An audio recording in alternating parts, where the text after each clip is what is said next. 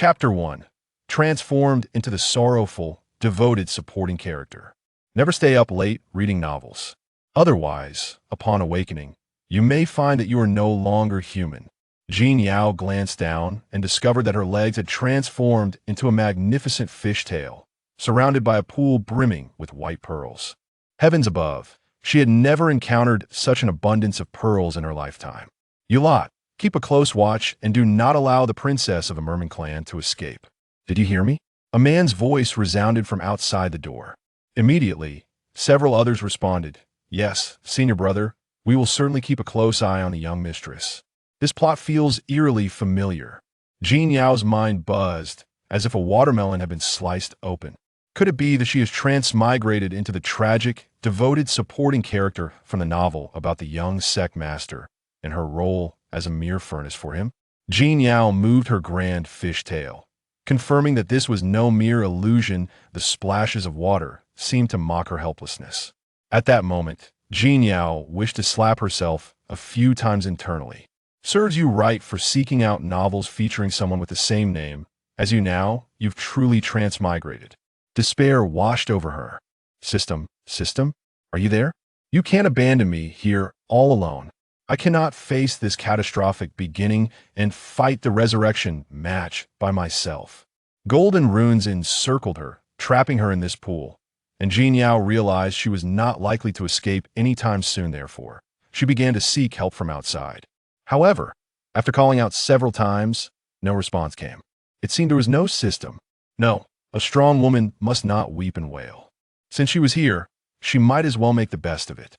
She needed to devise a plan to avoid the original plot.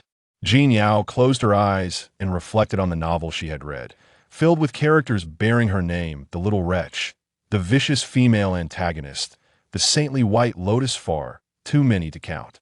But only this merman supporting character left a deep impression. Firstly, because she was not human. Secondly, on the night of her wedding, she was cast aside by the male lead, who, despite being betrothed to her, favored his concubine over her. Thirdly, when she perished, not only was her inner core brutally extracted, but her scales were also methodically stripped away by the male lead to create a gown for the female protagonist. Even more tragically, the remnants of her body were discarded to feed dogs. A princess of the merman clan reduced to such a state was a profound moral decay and a loss of humanity. Yet, the merman clan was hardly virtuous. In a realm where human cultivators were on the rise, the merman clan sought alliances with powerful human sects for a moment's peace. Due to the evolution of heavenly laws, the merman clan's constitution made them more likely to bear water-type spiritual roots. Thus, many sects, despite their disdain for the merman clan, were willing to take the gamble for the sake of water-type spiritual roots. The Tiani Immortal sect was no exception. The sect leader agreed to protect the merman clan, but only under the condition that they offered their most pure-blooded princess to the Tiani Immortal sect. The young master, the male lead of this tale, naturally refused to comply, for he had already fallen in love with the beloved female protagonist of the sect. To this end, he made Jean Yao's life difficult, repeatedly claiming to the sect leader that Jean Yao wished to escape back to the merman clan. Upon hearing this, the sect leader erupted in fury, imprisoning the supporting character and subjecting her to torment that rendered her neither human nor ghost, only to release her afterward. This cycle continued. However, one could not fathom what the merman's supporting character sought. Was it the fact that the young master was older, or that he did not bathe, which led her to endure such torment while still loving him obsessively? She even went so far as to slice her own flesh to provide medicinal ingredients for the female protagonist. The only thing left was for her to turn herself into dried fish. Jean Yao, how many times have I told you not to harbor the delusion that I could ever love you? The door burst open, and a cultivator dressed in purple and gold entered. He wore a jade crown and had a dark sword at his waist, exuding an imposing aura. The two cultivators standing by the door quickly bowed and nodded like eager lapdogs. "We greet the young sect master." With a swift motion, the man drew his sword from its sheath. "Do not think that just because this marriage was arranged by my father, I will comply with your wishes. The one I truly love is Ching Ching. If you have any sense, You should return to the forgotten void sea. His voice boomed, nearly deafening her, and Jean Yao frowned, rubbing her ears. How tedious. Since this betrothal was arranged by the sect leader, why are you barking at me? Could it be that you dare not challenge the sect leader, and so you come to bully me, a solitary figure? Surely not. This cannot truly be the case. She raised her eyes, speaking with neither servility nor arrogance. Lin Tianxi was momentarily taken aback, unable to believe that Jin Yao, who usually bowed and scraped before him, would dare to retort. Had this merman truly grown a spine? Yet, he was struck in a vulnerable spot, his gaze betraying a hint of unease. The sword in his hand gradually lowered. I will certainly speak with my father about this. Lin Tianxi began, but before he could finish, young sect master, your beloved isn't merely at the chi refinement stage, is she? In the eyes of the sect leader, she might not even be worthy of being a concubine. Jin Yao was acutely aware that the male lead was nothing more than a paper tiger, bluffing without the courage to truly act. If he had any real bravery, he would not have hesitated to escape even on the day of the wedding. Ultimately, he could not bear to forsake the Tianyi immortal sect, the foremost sword sect in the world, nor the position of young sect master. All this talk of love and devotion was merely a ruse to deceive the maidens. Silence, you shameless merman. I will not allow you to insult Qingqing. She is a virtuous girl. Lin Tianxi's face flushed with rage, and with a swift thrust of his sword, the entire room collapsed into ruins. However, Lin Tianxi's sword halted just before Jin Yao's eyes. At that moment, a woman clad in black robes, tall and graceful, lightly touched the surface of the pool with her toes. A dark sword blocked Lin Tianxi's blade, which was aimed at Jin Yao's eyes. The woman's cool demeanor was as imposing as a snow-capped peak. Her eyes were shrouded with a long black ribbon, trailing down her back. At this moment, all Jin Yao could think was how such a stunning beauty could be blind. Why, oh why, did the heavens not blind him instead? Longjia, what brings you here? Lin Tianxi took a few steps back, a flicker of fear passing through his eyes, though it vanished swiftly. I am merely here to prevent you from making such foolish choices. Matters concerning the Merman clan and the Tianyi immortal sect cannot be muddled by your romantic whims. Go to the ancestral hall and accept your punishment. Do not make me repeat myself. With a flick of her wrist, the woman, still blindfolded, effortlessly sheathed her dark sword.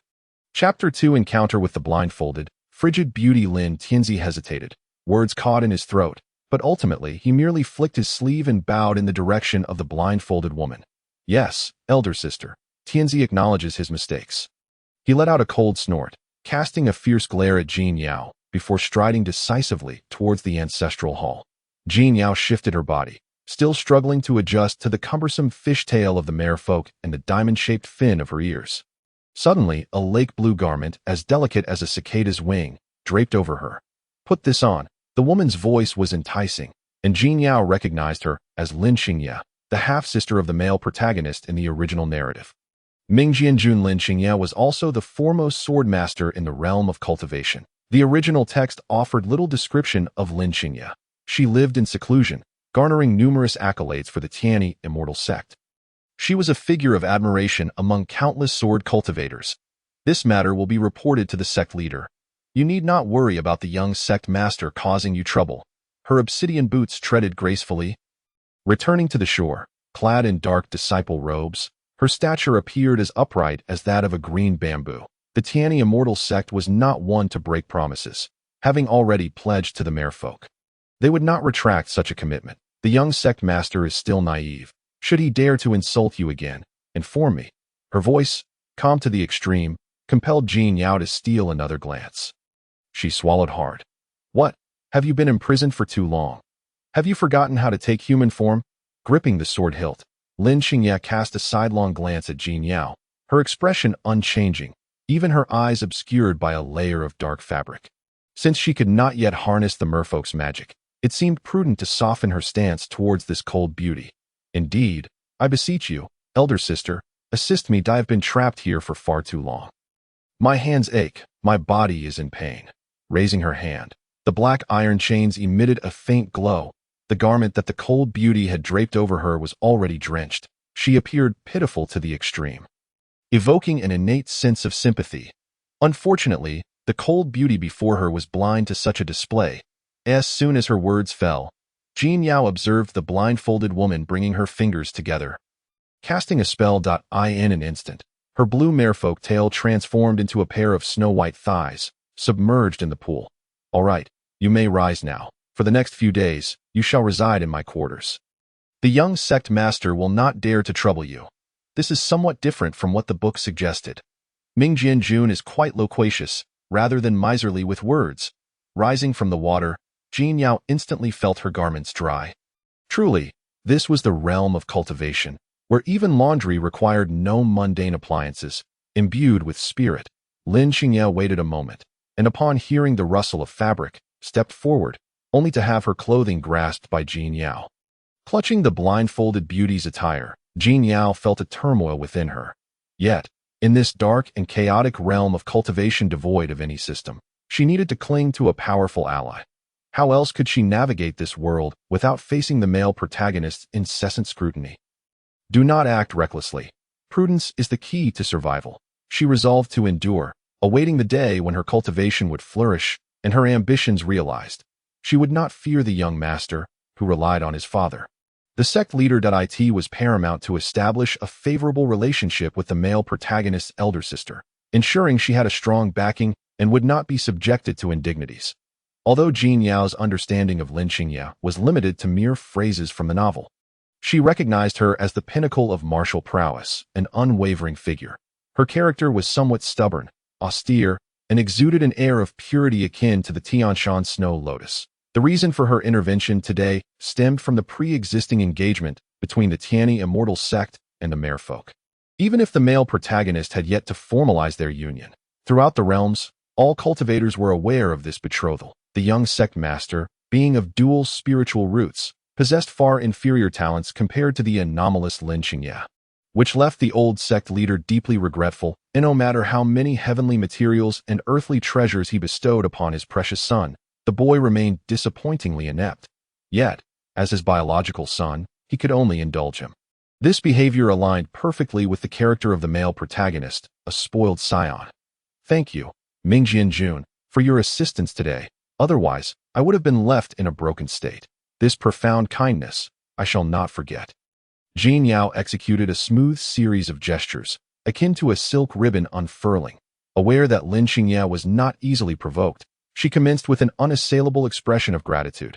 Jin Yao remained unaware of Ming Jianjun's residence, thus humbly requesting her guidance. Upon hearing this, Lin Xingye understood that the merfolk princess had endured much hardship within the Tianyi immortal sect, even being subjected to humiliation from Lin Tianzi's sycophants, who commanded her to perform menial tasks. It was only natural for her to feel such trepidation.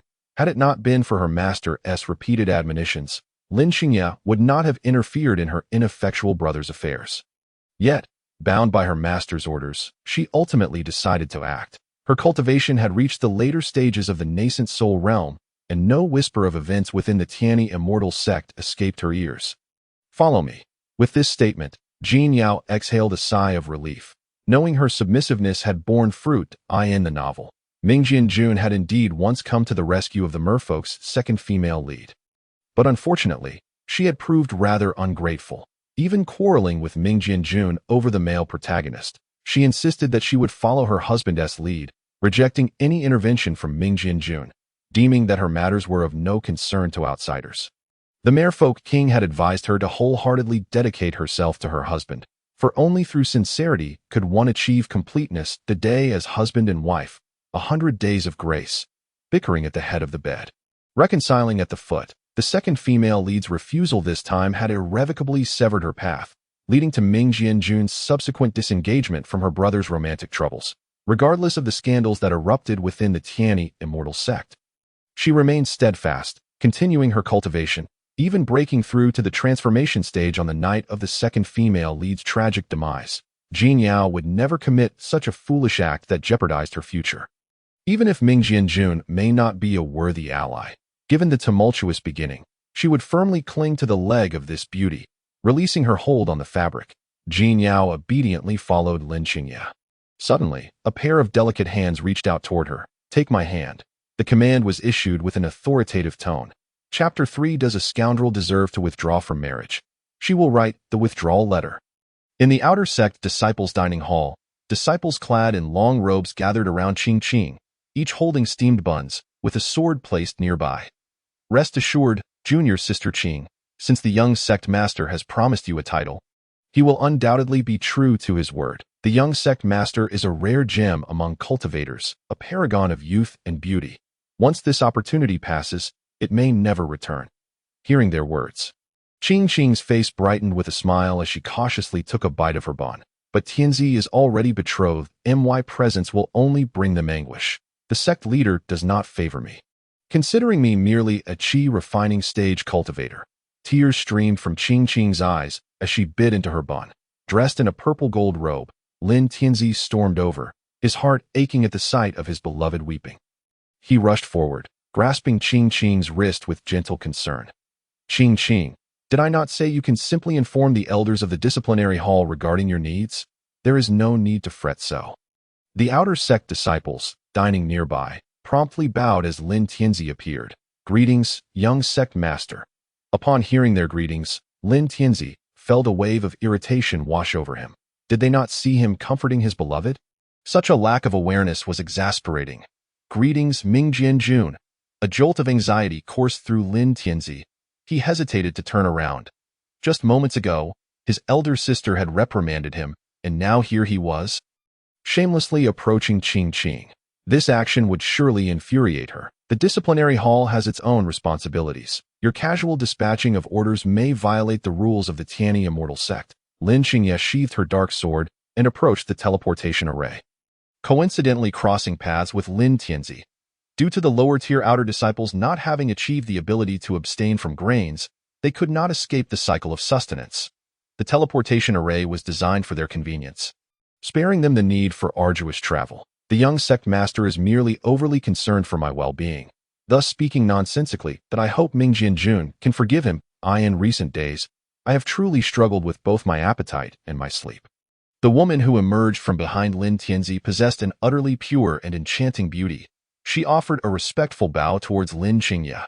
"You are with child?" Merely lifting her gaze, Lin Qingye instantly sensed, despite its frailness, the faint vitality present. Upon hearing Ming Jianjun's declaration, several outer disciples dropped their chopsticks in shock. They had never anticipated that the seemingly innocent Qing Qing would, at this moment, be linked to the young master with a child. Indeed, one cannot judge a person by mere appearances, nor can one measure the ocean by a single dip. Although Qing Qing's cultivation was lacking, her alluring charm was something they could only admire from afar. However, it was understandable. After all, the branch she had climbed was none other than the young master of the Tianyi Xinzong, destined to inherit the grand legacy of the sect and oversee the entirety of Tianyi Xinzong. As Lin Qingye's skeptical voice faded, Qing Qing felt a surge of bitterness rise in her throat. Covering her mouth and nose with her palm, she feigned astonishment while cradling her belly. This Qing Qing was blissfully unaware of the truth. Had she known, she would undoubtedly have ensured this misbegotten child never came to be. Wiping away the tears from her eyes with the back of her hand, she wept profusely, reminiscent of a rain-soaked pear blossom. Clearly intent on seizing the moment in front of the young master's future wife and all the outer disciples, Qing Qing seemed determined to embrace this mistaken circumstance. After all, she was already with child. No matter what, the old sect master would never expel her from the sect. In time, the bountiful provisions would flow in, along with spirit fruits, elixirs, and a son by her side. How could she be considered useless? Jin Yao felt as if all eyes had suddenly turned towards her. Countless gazes seemed to anticipate her breakdown, with some even reaching into their pockets for sunflower seeds, eager to witness the spectacle. In the past, Qing Qing had often wept before Jin Yao, breathless and desperate, claiming it was for the sake of the young master's ambitions. She had always distanced herself from him. Yet now, this distance seemed illusory, for a child had inexplicably appeared. Had she truly distanced herself to the bed? Alas, such a wretched cucumber, as if anyone would truly value it. As the saying goes, the upper beams are crooked, leading to the lower beams being skewed. This child was indeed a product of misfortune. With her hands on her hips, Jin Yao transformed from her usual demeanor of furrowed brows to one of disbelief. Everyone gaped in astonishment. Was this truly the same young master's future wife, who had once been so accommodating and submissive? Surely today was not the day the sun rose from the west. Lin Tianzi, cautiously observing Qian Qingqing's belly, felt a surge of rage upon hearing Jin Yao's disparaging remarks about his beloved. He pointed an accusing finger at her. What are you? A mere fishwoman, not even human. And you dare label my and Qingqing's child as a misbegotten offspring? Jin Yao, unperturbed by this unruly cucumber, defiantly extended her middle finger in response. Lin Tianzi mistook her gesture for a spell. Swiftly drawing his life-protecting sword and stepping forward to shield Qian Qingqing. Jin Yao, you will pay for this. When I return home, I shall present a letter of annulment to my father, declaring to all cultivators that there is no chance of my marrying you. In this lifetime, I shall only wed my beloved, Qian Qingqing. His resolute declaration elicited applause from Jin Yao, who clapped her hands in approval. Well said, indeed. A letter of annulment must be written, but it shall be me who writes it to you. Young master, your origins may be esteemed, but I am no ordinary mortal that is. She uttered the words ordinary mortal. Jin Yao shot a pointed glance at Qian Qingqing, laden with implication. Though our merfolk clan may absorb spiritual energy at a meager rate compared to your human cultivators, the aptitude of this heavenly root is something I doubt the young master can ever hope to match. These words ignited Lin Tianzi's fury. The dual spiritual roots were a lifelong source of pain for him. Unlike his elder sister, whose remarkable talents eclipsed his own, their father had been reluctant to lead the Tianyi Xinzong, thus reluctantly entrusting this heavy burden to him. You, be quiet. However, with Lin Qingye standing beside Jin Yao, Lin Tianzi hesitated to advance. His elder sister's current cultivation level was already one that looked down upon the world. With a single sword strike, she could easily obliterate mountains and rivers, although she suffered from a vision impairment. It did not hinder her swordsmanship. The one who should be silent is the young master. Having committed such a grave error, shouldn't you be kneeling in the ancestral hall as penance? The blind woman spoke, her voice resonating like a bell, reaching every ear present. Since the princess of the merfolk wishes to annul your engagement, you should consider how to explain this to the sect master. With a warm grip, Lin Qingye held Jin Yao's wrist and guided her into the teleportation array. Understanding the unspoken cue, Jin Yao refrained from casting another glance at the male lead. How utterly delightful it was to see him humbled. Chapter 4. The unparalleled beauty is her senior sister. As the bamboo swayed atop the snowy peak, Jin Yao momentarily froze upon witnessing the snowfall. I am aware that your merfolk clan cherishes the waters of the forgotten void. But at present, the snow-capped mountains offer only a solitary hot spring. Can you endure it? Through her black blindfold, Jin Yao could sense the striking beauty of the person before her. Tall and elegant, Lin Qingye stood amidst the snow, yet left no footprints behind. Naturally, I can. Thank you for your kindness. Mingjian Jun with a graceful bow, Jin Yao inhaled the crisp mountain air, feeling a profound sense of liberation. Without the clamor of the male lead or the frailty of the female lead, this place felt like a paradise untouched by the world. Hearing Jin Yao's voice, Lin Qingye's handsome jaw instinctively lifted in a subtle smile. There is no need for such formalities, if I recall correctly. You are a disciple of our master? It has been quite some time since our master emerged from seclusion that I only recently returned from my travels to learn of your arrival at Tianyi Xinzong. It was no wonder the novel had mentioned this. The old sect master had taken in the merfolk's second female character as a disciple to lend some reason to her identity. Unfortunately, the second female character had little interest in cultivation, spending her days dutifully attending to the male lead, enduring his disdain and reprimands, yet remaining unwaveringly loyal. Upon reading this, Jin Yao had even commented that she genuinely believed the second female character suffered from Stockholm Syndrome. And quite severely at that. Gently patting her own delicate face, Jin Yao resolved in her heart that since the heavens had bestowed upon her such beauty, why cling to a single flower when countless blossoms bloom in the world? Bah, bah, bah, what single flower nonsense! This beautiful face deserves far better than to be wasted on that wretched cucumber. If he wishes to associate with some trivial cultivator, so be it. May he do so without disrupting my path to advancement.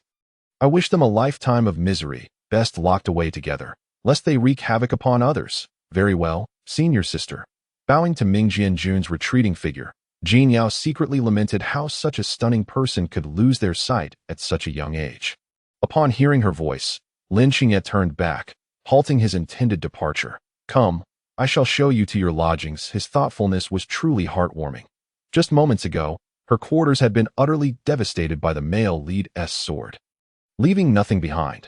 Furniture reduced to mere dust. Following Lin Xingye's lead, Jin Yao soon arrived at a charming little courtyard.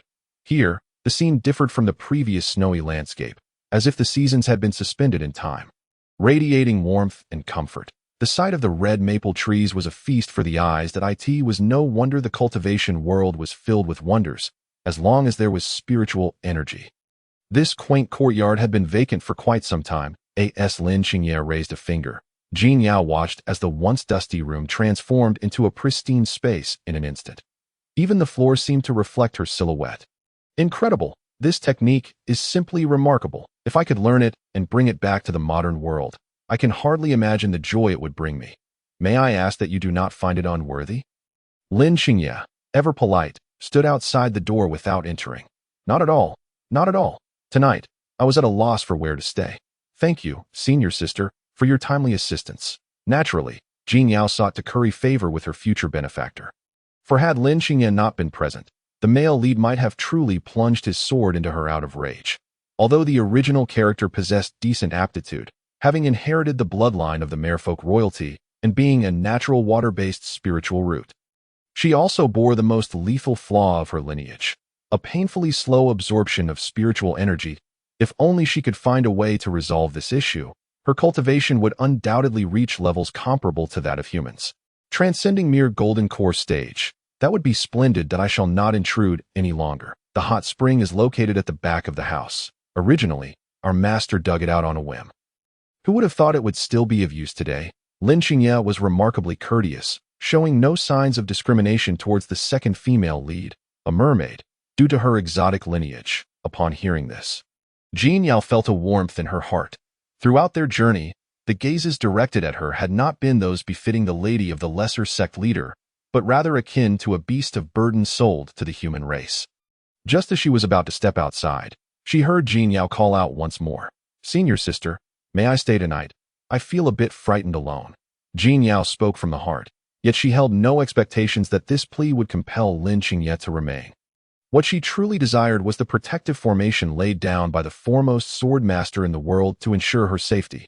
Indeed, Lin Xingye acknowledged Jin Yao's request, and the wind outside rustled the black ribbons that hung behind her. The stray strands of hair by her temples danced in the breeze, presenting a captivating figure that was hard to forget. The words of refusal lingered on Lin Xingye's lips, but she was suddenly reminded of the moment when she had brandished her sword before the young sect leader. Witnessing the mermaid's eyes glistening with red, evoking a profound sense of pity. Very well, I shall guard you through the night. The young sect leader shall not be obstinate in my presence. Lin Xingye settled down, leaning against the door frame, her long sword placed gently on the floor. With her hands resting on her thighs, she began to circulate her vital energy, absorbing spiritual essence. Observing this, Jin Yao felt half of her worries dissipate. Indeed, there are still many good people in this world. Consequently, she ventured further into the room, and as expected, she discovered a steaming hot spring pool. Earlier on the road, Jin Yao had checked her belongings. The entirety of the mermaid's possessions amounted to a small storage ring, and nothing more. Fortunately, this ring was not empty. It contained numerous jade slips from the mermaid royal family, even 2 tomes of celestial-grade spells. This could be considered a final, valuable gift from the mermaid king to his daughter as a dowry. Why not try the transformation spell first? Jin Yao held a jade slip that detailed how the mermaid clan could transform their fishtails into human legs. Channeling the incantation and following the instructions inscribed on the slip, Jin Yao held her breath, focusing her spirit, and as the spiritual energy flowed within her, her large fishtail emerged once more in the warm pool. Its blue scales shimmering brilliantly, mingling beautifully with the rippling waters. It worked. In her excitement, Jin Yao's voice rose, quickly drawing the attention of Lin Xingye, who stood at the door in the blink of an eye. Jin Yao beheld the unparalleled beauty with her eyes covered, walking gracefully upon the water's surface, gazing down at her from above. Their eyes met, though it could hardly be termed a gaze. Jin Yao swallowed hard, the ripples of her tail disturbing the water. After all, the senior sister's eyes were covered, likely rendering her unable to see. Furthermore, even if she could see, both were women, so there was little to fear. Although she was a mermaid, she was still female. I shall remain here in an instant. Jin Yao saw her senior sister approach the pool's edge. The water temperature suitable. Although she could not see, her senior sister accurately found her position, and Jin Yao felt a sense of certainty. This was indeed the pinnacle of martial prowess within the novel. One did not require sight to locate oneself instantly. It is suitable, most suitable. Thank you, senior sister, for your assistance. However, I fear that tomorrow the sect leader will come looking for me.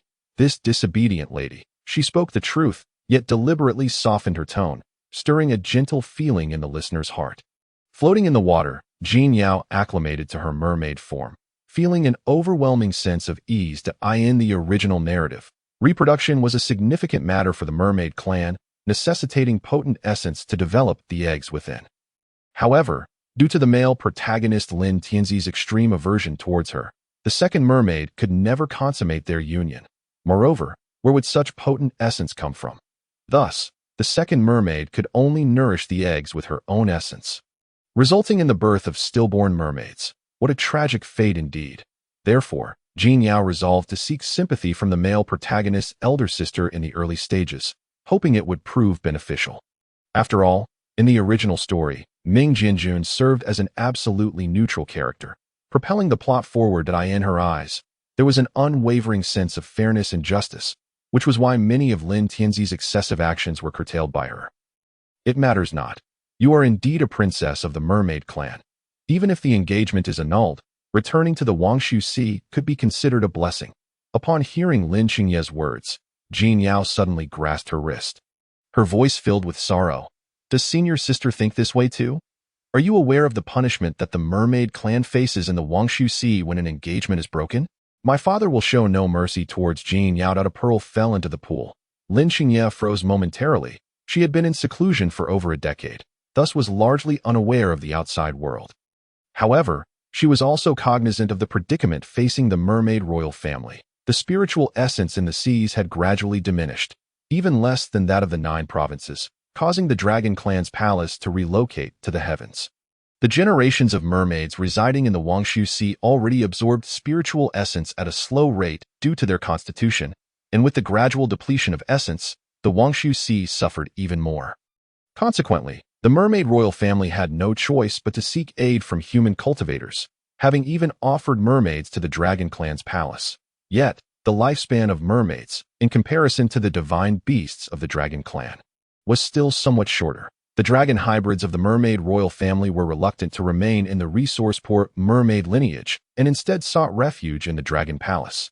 Her wrist was held warmly, and Lin Qingye's purple eyes, concealed beneath the black veil, lowered. Do you truly wish to forego returning to the Wangshu Sea? Do you not desire to marry the young sect leader? Upon hearing Lin Qingye's inquiry, Jin Yao felt a sense of assurance. Indeed, the fish had taken the bait. Now, with her life hanging in the balance, she could not afford to ponder morals. Preserving her life was of utmost importance. Moreover, the Wangshu Sea, as depicted in the book, had already lost all spiritual essence. Even if she were to roll back there, aside from enduring the disdain of the foul fish, what could she possibly gain? Caught between a rock and a hard place, she had no choice but to rack her brain. Otherwise, she would end up as the protagonist's prey, having her scales stripped one by one to fashion a gown for the female lead. Casting a glance at the scales adorning her body, Jin Yao swallowed hard. Such beautiful scales were best worn by her. Yes, senior sister, please allow me to remain here.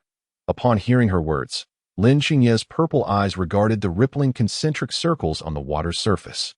The mermaid's skin resembled fine porcelain, gradually transitioning to scales at her abdomen, her robust fish tail glistening with resplendence. Having yet to pay respects to her master with tea, this mermaid was already calling her senior sister with every breath. Lin Qingye's sharp jawline curved into a smile. She squatted by the pool's edge, gently lifting Jin Yao's chin with her fingertip. There is a method, though I wonder if you would be willing? Upon hearing that there was a solution, Jin Yao's eyes sparkled like stars in the night sky. Although she felt a bit shy in this posture, she still parted her ruby lips. I am willing. Jin Yao is willing that as long as Jin Yao no longer suffers humiliation, whatever senior sister requests, I shall comply. Observing her expression, Lin Xingye's thumb pressed against Jin Yao's red lips as she spoke. Then marry me, I can ensure your safety. This declaration sent Jin Yao's mind whirling like a fan, overwhelmed by disbelief. What? Senior sister, are you serious? No, as a woman, how could she concede? With a flick of her tail, Jin Yao propped herself on the edge of the pool, gazing at Lin Xingye's face, her heart racing with excitement. Truly, it wasn't entirely out of the question. After all, Ming Jinjun was extraordinarily beautiful, possessed immense martial prowess, and provided a strong sense of security. Indeed, it is true. What the Wangshu desires is an alliance with the Tianyi sect. Even if the sect leader is unwilling to protect you, I can. Was this the courage of the world's foremost sword master? According to the original narrative, at this moment, Ming Jinjun's cultivation should be nearing the late stage of the nascent soul, that in a realm where cultivation levels were generally low. She was indeed a rare gem. Jin Yao felt her heart flutter. Moreover, Lin Xingye was also the elder sister of the male protagonist Lin Tianzi, meaning that his fiancée would become his sister-in-law. Jin Yao would no longer need to live her life by the whims of Lin Tianzi's gaze. However, did Ming Jinjun's agreement to marry her stem solely from pity? What does senior sister desire? Could it be her precious pearl? No, that seemed unlikely to as the greatest talent of the Tianyi sect. Ming Jinjun likely lacked for nothing in terms of rare treasures, the tears of the mermaid royal family. While excellent catalysts for alchemy, were merely pebbles on the road for Ming Jinjun. Unremarkable. You must serve me day and night, that I have a hidden ailment. What sort of hidden ailment could that possibly refer to? However, the novel clearly depicts Ming Wanjun as unparalleled in the world, a celestial being descended from the heavens, resembling a divine figure akin to one carved from white jade. How could there possibly be any hidden afflictions? Observing her astonishment, Lin Xing also continued, my cultivation has reached a bottleneck, and my master has advised that engaging in dual cultivation with another can alleviate this. Chapter 6. The Cold Beauty will marry the mermaid princess. Upon hearing the words of the Cold Beauty before her, Jin Yao recognized that it was time for her to make an impression and not disappoint Lin Xing. Thus, she tightened her fingers around the edge of the pool and gently leaned in for a kiss. Their breaths intertwined. Lin Xing felt the warm mist caressing her cheeks, an indescribable sensation spreading throughout her body. Her fingertips, uncontrollably, grazed the dark fabric of Lin Xing's attire.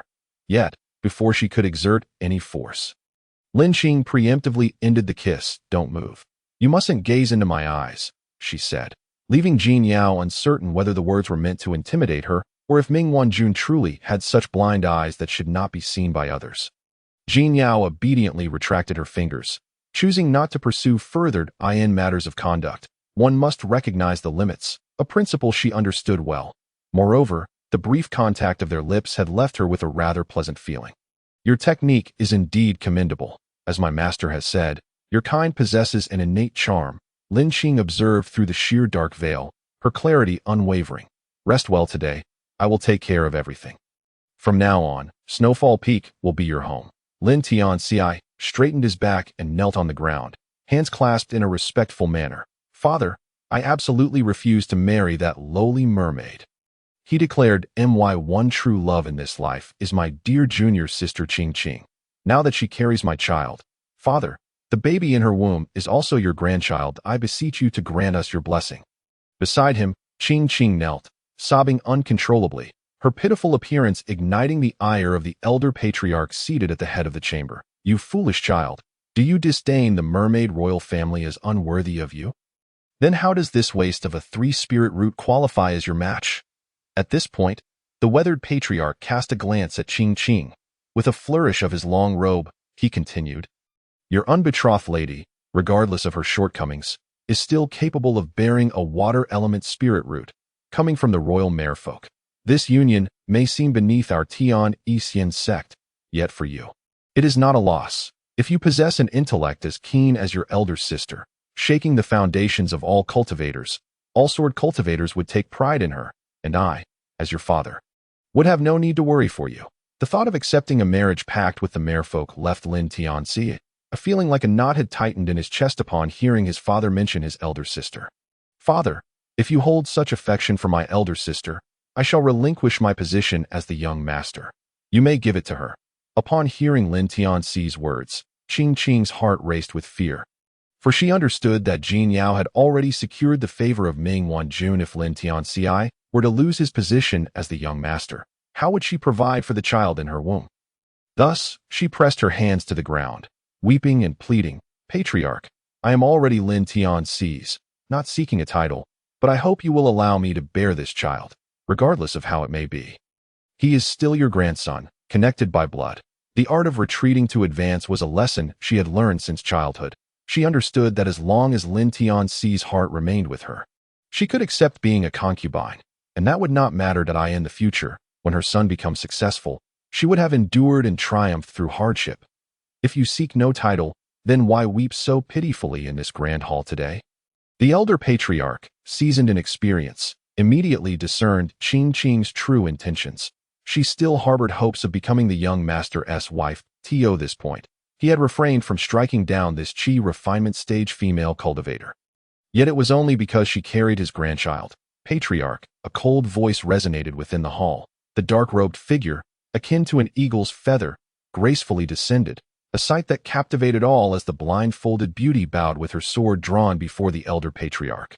"Qing Yi, what brings you here?" The elder patriarch's eyes flickered with suspicion, recalling whispers of a dispute between Lin Tianxi and Lin Qing at the outer sex dining hall. "Did your inept brother provoke your ire?" Lin Qing's current cultivation level left the patriarch in awe. Her astonishing progress in this realm of waning spiritual energy suggested that, given time, she would undoubtedly achieve greatness. The elder patriarch rose to greet her. "If Tianxi has upset you, I shall reprimand him, make him reflect in solitude, and have him apologize to the child of the mermaid royal family. Would that be acceptable?" The patriarch's attitude shocked Qing Qing. This was in stark contrast to the rumors circulating outside, which portrayed Ming Wanjun as the elder patriarch's favored daughter, spared from expulsion due to her prodigious talent. The elder patriarch cherished Lin Tianxi, the young master, even though he possessed dual spirit roots, overcoming opposition to place him upon the young master's throne. "No need, patriarch," Lin Qing stated. "The princess of the merfolk has entrusted me to convey a message to you and the young master. She wishes to annul the engagement. Every individual entering the patriarch's grand hall must relinquish their personal sword. Yet Lin Qing alone was permitted to carry hers. Holding her sword, she stood with unwavering dignity." Upon hearing this, Lin Tianxi turned in disbelief, struggling to comprehend.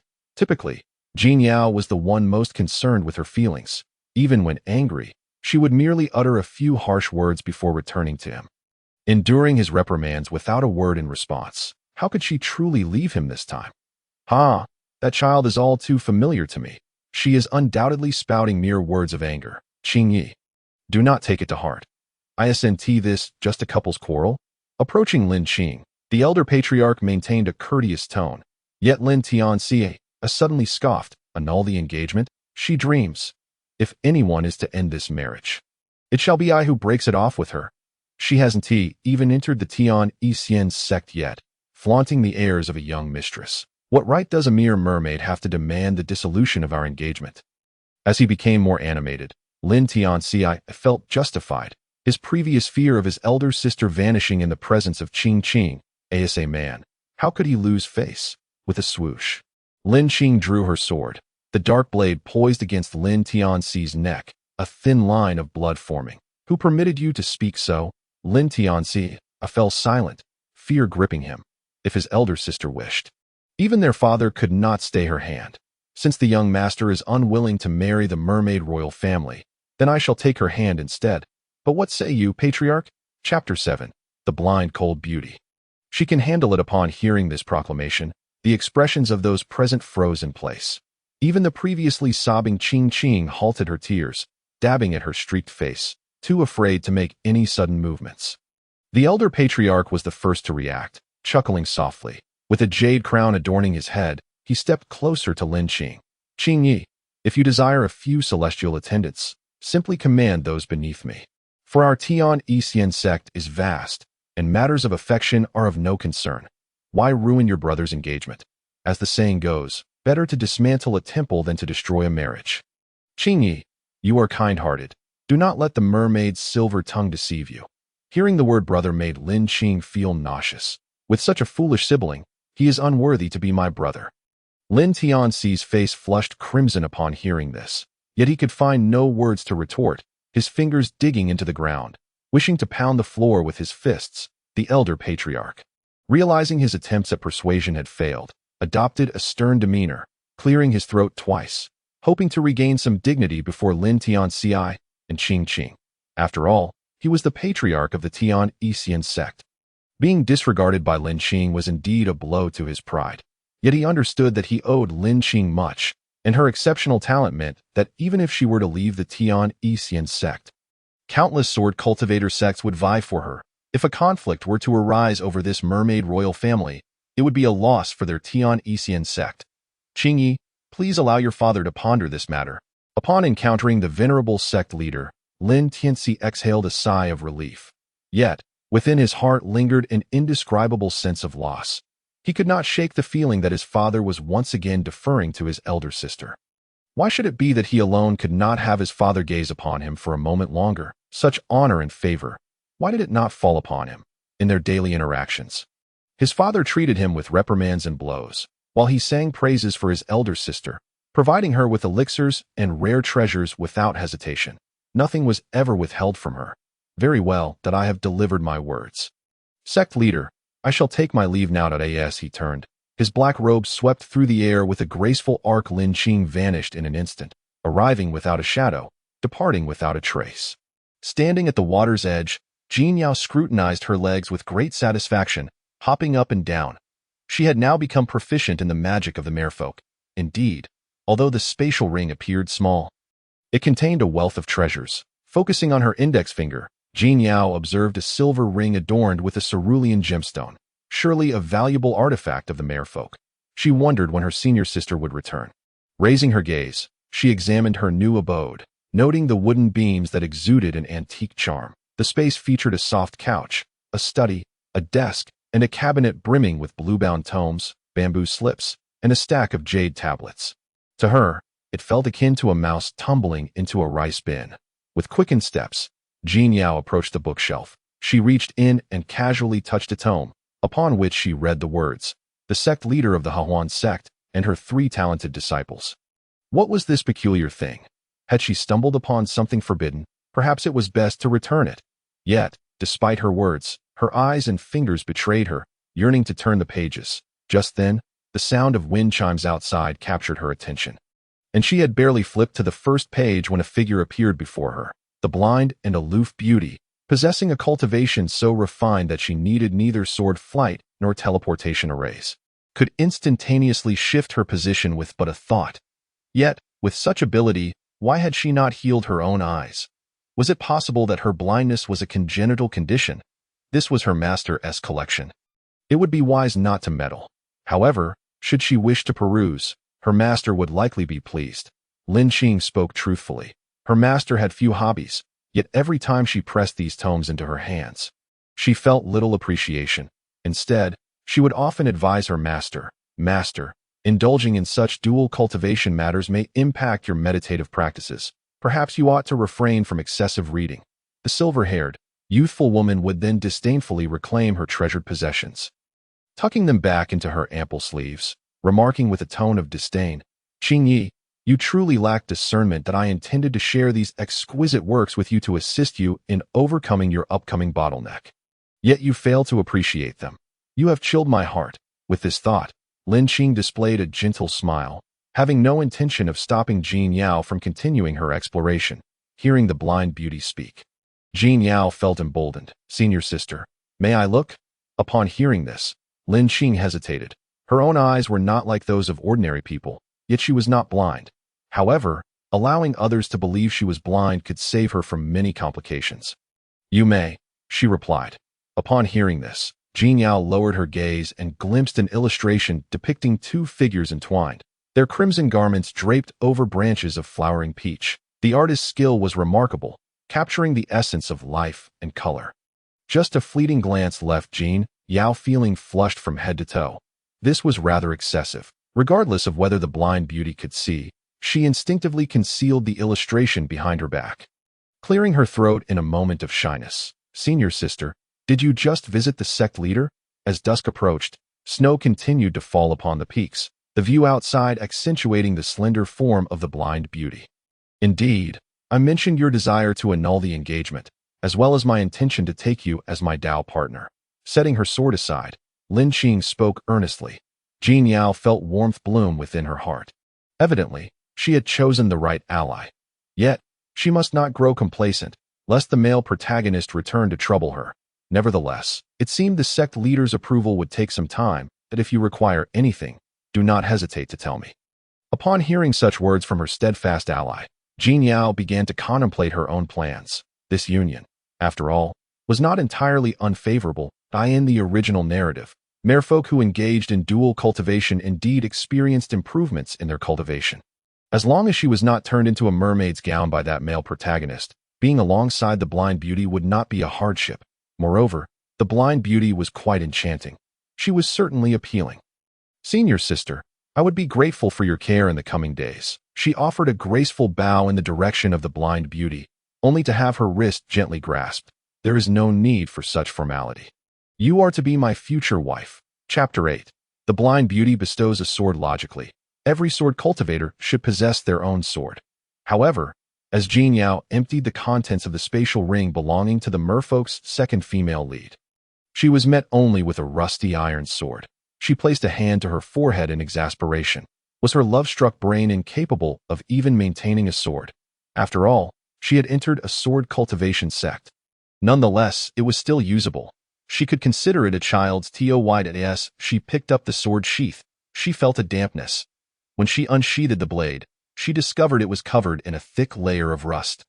Immediately, she heard a cacophony of cracking sounds. Before she could fully draw the rust-covered sword, it crumbled into dust, scattering across the table. Well, now she had nothing even resembling a toy. The gemstone on the sheath appeared valuable. She could pry it out and sell it later. After all, there was no sword left. Jin Yao reassured herself and decided to inventory the remaining treasures in the spatial ring. Even if she could not practice swordplay for the moment, she could not neglect the foundational spells. Latching onto her ally was merely a temporary measure. Jin Yao firmly believed that possessing a strong fist was the true means of securing her future.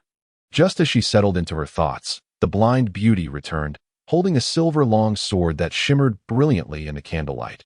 Jin Yao could not help but swallow hard, acutely aware of the disparity between the dilapidated sword in her hand and the exquisite weapon the blind beauty wielded. Tears nearly welled up in her eyes. This is the sword I used during my golden course stage. While it lacks sentience, it is no ordinary item. If you are in need of a sword, you may practice with it for now. Upon hearing the blind beauty's offer, Jin Yao felt a twinge of embarrassment. Although her heart raced with longing, her fingers itched to reach out. She understood that she owed the blind beauty far too much. Thus, she could only raise her hands and surrendered. No, senior sister, you have already assisted me immensely. There is no need for you to provide more. Moreover, this is a fine sword. I can tell it has accompanied you for quite some time. Younger sister, how could you take what is not yours? The blind beauty replied, her words filled with warmth. This treasure will bring you challenges if you accompany me. You would be better off with your original master.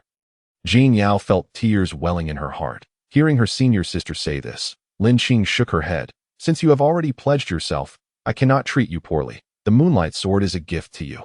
It is not taking from another. These words warmed Jin Yao's heart.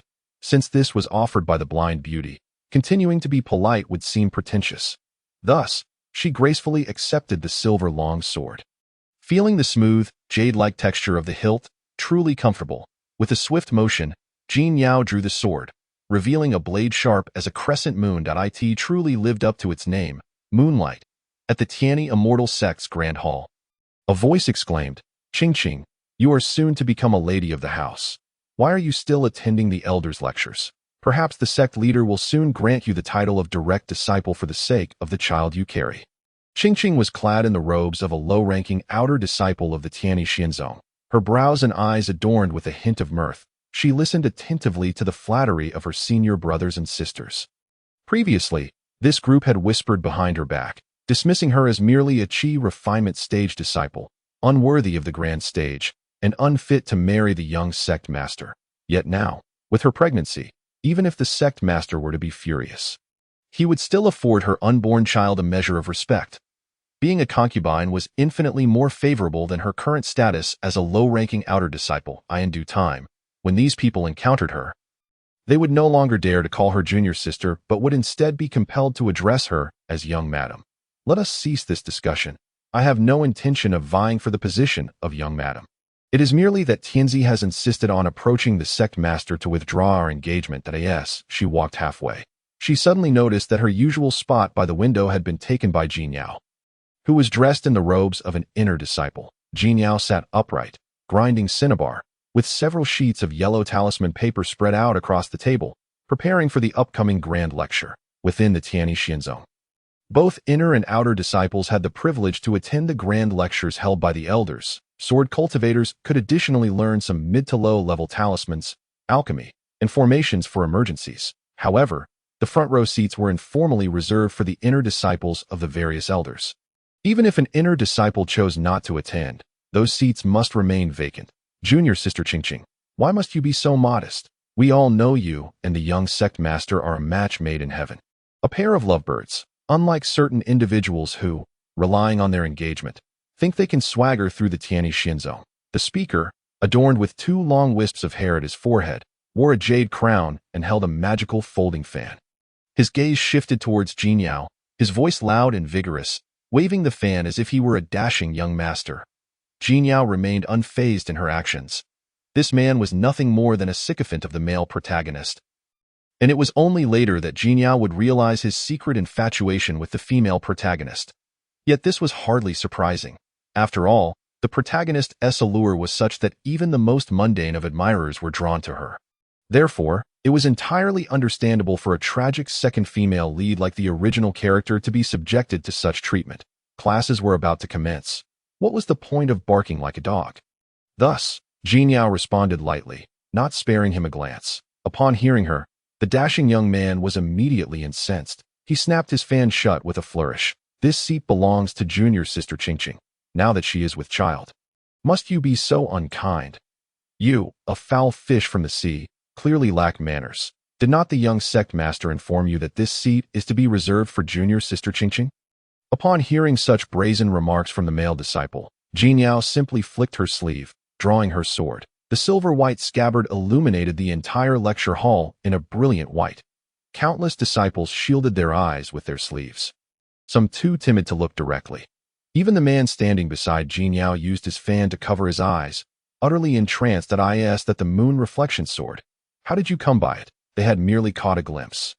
Yet Jin Yao retracted the sword immediately, remaining composed in her seat. She raised her gaze to Qingqing, smiling gently. Who the young sect master's wife is matters little to me. However, this seat is rightfully mine and shall not be surrendered to an outer disciple in the Qi refinement stage. If one were to be so generous, why does Brother Zhang not relinquish his own seat? How can he be so magnanimous with others' claims? Chapter 9.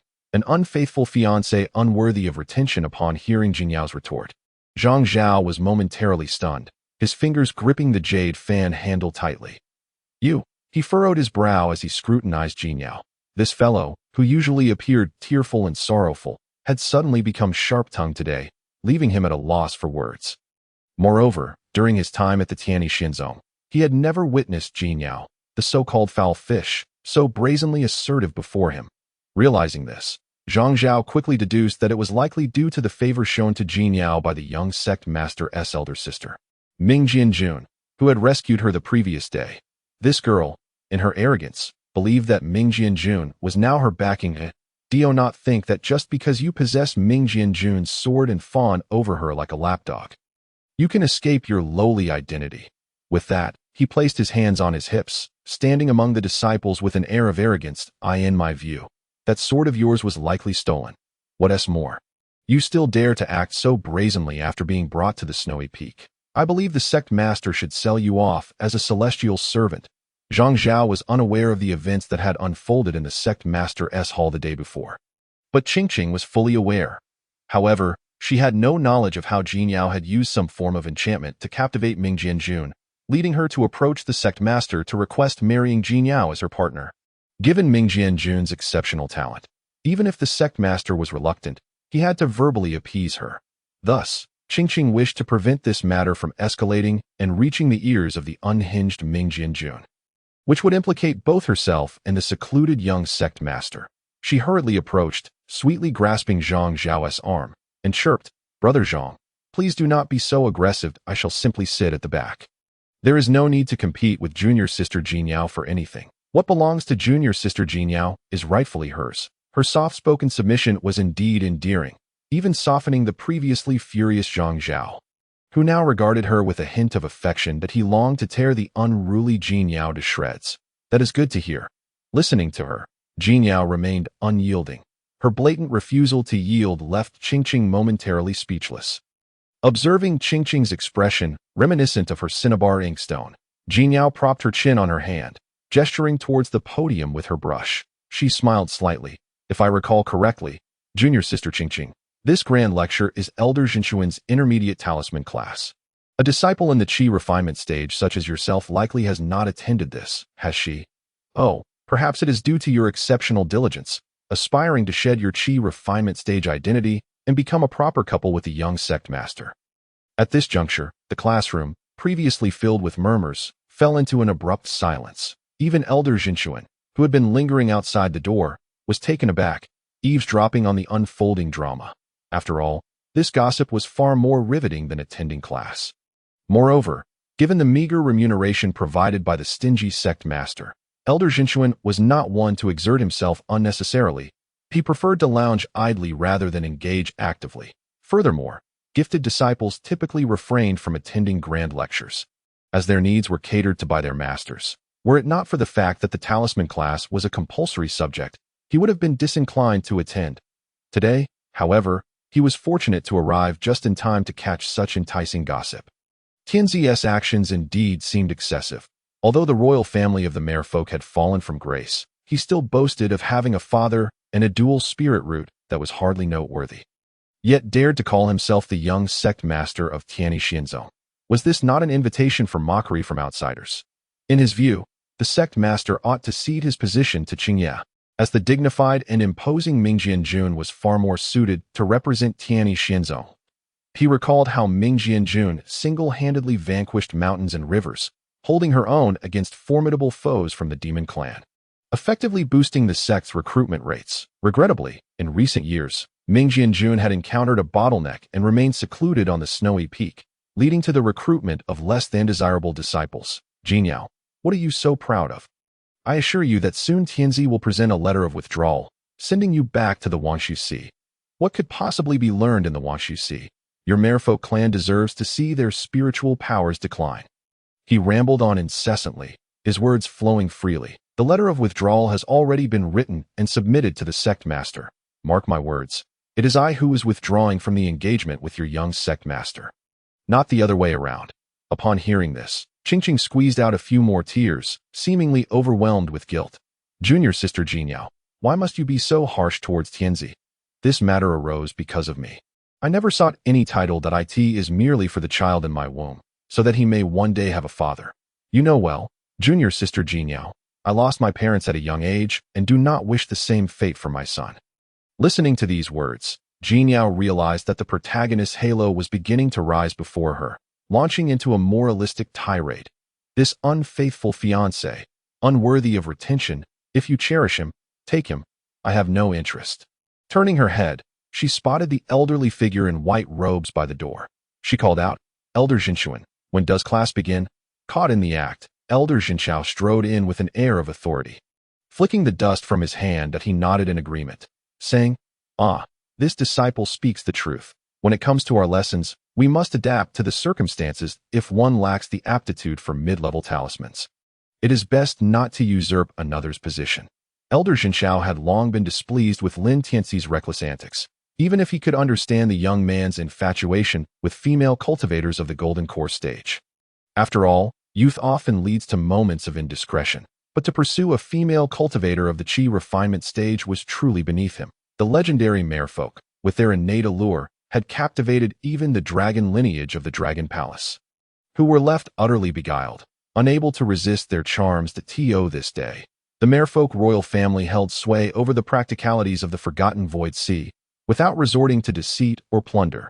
This child, Tianxi, truly was like a mountain pig that could not appreciate the finer grains, only deserving of the most humble fare. Qing's face flushed with embarrassment at the words spoken about her. She understood that with Tianxi now confined, the opportunistic individuals around her would not treat her as they had in the past. Under the scrutinizing gazes of her peers, she could only acquiesce. Yes, Elder Jinchao. This disciple acknowledges her mistake. I shall take my leave. Chapter 10. To marry Mingjian Jun. A fool's errand. As she turned to leave, Elder Jinchao set down the talisman he held and called out once more. Qing. Thinking the elder had reconsidered and might offer her some grace in light of her position as the junior sect master, turned back hopefully. However, upon meeting his murky gaze, she was met with a chilling proclamation. This female disciple, should she be with child, ought to focus on nurturing the fetus. Your health is paramount. There is no need to attend the grand lecture. With that, Elder Jinchao turned away, picking up a yellow talisman and beginning his explanation to the other disciples. To master mid-level talismans, the art of talisman crafting is of utmost importance. Some of you, I must say, write as if you have never seen a brush before. Without proper form, how can one expect to grasp martial prowess? The flicker of hope in Qing's eyes vanished completely. She cast a resentful glare at Jin Yao, stomped her foot in frustration, and departed. Listening to Elder Jinchao's lecture, Jin Yao diligently took notes.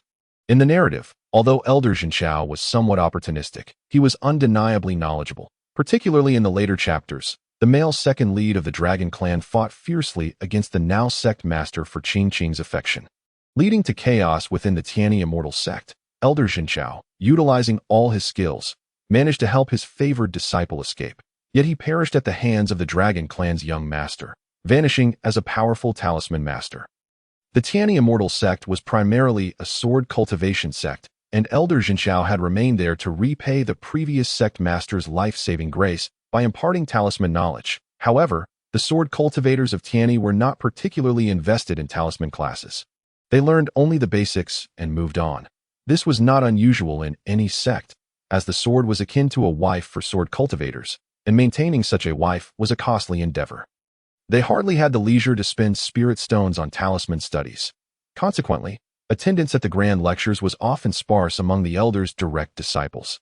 Outer disciples fought fiercely for the back row seats, often resulting in bloody contests and hair pulling as per the saying of the blind, cold beauty. Their master was currently away traveling, and she could only feel her way through the techniques of sword cultivation. Jin Yao pondered that she could not continuously rely on the blind beauty and thought it best to be self-sufficient. Thus, she resolved to attend the grand lecture. Jin Yao, why have you come to class today? Is it because that fellow Lin Tianxi has been locked up by the sect master, allowing you to sit here? A rustling sound came from behind, and Jin Yao felt a pin poke her back. She turned to see a petite girl, who, though young, appeared even smaller. The girl beamed at Jin Yao, her eyes sparkling. This was Xiao Lianming. Jin Yao recalled that in the original text, Xiao Lianming had a penchant for studying spirit pets and spirit beasts, which was why she had struck up a conversation with her.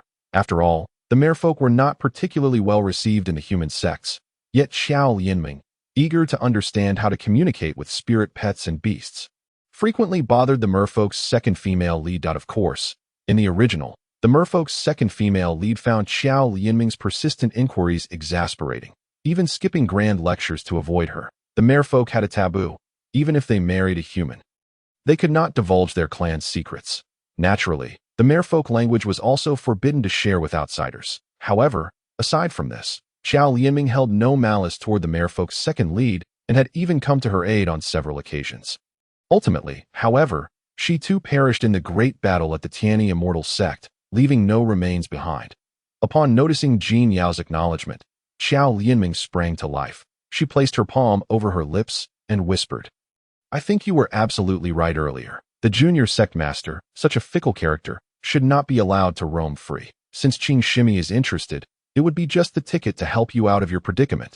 After you break off the engagement, will you return to the Forgotten Void Sea, or will you stay in the Tianyi immortal sect? No sooner had she spoken than Jin Yao felt a fierce wind sweep past her. She slightly turned her neck, her hair fluttering that a yellow talisman landed on Xiao Lianming's forehead. Elder Jinshao clapped his hands, glaring at Xiao Lianming with an expression of utter disappointment. You dare to whisper in my class?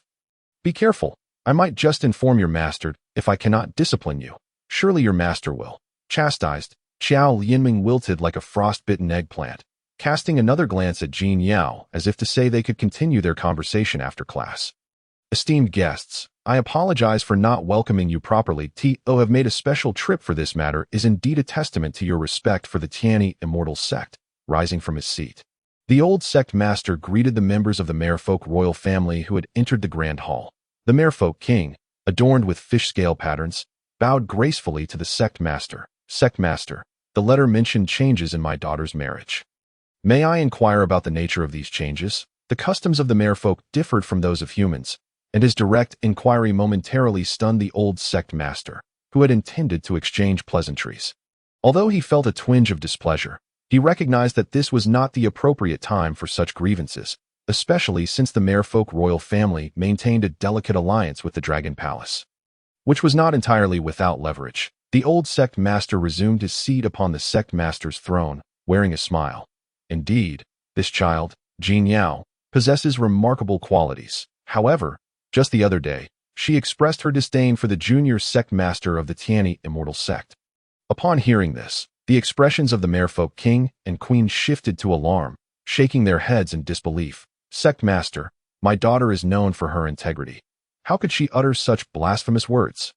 If this is indeed the case, there would be no need for your intervention. I shall personally instruct her to abandon such foolish thoughts. Their fish-scale skirts swayed gracefully, adorned with iridescent merfolk pearls. The old sect master raised a hand, his gaze turning stern. She has declared her intention to marry Mingjian Jun. Mingjian Jun was no stranger to the merfolk royal family. It was rumored that she possessed extraordinary talent. Reaching the nascent soul stage in just a century, with a commanding presence, she looked down upon the world. Jin Yao's standing. Such an illustrious figure is indeed a lofty aspiration. How could Mingjian Jun possibly take an interest in a mere golden core merfolk? Sect master's daughter, this is a fanciful delusion. May I have the honor of meeting her, so I can guide her to relinquish this misguided notion? Before the old sect master could respond, a veiled woman emerged from behind the merfolk king. Her flowing dark robes billowing as she held a long sword. That it is I who wishes to marry her. Her voice was cool and ethereal, reminiscent of an otherworldly deity. The merfolk king turned to see the tall figure of the woman. Though her face was obscured, her profound cultivation hinted at her formidable abilities. Moreover, having witnessed Mingjian Jun's victory over the demon lord, he knew her prowess was unmatched. Such youth, already at the nascent soul stage, surely would be only a step away from becoming a god transformation cultivator in another century. Furthermore, the woman had just declared her intention to wed Jin Yao, leaving no doubt that this masked figure was indeed the renowned Mingjian Jun. Ah, Mingjian Jun, you jest that my daughter is but a golden core merfolk. How could she ever be worthy of your hand? The Sea King of the merfolk bent deeply in reverence, acknowledging that in the territory of the human race, and particularly in the domain of sword cultivators, their status fell short compared to the depths of the forgotten void sea. They were compelled to suppress their fish tails and adopt a human guise. Presently, with the spiritual energy of the forgotten void sea depleted, even the once noble merfolk royal lineage had dwindled to a mere handful, were it not for their quest for the protection of humanity. Seeking a refuge for their kin on land, they would not demean themselves by lowering their daughter's status among the human cultivators, enduring a life of hardship. My own cultivation stagnates at the nascent soul stage, which is hardly a matter of shame that I am certain you have heard whispers of it. Over the years, I have explored numerous avenues, yet I remain unable to shatter this bottleneck, resulting in the backlash of the Minglong's sword technique upon myself. My slender fingers brushed against the veil shrouding my eyes, and with a delicate tug, Lin Qing effortlessly pulled away the inky fabric. Her violet eyes, with a mesmerizing vertical pupil, captivated all who beheld them. Yet, surrounding those eyes were delicate golden threads, swirling in ripples. A mere glance. The onlookers felt as though they were engulfed by the roars of myriad beasts and the thunderous echoes of dragons, reverberating in their ears. Lin Qing moved with grace as she secured the black veil at the back of her head. Her actions were not motivated by blindness, but rather a desire to spare others from becoming blind and deaf themselves. My master has often suggested that perhaps cultivating together with another could alleviate my plight and the spiritual energy stagnating within me. This straightforward assertion was instantly comprehended by the Sea King and Queen. It is rumored that the merfolk possess an innate allure for procreation and matters of the bedchamber. Thus, I wish to explore this avenue that I shall not fall short of the courtesies expected of humans, nor those befitting the merfolk. However, I wonder what thoughts the two of you hold. This formal tone sparked a sense of delight in the Sea King and Queen, at the very least. Ming Jianjun surpasses the dual spirit root of the lesser sect master of the Tianyi Xinzong by leaps and bounds. She was born with a mutated thunder spirit root, capable of summoning the heavens' thunder through her sword energy, stirring storms at will. Even upon their arrival at the Tianyi Xinzong, the king and queen of the merfolk were filled with a longing to reunite with their daughter. Jin Yao. Since their last parting during the engagement, they had not laid eyes on her again. They wondered how Jin Yao was faring in this realm inhabited by humans. Living under the roof of others was a mundane affair for the merfolk, who had always existed in the crevices of survival beneath the sea. Thank you, Ming Jianjun. They bowed deeply, watching Lin Qingye depart into the distance. Meanwhile, Qiao Lianmeng, who was being reprimanded by Elder Zhenchuan, wore a face of despair, her expression filled with silent tears. She fiddled with her disciple's uniform, pouting in reluctance. Really, why must Elder Zhenchuan be so stern? I am one of his few cherished disciples who actually attends classes.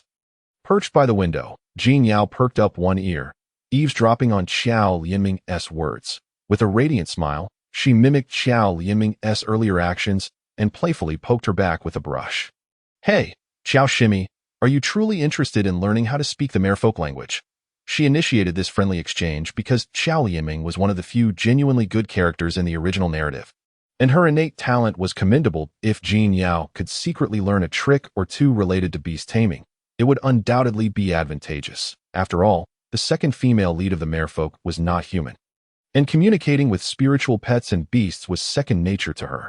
Mastering the art of beast taming would provide her with an escape route, especially before the male lead, the dragon clan's young lord, flooded the Tianyi Xinzong. She aspired to establish her own independence for the Wangsu Sea. Jin Yao had no intention of returning. The original tale depicted that the immortals from the upper realm employed the chaos Qinkuan mirror to siphon the spiritual energy from the lower realms and reverse it to the heavenly realm, leading to the depletion of spiritual energy in the lower realms. One of the shards of the chaos Qinkuan mirror lay beneath the Wangsu Sea, akin to sitting atop a volcano.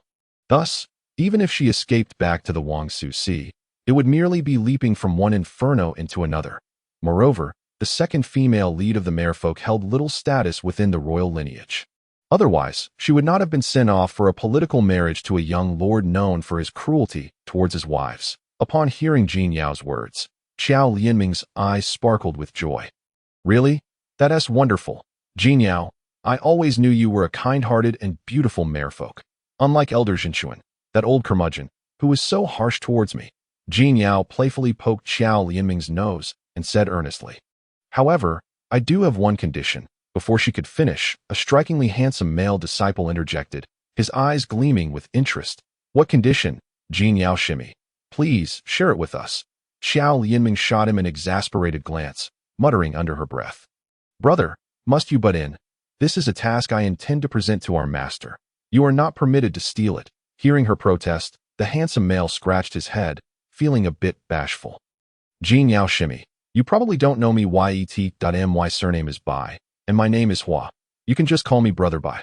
This is my junior sister, who tends to be quite carefree. So I hope you can be understanding. He clasped his hands together in a respectful bow toward Jin Yao. His eyes sparkled as he continued, please don't mind. Jin Yao shimmied. My junior sister, and I have been particularly fascinated by the art of beast taming since childhood. That is why we came to chat with you. Jin Yao searched her memory for his storyline, recalling that Bai Hua also met a tragic end at the hands of the dragon clan's young lord. Pierced through the heart by a dragon horn, his demise exceedingly gruesome.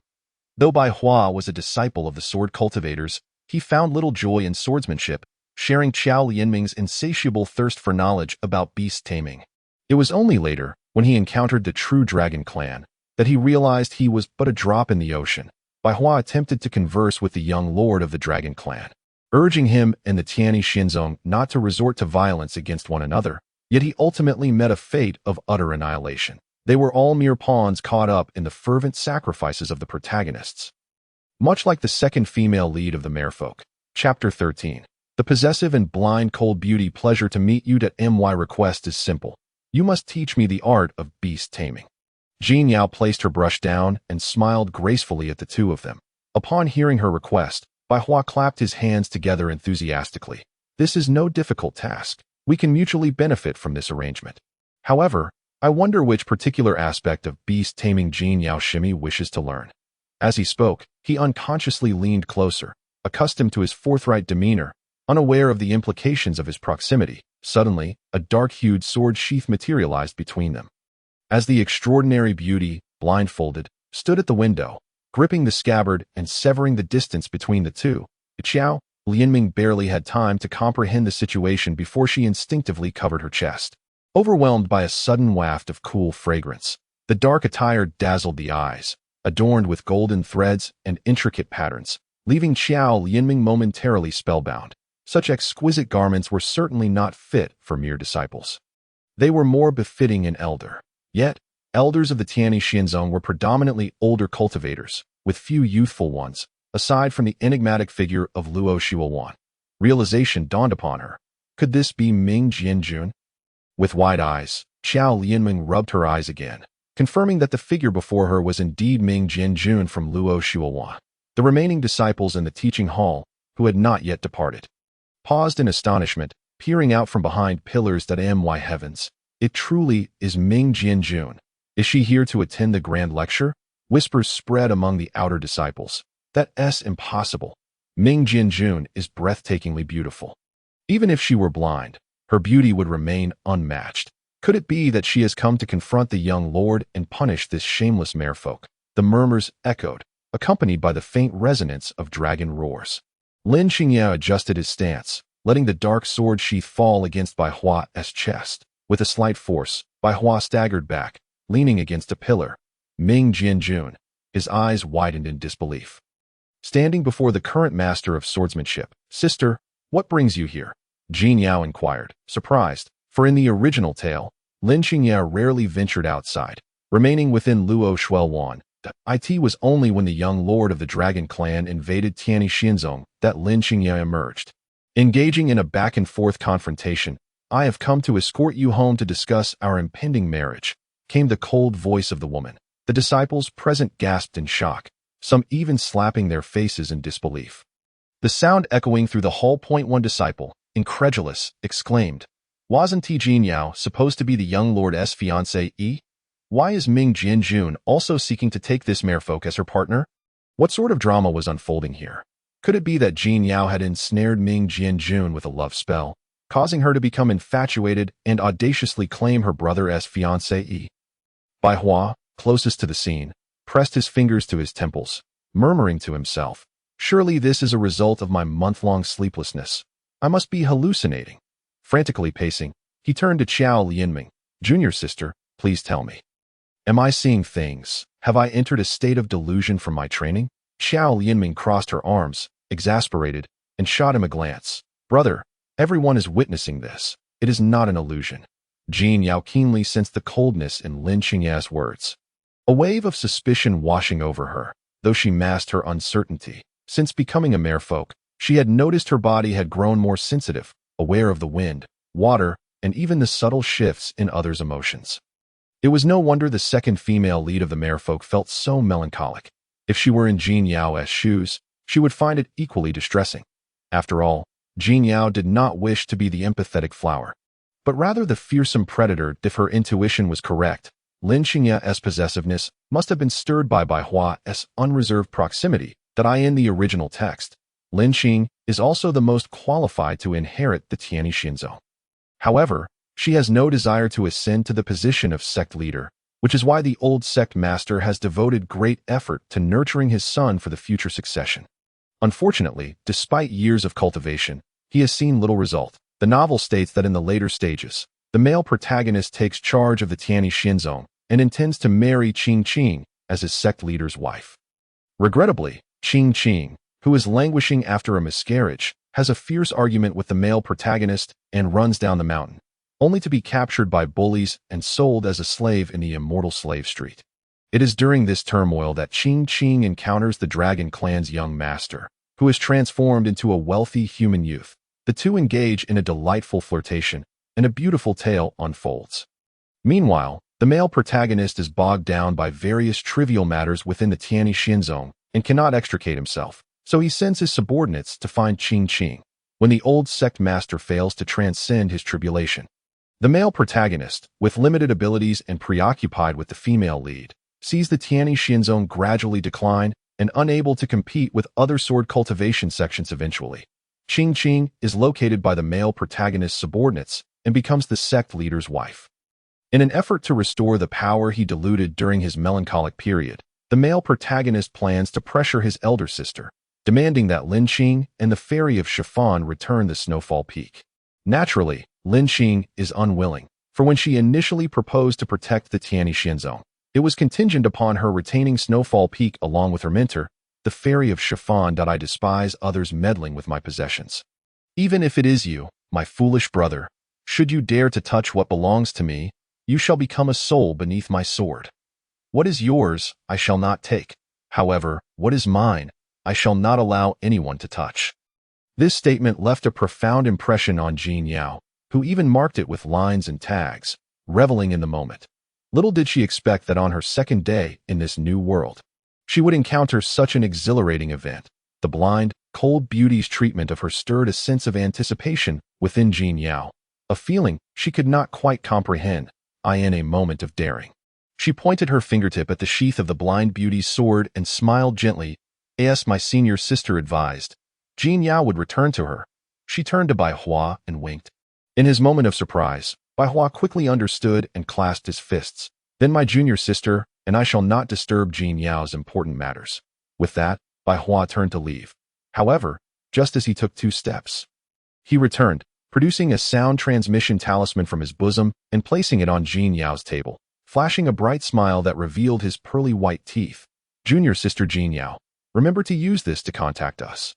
Chapter 14. The 100-year-old Merfolk. How old are you now? Standing atop the ink-black sword blade, Jin Yao felt the cool breeze brushing against her cheek. The twinge of fear compelled her to tighten her embrace around Lin Qing's waist. Resting her chin upon Lin Qing's shoulder, the gossamer fabric was quite comfortable, reminiscent of the sensation of water. The pressure at her waist prompted Lin Qing to glance back, her fingers adjusting slightly as the speed of their sword flight slowed. The merfolk are fond of water. Do they fear this altitude? Although Jin Yao could not see the blind beauty's eyes, she sensed a soft warmth in her tone, warming her heart. Though she had never lived in the sea, she had never soared to such heights either. May I hold on a bit tighter? She inquired, not allowing the blind beauty a moment to respond before tightening her grip, pressing her body closer. What did my senior sister mean by discussing marriage? Since Jin Yao's arrival had disrupted the original storyline of the merfolk's second female lead, she could only speculate about the sect leader's reaction. Your father and mother have come and wish to meet you. Do you consent? Lin Qing, known for her meticulous thoughts, suddenly recalled that Jin Yao had been personally delivered to the Tianyi Xinzong by the merfolk king and queen. Surely, she must harbor some resentment. That of course, I would love to meet them. In this vast world, what daughter would not wish to see her parents? If I do meet them, I shall certainly tell them I will not marry the young sect master, for he is unworthy of me. Jin Yao's assertion was resolute, as it reflected her true sentiments. Upon hearing this, Lin Qing glanced back, her gaze piercing through the ink-black veil, observing a side of Jin Yao that starkly contrasted with the external rumors. Jin Yao was, in fact, quite opinionated. Could it be that she had truly been coerced into coming to the Tianyi Xinzong? It is said that merfolk reach maturity at 100 years. How old are you now? The blind beauty found this rather amusing, having stated that they should first establish a partnership before inquiring about her age. Age is a secret. Would you like to know, senior sister? Lin Qing felt as though her heart was a fish drifting aimlessly. If you do not wish to divulge, I shall not press further. When the time comes that you wish to share, I shall gladly listen. Who claimed that Ming Jianjun was stubborn and dull? Wasn't she quite eloquent? Jin Yao realized she was being subtly drawn in. Indeed, one must be cautious of attractive women. With just a hint of charm, Jin Yao felt herself bending like a curling incense coil. It was difficult to resist. Never mind. Even if she spoke of it, the audience would not comprehend the Yaoer. The merfolk king and queen looked up, spotting a black shadow soaring through the sky on a sword. Appearing at the edge of the snow-capped mountains, the perpetual snowfall of Snowfall Peak was a peculiar sight for their merfolk clan. Flurries danced in the wind, and the green bamboo planted outside the courtyard was adorned with white snowflakes. All these years, you have suffered. The elegantly clad merfolk king and queen appeared unfamiliar to Jin Yao, for in the original text, they were merely minor characters with little presence. Tears welled in their eyes as they approached. But Jin Yao stepped back calmly, aligning herself beside Lin Qing. Having met my father and mother, it feels quite distant and formal. Jin Yao's actions caused discomfort in the hearts of the merfolk king and queen, who understood that their daughter still harbored resentment towards them for sending her to this realm of humanity, from which she would never return to the forgotten void sea. If father and mother have any instructions for Jin Yao, please feel free to speak now. The snowflakes halted outside, and unbeknownst to Wen, a pure black spiritual umbrella had opened above Jin Yao's head, instantly pausing the wind and snow. Lin Qing refrained from interjecting in the conversation between the merfolk, pondering the words of her master. Qing Yi, you foolish, thick-headed blockhead. Everyone knows the benefits of dual cultivation. Why do you not believe in it? Had it not been for your master's partner departing early, who knows where your master and I would be now? Perhaps already nearing the ascendant realm. Look at your eyes now. They can still see. But what if in the future, when you practice the 8th layer of the Minglong sword technique? What will become of you? You will go completely blind, unable to discern the beauty of the world or the grains of this realm. Listen to your master. Take the time to experience the worldly affections. Form a partnership and relax your spirit. You may temporarily set aside the Minglong sword technique. A woman with flowing white hair lounged on a couch, clutching a jade wine flask, her gaze hazy with intoxication. Her cheeks flushed. She pointed at Lin Qing, evidently disappointed with her eldest disciple. After a lengthy monologue, she rubbed her eyes, wiping away tears, and sorrowfully exclaimed, "My dear disciple, could you share some of your lifespan with my late partner? I truly miss that skeletal ghost." This thought. Lin Qing speculated that her master might soon return from her travels. The merfolk king sighed, ultimately saying nothing, merely sizing Lin Qing up. Yaoer, since you have made your decision, your mother and I have gathered some understanding from the sect leader. This matter is entirely up to you, that we have brought some items for you. With that, the merfolk king presented a bag made of sea serpent skin. Observing the vibrant patterns on the bag, Jin Yao maintained her composure, resisting the urge to cast aside the chilling artifact. Upon opening it, she discovered a diamond-shaped object gleaming with light. Wait, why did this object seem so off? Jin Yao recalled that the original text mentioned the Chaos Universe mirror being shattered by celestial beings and scattered across the world. Unfortunately, the Forgotten Void Sea had received a fragment of the Chaos Universe mirror that had been cast aside, and this object could very well be it. This was a hot potato. Dear parents, even if your daughter marries, there is no need to send a coffin. Yaoer, this item, your mother and I are unsure of its material, but it exudes abundant spiritual energy, entwined with strands of celestial aura. It must be a good item, no less than dragon scales, since you have promised Ming Jianjun to marry her as a Dao partner. This item serves as a splendid dowry.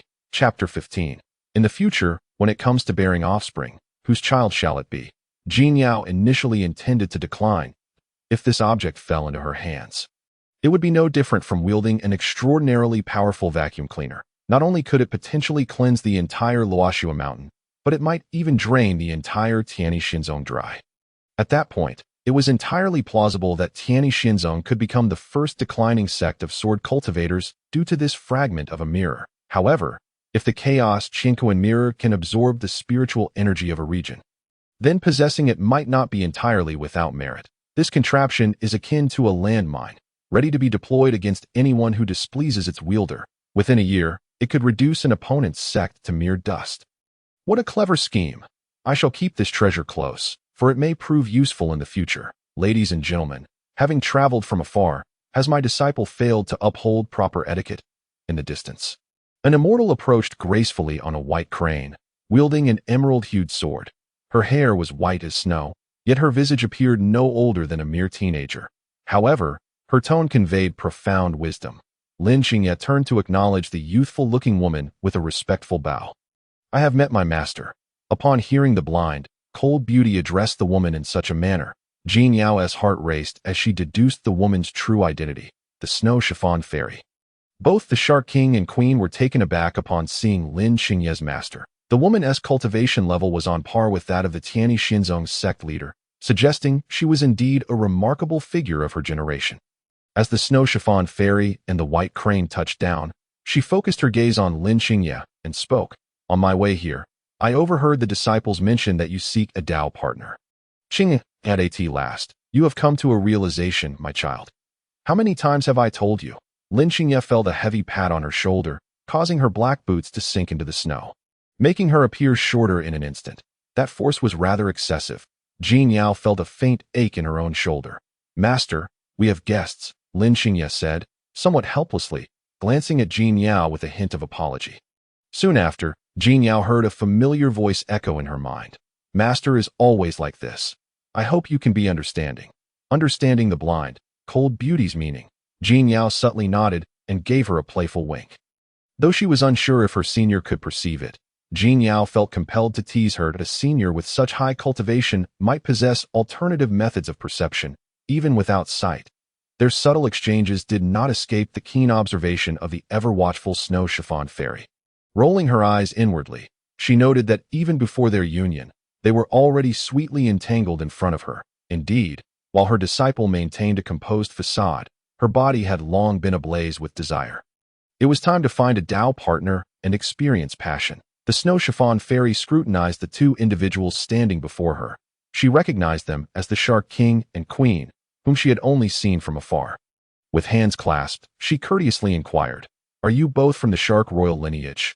Have you come to discuss the marriage of your princess? As elders, we must have a serious conversation about this significant matter. It cannot be delayed." She then gestured for them to enter the grand hall. Having roamed the 9 provinces, the snow chiffon fairy was well acquainted with the plight of the Shark royal family.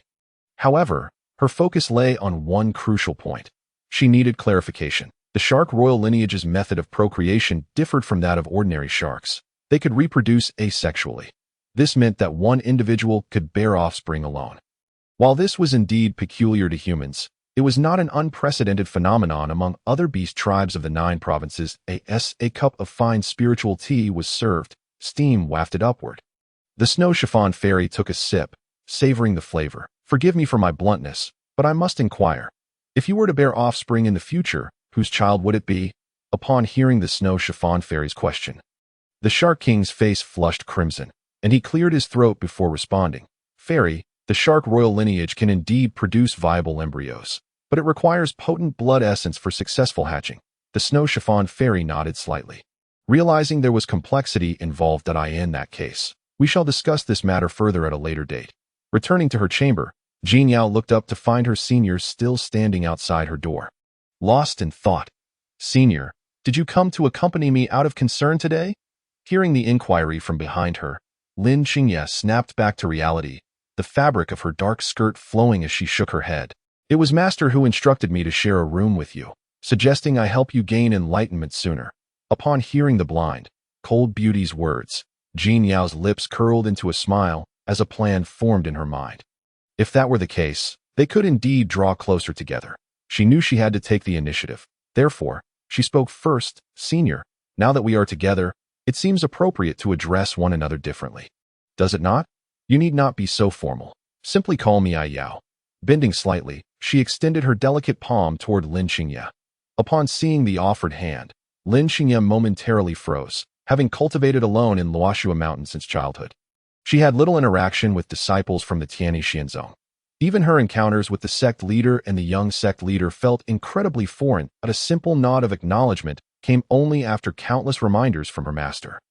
"Is it that you are unwilling, senior? Is this address too intimate?" Jin Yao bit her lip, preparing to withdraw her hand, scratching her head in embarrassment, but Lin Xingye placed her palm atop Jin Yao's. Her hand was warm. Since becoming a shark, Jin Yao's body temperature had been low. At times, pinching her own skin could yield drops of water. Moreover, She had to soak in water for 2 hours daily. Otherwise, she would feel parched and overheated, which was quite uncomfortable. Yet, this warmth was unexpectedly pleasant to Jean Yao, prompting her to desire more. "Senior, have you bathed yet? If not, would you care to join me? This hot spring is spacious enough for two. It won't feel cramped, just perfect." She grasped Lin Qingye's hand, her skirts swaying as she moved forward. The words of refusal that had been on the tip of Lin Qingye's tongue were swallowed back down as she gazed at Jean Yao's retreating figure. Her thoughts swirling. Her master was right. It was time for her to navigate this emotional threshold. Chapter 16. Electrified Fish. No, I mean, the electrified shark. Mist enveloped the air. Jean Yao was the first to exit the pool. The warm water cascading over her body, her blue scales hidden beneath the shimmering surface. Candlelight flickered softly as she rested her alabaster elbow on the edge of the pool, her gaze fixated on Lin Qingye's graceful form. The large fishtail swept back and forth, creating ripples in the water. Coughing lightly, she pondered if this was considered taking advantage, given her own good vision while her senior's eyes were covered. Lin Qingye, unfazed, was the first to remove her outer garment. In contrast to Jean Yao's cautious demeanor, she seemed entirely unconcerned. Covering her eyes with her fingers, Jean Yao cautiously opened a tiny gap to observe Lin Qingye's slender legs. The sound of splashing water filled her ears as Lin Qingye's black veil fell into the pool, floating gracefully.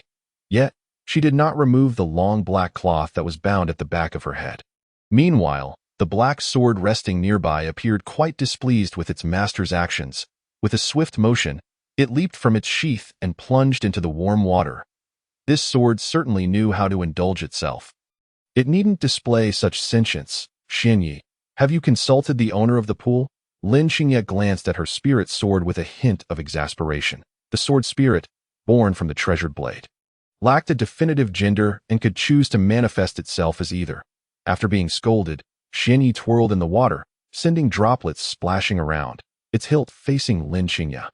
Jean Yao, pointing to her own nose, felt a flicker of confusion. Is it asking me? Lin Qingye nodded slightly. "Yes, it is indeed inquiring about you." In the presence of her senior's prized sword, Jean Yao felt compelled to show some courtesy. After all, should she ever ride the sword alongside Lin Qingye again, she wouldn't want to be unceremoniously cast aside. Jean Yao, however, was unbothered. "Senior, this pool belongs to you and master. I am merely a guest here." Her polite words were left unfinished as Lin Qingye, resting her hands on the pool's bottom, turned her gaze to Jean Yao's eyes, lips pressed together. "If you say it is yours, then it is yours. Even Xianyi cannot act presumptuously with you." Such flirtation? Jean Yao initially intended to take a step back to create some distance, but, however, having been accustomed to her role for many years, she momentarily overlooked the fact that she still possessed a fishtail. The consequence was that the tail gently brushed against her senior sister's ankle, resting upon her leg. What a transgression! Truly, what a transgression! She was certainly not a brazen person. This was merely an innocent, unintentional act. Before Lin Qing could utter a word, Jean Yao's face was already flushed with embarrassment. Although she could not comprehend the reason for her blushing, the two fell into silence once more. While Lin Qing was not particularly loquacious, she did not wish to let the atmosphere grow cold. Thus, she spoke. "Your scales are quite soothing." She could feel the sensation of Jean Yao's scales gliding over her skin, and indeed, it was quite pleasant. Upon hearing this, Jean Yao felt a wave of guilt for having pressed against her senior sister. Thus she hurriedly retreated. However, she neglected the fact that a mermaid's tail, when stirred in water, would create considerable splashes. The water splashed up, drenching Lin Qing's body and face with droplets, while Jean Yao stumbled directly into the water, though she had not yet fallen into the hot spring pool. Lin Qing instinctively reached out to embrace Jean Yao. Was the water too hot? She joined her fingers together, and a wave of warmth emanated from her fingertips. Immediately, Jean Yao felt the temperature around her drop. No, it was merely an unintentional touch of fingers against her back. Jean Yao could feel her senior sister's fingers, which were remarkably strong, even calloused in places. Perhaps these were remnants from her sister's childhood.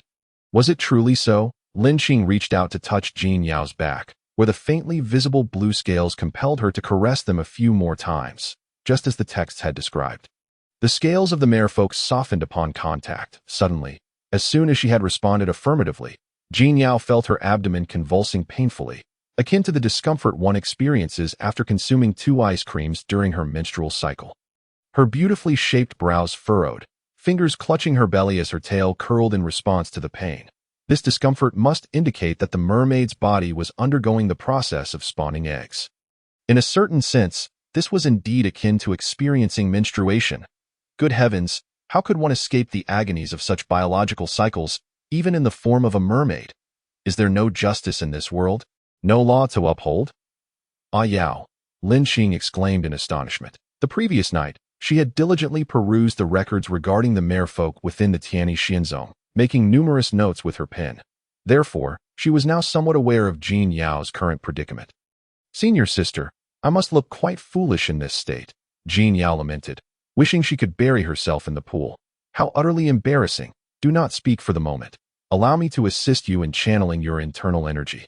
Lin Xing stated, her tone as cold as ever, yet Jean Yao detected a hint of urgency. The enigmatic, aloof beauty was concerned for her. It seemed that her strategy for winning her over was beginning to bear fruit. Indeed, seeking support was the right decision. However, before she could revel in her triumph, another wave of pain surged through her, forcing Jean Yao to lean against her senior sister. Senior sister, rest your head upon my lap and hold your tongue for now. Lin Xing adjusted her position to support Jean Yao properly, unexpectedly bringing Jean Yao's cheek to rest against Lin Xing's thigh. Thankfully, as a mermaid, she could breathe in the water, yet the proximity made Jean Yao feel almost breathless. With a gentle touch along her spine, Lin Xing's veil slipped from her hair and fell into the pool. The jade slips containing the records about the merfolks soared from the bookshelf. Radiating light, Lin Xing focused her mind to read the merfolk's acupoint diagrams within the slips. As she traced her fingers down Jean Yao's spine, she began to channel energy into her. Wait, why did this energy feel somewhat prickly? Jean Yao suddenly realized that she remembered from the original text that Lin Xing possessed a mutated lightning spirit root, which explained her profound cultivation at such a young age, rising to become the pinnacle of swordsmanship. It was due to her innate lightning buff. Just imagine, the opponent she faced while wielding a sword was akin to a live wire crackling with electricity. It would be unreasonable not to become a master of the sword. Senior sister, be gentle. Jean Yao, feeling a tingling sensation from the electricity, bit her lip and protested softly, her fingers gripping Lin Xing's skin as she began to plead for mercy. Her large fish tail swayed, and she felt akin to a fish being electrocuted, nearly flipping over. Chapter 17. She is a venomous woman with a heart of a scorpion. Thank you for the compliment. Her stomach was in agony but had just begun to ease. Jean Yao weakly collapsed into Lin Xing's embrace, feeling as though her entire body was tingling from the electric shock. Truly, the effects of the lightning spirit root are extraordinary. Treating patients is indeed first-rate. She felt as though she could be discharged immediately, brimming with vitality, even capable of dancing a lively number in the snow. However, her thoughts had yet to coalesce. The sound transmission talisman suddenly flew in through the door's crack. Jean Yao, come out. I have something to say to you. The familiar voice was unmistakable to Jean Yao. Even a deaf person would recognize it as belonging to the male protagonist, seeking her out at such a late hour. He couldn't possibly intend to confront her with a sword, seeking vengeance for what transpired in class, could he? Consequently, Jean Yao extended her hand and drew a sound transmission talisman in the air, replying, if you call me out, I shall oblige. Otherwise, it would be quite embarrassing for me, would it not? Young master, best remain in the snow and mind your own business. Were Lin Xing not by her side, Jean Yao would never dare to be so audacious. Yet, with the highest martial prowess of the entire sect beside her, she felt fearless. Lin Tianzi, covered in snowflakes, trembled with rage. He had just snuck out of his quarters and headed straight for the falling snow peak. Were it not for the young master's token, he likely could not have breached the formation. You have gone too far. What did you do to Qingqing today? Surely you must have some awareness of your actions. Do not think that my people are unaware. Jean Yao, you venomous woman, can you not tolerate Qingqing? Lin Tianzi clenched his fists, his voice infused with spiritual energy, booming like a bell, even without the sound transmission talisman. His words reached Jean Yao's ears. This fellow dared to disturb the peace at such an hour, and with such brazen indignation. If he did not receive a proper reprimand, he would surely think himself invincible. After shouting for some time, Lin Tianzi cleared his throat, only to find Jin Yao behaving as if nothing had happened, completely ignoring him. Enraged, he recalled his father's words from earlier that day. Tianzi, I can temporarily set aside the matter of your marriage to Jin Yao. But you absolutely cannot take Qingqing as your wife. She is unworthy as for Jin Yao. Since your elder sister has taken a liking to her, she shall be sent to her quarters. This absurdity must come to an end. You ought to conduct yourself more appropriately. Kneeling before his father, Lin Tianzi's eyes brimmed with tears. Father, why can I not marry Qingqing? We are in love and have harmed no one. Is it Jin Yao who told you to prevent my union with Qingqing? I shall confront her about this venomous woman's malicious thoughts, he shouted hoarsely, and his pitiful demeanor only served to infuriate Lin Sun, the sect leader, who was accustomed to turbulent storms. They say that sons born without anuses are often foolish. How could I have produced such a cowardly son? He lamented. Better to have no son at all. Your mind is filled with trivial romantic notions. Will Tianyi Xinzong not perish in your hands? Lin Sun raised his hand and slapped Lin Tianzi across the face with a resounding crack, leaving Lin Tianzi dazed and collapsed to the ground. You foolish child, they say the shallow waters are full of turtles. Yet, you specifically wade into that turtle-infested pool. What good can come of it?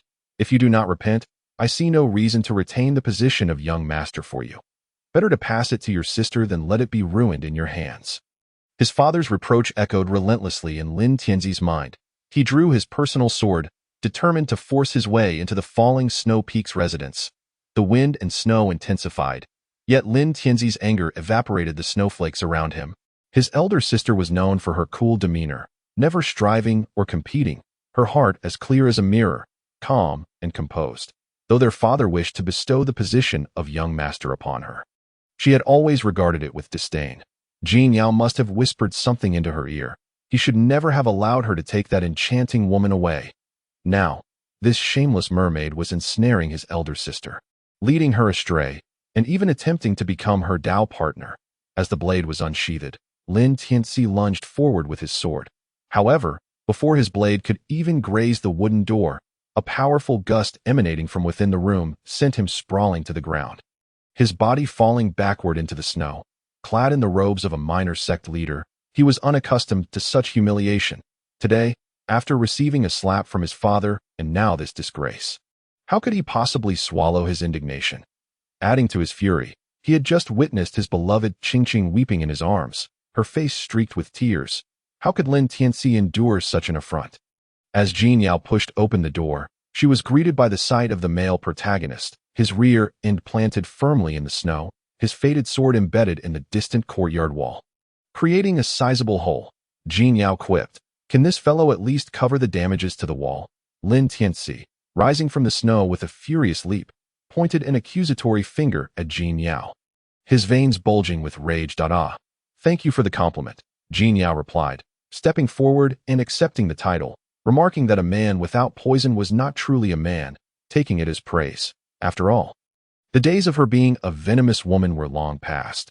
Back to the time when Lingrong had just entered the palace. She even found herself reminiscing about those days. Lin Tianzi was so incensed that he could hardly articulate a response. His face flushed crimson, ultimately reduced to a feeble retort. You. He flicked his sleeve, attempting to alleviate the awkwardness while brushing off the snow. You insufferable viper. Let us set aside our matters for now.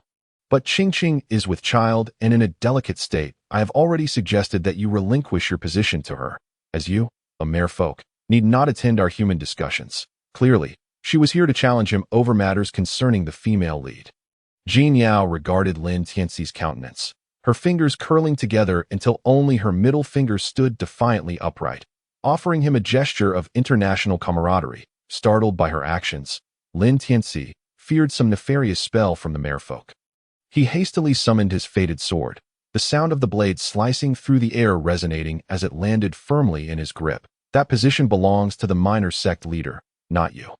Surely, the minor sect leader's face is not so grand that I must acquiesce to your whims without a word. Moreover, I have already penned a letter of annulment, now that the minor sect leader's confinement has been lifted. It is not too late to present this letter of annulment, is it? Chapter 18. Being a merfolk, yet lacking humanity, Jin Yao was taken aback by her own eloquence. each word striking at Lin Tianxi's insecurities. He was not freed from confinement.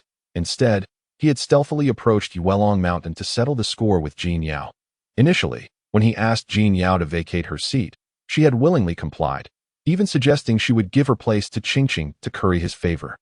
However, now, Jin Yao seemed transformed, no longer clingy but instead assertively confrontational, leaving him at a loss for words. Observing Lin Tianxi's silence, Jin Yao boldly produced the annulment letter she had prepared, distinct from the usual ones. As it was crafted on white paper adorned with chrysanthemum patterns, a sight that delighted her, she intended to use it to provoke Lin Tianxi, who had vexed her so often within the narrative. "Well, minor sect leader, how do you find my writing?" She tossed the letter toward him, but Lin Tianxi, gathering his energy, sent it crashing back with a force that shook the building, sending snow swirling into the air. And even the snowflakes on the ground were lifted momentarily. Yet, in an instant, the letter was caught by the inky blade, the snowflakes settling back down, the roof tiles returning to their places.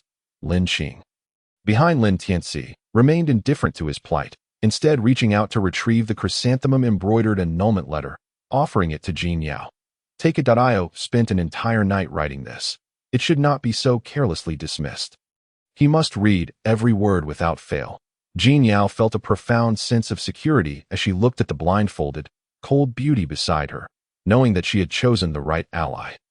The beauty possessed an excellent physique, formidable martial prowess, and the ability to both care for and articulate well, her words as sweet as honey, even if they were obscured from view. It was inconsequential. She could endure it all. Seeing Lin Qing's affectionate treatment toward Jin Yao, Lin Tianxi could hardly believe his eyes. Throughout his life, Lin Qing had never shown him such kindness. Why should this viperous woman usurp his place in their sister's affections? "Sister, she is a wolf in sheep's clothing. Do not be deceived by her." Lin Tianxi stepped forward, but before he could advance, a shadow loomed before him. Lin Qing gazed down at him, her inky blade pressing mercilessly against his neck. The sibling confrontation thrilled Jin Yao. If conditions permitted, she would have loved to set up a luxurious couch for herself and prepare a cup of hot tea while enjoying a pastry. Indeed, she cared for the blindfolded beauty. Her very existence represented the pinnacle of martial prowess in the narrative. Even if 3 male protagonists appeared, they would likely falter against her sister. This was trust. After all, trust was the rarest commodity in the world. She is a merfolk. She possesses no humanity. Upon hearing this, Jin Yao sputtered on her tea, choking slightly, while she acknowledged the truth in her sister's words. They sounded oddly like an insult. Consequently, how could Lin Qing maintain such a disdainful attitude toward Qingqing while contemplating an alliance with this lowly merfolk? Was their father truly so foolish that Lin Qing would follow suit? Lin Tianxi's eyes glistened with unshed tears, his voice quivering as he spoke. "Io, you have never called me that before. After mere days of acquaintance, you would raise your weapon against your own brother? Who else could champion Qingqing's grievances if not him?" "Huh. I knew the merfolk's reputation for seduction was not unfounded." Before he could finish his biting words, Lin Qing deftly twisted her wrist, retracting her blade with a swift motion, delivering a powerful kick that sent Lin Tianxi sprawling far away. "Enough of your prattle." His figure collided with the courtyard wall, the bricks crumbling down and burying him beneath them. Witnessing this, Jin Yao set her teacup aside. Rubbing her chest, feeling a twinge of pain as if it were her OWN and the snow, Lin Tianxi's rear left a distinct trail, a sight that provoked Jin Yao's amusement. Unable to suppress her laughter, she found herself chuckling at the absurdity of the situation. From afar, Lin Tianxi clumsily rose from the rubble, his jade crown askew, yet still clutching his sword. "Very well, at least I look the part of a sword cultivator," he muttered. "Minor sect leader, are you not going to retreat? Such a ruckus may attract the attention of the sect leader." Lin Tianxi had much to endure, with a sense of relief washing over her. Jin Yao stood with her hands on her hips, exuding an air of triumph. This scene resembled her exhilarating moments in the game, dominating her opponents and claiming a 5-kill streak before entering the MVP results screen. "Jin Yao, you wicked woman, just wait." He stumbled up from the ground, his feet barely taking a step forward when Lin Qing turned around, and Lin Tianxi found himself face to face with the dark veil. Though he could not see his elder sister's eyes, he felt an inexplicable threat emanating from her. His throat tightened, a sheen of sweat forming on his brow. he understood that if he were to confront Jean Yao, it would have to be in his elder sister's absence. Otherwise, given his current level of cultivation, he would not dare approach Jean Yao, lest he be unceremoniously kicked far away by his sister. Thus, he shifted his feet slightly, the snow crunching beneath him, and retreated swiftly. That it was a rare sight to witness the male protagonist in such a disheveled state, an image not often depicted in novels. Jean Yao placed her palm over her eyes, but as dusk descended and darkness enveloped the night, the male protagonist vanished in the blink of an eye, whether by means of an earth-escaping technique or sword flight. She could not tell. Chapter 19. This is what it feels like to rely on the wealthy. Snowflakes danced gently downwards. Lin Qing turned back to gaze at Jean Yao, seated upon a bamboo chair. As she retrieved a yellow talisman from her bosom, if he troubles you again, use this. The blank yellow paper left Jean Yao puzzled. Could it be that her magical prowess was so feeble that she could not discern its significance? Rubbing her eyes, she stood up, intent on examining it more closely, when Lin Qing flicked her fingers forward, and the yellow talisman floated gracefully in the moonlight. In an instant, the single piece of yellow paper split into countless fragments, each one delicately displayed. Lin Qing leaned against her sword, which hummed ominously, and soon, the distant sky echoed with rumbling thunder, akin to a dragon of thunder rolling through the clouds, a magnificent display of power. All of creation, at my command, gather energy and take form. Divine retribution descends. With a flick of her wrist, the sword's blade was positioned before Lin Qing's eyes, her slender fingers coming together as she polished the dark blade from its base, revealing a blinding purple light that pierced the heavens, illuminating the entire snow-laden peak. The purple lightning, swift as the aurora, surged into the yellow talisman in mere moments. Jean Yao was utterly captivated, nearly dropping her teacup in astonishment. The yellow talisman, once empty, began to manifest intricate lightning incantations that in just a few seconds. Lin Qing gathered 9 talismans in her hands, stacking them carefully before placing them into Jean Yao's embrace. These should suffice for a while. Should you need more, do not hesitate to ask. Though she could not perceive the expression of the blind, cold beauty, Jean Yao felt that she must be smiling at this moment. This is more than enough. Thank you, senior sister. It was well known that lightning talismans were exceedingly rare in the original text. Not only were they formidable against human cultivators, but they also served as powerful weapons against demonic and beastly foes, capable of instilling terror in their hearts. The feeling of possessing 9 of them was exhilarating. With this, she felt reassured. Lin Qing extended her palm, bending slightly to grasp Jean Yao's hand, although she was uncertain whether such an intimate gesture was appropriate for the merfolk. She figured it could not hurt to try. These methods were gleaned from the classical texts she had studied overnight, as well as those gifted by her master. Her master had said that this could help mend her lost emotions. Desperate times call for desperate measures. Her master would surely not lead her astray. Goodness, this is incredibly alluring. 9 lightning talismans could be exchanged for a Maserati in modern terms. Truly extravagant. Perhaps she could secretly sell one for spirit stones? No, that would be unthinkable. This was a heartfelt gift from her senior sister, and she could not engage in such unscrupulous behavior. Feeling the cool touch of the blind beauty's hand clasping her own, Jean Yao quickly reciprocated, entwining her fingers. Moreover, she playfully pulled the blind beauty closer. If she were this generous, she would not mind sharing her warmth at night. Was this what it felt like to lean on the affluent? How utterly indulgent, Jean Yao mused. She felt the weight on her shoulder. Lin Qing momentarily stiffened, her mind racing with thoughts. The following morning, a multitude of disciples stood in the plaza of the Tian Isian sect, stacked upon one another. They tiptoed eagerly, vying to see what was posted on the announcement board. Is it true that mermaid from the Wangsu Sea has written a letter of withdrawal to the young sect master? Laughter echoed through the crowd. Who does she think she is? If it weren't for the sect master being impressed by the merfolk's innate water spirit root, we wouldn't even consider marrying a mermaid as the young sect master's wife. You just don't get it. It must be because the young sect master was unfaithful, and this delicate little princess of the merfolk got upset.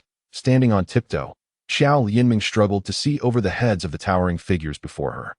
Brother, do you have any way to see what it says up front? She scratched her head, realizing she couldn't squeeze through.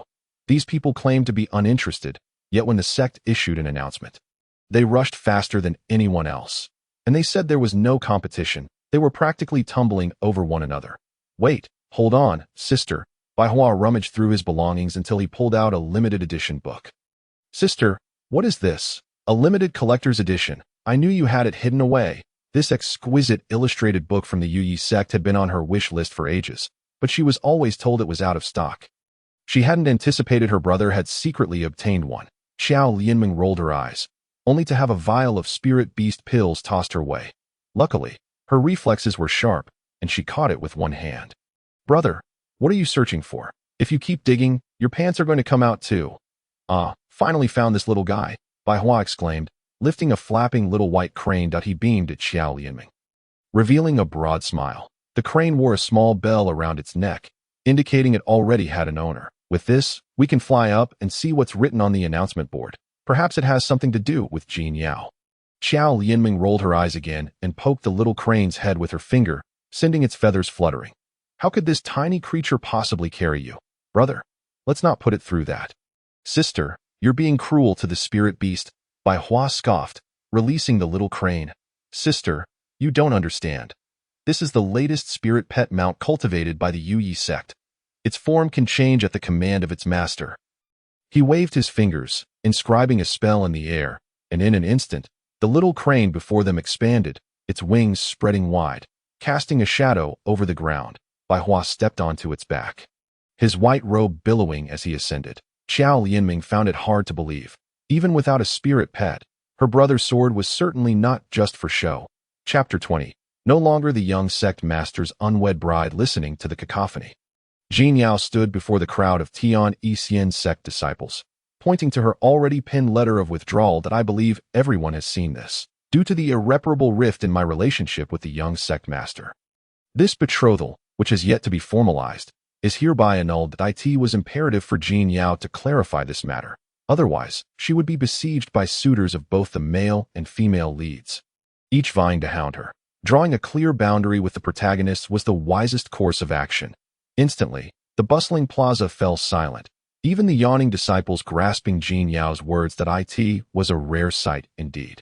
Usually, Jin Yao, the timid mermaid, had never shown such courage. The front-row disciple, Zhang Zhao, chuckled, flicking his long sleeves and stepping onto the steps with his white boots. Jin Yao, who do you think you are, if you wish to write a letter of withdrawal? It must be done by the young sect master himself. Immediately, voices of agreement arose from the audience. After all, in the territory of the sword cultivators, the young master of Tianyi Xinzong was humiliated by a member of the merman royal family when their engagement was called off. For the human race, and particularly for the sword cultivators, this was an utter disgrace. Indeed, Brother Zhang is correct. If an engagement is to be broken, it should be us humans terminating our alliance with your merman kind. Moreover, what right do you, a mere merman, have to flaunt yourself on our territory, even if you possess a heavenly spirit root? So what? 30 years in the east and 30 years in the west. Who has to say that one day the young master may not surpass you in capability? Furthermore, the merman clan inherently cultivates at a slower pace than we humans, and even with your heavenly spirit root, you have not shown significant advancement compared to us. Ha ha! The audience erupted in laughter, some pointing to their own faces in mockery. They wore expressions that suggested they were eager for Jin Yao to roll up her bedding and return to the Wangsu Sea. Leaving Tianyi Xinzong behind, Jin Yao, clad in the garb of a disciple, remained unperturbed as she retrieved the sword from her waist. The silver scabbard left the disciples of Tianyi Xinzong in awe. Even though some of them were unfamiliar with the moon reflection sword, yet, as sword cultivators, they could discern the rarity of such a spiritual weapon. Whispers began to circulate. When did Jin Yao acquire such a fine spiritual sword? Just the quality of the scabbard indicates it was crafted by a master. Perhaps it is the prize creation of the esteemed sword heart Mingzuan. What does she mean by this? Is she looking down upon the swords we wield? Zhang Zhao, hearing his fellow disciples begin to speculate about the precious sword in Jin Yao's hand, felt a surge of dread. This sword is known as the moon reflection. The murmurs subsided, although they had never seen this sword. They had certainly heard of its illustrious name. This is one of Mingjiao Jun's treasured swords, a superior water attribute spiritual sword capable of cleaving rivers and severing seas, able to shatter even the moon's reflection in water. Thus, it has earned the elegant title of moon reflection. This sword was gifted to me by my senior sister. From this moment forth, I am no longer the young master's fiancée, but a disciple of Tianyi Xianzong. Do any of you have further objections? She raised her beautifully arched brows, her eyes shimmering like water, the silver sword in her hand rippling like waves, leaving the sword cultivators in the audience drooling.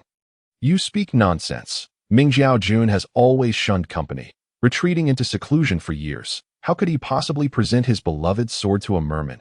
A younger disciple, enraged, climbed up, his hair standing on end in disbelief at Jin Yao's words. At this moment, the previously silent crowd began to murmur in agreement. Indeed, how could Ming Jiaojun give his sword to you? You, a foul fish from the sea, are clearly fabricating lies. Return the sword to Ming Jiaojun. Go and apologize to him. The voices grew louder, rising like a tide. Suddenly, a massive white crane soared into the sky, its wings blotting out the sun, causing the sword cultivators to look up. Bai Hua, clutching the crane's feathers, felt the refreshing breeze caress his face as he shouted, I can attest that this sword was indeed given to Jin Yao by Ming Jiaojun. Behind him, another figure emerged. Xiao Lianming, tugging at her senior brother's disciple robes, echoing, I can also vouch for this. Their duet created quite the commotion. Elder Yu Sheng, who had been perusing books upstairs, glanced over just in time to see his two disciples. Resembling lively treasures, perched upon the back of the crane. Jin Yao, standing on stage, noticed the two individuals speaking up for her. Initially, she had hesitated, contemplating whether to assist the only two NPCs who had shown her kindness. But now she had made her decision that if Tianyi Xianzong were indeed facing a calamity, then she would lend her aid to the best of her abilities. By Shi Xiao, as the disciples below recognized the two figures atop the crane. Doubts began to creep into their minds about what they had said. After all, Bai Hua's background was not insignificant. Although his talent as a sword cultivator was not among the highest in Tianyi Xianzong's inner circle, he was still the direct disciple of Elder Yu Sheng. Elder Yu Sheng, a typical figure straddling two worlds, practiced swordsmanship but harbored a deeper interest in beast taming. Seeing that the crowd was swayed by her senior brother's words, Xiao Lianming seized the moment, standing atop the crane's back, extending her arms in greeting.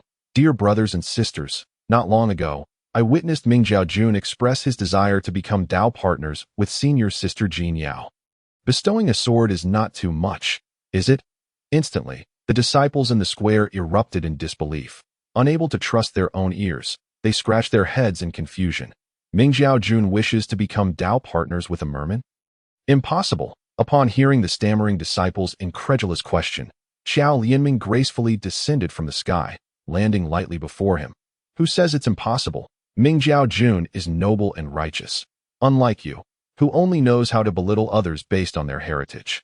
Casting a glance at the stammering disciple's attire, Xiao Lianming discerned the blazing flames he bore, surmising he was likely a disciple of Elder Zhu Yang. As the saying goes, water and fire are incompatible. This stammering disciple's disdain for senior sister Jin Yao was likely due to their opposing attributes. But don't slander me.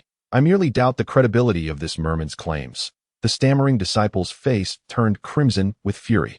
Steam seemingly rising from his head, flames threatening to ignite, he gripped his sword scabbard with one hand and the hilt with the other, ready to draw his weapon.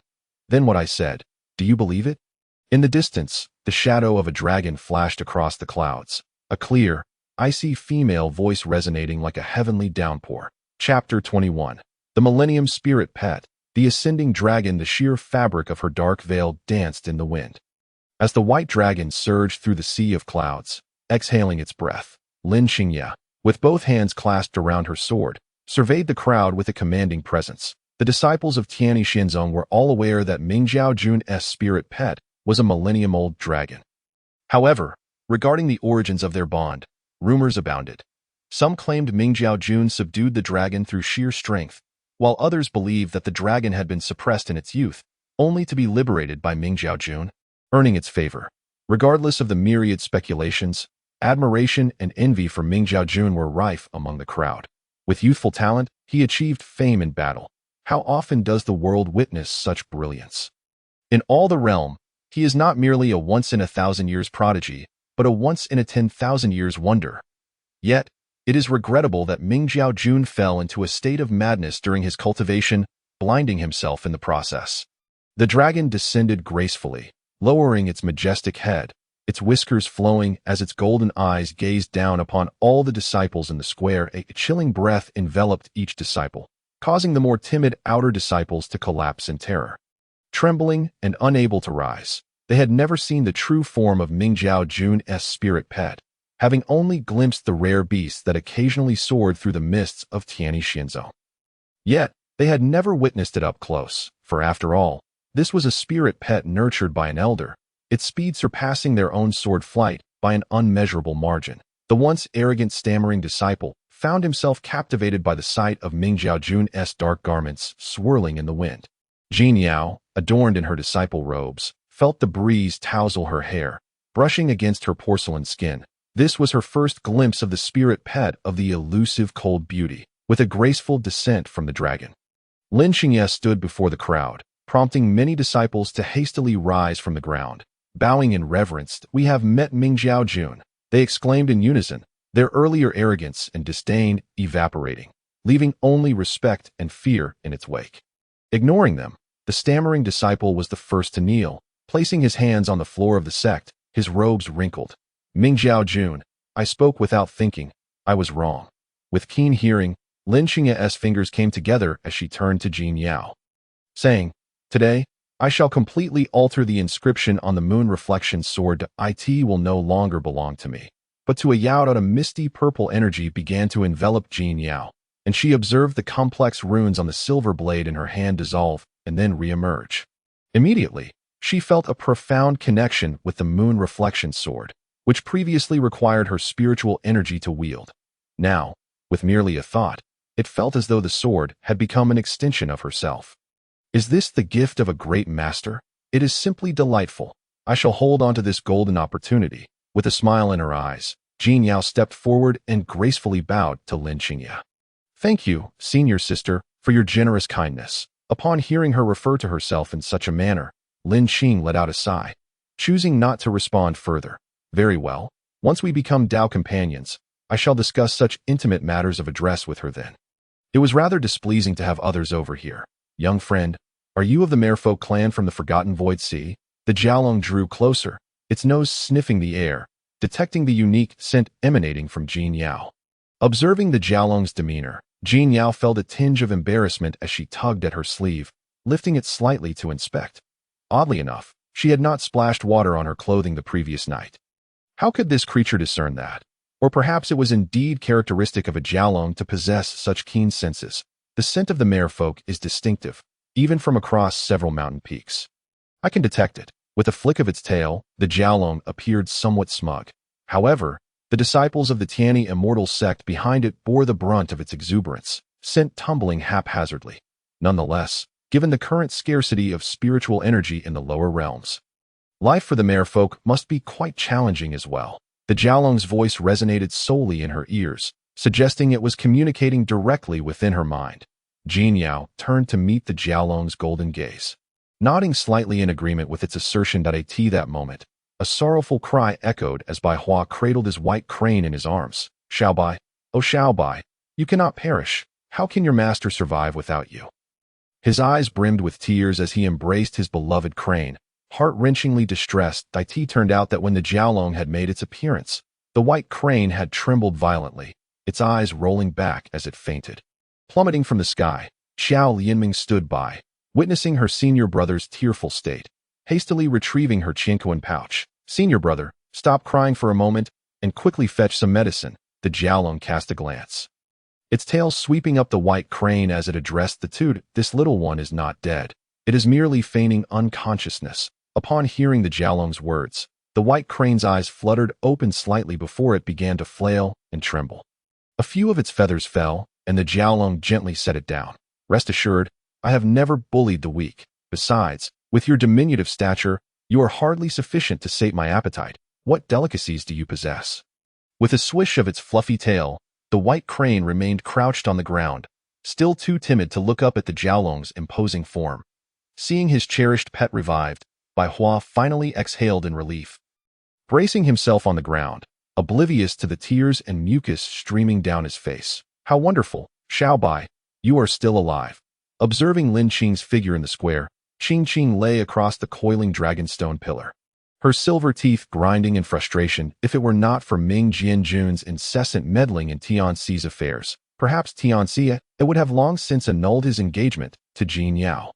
Why must we endure this day, allowing that shameless merfolk announce her disengagement from Tianxi in the square? Humph. Indeed, the texts speak truth. The merfolk are the most adept at whispering sweet nothings. Yet I wonder from where she acquired such skills to ensnare Ming Jianjun so thoroughly. She even bestowed upon him her former treasured sword, the Yingyue sword. Qing, we must depart swiftly. If Ming Jianjun were to catch sight of you, it would spell disaster. Zhang Zhao adjusted his jade crown, holding a fan in hand as he tugged at Qing's robes to retreat. Qing, you have only just entered the sect. You are unaware of how terrifying Ming Jianjun can be when enraged. Furthermore, the sect master has never favored you. If Ming Jianjun were to report you to the sect master, Qing, you and Tianxi may never meet again. Noticing Qing's reluctance to leave, Zhang Zhao resorted to carrying her off toward the disciples' quarters. Chapter 22. A friend's wife is not to be wronged. Zhang Zhao, put me down. With her fists pounding on Zhang Zhao's shoulders, Qing found herself unceremoniously hoisted back. Zhang Zhao set her down at the entrance, hands on his hips, a look of exasperation on his face. Qing, do not engage in foolishness again. The young sect master has been punished with confinement. We must tread carefully now. Times have changed. Before he could finish, a female disciple emerged from the doorway. Her shoes improperly worn, her bare feet digging into the ground. Zhang Zhao, growing increasingly impatient, brandished his personal spirit sword, casting a disdainful glance at the female disciple. Instantly, her head retreated back into her room, followed by the sound of doors slamming shut. Such behavior is utterly indecent. Were it not for the excitement of the dormitory, they would not have crowded around, shoving her out. Is she truly so embarrassed? Go away. This is a conversation for senior brothers and sisters. What concern is it of yours? Focus on the techniques. Hearing Zhang Zhao's fierce tone, the female disciple lowered her head, revealing a pair of innocent eyes. Senior brother Zhang, this is the women's dormitory. Have you come to the wrong place? If you are lost, I can call. Upon hearing her intention to summon someone, Zhang Zhao immediately placed a finger to his lips, his expression shifting to one of forced cheerfulness, revealing a grin that showcased his 8 prominent teeth. Junior sister, I merely wish to discuss some matters with Sister Qing. I shall not disturb you any longer. I will be leaving shortly. There is no need to summon the elders. Zhang Zhao took a few steps back, pushing open Qing's door, where a figure was seated within that a pungent aroma of alcohol wafted through the air. Tianxi. Upon seeing Lin Tianxi's bruised face, Qing rushed forward, snatching the wine cup from his hand and placing it on the table. When did you arrive? His eyes were hazy, and he clutched a wine cup adorned with blooming osmanthus flowers, green leaves cascading over a white porcelain vessel. Zhang Zhao's heart sank. This osmanthus spirit wine was the prized creation of the sword wine elder. If he learned that Lin Tianxi had pilfered a bottle to consume, it would surely result in a severe beating for him. Perhaps even Qing and himself would face dire consequences, for the sword wine elder was notorious for his ruthless disposition. What happened?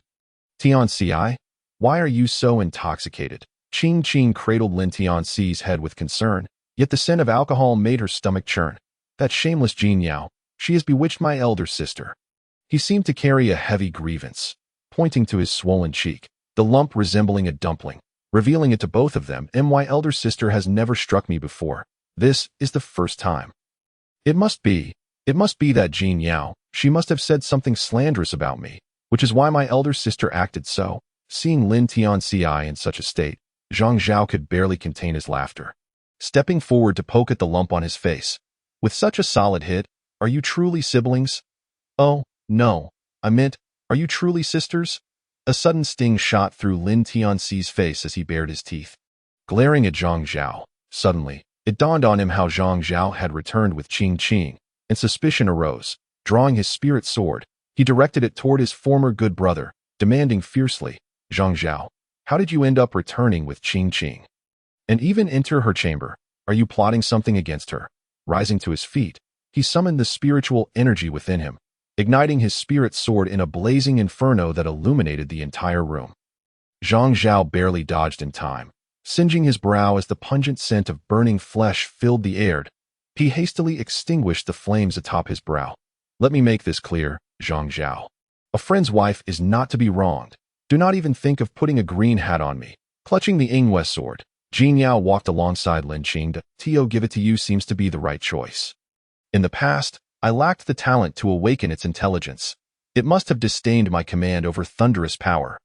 Lin Qing spoke softly, a curled jiaolong resting peacefully upon her shoulder. Pausing, Jin Yao beheld the flickering violet lightning at Lin Qing's fingertips.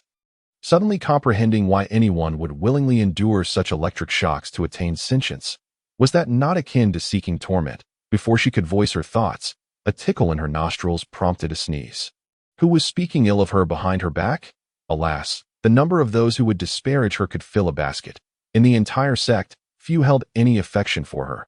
Rubbing her nose, Jin Yao mumbled, Sister, if you consider yourself lacking in talent, then surely upon hearing that statement, everyone would leap from the sect square in despair. Upon hearing her praise, Lin Qing produced a brand new token. Imbued with a faint bamboo fragrance, adorned with a verdant gemstone. This is the token of a direct disciple of the Scripture Pavilion.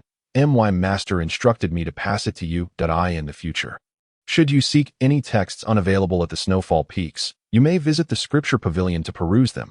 There should be several excellent water-based techniques available there. The palms were slightly chilly. And Jin Yao discerned the 3 characters inscribed on the disciple token, Falling Snow Peak. This was indeed a remarkable treasure. After all, the library of the Tianyi Xianzong housed numerous valuable resources. In the future, she could not only learn water-based techniques, but also delve into the arts of weapon forging, alchemy, talismans, and other useful spells. Thank you, senior sister. Jin Yao promptly accepted it. And this as well. According to your merfolk customs, consider this a betrothal gift. The blind, cold beauty spread her palm, revealing 5 pristine dragon scales, perfectly arranged. They even exhibited various hues: inky black, pure white, gray, azure, and violet. Jin Yao swallowed hard. Feeling a twinge of disbelief, in the original narrative, the dragon clan was a dominion of the earth, and even celestial beings refrained from provoking the fiercely protective, close-knit dragon no matter how capable her senior sister was.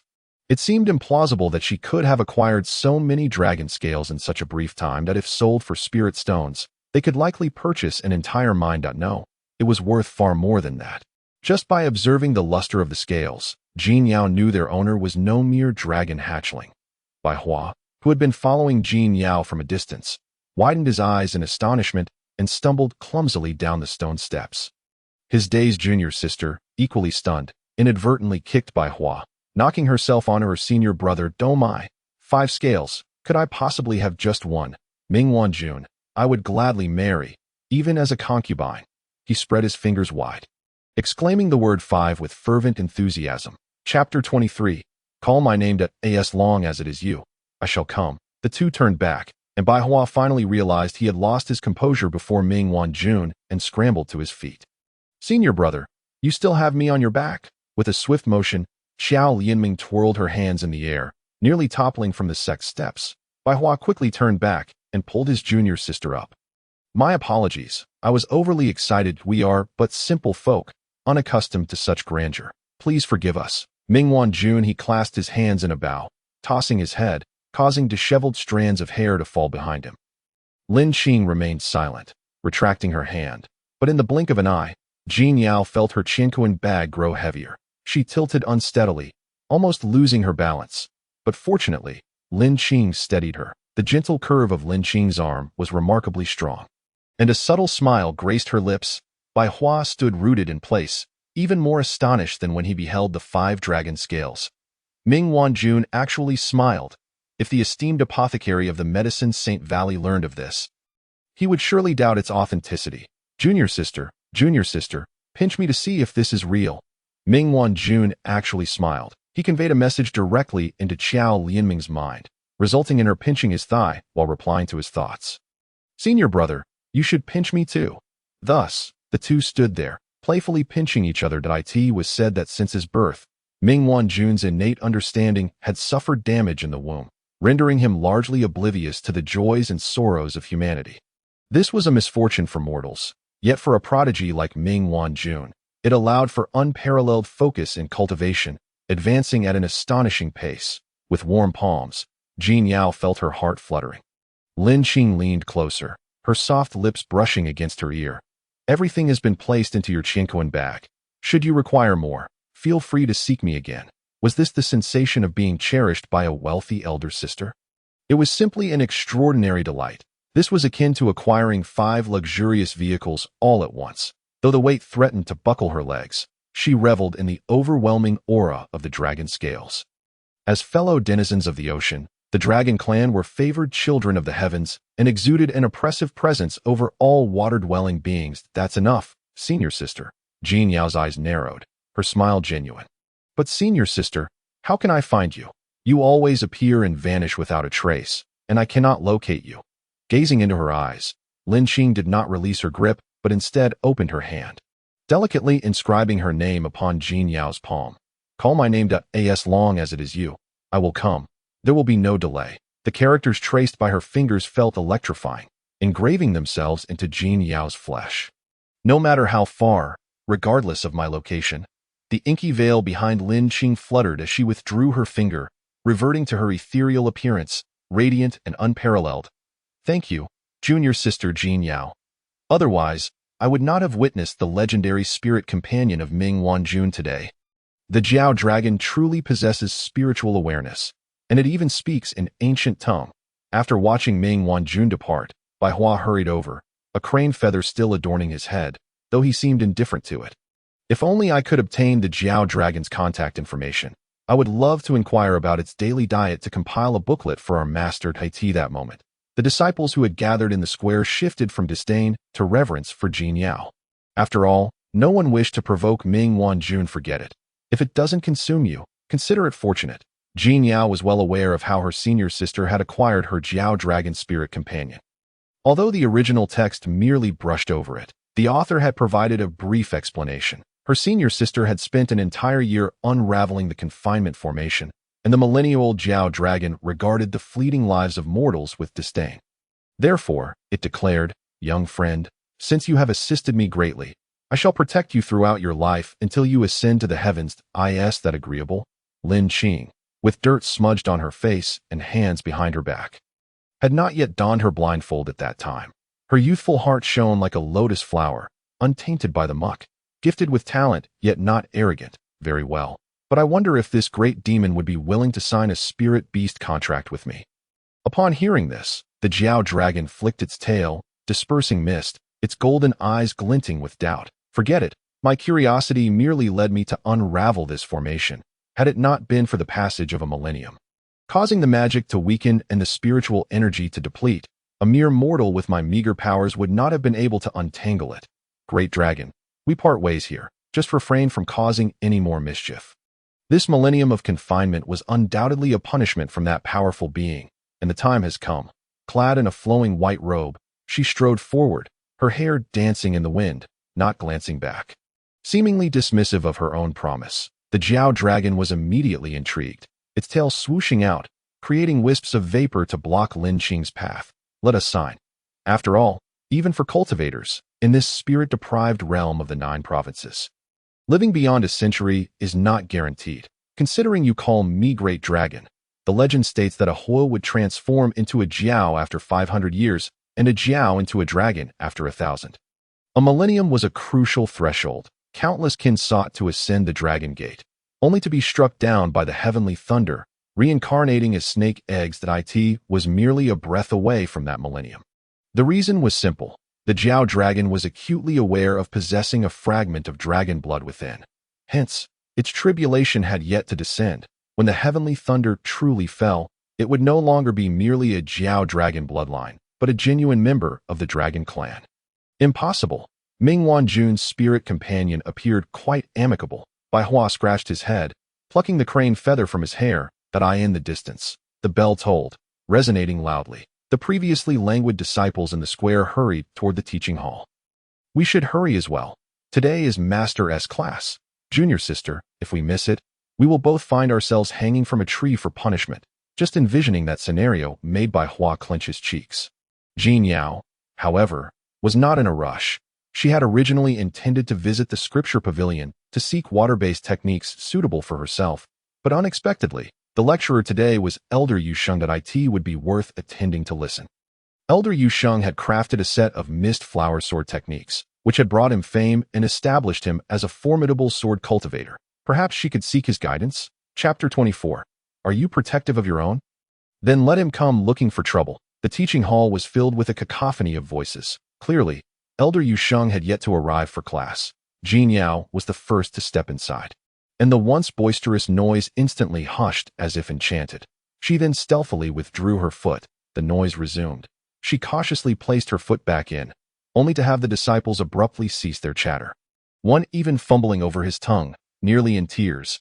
"Greetings, Senior Sister Jin Yao. Greetings, Senior Sister Jin Yao." As both feet crossed the threshold, the entire hall erupted. Except for a few close disciples seated at the front, all the ordinary disciples from both inner and outer sects stood up, clasping their swords in salute to Jin Yao. Wow, what a grand spectacle! Senior Sister Jin Yao, did you see? These individuals must have been startled earlier by Ming Wan Jun's magnificent white Jiao dragon. Qiao Yinming placed her palm on Jin Yao's shoulder. Animatedly speaking, it was evident that Jin Yao paid no heed to the fervent attentions of the group, her gaze directed towards her seat. There, two disciples were diligently wiping away the dust from the surface. Upon noticing Jin Yao's approach, one of them withdrew his sleeve and pulled the chair open, displaying an eagerness akin to that of an overly affectionate dog. "Sister Jin Yao, please take a seat. Are you thirsty? I have the latest spirit tea here." The other disciple, who was wiping the table, scoffed dismissively, placing his hands on his hips and leaning closer to Jin Yao. "What you have is nothing compared to my dried fish from the Forgotten Void. It is said to be the favorite snack of the merfolk. Sister Jin Yao, please indulge." A faint briny scent wafted into the air. Surprisingly pleasant. Jin Yao regarded the two, but before she could speak, two hands reached out from behind her, one larger hand grasping the teacup, the other smaller hand clutching the bag of fish. Two heads leaned in closer. "Thank you, junior brothers, for your hospitality. I shall graciously accept." In unison, Bai Hua and Qiao Yinming mirrored each other's actions. Bai Hua even pinched the tea lid with his fingers, bringing it to his lips and gulping it down, even picking at the tea leaves with his fingers and tasting them. "Junior brother, your tea-making skills leave much to be desired. If you have time tomorrow, I can teach you a thing or two." Tea was truly shameless to eat and take simultaneously, yet the disciple could only smile calmly, as he was merely an inner disciple, unworthy of challenging his senior brother. On the other side, Qiao Yinming opened the bag to find it filled to the brim with neatly arranged dried fish. However, the smell was somewhat off-putting, and to her, it was akin to a biochemical weapon. "Sister, you should eat this," she said hastily, pulling the bag up and handing it to Jin Yao. The junior disciple, standing still, watching his fish being handed to Jin Yao, felt a sense of pride. Before he could utter a word, an elderly voice rang from outside. "You too. Are you standing guard here in the Grand Hall?" The voice of their master boomed like thunder, causing Qiao Yinming and Bai Hua to flinch and vanish in a blur. Sitting back in their seats as if nothing had transpired, the other two inner disciples swiftly returned to their own seats as well. Thus, all that remained before Jin Yao was a polished table, a bench, and a bag of dried fish specialties from the Forgotten Void Sea. With pen in hand, Jin Yao diligently took notes in her notebook. Although Elder Yusheng's lectures seemed a tad dry, they were indeed substantive, albeit somewhat difficult to digest. Therefore, Jin Yao employed the note-taking methods from her past life, creating concise notes. Beside her, Qiao Yinming dozed off, only to be jolted awake by a sudden pain in her forehead. Realizing this was a warning from her master, she quickly straightened up, wiping the drool from her mouth with her sleeve and also cleaning the drool that had pooled on the table. "Sister, may I take a look at your notes for a moment?" She had barely absorbed anything from the first half of the lecture, and she knew her master would surely question her about the class once they returned. If she couldn't remember, she would likely end up like her senior brother, suffering a fate worse than death, and she certainly did not want that. "Oh, sure. Do you want to copy them?" Jin Yao offered her notes. And Qiao Yinming began to peruse the Arabic numerals written on them as if they were written in a foreign language. Some characters were familiar to her, while others were not, appearing oddly incomplete. "Sister, this isn't your own modification, is it? Is this supposed to be one? And is this number 2? Strangely, it was quite clear. Xiao Yiming pointed at the notes, her eyes widening, that if she adopted Jin Yao's method of note-taking, it would not only reduce writing time, but also allow for some laziness. How ingenious, truly marvelous. You too. What are you whispering about down there? Elder Yuxing descended, his hands clasped behind his back, wearing a stern expression as he gazed at his inept disciples and the mermaid seated before him. He had witnessed the earlier commotion in the square. Ming Jianjun had clearly come to defend his own, with such a grand display of gifts, including dragon scales and swords. This performance was not merely for the disciples, but for the elders as well. A cautionary tale to behave themselves and not make things difficult for the mermaid princess from the Forgotten Void Seed. He could not fathom what charm this mermaid possessed that a few months prior. He had seen her, and she was markedly different now. In class, she appeared far more earnest than his own disciples, which was infuriating. Aside from that, her demeanor had shifted from melancholy to one of sunny brightness. There were no significant changes until Elder Yuxing's gaze fell upon Jin Yao's notes, causing his pupils to slightly quiver, his hands clenched in disbelief. Such clarity and precision, striking to the chord, he had never encountered a disciple capable of writing their sword techniques in such a succinct, adept, and comprehensible manner. Experience truly speaks volumes. He was, after all, worldly. The look of astonishment on his face vanished in an instant. Jin Yao, stand up. Jin Yao, caught off guard, stood up, pointing at herself with a bewildered expression. By all that is good, she had been diligently taking notes, scarcely blinking. How was she suddenly called upon by the elder to answer a question? Surely, he must have meant to call someone else. Come forward and demonstrate how the 8th to the 12th forms of the mist flower sword technique evolved. That a collective gasp filled the room. All the disciples understood that the most challenging aspect of Elder Yuxing's self-created mist flower sword technique lay within those forms. Even the most gifted disciples struggled to master them, let alone Jin Yao, who was not even an inner disciple of Elder Yuxing. Was this not an obvious setup for failure? Chapter 25. The Blind. Cold beauty needs someone to warm her bed amidst the gasps of astonishment. Jin Yao let out a long sigh. Just moments ago, Elder Yuxing had meticulously detailed the mist flower sword technique, particularly the 8th to the 12th forms. She had gleaned much from it. Perfectly. If there were any misunderstandings or errors in her notes, she could have the esteemed Elder Yuxing himself clarify them for her. Firmly gripping her sword sheath, she confidently strode onto the stage. Bai Hua, seated below, propped his forehead with his hand, wishing he could burrow beneath the table, fearing that his master would unceremoniously summon him next. As expected, Elder Yuxing, with a slight smile, raised his hand and effortlessly pulled Bai Hua, who had buried his head in a book with a blue cover, onto the stage. Disciple, come up and serve as a wooden post. Bai Hua's body floated in midair, his feet flailing until, with a wave of Elder Yuxing's hand, he plummeted to the ground. Fortunately, his reflexes were quick. He muttered a gentle wind talisman in his mind, preventing an embarrassing fall. Otherwise, he might have ended up face first in the dirt. Sister Jin Yao, please enlighten me. Grasping his life-bound sword, Bai Hua bowed politely. Then, Jin Yao heard a voice in her ear. Sister, I will hold back during our spar, so I won't hurt you. Bai Hua held no expectations for Jin Yao's swordplay, considering that as a member of the merfolk royal family from the Forgotten Void Sea, she had hardly been exposed to sword techniques in her earlier years. The foundational knowledge of sword cultivation she possessed had only been learned after arriving at the Tianxian sect. Although he often indulged in pursuits unrelated to swordsmanship, Bai Hua still felt a sense of pride in his role as a mentor to Jin Yao. At the very least, he had mastered 30% of the mist flower sword technique. That should suffice against a novice. Bai Hua grinned smugly. With mutual respect, they bowed to each other, and Jin Yao drew her Inues sword, instantly filling the grand hall with a radiant white light. Reminiscent of the silver moon hanging high above, Xiao Lianming quickly shielded her eyes, nearly blinded by the brightness. The sword, imbued with the power of the cold beauty, was indeed formidable. It practically radiated an aura of invincibility. Jin Yao flicked her wrist, performing a flourish with her sword, exuding a commanding presence. The essence of the mist flower sword technique lay in its ethereal movements. Though seemingly tangible, they were, in fact, intangible, to put it simply. It involved an abundance of feints, designed to bewilder the opponent. Then, with a swift strike, she launched a surprise attack, targeting the lower body. As Jin Yao gazed at her senior brother Bai Hua, the blade emitted a flurry of wind blades. And an idea struck her. The mist flower sword technique required the manipulation of wind elements to obscure the enemy's vision. But what if she utilized water elements instead? The most valuable aspect of the original master is undoubtedly her water-attributed celestial root. It is precisely for this talent that she was chosen by the royal family of the merfolk to be offered as a sacrifice to the young master of the Tianyi Xianzong. To become his young mistress, such exceptional aptitude, if left unutilized, would indeed be a loss. Furthermore, within the mist flower sword technique, the very essence lies in the concept of mist.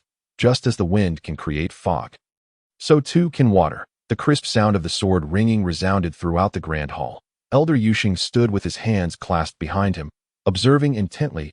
He beheld the tendrils of vapor swirling around Jing Yao's sword blade, almost completely enveloping her form and obscuring her movements. With a focused gaze and the use of a spell, Elder Yuxing finally discerned her actions. As she stepped forward, Jing Yao deftly flicked her sword against Bai Hua's wrist. A chill coursed through Bai Hua's arm, and he felt a sudden dampness envelop his hand. Almost immediately, his feet were splattered with droplets of water. As he stumbled on the floor, he hastily withdrew his sword. Yet Jing Yao did not relent. With a swift horizontal stroke, a resounding thud echoed as Bai Hua tumbled to the ground, his own fate-bound sword humming in resonance beside him, supporting himself with his hands on the floor. Bai Hua's eyes widened in disbelief.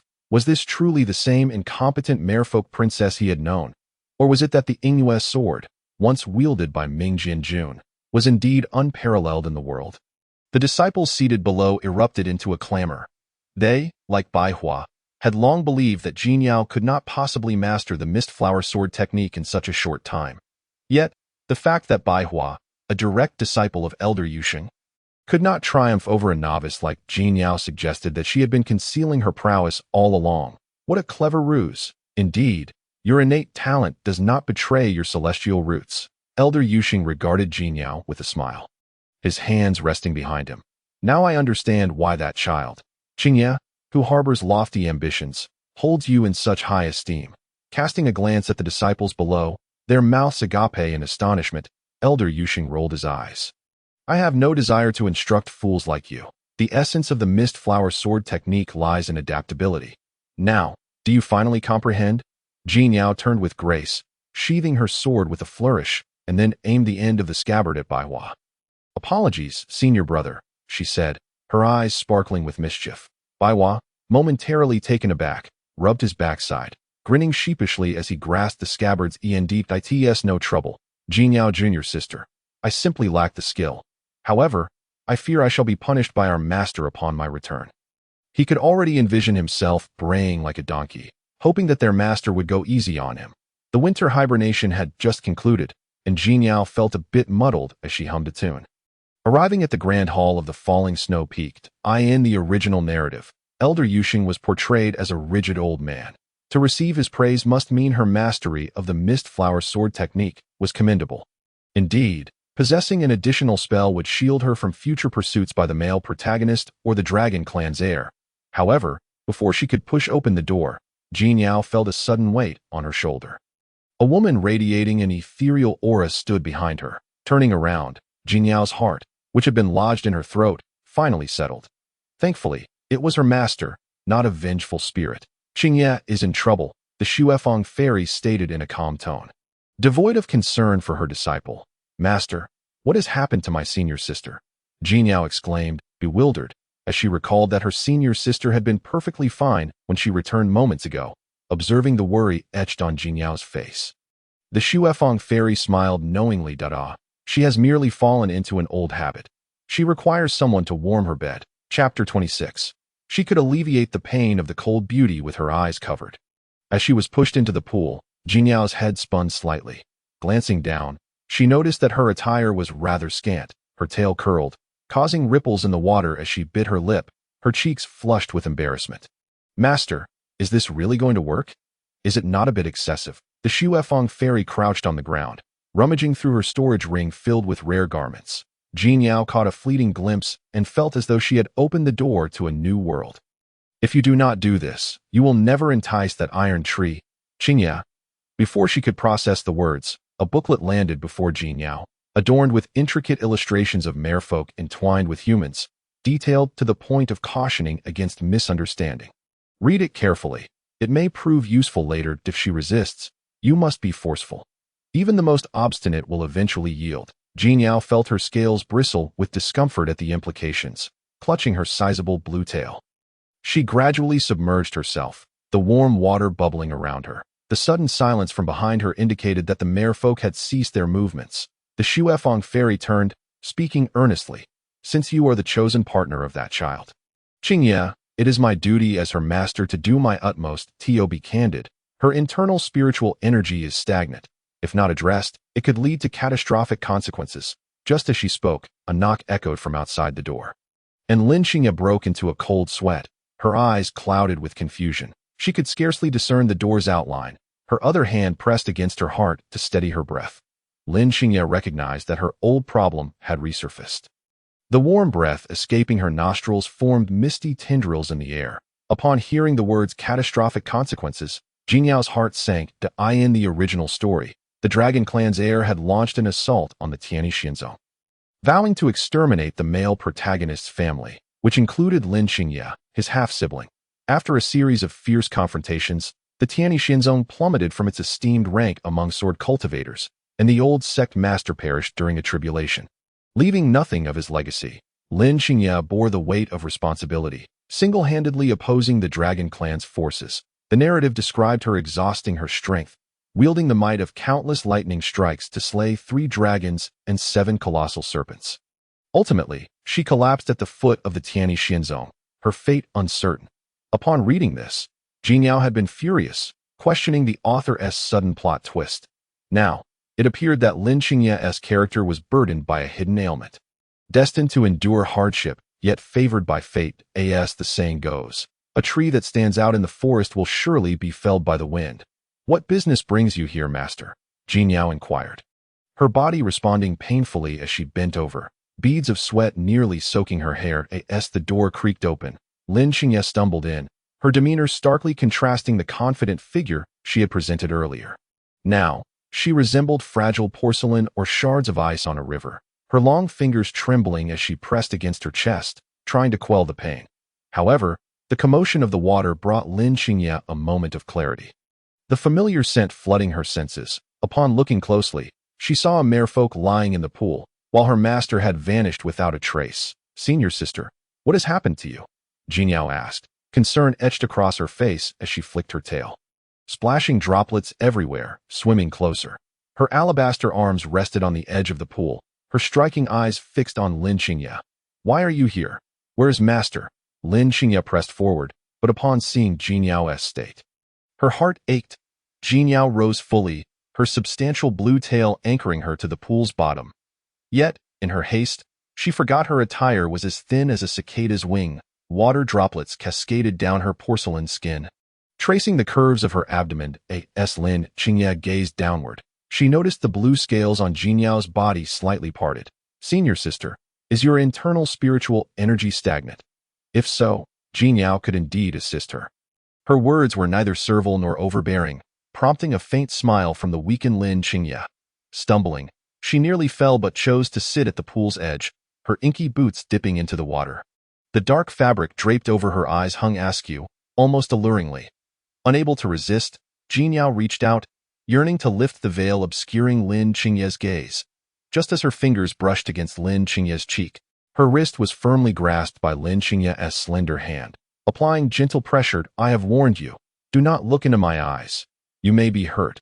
Before she could finish her words, Jin Yao's crimson lips descended upon her, captivating Lin Qingye, who remained motionless by the pool. The scales of fish brushed past, and Lin Qingye could feel the warmth radiating from Jin Yao's body. She gasped for breath as the hazy visuals before her gradually faded away.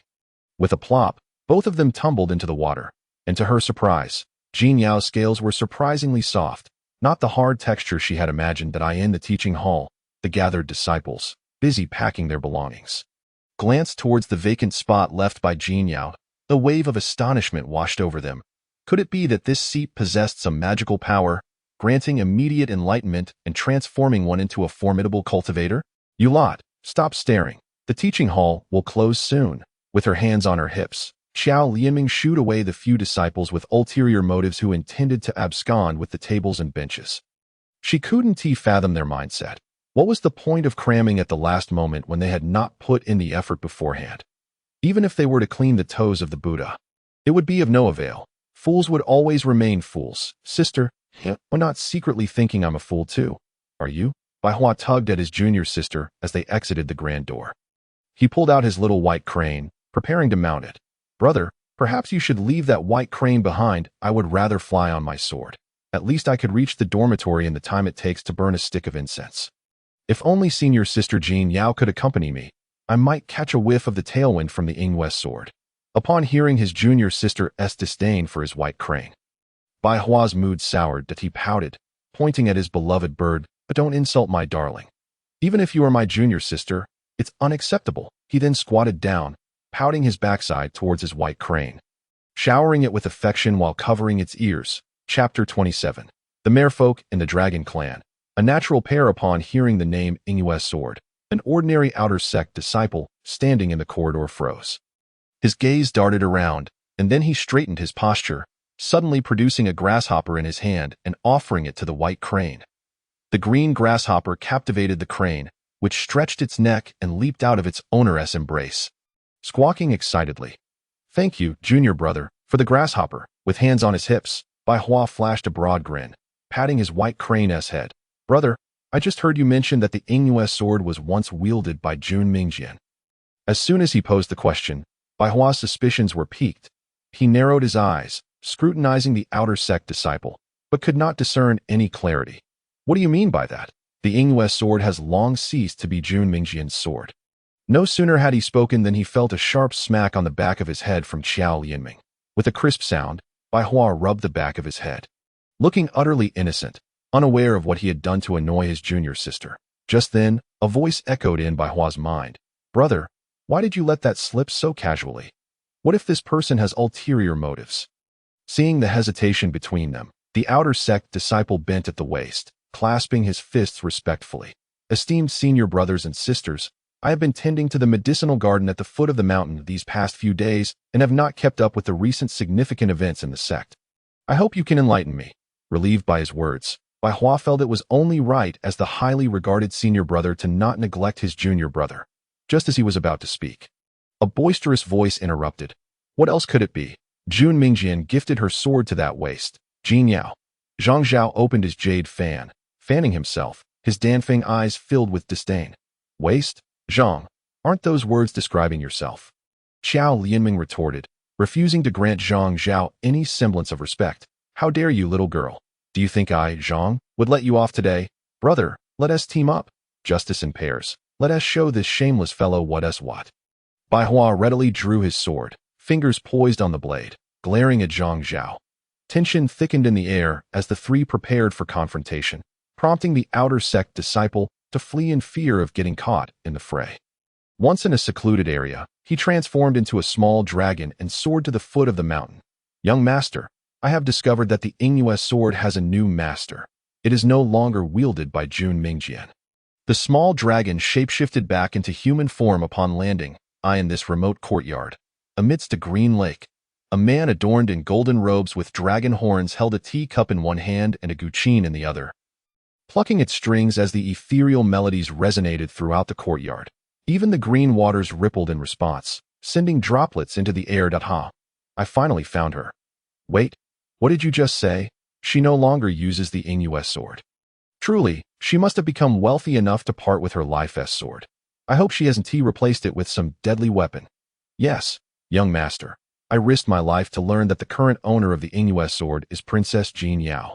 The guqin in his grasp was sent flying against the wall, shattering into dust. Jin Yao? He paused for half a second, then realized the gravity of the situation. When did Jin Yao associate with that female demon? No, I must go persuade her. With a flicker, the man transformed into a golden dragon, vanishing into the clouds at the pool's edge. Jin Yao bit her lip tightly, her fishtail undulating, splashing water droplets. Her long hair cascaded over her shoulders as she glanced back to see Lin Qingyao whispering hoarsely in her ear. How is it? Did I strike too hard? Shaking her head, Jin Yao was surprised that such a degree of force was still bearable. That's good to hear. I have been suffering from ailments within for countless years. But upon seeing you today, I realized my master was not wrong. Lin Xingye's fingers pinched Jin Yao's chin, and with no choice, Jin Yao tilted her head up. She felt a twinge of pain in her jaw as tears brimmed in her eyes. Just as she was about to speak, Lin Xingye continued, "Something is coming to find me. It is a water demon. Not. It is from the dragon clan." Raising her gaze, the inky fabric was already soaked through. Her amethyst eyes shimmering in and out of visibility. That a jolt of alarm struck Jin Yao's heart. Could it be that her senior sister had harvested too many dragon scales, prompting these favored children of heaven to seek her out? How many senior sisters are there? Despite having played with her in the palm of her hand, Lin Xingye still showed such concern for her, leaving Jin Yao momentarily taken aback. Her thoughts were as clear as crystal. How could she not deduce that when Jin Yao called her senior sister, it was a plea for protection, a great dragon? However, it poses no threat.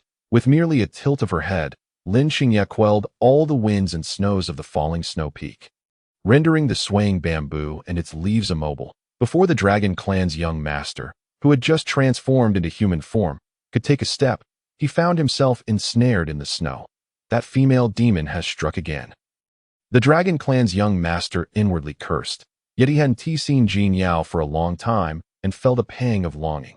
After returning from the heavenly peach banquet, he had meant to discuss his marriage with his father, but had heard others in the dragon clan say that Jin Yao had been offered to the human clan.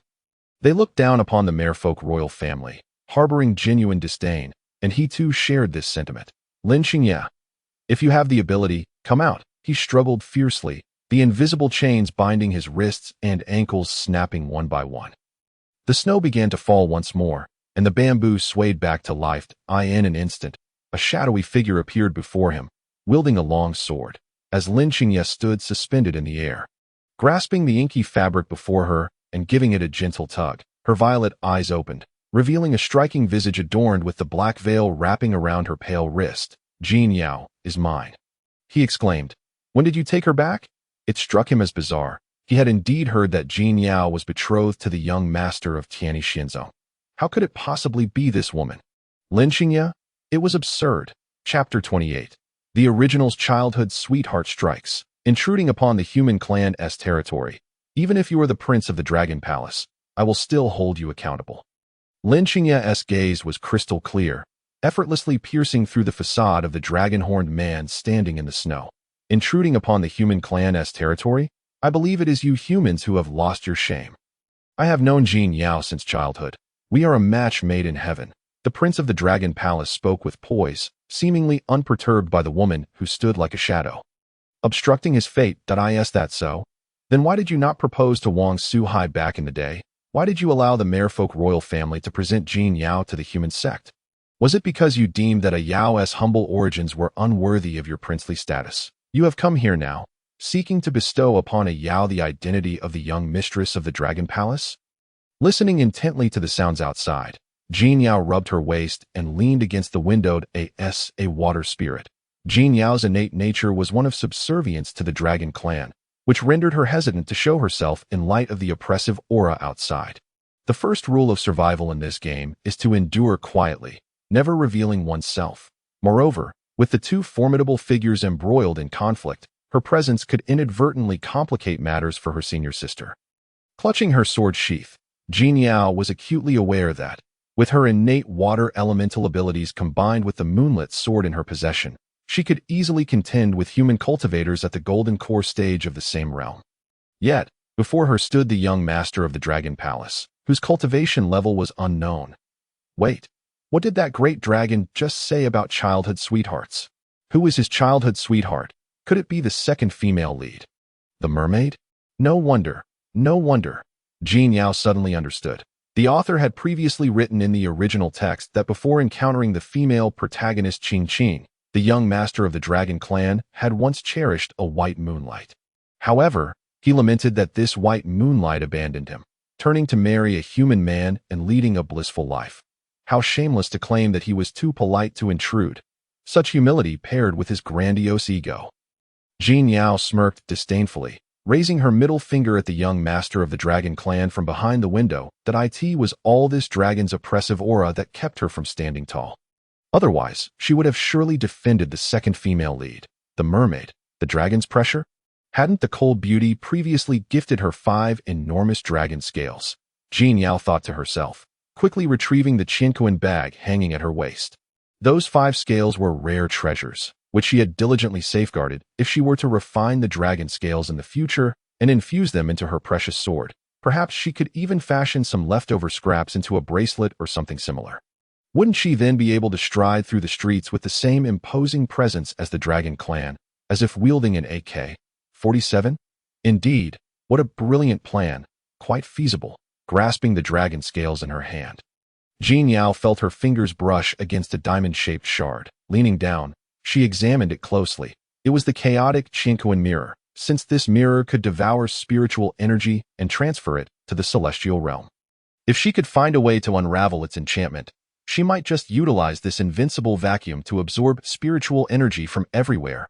Rendered speechless by Lin Qingye's words, the young master of the dragon clan sniffed the air. Catching a whiff of ethereal energy, their spirit beasts possessed a far sharper sense of smell than that of the human race. His golden eyes narrowed in suspicion. Could it be that Lin Qingye had set up a formation in his courtyard? Or perhaps prepared some celestial artifact, waiting for him to unwittingly walk into a trap, only to have his dragon skin and tendons harvested for treasures? Moreover, he had sneaked out against his father's wishes. Should these ungrateful humans expose him to the dragon palace, he would undoubtedly face confinement. Thus, he took 2 cautious steps back, crossing his arms and scoffing disdainfully, shaking off the snowflakes atop his head. Though I genuinely respect and adore her, the laws of the dragon palace allow no transgressions. Even if I were to marry, my rightful wife must be a dragon maiden. Yet to be a concubine in our dragon palace is still far superior to being a legitimate wife among your humankind. What nonsense is this? Jin Yao crouched inside, her cheeks puffed in indignation. Standing in the courtyard, Lin Qingye, her wrist wrapped in dark gauze, reversed her sword and coldly admonished, "Then you should not have sought out a Yao. Do you think that, relying solely on your identity, I would hesitate to act against you? This is Snowfall Peak. I am free to do as I please." Her voice fell. The snow-laden mountaintop was suddenly enveloped by a formation. A mere blink of an eye. "You woman, attempting to trap me? Not a chance." The man transformed into a golden dragon, swinging his tail skyward, aiming to shatter the formation that sought to ensnare him. Yet, before he could collide with the array above, Lin Qingye swiftly drew her sword, pressing its blade against the young master's neck, forcibly scraping off a patch of golden dragon scales. The golden dragon roared in pain. A deep, resonant cry piercing the air. Crimson blood fell onto the snow, and despite the ringing in her ears, Lin Qingye did not relent. She understood the importance of maintaining her authority in this battle. Otherwise, the young master of the dragon clan would relentlessly disturb a Yao's tranquility. Truly ungrateful, with sharp claws poised to strike, he lunged forward, but before his talons could reach Lin Qingye's chest, the door creaked open. A familiar, graceful figure appeared, reflected in the golden dragon's eyes. His golden vertical pupils widened, and the golden dragon retracted its claws. Snow swirled around them as Jin Yao looked up, seeing the golden dragon hovering in the air. Fixated upon her, as if it yearned to consume her whole, Jin Yao, a deep voice resonated in her ears, followed by the young master of the dragon clan transforming back into human form. Landing steadily, his forehead bore dragon horns, his features striking, clad in a golden robe and crowned with a crystal tiara. This visage was nearly identical to the description of the second male lead in the original text, showing no signs of alteration. Indeed, it was he. Lin Qingye stood at the door, her gauze already wrapped around her eyes. She did not lower her sword but remained vigilant against the young master of the dragon clan. With her current cultivation, a stalemate between them was certainly within reach. The young master's earlier words had reached Jin Yao's ears if he believed her identity unworthy of his esteemed presence. She implored him to depart from Snowfall Peak. With an unyielding spirit, Jin Yao inhaled deeply, her fingers trembling slightly. Had it not been for the dragon scales firmly clutched in her grasp, she might have collapsed under the weight of the dragon's aura. Chapter 29. Golden scales are not merely fish in a pond. When encountering storms, they transform into dragons. Upon hearing Jin Yao's words, the young master of the dragon clan was momentarily taken aback. Almost unable to believe his ears, the previous Jin Yao had been more docile than a sheep on the prairie, never once disobedient. When the dragon clan and the merfolk met, Jin Yao had always obediently followed the Mermaid King, never uttering a word. Her beautiful gaze was enough to captivate him. Yet, regrettably, her lineage was still too humble, and the power of the Wangshu Sea merfolk was gradually waning, necessitating their reliance on the dragon clan. He had buried this affection deep within his heart, never mentioning it to his father, knowing full well that for the sake of the Dragon Palace, his father would never permit a marriage between him and the merfolk.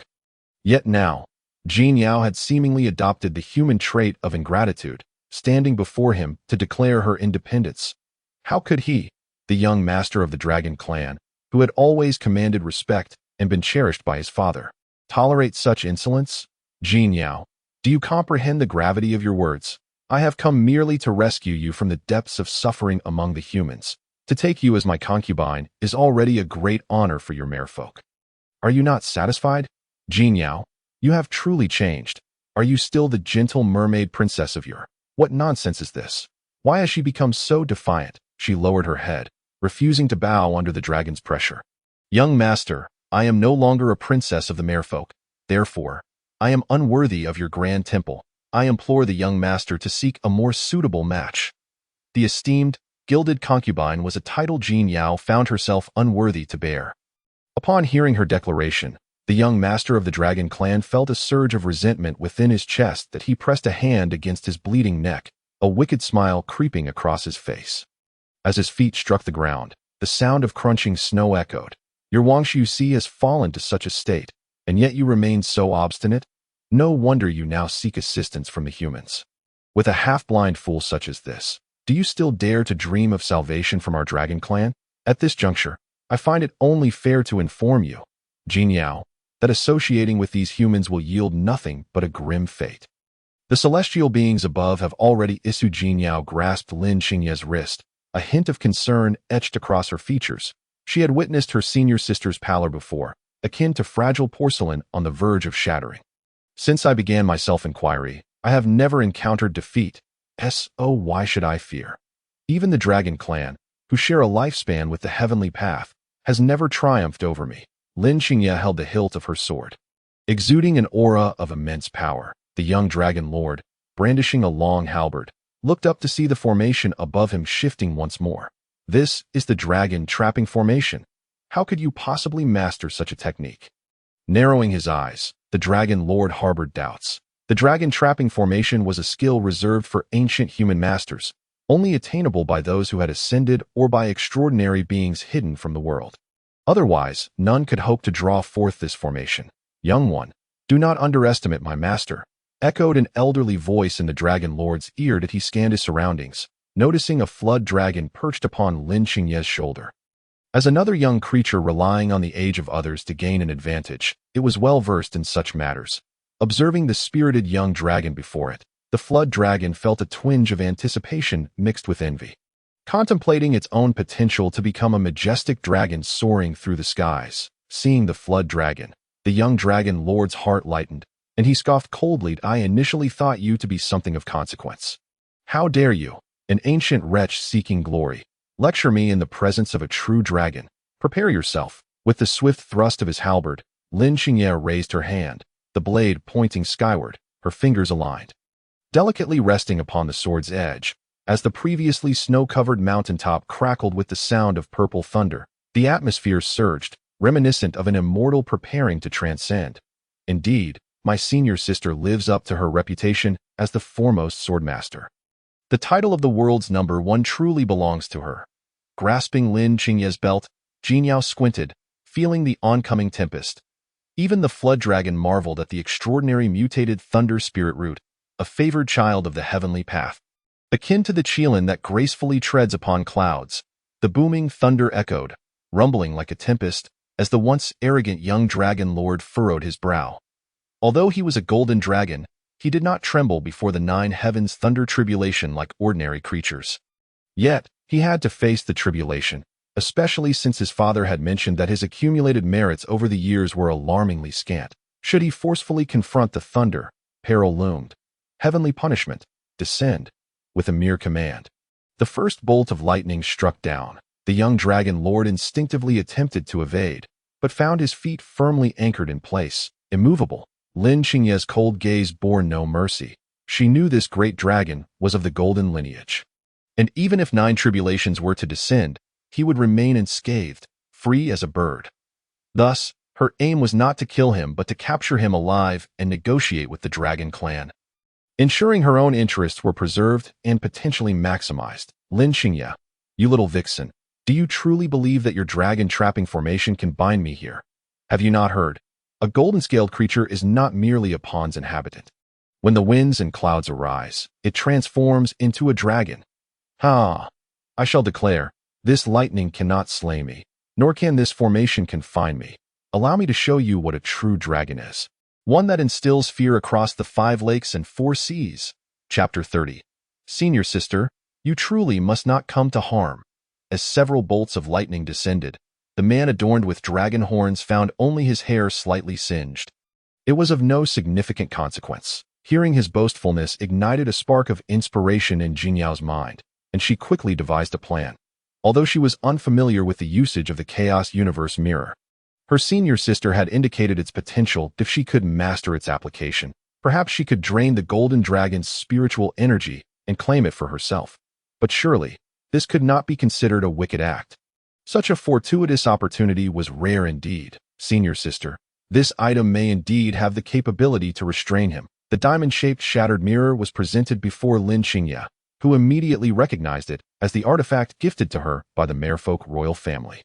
This is your magical tool. Should it be damaged by him, would that not be a loss? Lin Qingye had no intention of coveting Jinyao's modest treasures. She was not one to behave like a leech. To rely upon gifts from her future partner for such trifles would be far too embarrassing. Senior sister, do not worry. It will not be broken at this point. Jinyao tiptoed, leaning close to Lin Qingye's ear, whispering, Senior sister, this is a celestial artifact that fell from the heavens. It can absorb the spiritual energy of others. However, my cultivation is insufficient to wield it. Upon hearing this, Lin Qingye lowered her gaze and took the diamond-shaped artifact into her hands. In mere moments, she reached a conclusion. I shall teach you how to use it. The artifact seemed to have previously recognized its master through blood, but for reasons unknown, it had broken its bond. It was also possible that her initial assumptions were flawed, as the artifact's master may have erased its traces. Returning the artifact to Jinyao, Lin Qingye's dark fabric was lifted by the wind. She spoke with gravitas. Follow my instructions precisely. Your movements must be swift, or you will not be able to control it. Jinyao obediently complied, standing still as instructed. She watched as the once dull mirror shard radiated brilliance, shining as brightly as daylight. Strange, where has my spiritual energy gone? How could it be entirely depleted? This is impossible. There must be some mistake. The previously unruffled young dragon lord now felt as though his body was a whirlpool rapidly draining his spiritual energy. Yet, he could not discern the source of his predicament, scrutinizing himself without finding fault, until he looked up and saw Jinyao holding the shimmering object. Astonishment coursed through him. When did she acquire such power to siphon my energy from afar? This is utterly inconceivable. A mere flood dragon. No. It was the object in her hand radiating celestial energy that bewildered him. No. If I do not retreat now, I risk being drained of my very essence, bringing disgrace upon the dragon palace. With thoughts of retreat, the young dragon lord sheathed his halberd, transforming into a colossal dragon, attempting to break through the dragon-trapping formation with sheer force. Yet, his dragon aura and spiritual energy continued to dwindle. As if washed away by a torrential flood, he lacked the strength to break free. Thus, he resorted to ramming his natural horns against the formation, resulting in bloodshed. The dragon-trapping formation had been set by Lin Qingye using her own body as a medium. Thus, the dragon lord's assault required her to withstand it physically. Under normal circumstances, such impacts would merely be a minor inconvenience for her cultivation. However, she was now suffering from the backlash of the Minglong sword technique. Her blood surged, and a trickle of crimson escaped her lips. Senior sister, Jinyao turned back, realizing that wielding the celestial artifact was far more challenging than she had anticipated. After all, such ancient magical tools were not easily controlled. Do not worry. I cannot allow him to escape, but I cannot take his life either. With the dark blade embedded in the ground, Lin Xingye bore the agony of the sword technique's backlash. Her vision blurring as she struggled to discern her surroundings. Seizing a moment of clarity, she urged Jin Yao, recognizing her potential despite the latter's humble cultivation. Lin Xingye believed her to be a talent worth nurturing. She had thought this even while in the pool. With her rare water spirit root, given proper guidance, she could become a dazzling star, rivaling her own brilliance within a decade. Drops of blood fell from her nostrils, splattering onto the floor, resembling blossoms against the snow. Senior sister, you must dispel the formation. Do not bear it any longer. Having read the original text, Jin Yao understood that the young dragon lord was not alone. He was accompanied by a dozen guards. Should they perceive any anomaly at the Tianyi immortal sect and follow the sound of thunder, even a wheel of battle would overwhelm her senior sister. Especially given her current condition, which was as grave as she had disclosed. Having put away the Chaos Universe mirror, Jin Yao disregarded everything else, her trembling fingers reaching out to Lin Xingye's pale cheek. Attempting to wipe away the blood with her palm, new porcelain, white as snow, delicate blossoms and enchanting beauties momentarily rendered Lin Xing speechless. Her grip slackened, and Xianyi fell to the ground with a crisp sound. The senior sister, listening to the mournful dragon's wail, was enveloped within the sea of clouds. Jin Yao embraced Lin Xing, her scent tinged with a faint metallic tang of blood, yet it was not at all terrifying. In the eyes of the world, Lin Xing was a deity of slaughter, the foremost master of the 9 provinces sword Dao, a figure destined to ascend the heavenly ladder and become an immortal on an auspicious day. However, it was only upon witnessing her visage that Jin Yao comprehended the meaning of tears shed for a character from a book. I have just absorbed some spiritual energy, senior sister. Perhaps you should use it for now. You must not come to harm. Lin Xing, distressed, exclaimed, if anything were to happen to you, I fear for my very life. A few glistening pearls fell upon her cheeks, causing Lin Xing to frown slightly. Yet she managed a wry smile. Her tone was frail. Da Yao, I merely succumbed to an old ailment. It is not as if he inflicted this upon me. There is no need for such tears. This pain is not life-threatening. There is no cause for concern. Her fingers grazed a white pearl that had slipped into her collar, soothingly encouraging her. Chapter 31. The goddess declares, one's bedfellow must not be a fool. Submerged in the warm waters of the pool, Lin Xing felt an excruciating pain in her chest. Just moments ago, the residual force of the dragon's aura had infiltrated her flesh. It was imperative to draw blood to alleviate the agony. Clenching her wrist tightly, Lin Xing revealed her fair skin, the sword of her destiny, resting at the pool's edge, swiftly unsheathed and landed upon her wrist. To cut and release blood. Upon hearing her senior sister's words, Jin Yao felt a flicker of concern. She had already set up a protective formation around the courtyard as instructed. Yet, one could not rule out the possibility that the Dragon Clan's young master might return. Pausing in her tracks and grasping her skirt, a sudden realization struck her. No, according to the plot, the Dragon Clan's young master fled in the direction of the disciples of the Tian, the immortal sect's outer sect. This meant that aside from her insignificant role, which could easily be erased from the narrative without anyone noticing, the original story would continue, as usual. At this moment, the male second lead would surely encounter the female lead. They should be in the midst of pledging lifelong vows, sharing ceremonial cups of wine, whispering sweet nothings, and nestled closely together. What a splendid trio. What is it? I merely asked you to draw blood. I did not instruct you to sever my tendons. Why the hesitation? Sensing Xianye's reluctance, Lin Xing retorted, Senior sister, I have a solution. The inky blade seemed to agree with Jin Yao's assertion. Whooshing back to her side, its blade floating forward as if nodding in approval. Truly a remarkably sentient sword. Looking up, Lin Xing observed Jin Yao standing before her with an air of calmness. With a serene smile, she inquired, what is your plan? Are you, like Xianyi, concerned that I may lose too much blood? Fear not. I have endured thus for many years. Should I not expel excess spiritual energy or toxins through bloodletting? The consequences could be far graver. Water droplets cascaded from her alabaster neck as Lin Xing's dark robe clung tightly to her exquisite form, rendering her utterly captivating. That a pang of guilt stirred within Jin Yao.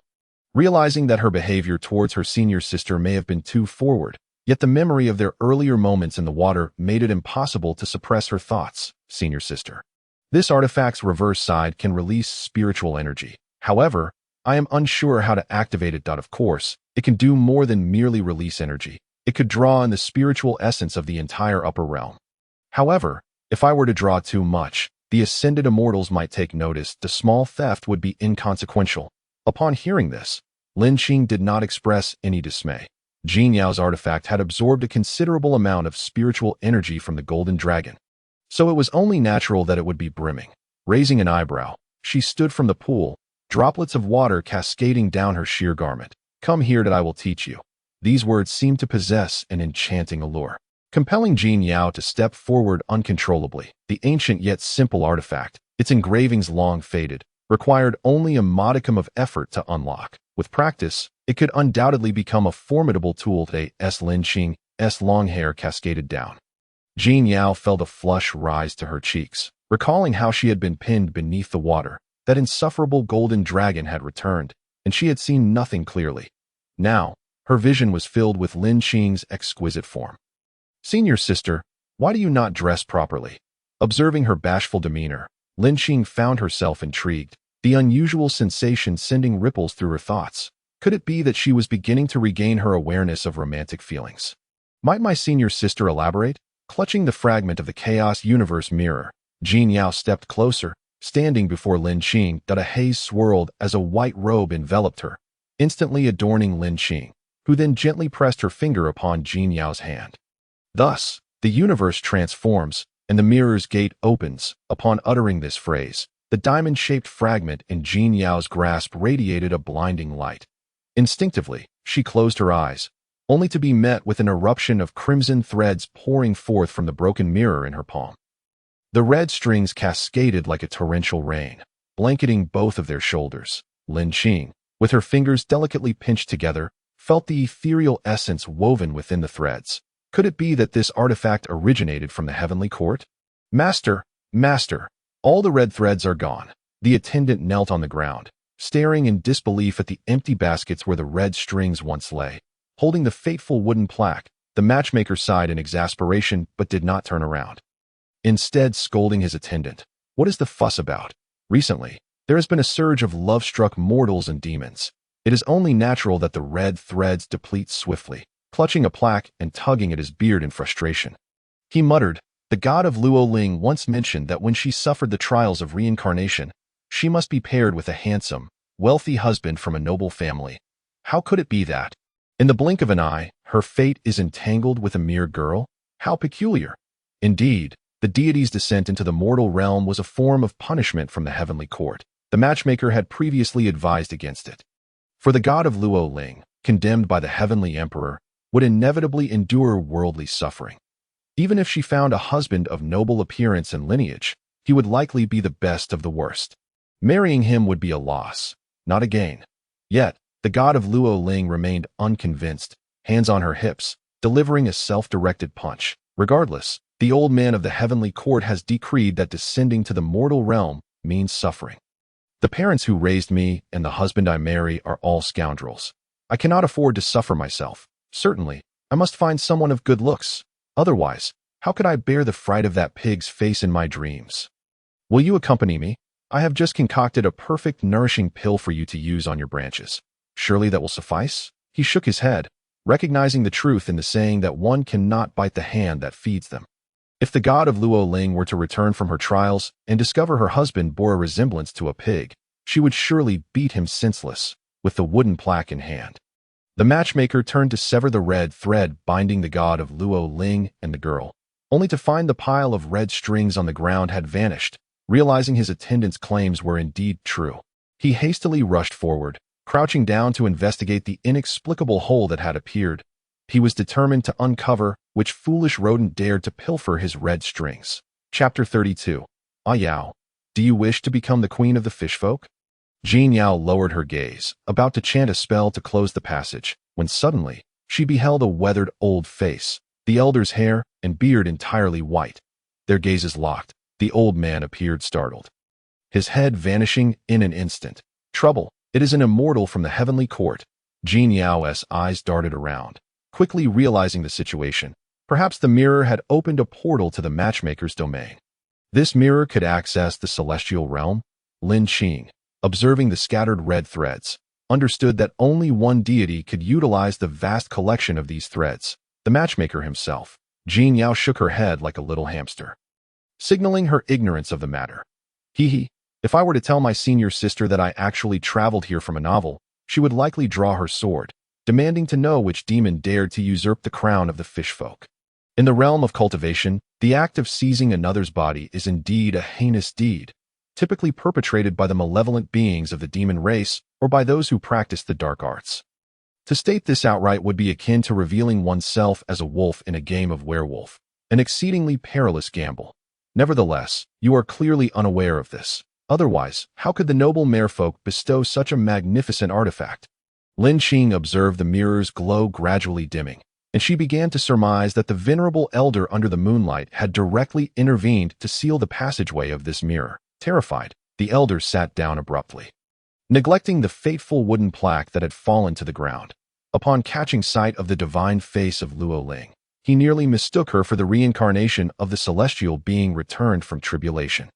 He furiously questioned himself why he had allowed himself to become a mere tool for polishing the mirror. Master, aren't we going to retrieve the red threads we lost? The young disciple cradled the last few bundles of red threads as if they were treasures. Of course we shall seek them out. So many threads represent the fates of countless individuals. However, since this concerns the divine Luo Ling, I shall personally attend to it. You, stay here and tend to the moon tree. He understood that the loss of the red threads was minor compared to the more pressing matter of a rift appearing in the heavenly realm leading to the mortal world. Before addressing this, he needed to inquire with King Yin Luo about the current incarnation of Luo Ling, and whether it was her final life. If it were indeed so, the crime of opening this rift could force Luo Ling into yet another 10 cycles of reincarnation. As the red threads bound them tightly, Jin Yao attempted to move but found herself inexplicably entwined with her senior sister. I apologize, senior sister. I had intended. Jin Yao lowered her head, realizing her good intentions had led to unfortunate consequences. She had not anticipated that this wretched mirror would open a direct portal to the elder's palace, rather than to the peach garden, where she might have stumbled upon some accidentally dropped peaches. Seeing her in such a state, Lin Qing chuckled softly and shook her head. It was I who cast the spell. What do you have to apologize for? However, I truly did not expect the merfolk to possess such a treasure capable of connecting directly to the heavenly realm. As her words faded, the multitude of red threads scattered across the ground were swiftly collected by Lin Qing, save for the one binding the two of them.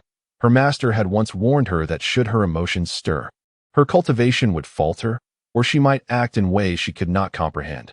Lin Qing dismissed such notions. Having ascended to the pinnacle of swordsmanship, cleaving mountains and rivers, she had felt a profound solitude for far too long. Seasons changed, and while her body remained aware, her thoughts lay dormant like withered trees, devoid of life. Gazing into the eyes of the individual before her, she made a decision. Yao, do you wish to become the queen of the merfolk? Upon hearing this, Jin Yao froze in place, the weight of the revelation striking her harder than the earlier encounter with the elder. Senior sister, are you serious? Observing her expression, Lin Qing raised a hand, tightening the red thread binding them. In my past, I was oblivious to joy, sorrow, or delight.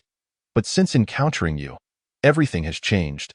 Turning away, her back to Jin Yao, she felt the thread pull taut, causing Jin Yao to stumble, her silver ornaments jingling as she leaned against Lin Qing's back. The warmth emanating from her senior sister was a stark contrast to the coldness Jin Yao had imagined, imbued with a faint scent of wood that was comforting.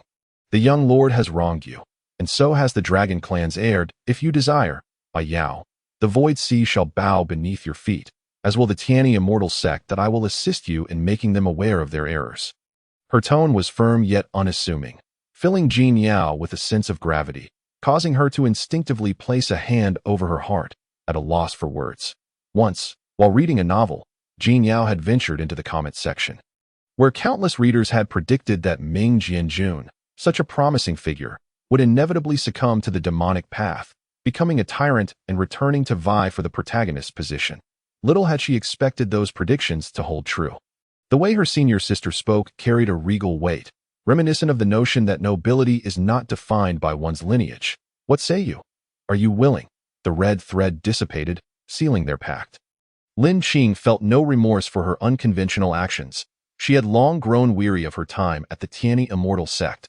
The Snowfall Peak remained her only sanctuary. I am willing. If my senior sister promises, then I shall agree. Jin Yao recalled the moment in class when she had drawn the moonlight sword, and the astonished, fearful gazes directed at her. The sense of vindication surged within her. Her senior sister was right. She needed to forge ahead, to reach heights unknown, dictating the fates of others to prevent the tragedies that had befallen her. Since fate had bestowed upon her the Chaos Universe mirror, she would not hesitate to seize her opportunity. The role of the tragic second female lead was one she would no longer accept. The original body was a princess of the merfolk, destined to inherit the throne. What was wrong with that? Even if it meant severing ties with her brothers, Jin Yao felt no qualms. They sought glory at the cost of her dignity. So why should they rest easy, enjoying the peace she had sacrificed for? Rather than live in constant fear of being stripped of her scales and fashioned into a mermaid gown by the protagonist, she would take the initiative to carve out her own path to survival. Very well, since you harbor such intentions, our engagement may be postponed. Before Lin Qing could finish her sentence, she felt her hand grasped by another.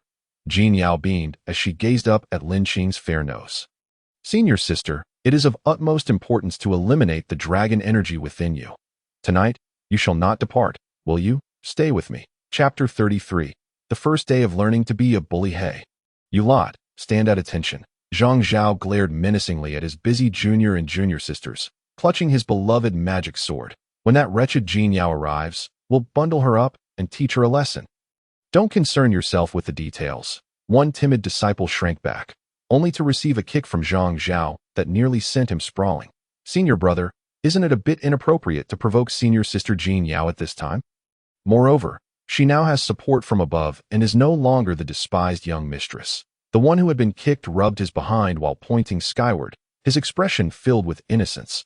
Zhang Zhao felt a surge of anger at the mention of the young lord. Don't mention that coward. The moment he heard the sect leader intended to strip him of his position, he abandoned the pregnant Qingqing sister, kneeling at the sect leader's door for 3 days and nights without a glance at her. He even declared he would comply with the sect leader's demands and remarry that wretched Jin Yao as his young mistress. If we do not seek retribution for Qingqing, how can she establish herself within the sect?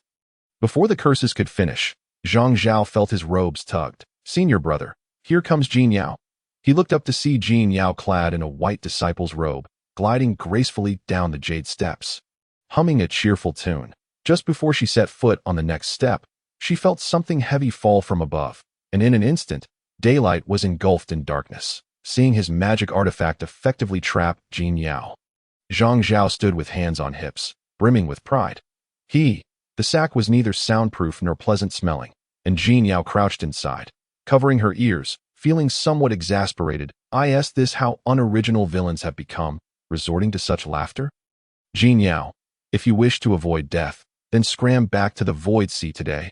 Otherwise, I will refine you using this artifact. Seated on the ground, Jin Yao had already retrieved a shard of the diamond mirror.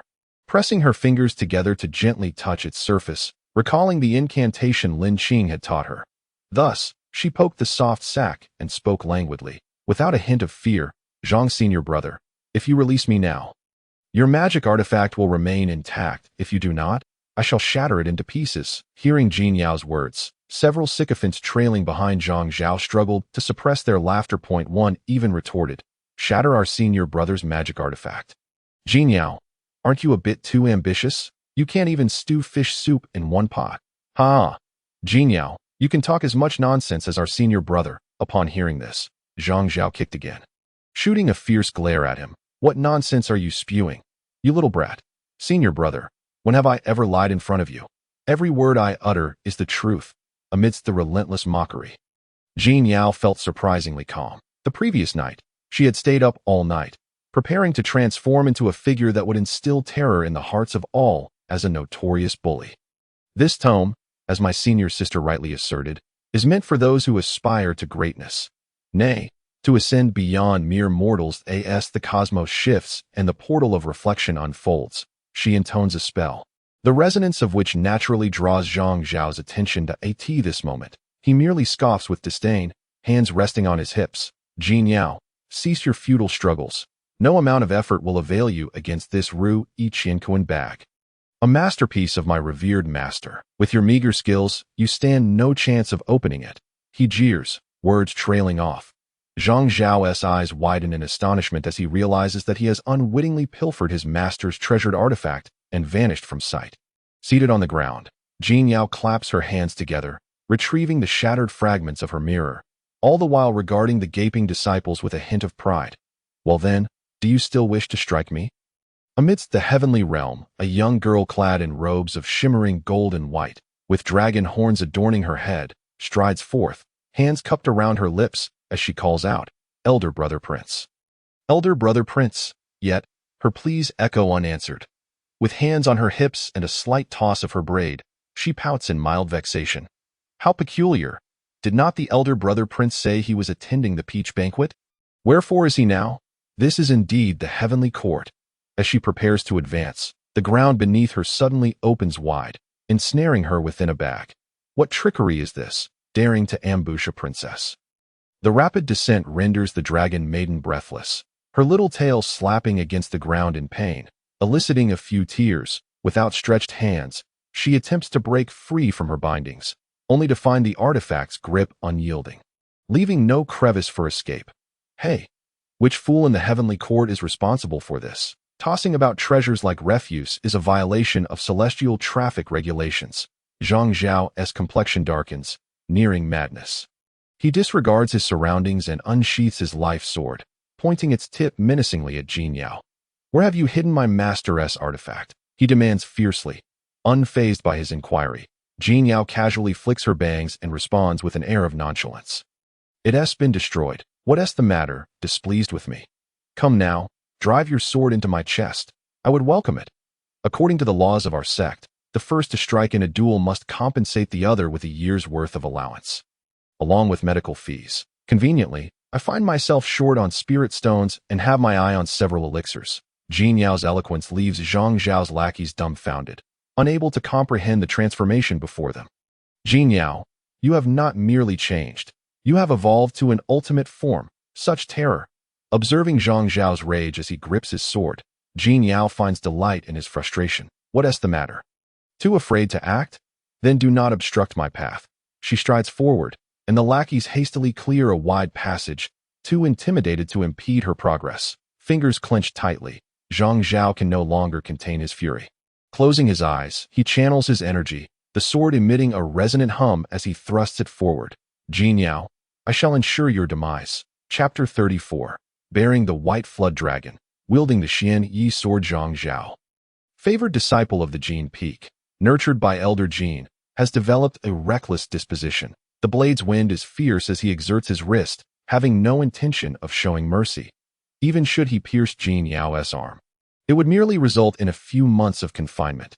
His master would intervene on his behalf. A gentle breeze stirs. Jin Yao barely has time to react before the sharp sound of the sword rings out, followed by shards tumbling to the stone floor. Zhang Zhao coughs up blood, collapsing to his knees, trembling as he gazes at the fragments of his life sword, shattered into countless pieces. The destruction of his life sword is a severe backlash for him. Dazed, he gazes upon a pair of obsidian boots, his body quaking as he raises his head, the sword's tip now aimed at his brow. The woman's countenance is stern, her eyes shrouded in dark fabric. Next time, it will not merely be your sword that shatters, it will be your life. Lin Xing also speaks with icy detachment, causing the other disciples to feel a tingling dread, as if electrified. We have indeed met the esteemed Ming Jianjun. They hurriedly scramble to their feet, bowing deeply in her direction. Having suffered a beating from Zhang Zhao, they would prefer that fate over the wrath of Ming Jianjun. The daughter of the sect leader, whose single word could see them expelled from the sect for eternity, barred from ever entering the realm of immortals again. With a flourish, Lin Xing also places her sword against her back. Addressing the disciples coldly, you are to report to the Hall of Elders for punishment today. Should I catch wind of any further mischief directed at your junior sister, do not expect my leniency. Flushed with shame, the disciples dare not utter another word. Just as they turn to leave, Lin Xing also feels a gentle tug at her sleeve. Jin Yao's soft voice reaches her ears. Sister, have you been following me all this while? No wonder Jean Yao felt a familiar gaze upon her. It was her sister. I was concerned you might struggle alone. Did you not assert last night your intention to become the first in our sect? Upon hearing Lin Xing also's response, Jean Yao quickly shook her head, insisting, that is not what I said. With my golden core cultivation, claiming such is utterly ludicrous, whether it is the first bully or the foremost of the sect. What you desire can be yours. Hearing Lin Xing also's words, Jean Yao felt a flutter in her heart, her gaze drawn towards her sister. After all, in her past life, she had been merely average. Yet now, receiving praise from the unparalleled genius Lin Xing also, akin to a national champion, brought her joy. Observing the camaraderie between the two, Zhang Zhao felt his teeth grind in frustration, continuing to spit blood while clutching the shards of his life sword. My master will not spare you. Even if you are the illustrious Ming Jianjun, the master will stand up for me. In the original tale, he is depicted as a quintessential sycophant, acutely aware of the heroine's affections for both the male lead and the second male lead. Yet he receives not a single glance from her. Is that so? Today, I shall inform you that even if Elder Jean stands before me, I shall not yield an inch, with hands on her hips. Jean Yao mimics Lin Xing also's cold demeanor, yet feels it insufficiently fierce, striving to project a more formidable presence. You initiated this conflict. Why should I relent? Zhang Zhao's pallor deepens, propping himself up weakly. Wiping the blood from his lips, exhaling a breath. Ha! Yet your current actions are but a display of arrogance, emboldened by another's influence. Without Ming Jianjun, what are you truly worth? Jean Yao, if you possess any skill. Return to the Wangxai. Before his venomous words could fully escape, a dark boot descended upon his shoulder, crushing it with a resounding crack. The onlookers gasped, having never witnessed Ming Jianjun's fury before, in an instant. The square buzzed with murmurs. Is it true? Ming Jianjun has struck someone. Surely, Zhang Zhao must have provoked her greatly. Is this an act of violence? This is outright assault. A throng of spectators stood on tiptoes, blocking the path, drawing the attention of Bai Hua, who had originally procured a pie for his crane. However, upon catching the enticing aroma, he found it too tempting to resist, devouring a few bites. The crane remarked, "This old fool never intended to care for me. Love is lost. Has something transpired before my sister? Why is it so lively?" Bai Hua narrowly avoided colliding with the silhouette of a person ahead. Halting just in time. It seems so, senior brother. Shall we go take a look? I overheard them discussing it. With such a grand spectacle, it must be quite something to as he parted the crowd. The scene that unfolded before him revealed Lin Xingye stepping squarely onto Zhang Zhao's swollen, bloody cheek. Lin Xingye, however, showed no intention of moving aside. Indeed, junior sister is destined to become a formidable antagonist in the future. This is exceedingly ruthless. What did you just say?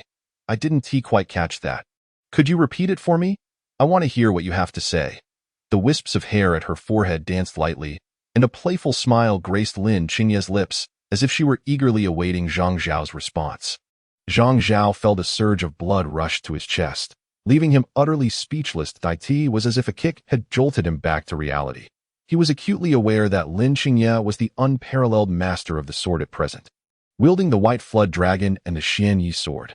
Even if his own master were to arrive, she would still command respect. Nothing, senior sister, I was wrong. Chapter 35. Io is a princess, and everything belongs to Io. Seeing Zhang Zhao, whose arrogance had been utterly deflated, admit his mistake, Jean Yao was momentarily taken aback. It appeared that being a school tyrant certainly held a significant deterrent effect, especially one who ranked first in the entire grade.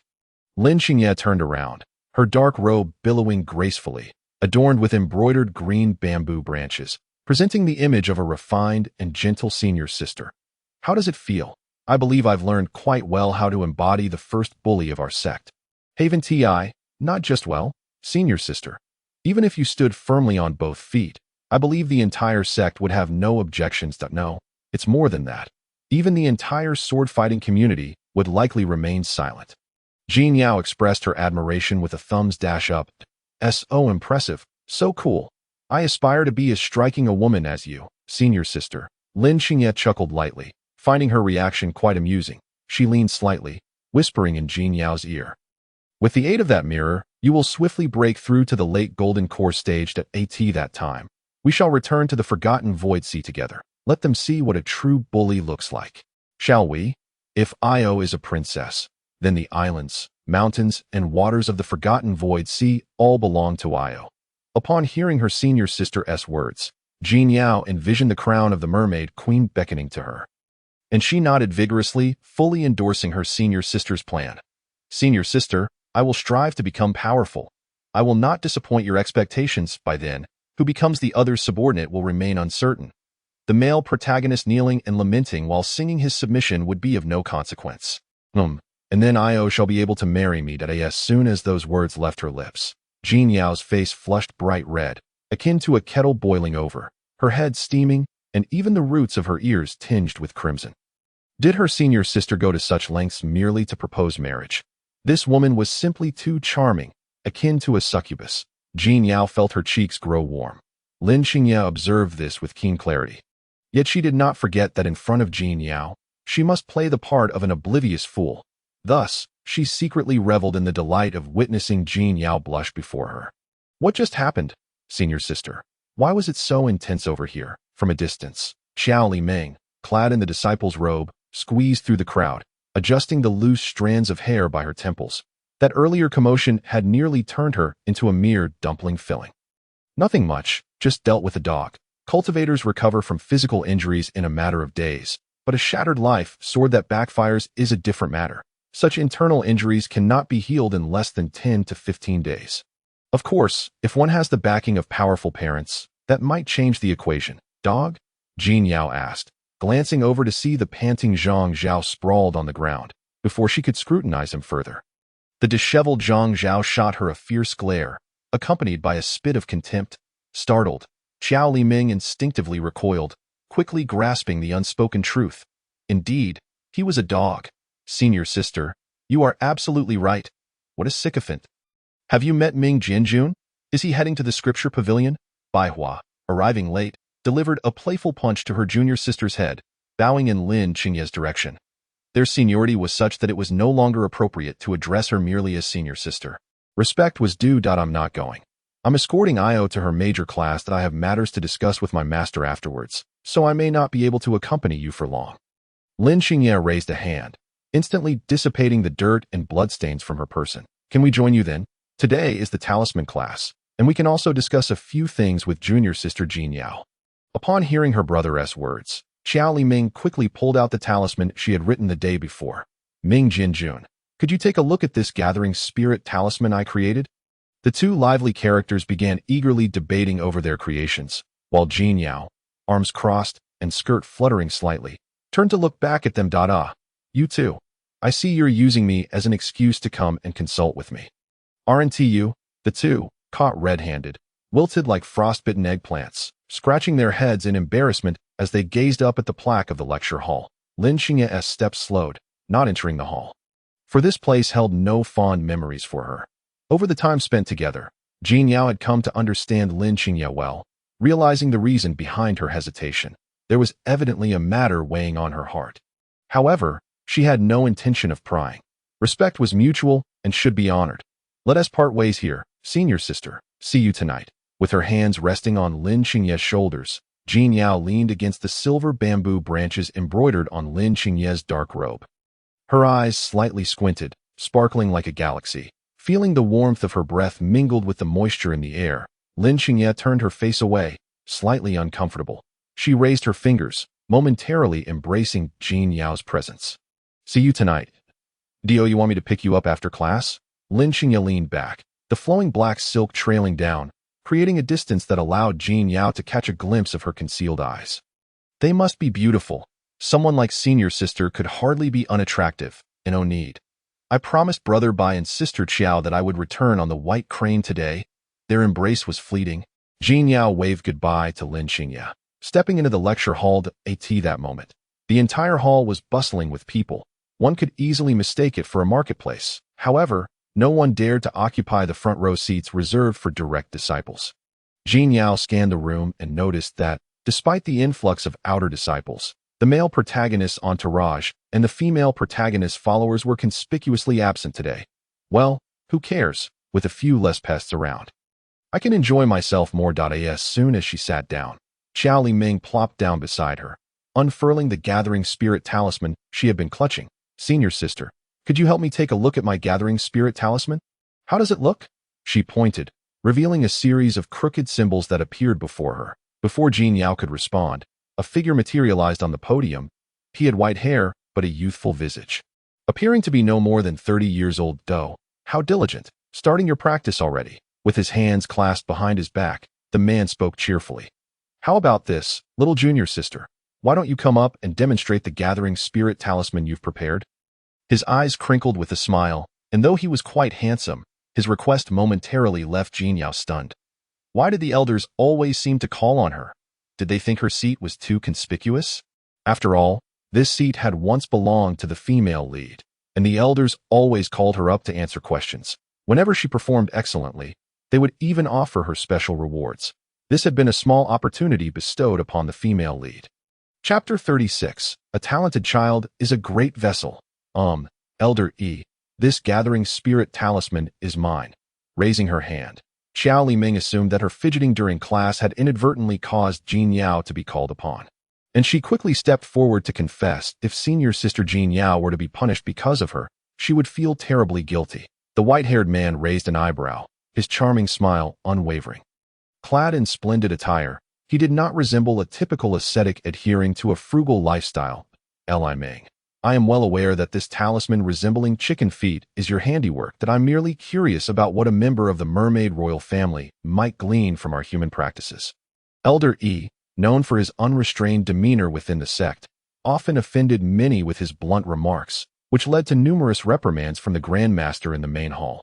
However, he harbored no lingering grudges. Easily forgetting any grievances after a brief meditation, feeling somewhat embarrassed by Elder Yi's words, Xiao Lindam lowered her head, glancing at her own writing with a tinge of melancholy. Could it truly resemble a chicken's claw? Perhaps her frequent pilfering of chicken claws from the cafeteria had led to such a comparison. Upon hearing the white-haired man's comments, Jin Yao felt a pang of dread, realizing he was addressing her. Yet, she remained composed, uncertain whether Elder E was a foe or a friend, whether he intended to make things difficult for her or simply summoned her. Elder E, senior sister Jin Yao, is exceptionally astute. I can attest to that, declared Xiao Lindam, raising her hand emphatically. Intelligence cannot merely be claimed through words. I wish to see how well she executes this rudimentary spirit-gathering talisman.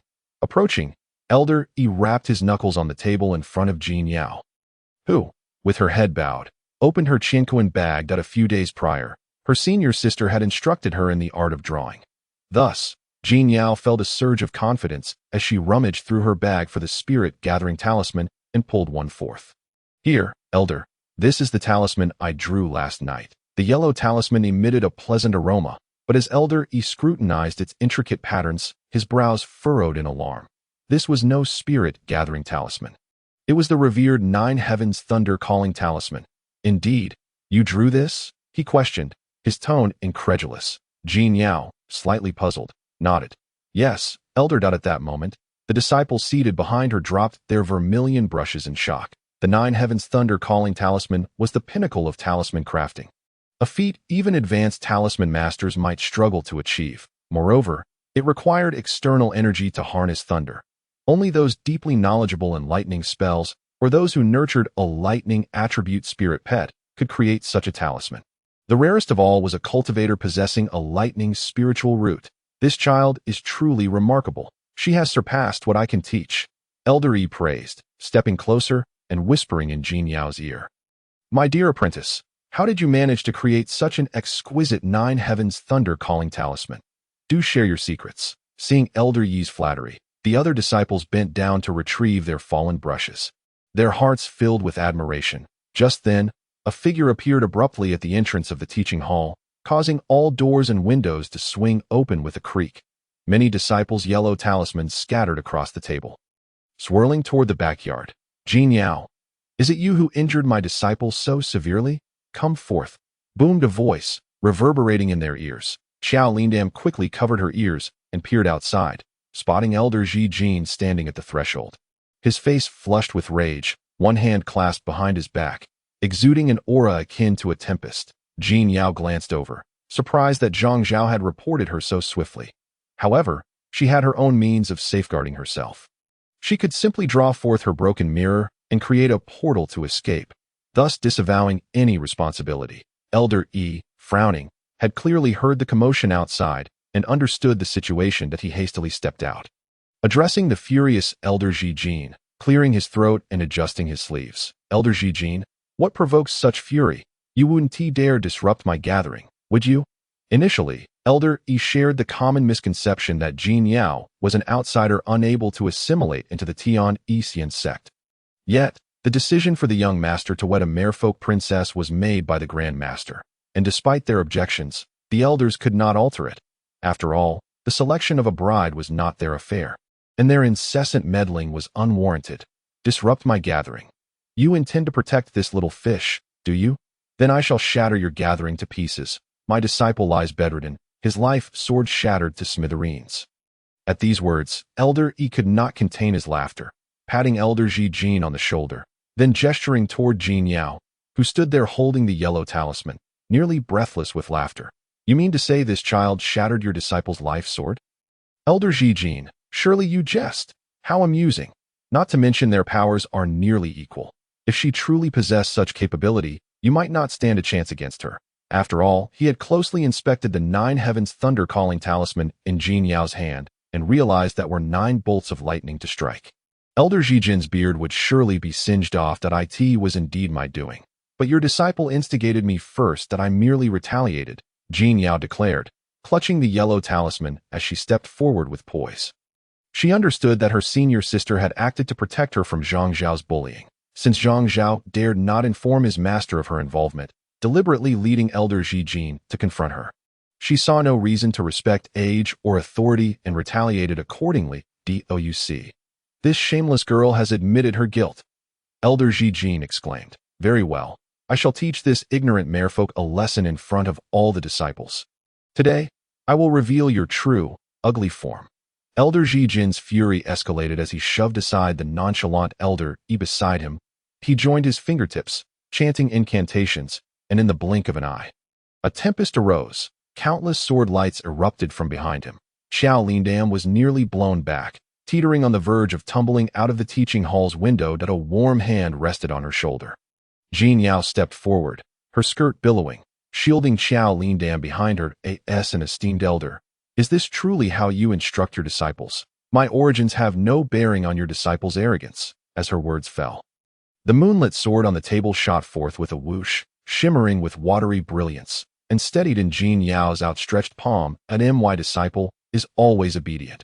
How could she engage in a dispute without reason? Elder Jin, sensing an unexpected vulnerability in his argument, shifted his tone, dismissively scoffing. Even if you quarreled with your fellow disciples, according to our human customs, you should yield. How dare you speak back to your elders? A mere reprimand, and you cannot endure it? To my eyes, you do not deserve to remain in a cultivation sect. Monstrous beasts are still monstrous beasts, even if they have studied human wisdom and learned human sword techniques. They remain nothing more than uncivilized savages. His words prompted a torrent of radiant sword blades to surge toward Jin Yao. Be careful, Elder E shouted, ready to draw his high-level talisman to protect the merfolk before him. Years of familiarity had revealed to him Elder Jin's temperament. In a fit of rage, he was far more reckless than even the Grand Master. At least the Grand Master weighed the consequences, while Elder Jin lacked such considerations. Although Jin Yao was merely a nominal disciple, should anything befall Xue Fang's apprentice, he would surely suffer the repercussions. The very thought of Xue Fang approaching him with a whip, a malevolent grin on her face, demanding to know why his disciple was hurt during a lesson, filled him with dread. Everyone knew just how ferocious Xue Fang could be. Elder Jin was indirectly seeking his demise.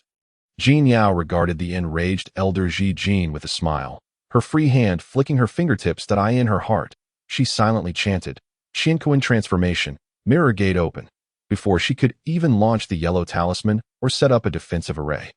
Elder E was astonished to find that the floating swords had vanished without a trace, as if swept away by some insatiable vortex. It was not his doing, but rather an unexpected twist of fate.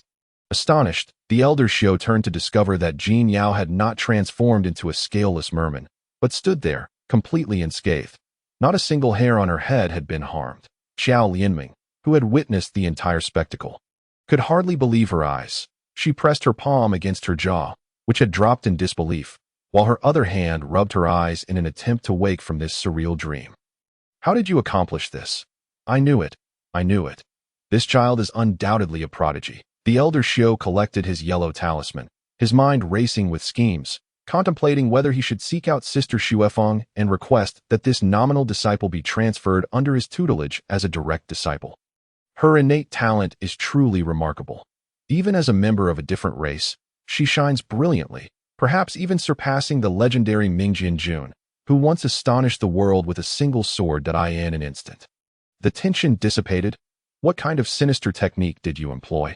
Elder Zijin sensed something amiss. Fortunately, he had refrained from using his life sword earlier, or his illustrious reputation might have crumbled at the hands of this young girl. Listening to Elder Zijin's inquiries, Jin Yao crossed her arms defiantly, withholding the mirror hidden in her palms. Instead, she countered with a clever retort. Elder, did you not assert that our uncivilized tribe pales in comparison to your learned human race? How is it that now, even the modest spells of my merman kin are beyond your grasp? Surely, you cannot be more incompetent than a mere beast. Elder Zijin's face flushed crimson. He raised his hand, summoning a bronze longsword into his grasp, an old companion he had obtained in the secret realm, having weathered countless storms together for centuries. I was merely indulging you, since you are so aggressive. Do not blame me for being impolite. Observing Elder Zijin's fingers poised on the sword's edge, ready to chant an incantation, Jin Yao showed no sign of fear, nor did she resort to honorifics. If he could not show kindness, she would not be bound by righteousness. Old man, if you are not afraid of your life sword meeting the same shattered fate as your disciple, then feel free to strike at my head. Jin Yao sheathed her Inues sword against her back, acutely aware of the flicker of concern in Elder Zijin's eyes. She understood that he feared she might have a hidden trump card. And he was not entirely mistaken. The broken mirror in her possession was indeed a celestial artifact. Though it had been shattered into fragments by the heavenly beings, it was more than sufficient to deal with an elder from the human realm. I, Jin Yao, am of the merman royal lineage. Even if the forgotten Void Sea is not as prosperous as it once was, I fear no elder. Her words rang with conviction, casting aside her previous subservience and the need to survive in the shadows. Even if today's affairs require adjudication, it is not for Elder Zijin to flaunt his authority in the lecture hall. This child is undermining his prestige, a warning to others. Elder Zijin, astute as he was, immediately discerned Jin Yao's intentions. Yet he found himself in a precarious situation that if he could not subdue this unruly foreigner in front of so many disciples, his authority would surely be undermined, leaving him devoid of respect from them, both overtly and covertly. Beast, the bronze longsword sliced through the air with the swiftness of a gale, and in an instant, the plaque of the lecture hall fell with a crash. Elder Zijin's beard billowed, as if he intended to revert Jin Yao to her original form. However, the sword did not pierce flesh as anticipated. Instead, an immense pull enveloped him, drawing him into an abyss. A trap. Gripping the hilt of his sword, Elder Zijin took a step back, intent on retreating. Yet the void before him, like a chasm, gripped his blade tightly, leaving no room for escape if he did not let go. Today he might very well lose his arm. With a reluctant release, the bronze longsword vanished without a trace. Chapter 38. Sister Jin Yao. Long time no see. As the gust of wind subsided, Jin Yao's gaze remained unwavering, a smile playing on her lips as she regarded the flustered Elder Zijin before her. How now, Elder? Have you lost your life sword? Will you still bully me, a delicate and powerless merman, with effortless ease? Jin Yao had dispelled Elder Zijin's sword formation and sent his bronze longsword to an unknown location. Such power was truly daunting. The phrase delicate and powerless felt like a series of resounding slaps to the face, igniting a throbbing pain in the cheeks of those present. Very well. I cannot manage you, this unruly foreigner. When I report to the sect leader, we shall see if your carefree days are numbered. Do not presume that Mingjian Jun's fondness for you grants you the freedom to act without restraint within our human sect. He turned on his heel and strode away, transforming into a swirl of dust as he vanished from the lecture hall, leaving Elder Xiao to contemplate how to mediate the situation. A quagmire indeed. Should he step into it, he might find himself irreparably mired in trouble. involving Elder Zijin, Sister Xuefeng, the sect leader, and the ever-volatile Ming Jinjun. It would be prudent for him to flee before the storm gathered. What a conundrum, a worry compounded upon worry. He shook his head, sighing deeply.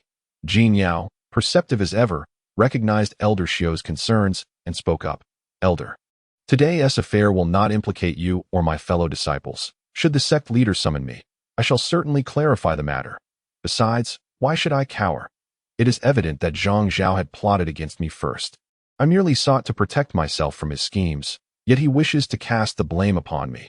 His cultivation is not particularly high, and he has yet to reach the level of unity with his life sword. While his life sword may be damaged, Sister Xuefeng has not destroyed the hilt or the blade. If he had any sense, he would take it to the artifact refinement hall, and within half a month, it could be restored. Yet this man is deeply malicious, intent on framing me to drag Sister Xuefeng into a predicament. Elder Zijin may dare to challenge me, but he would not have the audacity to do so before Sister Xuefeng. However, once the sect leader intervenes, Sister Xuefeng may find herself in trouble. Upon hearing Jin Yao's words, Xiao Lianming leapt from beneath the table, thumping her chest with a loud voice. Fear not, sister, should the sect leader require our testimony, I will undoubtedly speak the truth on your behalf. How dare Elder Zijin bully you when it was clearly Brother Zhang who attempted to ambush you, only to be thwarted by Ming Jinjun. Realizing she had misspoken, she quickly covered her mouth. Jin Yao had stepped forward, asserting that she alone was responsible for the incident, presumably to shield Ming Jinjun from repercussions. Ears perked, Elder Xiu listened intently, finally able to relax his anxious heart. With a resounding clap of his hands, he resumed his usual cheeky demeanor. Do not worry, everyone. If Qingyi gets involved, the old sect leader will undoubtedly take her side, regardless of any blood ties. Our Tianyi Xinzong has not produced such a prodigy in many years. The old sect leader treasures her greatly. After class, Jin Yao and Xiao Lianming rode on the majestic white crane, soaring through the mist. Jin Yao pondered Elder Xiu's earlier words of comfort, fully aware of the bond between Sister Xuefeng and the sect leader. However, the discord within their original family remained a thorn in Sister Xuefeng's heart. Bai Hua lay lazily across the white crane's back, nibbling on a bamboo leaf, absent-mindedly picking at its teeth. Suddenly, the once steady flight of the crane shifted as it twisted its long neck, pecking at its master while emitting a series of urgent calls. Flapping its wings, it seemed to have spotted something, and Bai Hua rubbed its eyes before sitting up and looking down. Lo and behold, there was a gleaming, oversized sack on the ground. Wait, did it not resemble the artifact discarded by Brother Zhang in the square? Jin Yao, too, had noticed the commotion. Leaning over the crane's back, she glanced down. Indeed, Zhang Zhao's bag was bulging and writhing, as if it contained something alive. This was peculiar. If the shattered mirror in her possession could open a rift to the heavenly realm, then logically, Zhang Zhao's artifact should be nestled somewhere within the heavens, perhaps entangled within the threads of the matchmaker's red string. Could there be something alive within Zhang Zhao's treasure? It seems he has not treated his spirit pet well. Given his fearsome demeanor, perhaps this is his spirit pet. Bai Hua, in a burst of enthusiasm, summoned the wind and dove down, executing an agile somersault to land gracefully on the ground below. The white crane followed suit. Landing softly on its feet, it turned its head, pacing around the bag, seemingly intent on opening it. Without hesitation, Bai Hua rolled up his sleeves, ready to act on behalf of justice, and released the spirit pet. Wait a moment, Brother Bai, we cannot ascertain what precisely lies within. We must first set a formation to contain it. Jin Yao's composed voice halted Bai Hua's indignant actions. The two remained oblivious to the origins of the matter at hand. Yet she was acutely aware of the truth. The contents of this bag were most likely sourced from the heavenly realm. However, anything capable of being ensnared within such a bag was either a spirit pet of the celestial beings lacking in intelligence, or it was deliberately enticing them to open the bag. Yet, the entity contained within must possess a meager cultivation level. Otherwise, it would have effortlessly shattered the bag and soared to an unknown destination long ago. Indeed, my junior sister speaks wisely. We must exercise caution. Should this creature turn out to be a cloud leopard, even with increased effort, Xiaobai would be unable to catch up. Upon hearing her master's disparaging remarks, Baihe emitted a few discontented chirps. The trio set up a magical formation, and Jin Yao, to be prudent, clutched the Nine Heavens thunder-calling talisman in her left hand while wielding the chaotic universe mirror in her right. A flash of white light flickered as Baihua untied the bag's knot, revealing a golden tail before their eyes. Subsequently, a pale hand emerged, tugging at the bag. "You mere mortals, what audacity!" Before Jin Yao could utter a single word, she discerned the true nature of the being within the bag. The familiar dragon horn adorning the bag, the youthful visage of a girl, and her golden-hued eyes caused the other two to gasp in astonishment.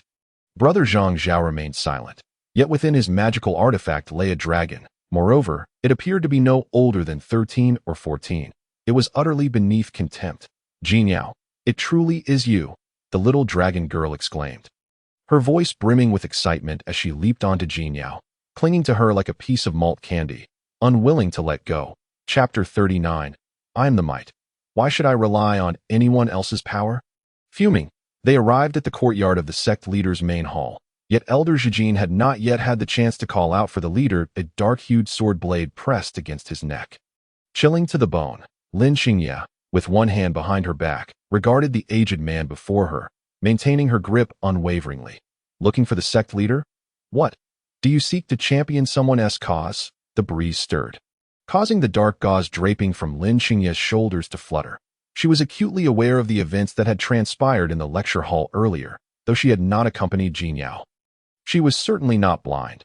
She could see through the pretenses of those around her and discern the true intentions hidden beneath their skins. To defend your precious disciple.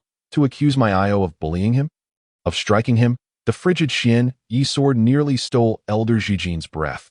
The chasm between them made him hesitate to act rashly. It could be said that had it not been for the backlash from her own Minglong sword technique, Lin Xingye might have already ascended to the god transformation realm. Lin Xingye, do not presume that your lineage grants you the privilege to act without restraint. The sect leader shall undoubtedly uphold the principles of justice. A droplet of crimson blood fell upon the sword blade as Lin Xingye gripped her wrist, slicing with force, sending Elder Zhijin crashing beneath the pine tree in the courtyard, the pine needles cascading down, cloaking his visage in verdant shades, oppressing the weak. Surely, you have it all wronged. I am the might. I need not rely on anyone else's power. The white-scaled dragon slowly extended its head, its golden eyes flickering, the dampness in the air threatening to congeal its blood. Get back. Next time, do not let me see you again. The sword blade twisted, erasing every trace of blood, as Lin Xingye appeared somewhat disdainful, flicking a few droplets of blood back onto Elder Zhijin's face. Her chest burned with indignation. After a day of humiliation, even someone as seasoned as Elder Zhijin could not withstand such degradation. Lin Xingye, you are indeed one born of a mother yet raised without one. As a sword cultivator. Losing her life-bound sword left Elder Zhijin's cultivation halved, and now, with Lin Xingye merely a step away from the god transformation realm, her power far surpassed his. But knowing he could not win, he understood how to rub salt into the wounds. Do you truly believe I would hesitate to kill you? The blade pressed against his brow. With the slightest exertion, it could penetrate his entire skull. Speak another word, and I shall disregard all decorum and pierce you straight through. As the final warning hung in the air, Lin Xingye did not linger. Observing the blood-staining Elder Zhijin's white robe, standing in the snow, Xiao Lianming gazed curiously at the dragon girl's tail.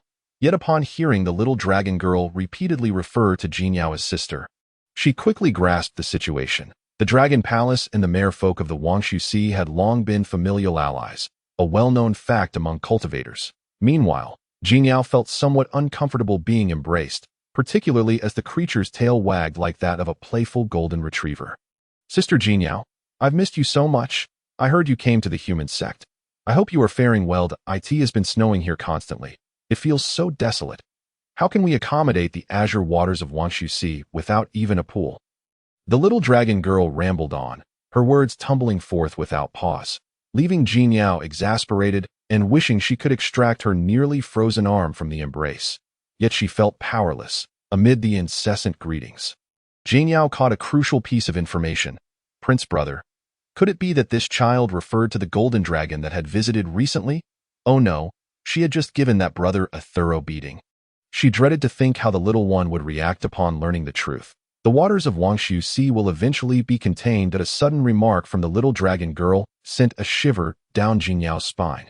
as if her scales were unfurling and retracting in response. Her tail drooped, tightly coiling. Hearing a familiar voice, Jinyao's heart leaped with joy as she turned, only to find Lin Xingye's handsome profile. Her senior sister stood with her arms crossed, cradling her sword, still exuding that cold beauty that a slight shift in her gaze landed on the two. Their bodies pressed closely together, and for reasons unknown, a twinge of bitterness coursed through Lin Xingye's chest. What emotion was this? It was uncomfortable, very uncomfortable. She disdained it, even to the point of loathing. Sister, you're back? Did you find Master? Jinyao found herself unable to disentangle from the little dragon girl and surrendered to the embrace. Reasoning that by dragon standards, the little one likely hadn't even lost her baby teeth, yet that I did find her. Master is currently ensconced in Elder Fenglian's alchemy chamber, refusing to leave that a vision of Master. Juggling several pill bottles while eagerly displaying a few exquisite pills, flitted through her mind. Lin Xingye thought it best not to reveal Master's presence before Elder Fenglian. Otherwise, she might be left to repay Master's debts with labor. Serving as a mere firewood boy. I see, then Master must have important matters at hand.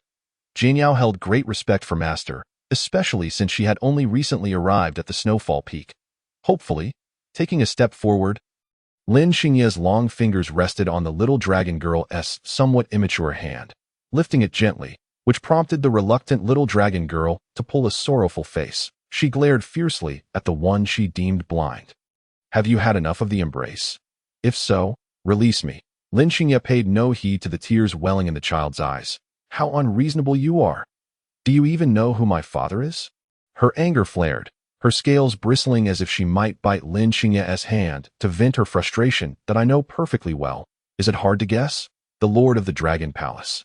That old wretch. Lin Xingye's words were rather brazen, causing Jinyao to hastily place her index finger on Lin Xingye's red lips, signaling her to lower her voice. After all, in the original narrative, the Dragon King's power was no trivial matter.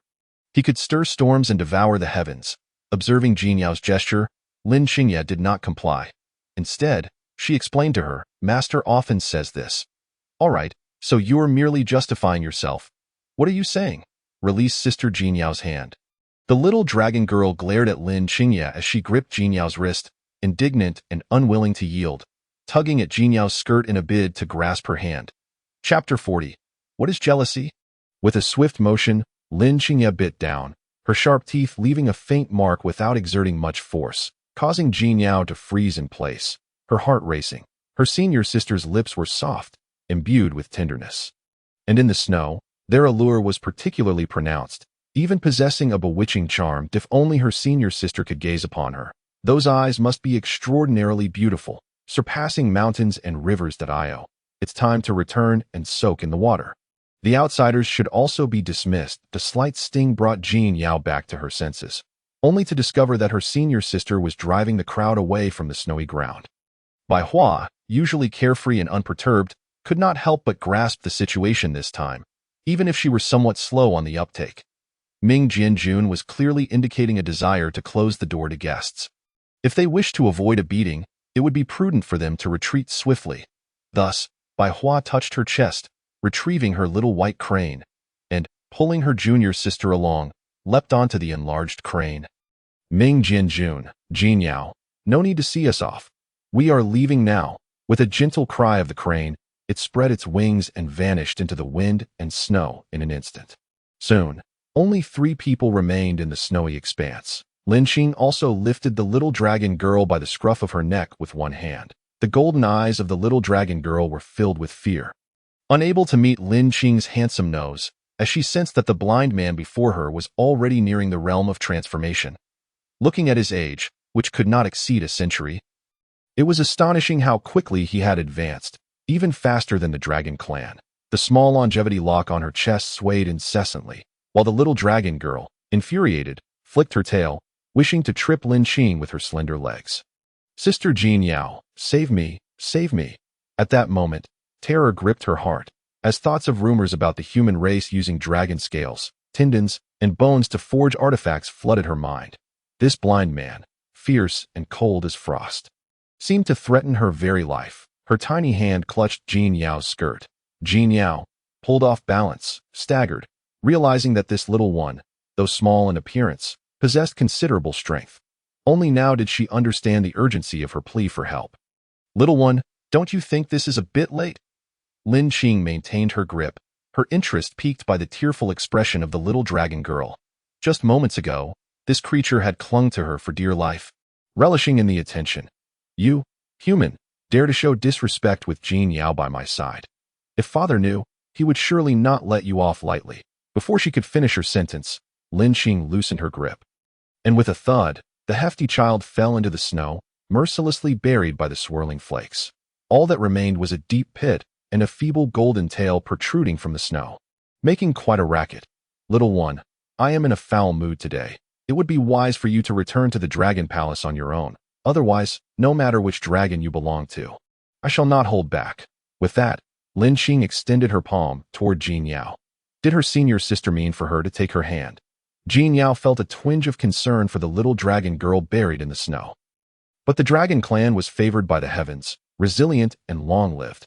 Merely being covered by the snow from the falling snow peak should not pose a grave threat. As Lin Qing's hand clasped hers, Jin Yao felt considerably reassured. She would have to remain vigilant to avoid letting her dear Yao be snatched away by those troublesome dragon brats. The merfolk had always maintained a close relationship with the Dragon Palace. While it was termed a close relationship, it was more of a fancy title for a vassal state.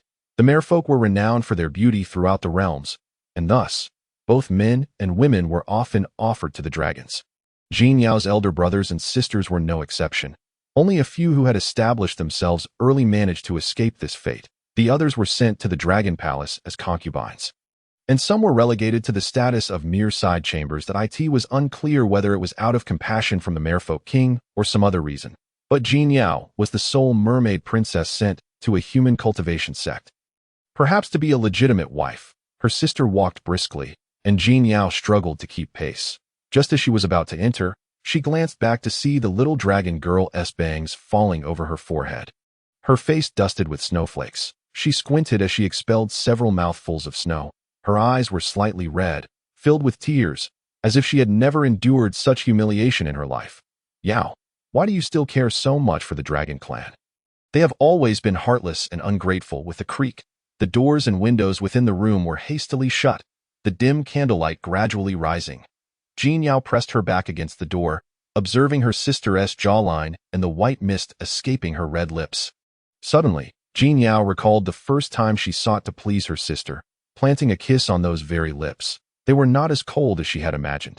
Instead, they were soft, reminiscent of the glutinous rice ice cream she had savored in a past life, though not quite as sweet. Hearing her call her sister stirred a hint of panic within Jin Yao, as she felt akin to a cat caught with a fish in its mouth. "Yao, are you about to preach the innocence of youth?" Her age could not be considered young. If the dragon clan matured at 800 years, then that little one had to be at least a century old. In human terms, she was in the prime of youth. Lin Qing gently lifted Jin Yao's chin, leaning down slightly, applying a bit of pressure with her fingertips. "Sister, are you jealous?" Her eyes narrowed slightly, and Jin Yao grasped Lin Qing's wrist. The fine fabric pleasing to the touch, smooth against her skin, much like her sister herself, suddenly posed with the question. Lin Qing was momentarily taken aback, her gaze falling to the ground as she pondered why Jin Yao would say such a thing. Jealous? When had she ever felt jealousy? Wasn't jealousy merely a seasoning for ordinary households? She had long since abstained from food for countless years and had not tasted it. Upon hearing her sister's words, Jin Yao could no longer contain herself and burst into laughter. With her hands on her hips, Lin Qing, cautious of hurting Jin Yao's neck with her fingers, instead cradled her chin in her palm, allowing Jin Yao to rest her chin against her hand. "Sister, are you truly unaware, or are you pretending not to know? What does jealousy mean?" Nodding, Lin Qing's flowing dark veil swayed lightly behind her, and Jin Yao finally noticed the intricate embroidery of green bamboo upon it. Her sister's visage was truly captivating. In this moment, shrouded in her blindness, she resembled a cold-hearted killer. Were she to don white fabric, she would undoubtedly appear as a celestial being descending to the mortal realm, a fairy entering reincarnation. I wonder, would Yao be willing to enlighten me? I have always been unashamed to seek knowledge.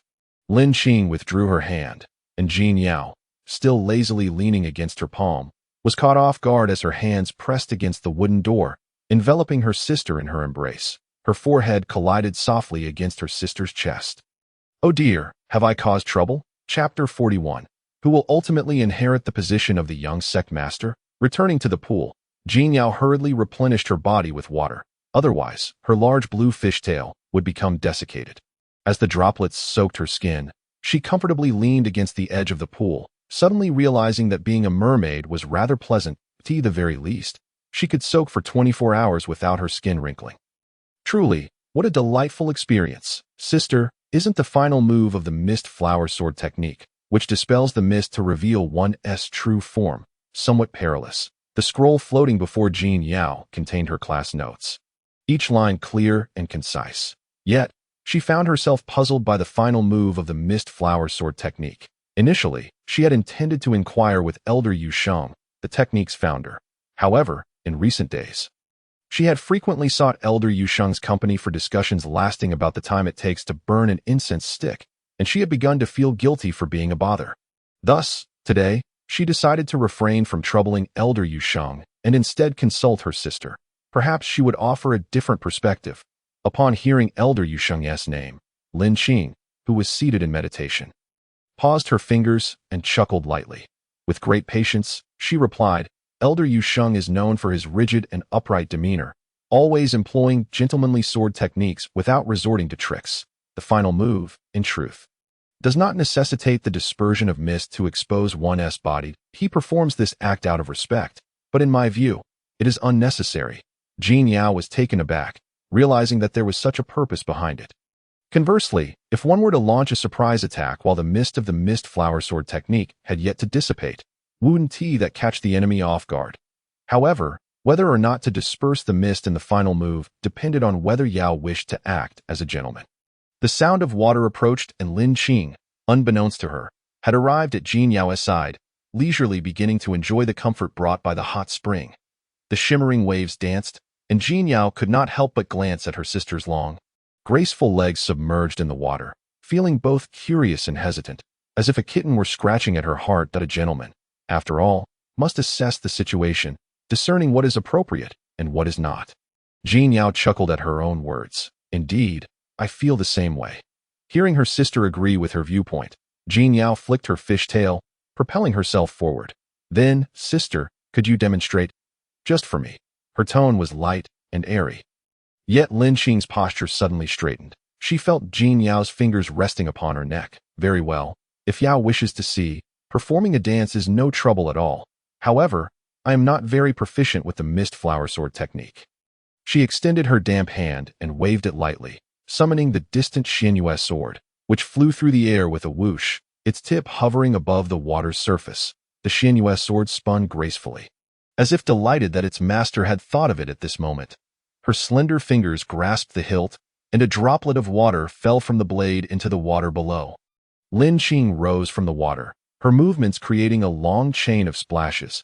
As the blade flipped, water droplets were dispersed by the sword's aura, instantly transforming into mist that filled the grand hall. The fabric covering her eyes became thoroughly soaked, and with a flick of her wrist, Jin Yao could only hear the humming sound of the Xianyue sword's blade, yet she could not catch a glimpse of her senior sister's figure. Following the sound, Jin Yao tilted her head, flicking her tail, eager to see her sister's silhouette. However, in the next moment, the sword sheath pressed against her chest, adorned with silver patterns that depicted a soaring silver dragon. Lin Qing looked down from her height, her voice tinged with amusement. Io, can you see clearly now? The speed was astonishing, reaching an unparalleled level. Her senior sister was truly modest, claiming to be inexperienced. This was clearly a case of a tiger hiding its prowess. Shaking her head, Jin Yao opened her mouth to speak, only to be interrupted as the door creaked open. Their master, with hair as white as snow, stood at the threshold, 1 foot raised, momentarily frozen in place. A look of dawning realization on her face. My dear disciples, it seems I, as your master, have been rather thoughtless. Allow me to close the door for you. She continued, feel free to do as you wish. If you find yourselves lacking anything important, I have a newly acquired bottle of elixirs. With a flourish, the snow chiffon fairy produced a small red porcelain vial from her sleeve, bending to place it on the ground before preparing to exit. Oh no, it seemed their master had misunderstood, thinking they were engaged in something scandalous. But the truth was, both she and her senior sister were quite innocent. They had done nothing wrong. "Master, what brings you here?" Lin Qing turned, whether intentionally or not, shielding Jin Yao from view. Clad in a snow-white nightgown, holding her sword casually, she bore herself with an ease that defied the usual deference expected of a disciple. Almost as if she were both teacher and friend to her master. "Do, my dear disciple, when I say you are as dense as a log, it seems you truly are. How can you be so oblivious to the mood? It's quite disappointing." The snow chiffon fairy, having been called out, stepped inside, immediately perceiving her disciple's protective instincts, and leaned in, peering behind her. Jin Yao raised her hand and waved it, greeting her master. "Greetings, master." As a mermaid, Jin Yao felt no embarrassment. After all, in the original story, the second female lead was often seen lounging in a bathtub. This was simply a facet of mermaid life, hardly worthy of scandal. "That you're a good child. This elixir is for you." With that, the snow chiffon fairy tossed the porcelain vial into Jin Yao's arms, who quickly caught it with both hands. Just then, a voice echoed in her ears, a private message from her master. "Good child. Remember to give that dense log a couple of these before your dual cultivation. Otherwise, it won't be effective. That fellow might start reciting some heart-cleansing mantra halfway through undressing and insist on continuing his sword practice." Such brazen words! Jin Yao's face flushed a light crimson, feeling somewhat embarrassed as she glanced down at the porcelain vial adorned with blooming pink peonies. Seeing Jin Yao's reaction, the snow chiffon fairy knew her words had hit their mark, and she placed her hands on her hips, clearing her throat dramatically. "Since you're here, I might as well tell you both directly what I have to say." Lin Qing's form flickered, like ink dissipating and reforming. In the blink of an eye, she stood beside the snow chiffon fairy, clad in black boots.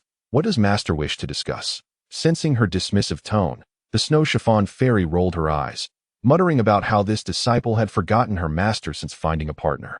"Heartless, utterly heartless. Well, it's not a trivial matter. The sect leader has summoned you. He plans to announce tomorrow in the sect's plaza that you will officially inherit the position of the young sect master. Qingya, what do you think?" Chapter 42. The position of young sect master is inherited by your elder sister. Flags fluttered and morning lights spilled across the land. Elders from all peaks of the Tianyi Zone, along with disciples from both inner and outer sects, were summoned to gather at the Tianyi Zone Plaza this morning. The sect leader had important matters to announce to the world. Consequently, throughout the night, disciples who were out training and those nearby hurriedly flew back on their swords or used teleportation talismans to return to the sect. Exhausted and drenched in sweat, they dared not voice any complaints. For everyone knew the current sect leader's temper. Once he made a decision, it was absolute. Any disciple who dared to skip today, regardless of their peak or elder, would surely face the consequences of the sect leader's wrath and be expelled. As Jin Yao, a cherished disciple of the snow chiffon fairy, stood at the front row, she listened to the cacophony of voices in the plaza. She observed her senior sister's slender silhouette and flowing skirt. Feeling a twinge of unease, she wondered whether the sect leader truly intended to appoint her sister as the young sect master, or if he merely aimed to intimidate the male protagonist.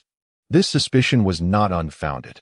In the original story, the male protagonist was the sect leader's treasured son, indulged despite his flaws, and no matter how severe his mistakes, the sect leader could never bear to scold him, with the one exception being forbidding him from marrying the female lead.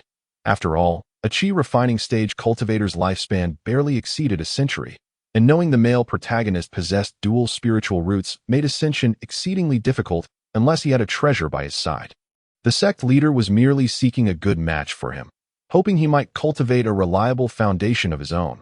Lost in thought, Lin Qing, with her hands behind her back, playfully beckoned Jin Yao to take hold of her fingers, teasing her like a pet. This display felt akin to flirting in a public setting. "Esteemed guests, today the sect leader has important matters to announce. I apologize for taking up your time, but this matter concerns the future honor and disgrace of our Tianyi Zone, as well as our grand plans, which the sect leader must address." A grand figure took to the sky. The illusion of the old sect leader, he stood atop a high platform, surveying the millennia of the Tianyi Zone's legacy. Lost in thought, the disciples below bowed in unison, creating a sea of white, like snowflakes blanketing the mountains. "Sect leader, please proceed." They echoed in unison, their voices almost drowning out the heavens. "Disciples, please rise.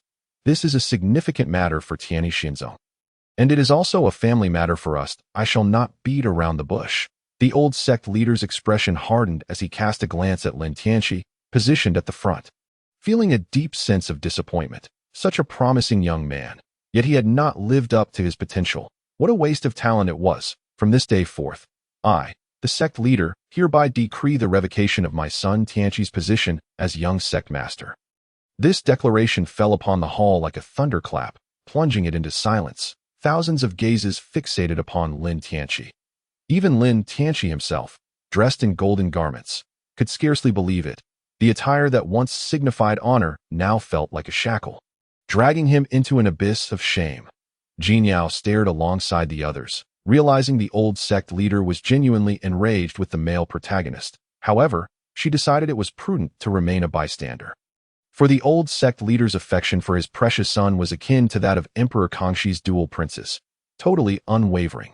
Father, what is the meaning of this? Lin Tianqi fell to his knees with a thud, his bright yellow robes billowing in the wind. The youth's eyes were filled with confusion, his gaze pleading as he looked up at his father on the high platform, his fists clenched tightly. Turning white, rebellious son, how dare you question me? Every absurd act you have committed has jeopardized the millennia-long foundation of the Tianyi Xinzong. Today, I shall strip you of your position as the unfaithful and unfilial young sect master, which shall be inherited by your elder sister. Lin Qing paused for a moment, her fingers still teasing Jin Yao's, then slowly lifted her head to gaze at the sect leader above. One could discern the thoughts swirling within Ming Jianjun's mind at that moment.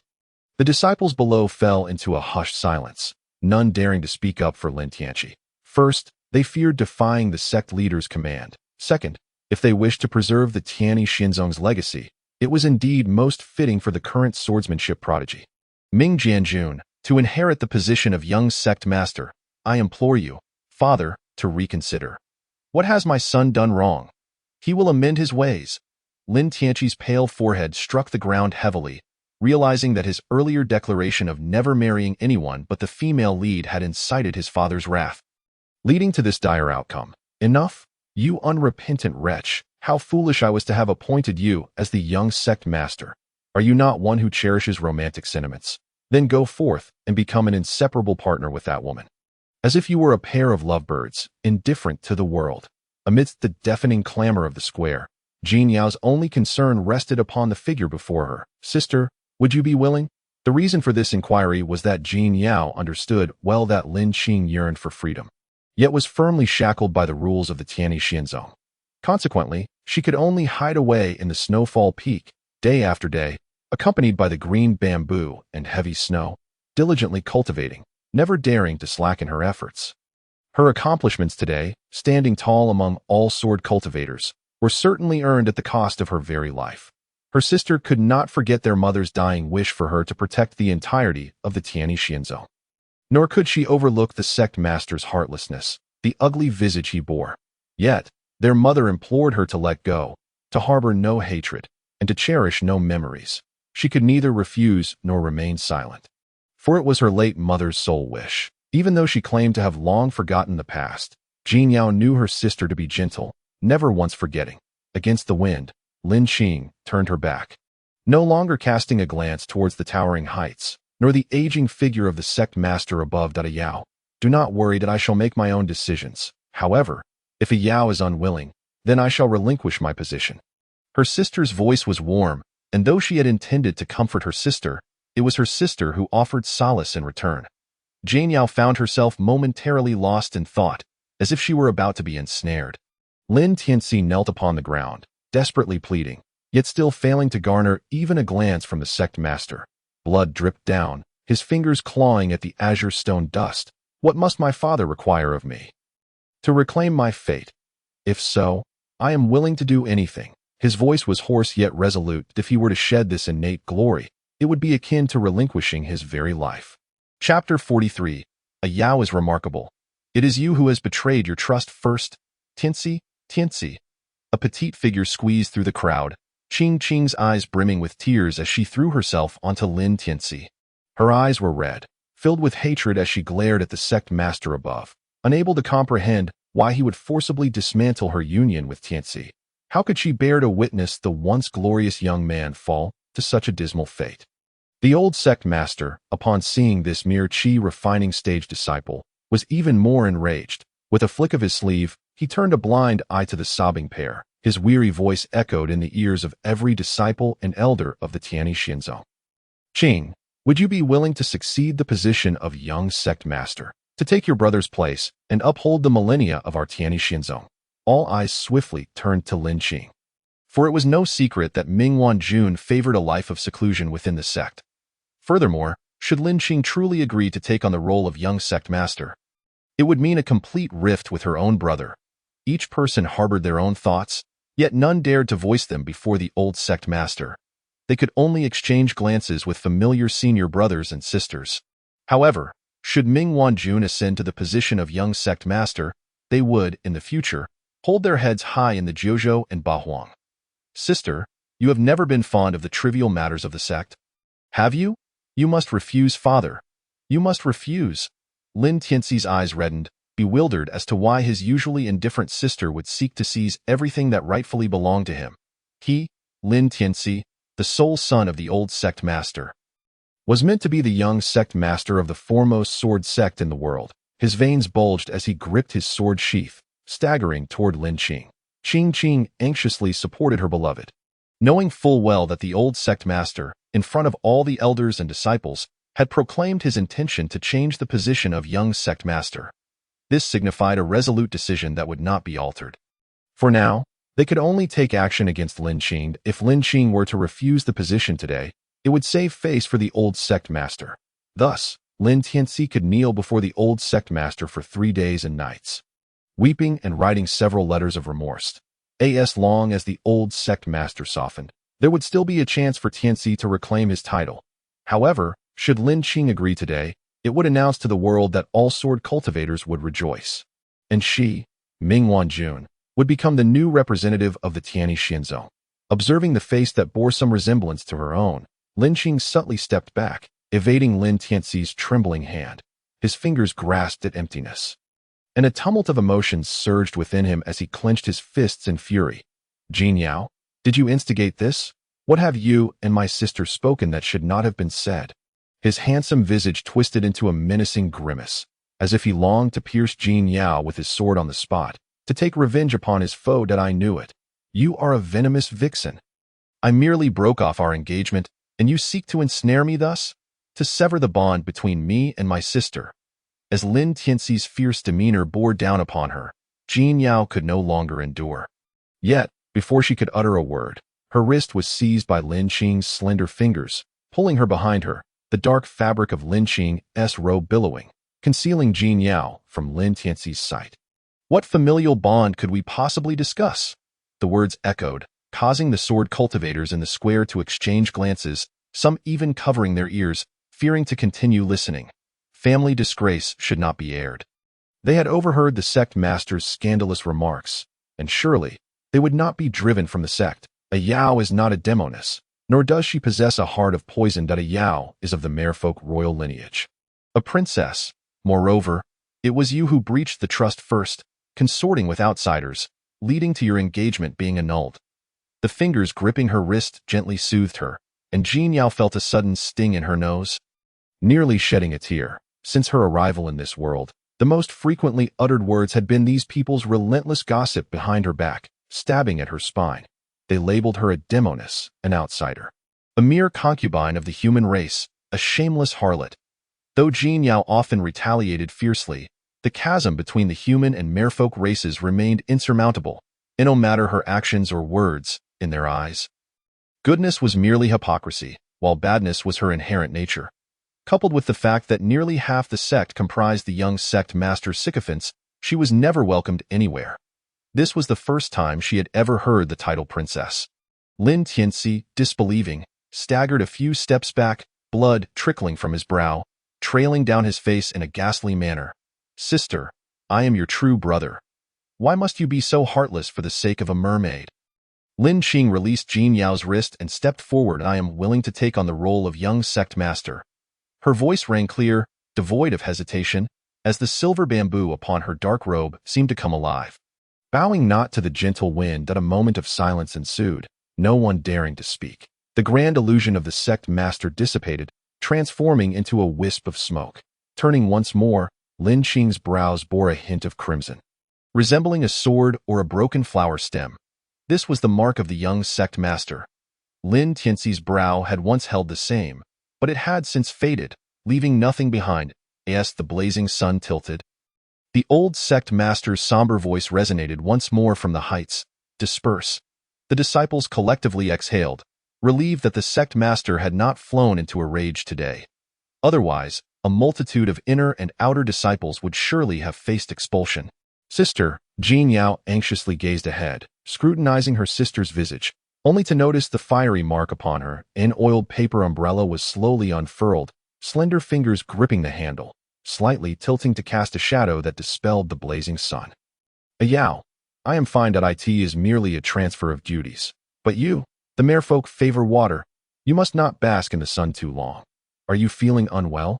Her gentle, low voice resembled that of an ordinary elder sister soothing a child returning from school with treats. Lin Tianxi's eyes burned with jealousy. He now possessed nothing at all. He lagged behind his sister in talent, in cultivation, and even his swordplay could not compare to the slightest of her skills. Now, he had lost the position of young sect master as well. Jin Yao, what must I do for you to cease your slander against my sister? Lin Tianxi drew his sword, pointing its tip directly at Jin Yao's back. Chapter 44. A fool, blind to all. Tianxi, do not act this way. Tianxi, do not act this way.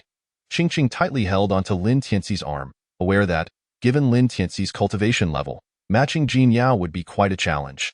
How could he possibly compare to Lin Qingye, who was on the verge of entering the transformation stage? Engaging in a conflict would be akin to striking a stone with an egg. Moreover, it was already evident where Lin Qingye's loyalties lay. Even if Tianxi called her his elder sister 1,000 times, it would not alter the fact that Lin Qingye favored him. The texts were indeed correct. The merfolk had always favored beauty and charm, effortlessly alluring. Whether it be the dragon clan that commanded storms in the sea, or the heartless woman like Lin Qingye, who severed all ties. Wielding her solitary sword above countless sword cultivators, they too would bow beneath her fish-tail. This enchanting being was doomed to an ill fate. Qingqing, do not stop me. Today, I shall surely kill her. Bloodshot eyes swirling with fury, Jin Yao turned back to face the blade of Lin Tianxi, showing no sign of fear. With a delicate pinch of her fingers, she firmly steadied Lin Tianxi's trembling sword.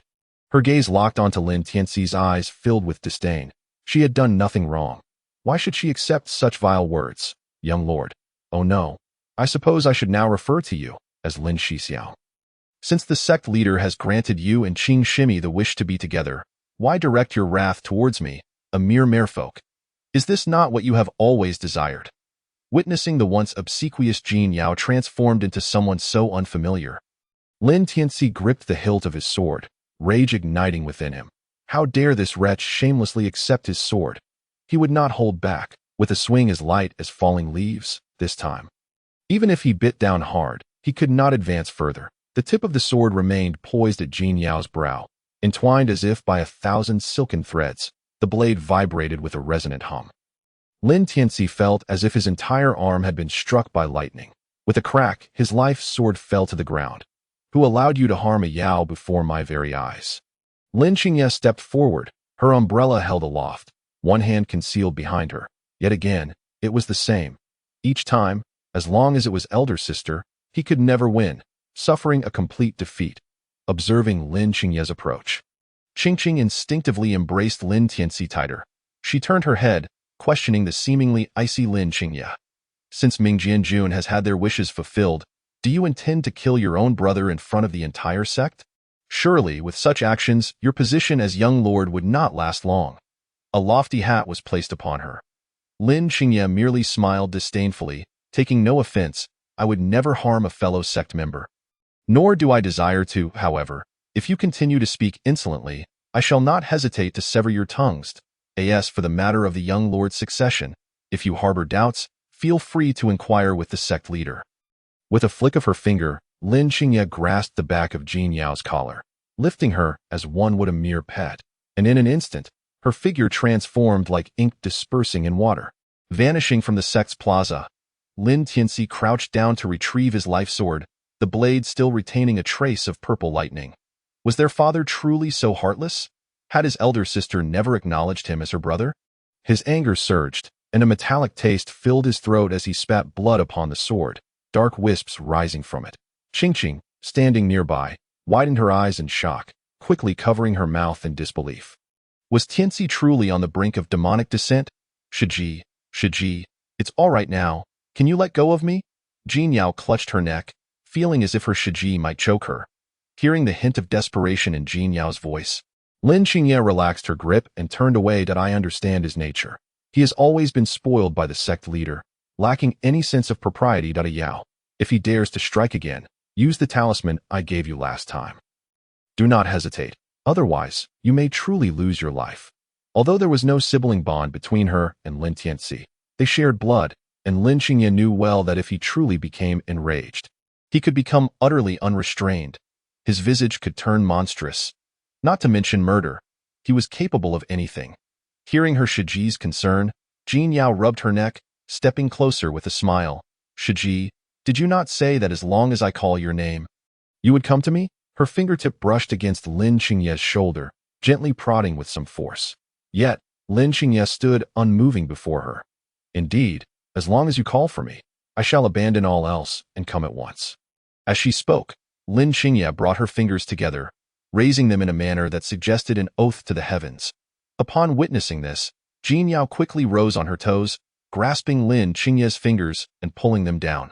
No need for such solemnity. I know you will keep your word, so there is no need for such oaths. Upon hearing Jin Yao's words, Lin Qingye was momentarily taken aback, unable to believe it. Jin Yao's other hand rested at Lin Qingye's brow, yet she did not press down, merely observing the crimson mark there with a radiant smile. This young lord's mark upon your brow looks quite lovely. The proximity between them was almost overwhelming, and Lin Qingye could catch the faint scent of Jin Yao. Distinct from the perfumes of the human world, the fragrance carried an innate coolness, reminiscent of the winter's osmanthus. Was this the sensation described in the texts about the pleasures of the merfolk? Would a Yao share her secrets with me? Alas, I am but a blind fool, unable to see anything. Lin Qingye feigned ignorance, yet felt no guilt within. If this allowed a Yao to draw closer, it was more than welcome. She found Jin Yao's scent far more enticing than the incense and perfumes gifted by her master. Hearing her Shiji's words, Jin Yao felt her heart ache, and with one hand, she cradled Lin Qingye's face. Their foreheads touched, their proximity allowing them to feel each other's breath. Her fingertips pressed gently, and she spoke slowly. Perhaps this is how it is. Quite beautiful indeed. Chapter 45. Tianci is willing to marry the princess of the merfolk royal family. Seated in the sect leader's grand hall, the delicate Xianghua fairy suddenly sneezed while holding a teacup. Rubbing her nose, she frowned in displeasure, muttering, "Could it be that the ghost lying in the coffin misses me, urging me to burn her some osmanthus wine?" Truly, she was greedy while alive, and now even in death. She remains as ravenous as a starving ghost. How detestable! The warm spirit tea wafted steam as the Xianghua fairy took a large gulp, as if venting her frustrations. Beside her, an elder, Su Chong, busily prepared a pot of fine tea for his Shiji, his demeanor overly obsequious. Hearing his Shiji's complaints about her long-deceased partner, Su Chong couldn't help but chuckle. "Shiji, I've always said that marrying young has its downsides. You didn't believe me back then?" Saying the person was beautiful, just with slightly lower cultivation, it was of no consequence. Before he could finish, a solid punch landed on the back of his head. The Xianghua fairy shot him a glare. Reclining in her chair, indeed, they are good-looking. Otherwise, why do you think I remain virtuous? Clearly, I have unforgettable memories of the good times. That Su Chong winced, clutching the back of his head.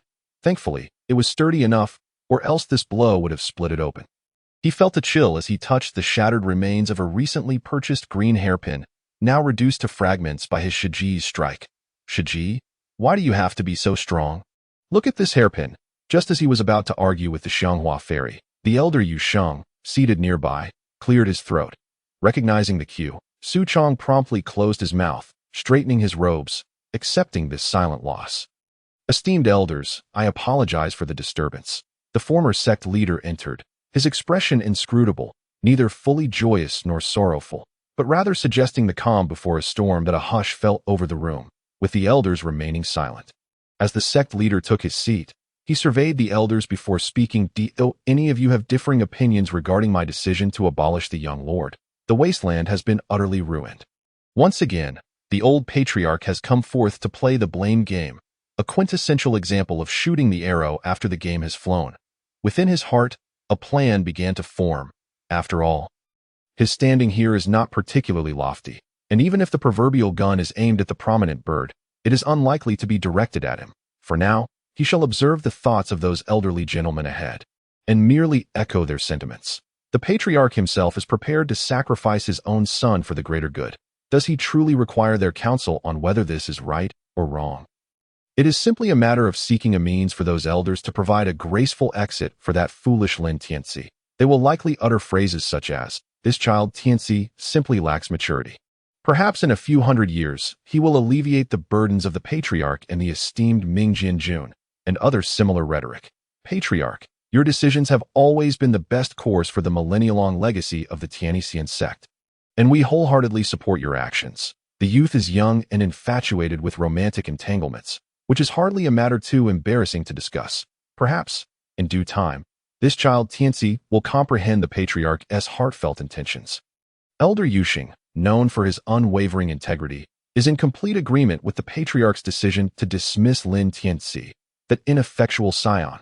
Consequently, he stepped forward to voice his approval. Upon Elder Yuxing's declaration, the entire patriarchal hall resonated with nods of agreement. The other elders voiced no dissent, for it was the patriarch who, against all odds, had previously elevated Lin Tianxi to the position of junior patriarch. The patriarch, seated at the head, felt a sense of satisfaction. He had convened this meeting primarily to ensure that the elders, harboring grievances, would overlook the disgraceful actions of Tianxi in the past. Now, if he insists on marrying that female cultivator in the qi refinement stage, so be it. Let him proceed. Father, I was wrong. Outside the patriarchal hall, a figure knelt in the courtyard, two thorny burdens upon his back. His voice booming, he struck his forehead heavily against the ground. Lin Tianxi's eyes filled with crimson fury.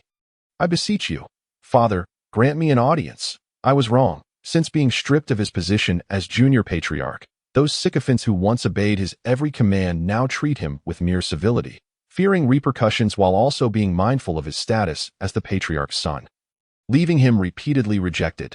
Yet how could Lin Tianxi, once brimming with youthful exuberance and glory, accept such a stark fall from grace? His fingers clawed at the ground. He recognized his talents paled in comparison to those of his elder sister. Yet he could not bear to see the sole vestige of his identity as junior patriarch snatched away by her merciless grasp. The patriarch, observing his unworthy son now realizing his errors, could not help but shake his head that it was too late. He waved his hand, his voice carrying beyond the hall, stating, "It is good that you recognize your mistakes, but you are no longer the junior patriarch of the Tianxian sect. Regardless of your actions as your father, I shall not impose upon you further. There is no need for this act of self-reproach. Since Lin Tianxi dared to come here, he must have been prepared." He understood what weighed on his father's mind. Thus he had instructed Qingqing beforehand. "Father, I am willing to marry the princess of the merfolk royal family." This proclamation rang out, clear and resolute. Within the patriarchal hall, capturing the attention of all present, the snow silk fairy, who had been savoring her tea, paused mid-sip to peer outside. The slender figure remained prostrate upon the ground. To marry that lowly creature Jin Yao was merely a temporary measure. Once he reclaimed his position as junior patriarch, that wretch would receive her comeuppance. What on earth are you saying? Do you even understand what you are uttering? The patriarch rose, slamming his palm upon the wooden table, disbelief flooding his expression, as if the youth kneeling in the courtyard could not possibly be his own son. "Father, I said I am willing to marry the princess of the merfolk royal family. I know I was wrong." Upon raising his gaze, the snow silk fairy noticed a flicker of joy gradually emerging on the patriarch's face, prompting her to tap her white jade teacup. "Patriarch, this is utterly inappropriate. Is not Tianxi about to become a father? If he forsakes the pregnant woman for the sake of a mermaid, would it not lead to a tragedy of 2 lives lost? If this were to spread, it would surely bring shame upon the Tianxian sect." Upon hearing the snow silk fairy's words, the patriarch's earlier joy swiftly dissipated. He had momentarily forgotten to temper his exuberance. revealing a chink in his armor. "What will you do about the woman carrying your child, Tianxi?" "I shall take her as a concubine." Lin Tianxi stated this with unwavering conviction, not a hint of hesitation. Chapter 46. No one can harm you in my presence. A Yao. Soaking in the pool, Jin Yao lazily dozed off, her tail flicking and splashing droplets of water. Yet, before her hazy eyes fully opened, she heard the rustling sounds from outside the window. Could it be that the male and female leads have come? Jin Yao immediately opened her eyes and peered outside, only to see a small dragon head poking through, its horns adorned with tattered window paper. With golden eyes frozen in surprise, the little dragon promptly recoiled. However, its speed was no match for Jin Yao's, and with a flick of her wrist, the golden dragon flew straight into her grasp. Its tail thrashed in protest. The little dragon appeared somewhat aggrieved, its whiskers bristling. "Jin Yao, I didn't mean to. I truly did not intend to spy on you while you bathed." Before it could finish its defense, Jin Yao extended a finger, still glistening with water droplets, and placed it upon the little dragon's mouth. "Shoo, keep it down. Senior sister has yet to awaken. If she finds out you're here, there will be no escape for you." Jin Yao's tone bore no threat. Yet the little dragon was instantly cowed, its spirit deflating as it drooped down. Its fluffy golden tail floated upon the water's surface, and its large eyes brimmed with tears. It trembled slightly, genuinely fearing that the blind one might indeed kill her. Seeing the little dragon so obedient in her hand, Jin Yao smiled brightly, floating upon the water as she released her grip, allowing the little dragon to sink back into the depth. "If you wish to leave, I'll send you off shortly, but you must refrain from saying anything that would anger senior sister. She may seem cold, yet she is quite kind-hearted."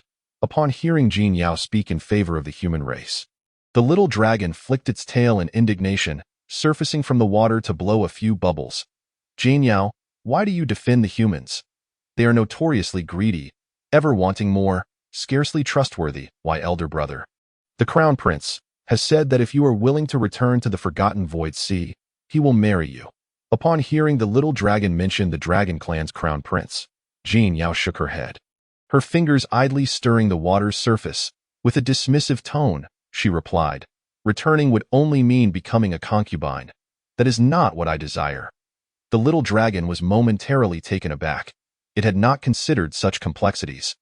Initially, the Crown Prince had promised a way to bring Jin Yao back to the Forgotten Void Sea, and she had felt a moment of joy. Yet, recalling the plight of the concubines within the Dragon Palace and the melancholy faces of her brother's mistresses, she fell silent. Then what does Jin Yao truly wish for? With a flick of her tail, the little dragon tightly gripped Jin Yao's wrist, genuinely yearning for Jin Yao to return to the Forgotten Void Sea.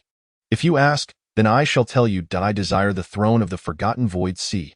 Jin Yao's smile was sly. "If not this, I shall never return to the Forgotten Void Sea in this lifetime. Should I return, it must be to claim the throne." She recalled that in the original tale, the Merfolk King and Queen, her adoptive parents, were overthrown by the Merfolk Prince who had been the Crown Prince for 70 years, forcing them to relinquish their power. Yet, even then, the eldest prince did not spare his father. If the former king did not perish, how could he find peace? It was precisely because the Merfolk royal family had changed hands that the Forgotten Void Sea fell into disarray. After the demise of her father, the original host found herself isolated within the Tianxian sect. Even in death, her remains would be devoured by wild dogs, and not a single member of the Merfolk royal family would rise to defend her. It was for the honor and disgrace of the Merfolk that the original host had accepted her fate, believing that loyalty to the male lead would ensure her survival. Yet, who could have anticipated that she would end up dying far from home? Her bones lost to the abyss? "Jin Yao, do you despise Jinyu?" The little golden dragon leaned forward, envisioning a tall figure, wielding a silver spear, an exceptionally handsome merman crowned with a regal diadem, his proud demeanor only softening in the presence of the Dragon Clan. "Indeed, I despise him, with an intensity beyond measure." Jin Yao is aware that the initial proposal to marry off the original owner originated from the eldest prince of the Merman royal family. It was he who advocated for establishing relations with the human race to guard against the Dragon Clan's attempts to annex the Forgotten Void Sea. As the Crown Prince, the Merman Prince commands immense influence in the Forgotten Void Sea, and under pressure from his officials, The Merman King had no choice but to acquiesce to his son's matrimonial proposal. Such occurrences are not uncommon for the merfolk of the Forgotten Void Sea.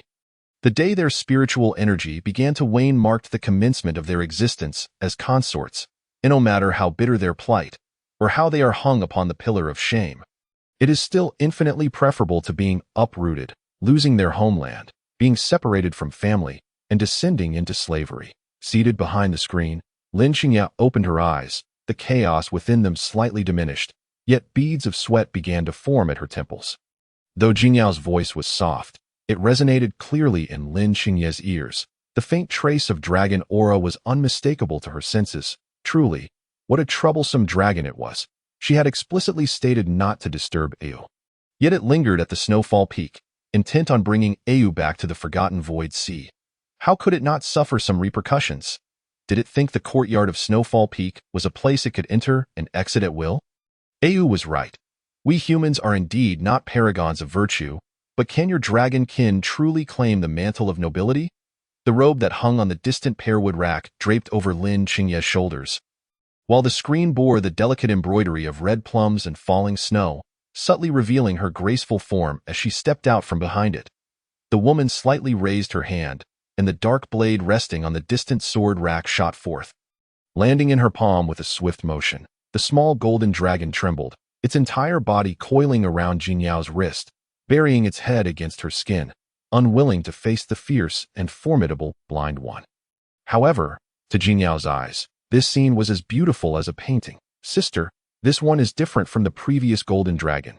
It doesn't seem to be a bad dragon, there's no need to frighten it. Jingyao's fingers pressed gently on the small dragon's head, ruffling its fur, offering it comfort with her touch that I understand.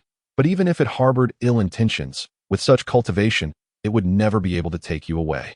Au, no one can harm you while I am here, nor can anyone take you from me. Lin Xingya paused at the edge of the pond, her sword lowered, defense relinquished, with her head bowed, the dark fabric draped down her back. Of course, if Au wishes to leave my side, I would not hinder you. Lin Xingya rarely made promises, for promises are the easiest to betray. She did not trust easily. Chapter 47. Willing to be a concubine. Why force others? Looking up at her sister's serious demeanor, Jingyao smiled gently and nodded in agreement. Sister, I know I in this world. You are the most formidable, as long as you draw the Xinyi sword. You will be unbeatable. Supporting herself at the pond's edge, Jingyao tugged at Lin Xingya's robe playfully. Au, you truly know how to flatter. Crouching down, Lin Xingya gazed at the faintly visible light blue fish tail submerged in the water. Her hand brushed against Jinyao's slightly pointed ear, her red lips pursed as she spoke softly. With such sweet words, you leave me quite defenseless. Her fingers traced the contour of Jinyao's ear, moving delicately. Today, I fear I shall be late returning to see you. Hearing her sister's words, Jinyao leaned in closer, her long hair brushing against her skin as she looked up at Lin Xingya. Sister, is there something you must attend to today? Nodding slightly, Lin Xingya withdrew her somewhat damp fingers and answered, the sect leader has summoned me for a discussion. I'm uncertain how long it will take, so I wanted to inform you first. If you do not see me return by evening, do not rush to take over the affairs of the young sect master. Things will become busier soon. Placing the small dragon into her pouch, Jinyao donned her attire and perused the course schedule prepared by the Tianyi Immortal sect for both inner and outer disciples. She noticed that there were no grand lectures from the elders today, but there was a small class on sword flight for new disciples, taught by a steward of the sect. Since Snowfall Peak possessed its own teleportation array, Jinyao had seldom practiced sword flight. However, there is a fundamental difference between having never used it and being incapable of using it. She must learn.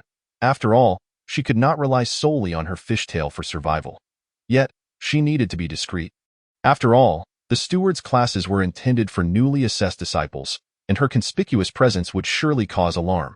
She must maintain a low profile to avoid drawing unwanted attention. Just as she stepped out of the teleportation array, a darkened voice called out to her, Jinyao. Turning around, her disciple's skirt billowing, Jinyao recognized the voice of none other than Lin Tianzi, the male protagonist, and a familiar figure to Ald. He still wore the golden robe adorned with jade, but had lost much of the youthful bravado he once held. With a faint mark of red on his brow, which had long since faded, he stood with his life-bound sword sheathed at his waist, blocking Jinyao's path. I have already consulted with my father about restoring our engagement. I believe it will not be long before you become my young lady once more. Your bewitched elder sister will also release you. Lin Tianxi bore some resemblance to Lin Xingye, though his delicate features gave him a somewhat juvenile appearance. In contrast, Lin Xingye's fierceness made her seem more formidable, while this hint of innocence softened the harshness, making her sister appear less intimidating. Jinyao, if you are wise, you will relinquish your attempts to enchant my elder sister. My father was merely momentarily vexed. He will soon restore my position as young sect master. He took a step closer, a contemptuous smile gracing his lips. As for you, you will remain my young sect master's wife. But we can be nominally married. As for my heart, Jinyao, do not even think about it. What audacity! He assumed he could simply return after she had publicly announced their annulment throughout the sect? How delusional! Ah yes, Lin Shixiang. Are you about to proclaim that we are meant to be together for eternity, that you shall love no one but your dear Shimmy? Jinyao retorted, hands on her hips. Unafraid of his sword, if he dared to strike, she would not hesitate to take another sword from Elder Jin and toss them both into the forge to be melted down. You are truly lacking in manners. Humph. But whether you are willing or not is inconsequential, Jinyao. You are merely a pawn in my game. Do you not think I will hesitate to harm you? His grip on the sword tightened as he pointed an accusing finger at Jinyao, his anger causing veins to bulge on his hands. Yet, he refrained from striking her as he had in the past. Where the crown, one must bear its weight. This was the first lesson he learned after falling from grace. Marrying me would be an elevation for you. If you are sensible, do not entangle yourself with my elder sister.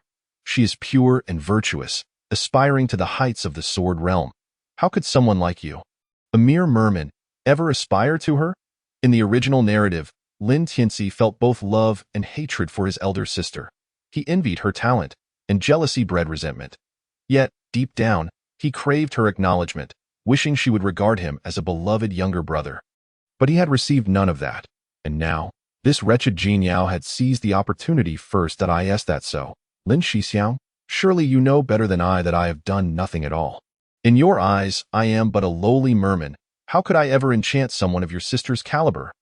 Lin Tianxi found himself momentarily speechless, unable to refute her claim. Indeed, while Jinyao possessed a water-type spiritual root, her cultivation had been stunted by the waning spiritual energy of the forgotten void sea. By the time she arrived at the Tianyi immortal sect, she was merely at the golden core stage. Meanwhile, her sister was on the cusp of the transformation stage. Even a mere flick of her hand could easily dispatch Jinyao at her whim. You think that merely realizing your mistakes now will suffice? A person without the capability to match their lofty position will only face ruin. Lin Tianxi's face flushed as Jinyao struck at the heart of his insecurities.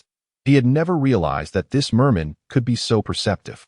Her words cut like poison, infuriating him to no end. Lin Shixiang, who you choose to like is of no concern to me, and whom I choose to like is none of your business either. Understood? As a disciple, you need not attend lessons, but I do. Having said this, Jinyao attempted to pass by Lin Tianxi, but just as she lifted her foot, a familiar figure appeared around the corner. Qing's complexion was pale, her eyes swollen to the size of walnuts. With a resounding thud, she collapsed to her knees before Jinyao, her voice choked with tears. Senior sister Jinyao, I was wrong in the past. But today, I have been granted the clarity to recognize my mistakes. Why must you make things so difficult for him? I understand that my presence complicates matters for you, yet I am now willing to embrace the role of a concubine. Why, dear senior sister, must you be so relentless? Chapter 48. Fed up with the two foolish ones, Qing repeatedly bowed her forehead to the ground, weeping like a fragile willow swaying in the wind, evoking an irresistible urge in others to come to her aid. Witnessing the pitiful state of his junior sister, Lin Tianxi could hardly bear it that he reached out, swiftly supporting Qing's arm. If not for his ambition to reclaim the position of the young sect leader, why would he agree to cede his rightful place as the main wife to that loathsome mermaid? Jinyao, what a cunning act of moral coercion. If he were to refuse to marry the male lead today, would it imply that he was condemning her and their unborn child to a dire fate? Junior sister Qing, given your condition, there is no need for you to kneel before me. Otherwise, people will think we are to be addressed as sisters. Jin Yao spoke coldly, her gaze fixed on the throng of disciples drawn by Qing Qing's sobs, gradually enclosing the three of them. Senior Sister Jin Yao, that is not my intention. I merely wish for you to coexist harmoniously with Tianci in the future. As for titles, I do not insist. I only desire a safe haven for myself and my child. She lowered her head, gazing at her flat abdomen as if she were on the brink of giving birth, gently caressing it. Tears streamed down Qing Qing's face, causing Lin Tianxi's heart to ache profoundly. He hurriedly retrieved a handkerchief from his bosom, tenderly wiping away her tears. Qing Qing, why must you kneel before this foreigner? The will of our parents and the arrangements of marriage dictate that even if she does not wish to wed, she must do so.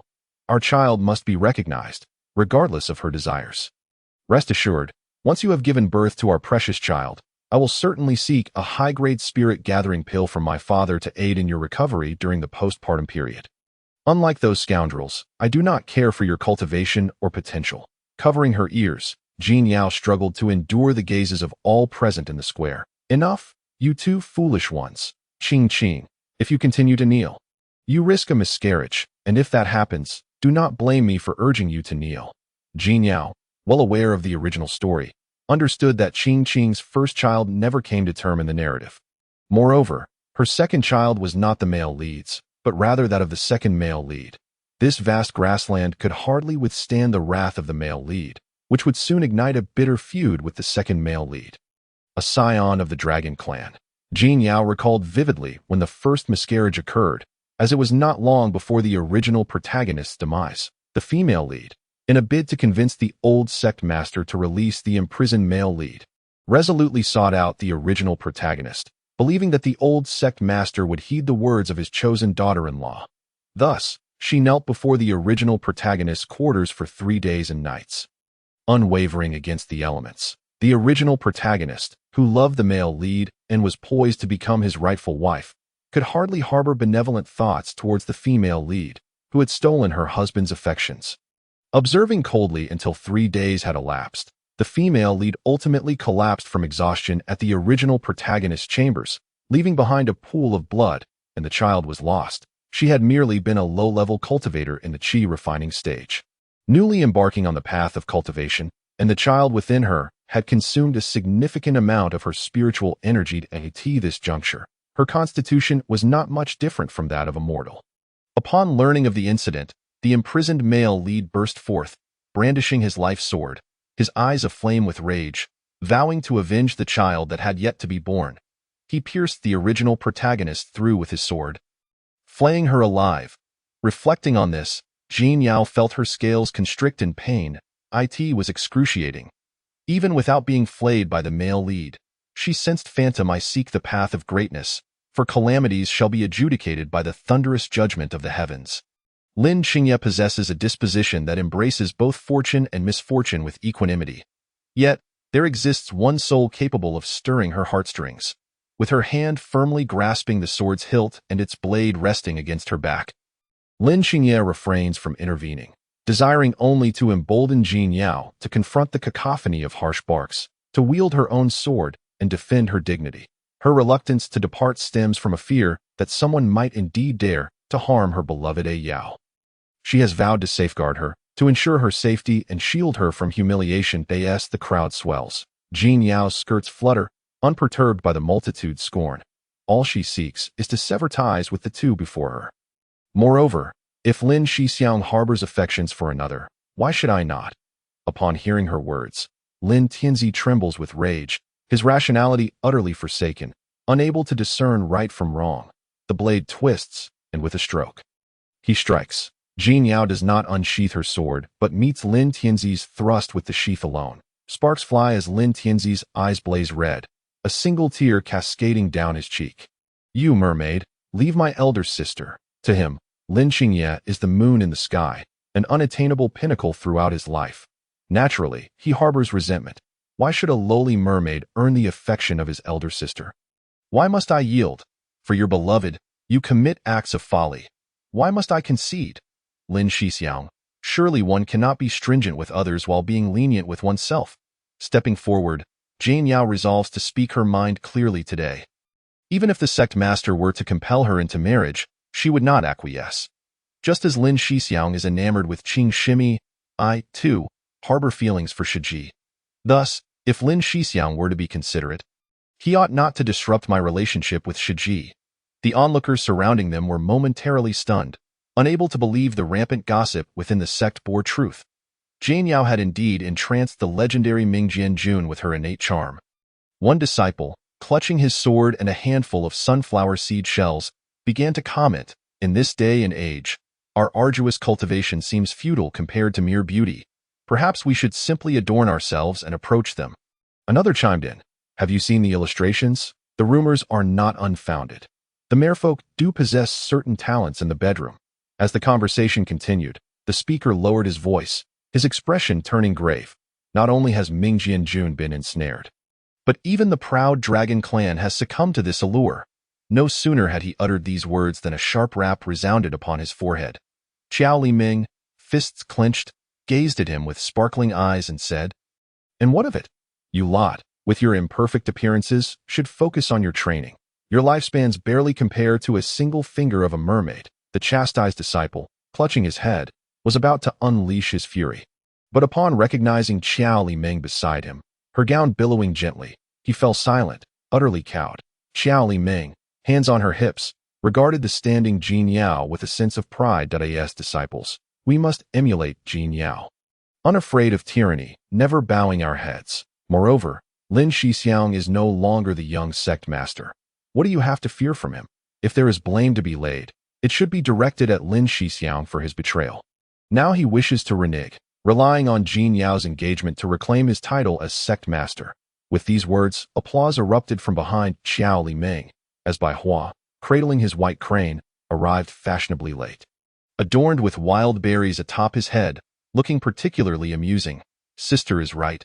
I detest men who wish to have it all, bringing shame upon us."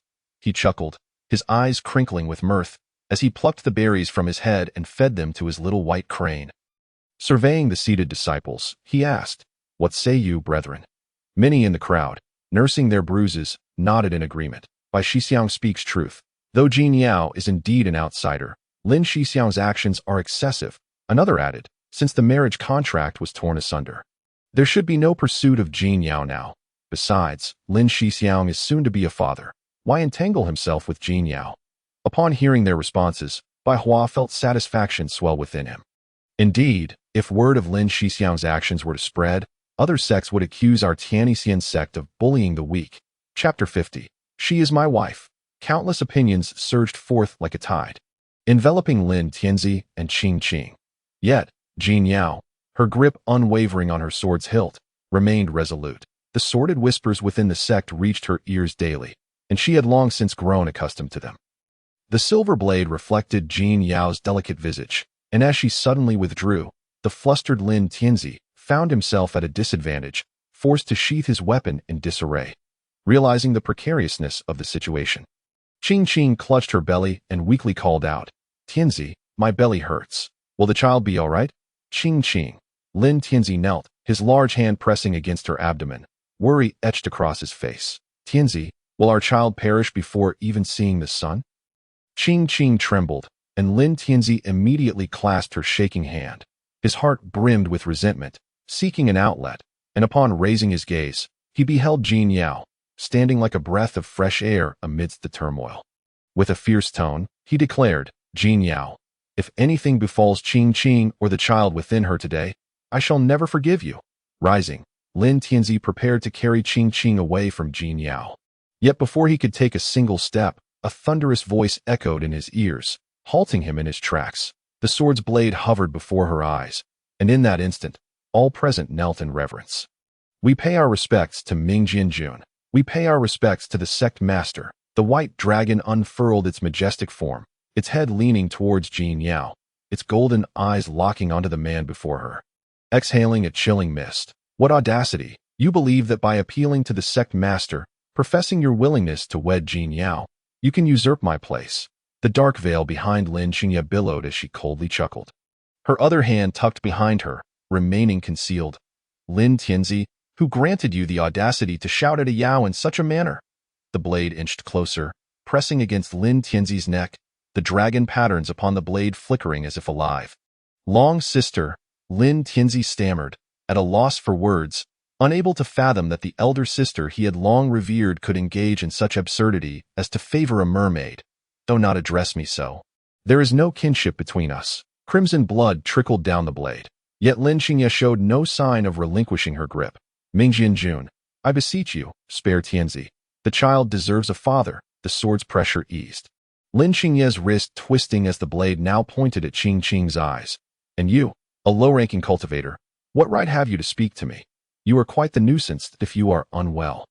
Seek treatment. Do not disturb a Yao's tranquility." Qing Qing, previously weeping, fell silent at Lin Xingye's intimidating presence, trembling as she clung tightly to Lin Tianzi's neck, too frightened to meet Lin Xingye's gaze.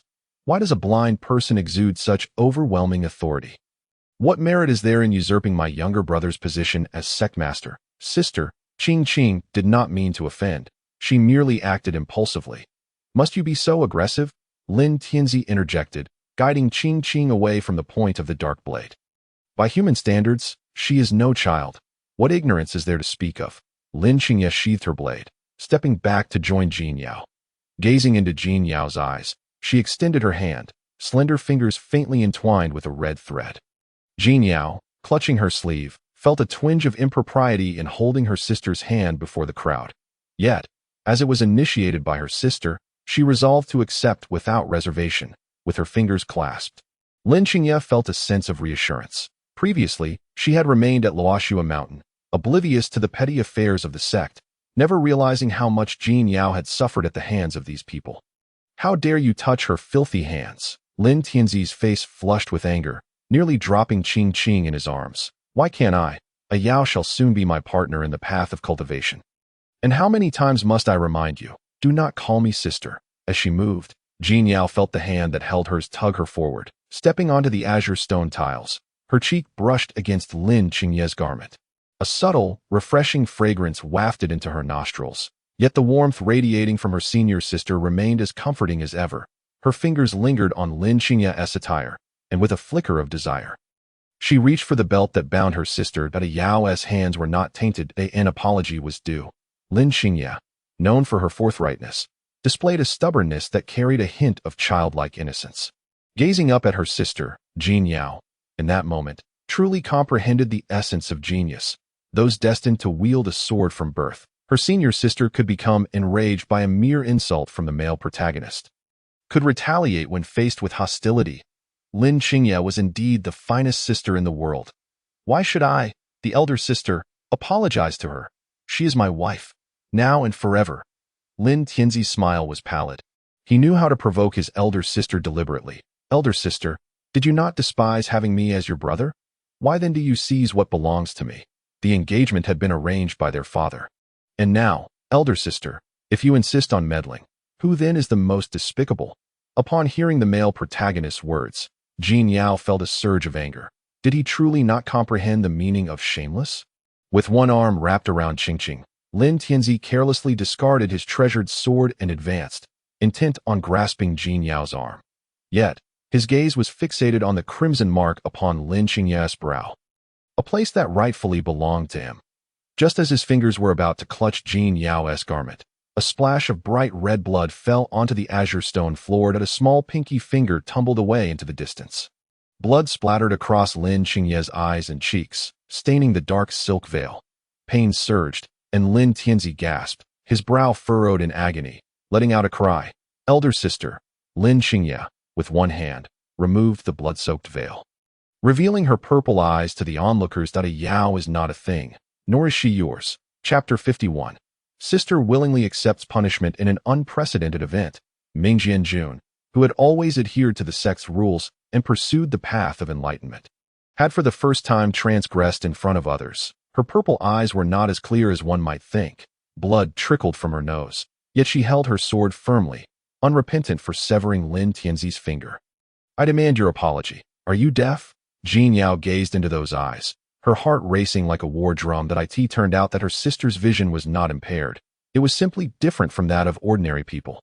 "How audacious! This is sacred ground. How dare you two harm one another here?" A figure appeared, causing all disciples to bow their heads in haste. The gravity of the situation left no room for doubt. The one standing among the four, filled with righteous fury, could only be the esteemed sect leader. With a face as stern as iron, the sect leader clutched his precious robe, horrified by Lin Qingye's bloodied visage. How could such a good child, though somewhat distant from kin, show signs of falling into darkness? Yet, a seasoned individual like him kept his thoughts concealed. His gaze swept over to Jin Yao, whom Lin Qingye was protecting, and his sharp eyes fixated on her, piecing together the situation. Surely, Tianzi's reconsideration had reached Qingye's ears. The two cared little for the onlookers, engaging in a fierce dispute over a mere mermaid. If word of this got out, what would become of the sect's reputation? Sibling rivalry over a mermaid was a disgrace indeed. It was his own greed for the mermaid royal family's water spirit roots that had led to this ill-fated engagement. Sect leader, this matter has nothing to do with the Yao. I acted.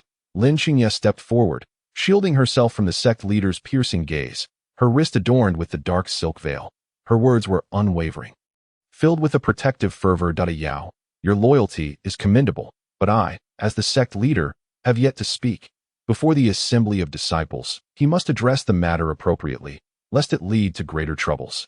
Father, Lin Tianzi fell to the ground, his complexion ghostly pale, blood pooling beneath him. You unfilial child, do not call me father. Today, your elder sister has severed your finger as a lesson. Let us see if you dare act so recklessly in the future. After receiving his father's scolding, Lin Tianzi lowered his head, unable to utter a word, his resentment directed at Lin Qingye. Did elder sister truly care for that mermaid so much? Could a century of sibling affection not compare to a few days of pleasure? As for you, Qingye, you have disappointed me gravely that I did not elevate you to the position of junior sect leader to bully others, nor did I intend for you to disregard the rules and show no regard for your peers or kinship. Sect leader, my sister neither bullied others nor disregarded the rules. Jin Yao released her hold on Lin Qingye's wrist, taking a deep breath to step forward. She gazed at the man whose cultivation surpassed her own by an unknown margin. Feeling a flicker of trepidation, yet she did not retreat. That I must clarify. It was Lin Shixiang who wronged me first. For too long, Jin Yao had believed in avoiding trouble, steering clear of conflict to evade unnecessary complications. But now, she could no longer hide. Her sister had already done enough for her. You are bold indeed, daring to confront me directly. Now tell me, what has Tianzi done to trouble you? Many disciples' gazes fell upon the sect leader as he stepped closer to Jin Yao. He had underestimated this mermaid princess, who now demonstrated an understanding of the situation, applying pressure upon him, the human sect leader. This girl was far more astute than when she first arrived at the sect. No longer the fragile being she once was. Your discernment is keen, sect leader. Jin Yao bowed respectfully, her gaze resolute as she continued. I have already made it clear that I no longer have any ties with Lin Shixiao. However, he broke our promise first and subsequently insulted me, which is the second point.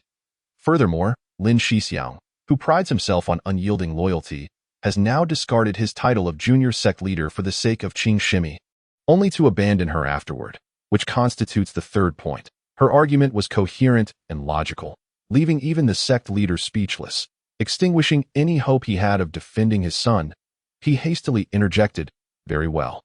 You have made your points. However, Qingye's actions violated sect regulations, severing Tianzi's finger. You cannot shift the blame for that. The sect leader's words struck a chord of guilt within Jin Yao, causing her to hesitate momentarily before she could respond. Lin Qingye interjected coolly. He was the one who spoke rudely first. My severing of his finger was an act of mercy. I will accept my punishment for violating sect rules. But it does not excuse his disgraceful behavior.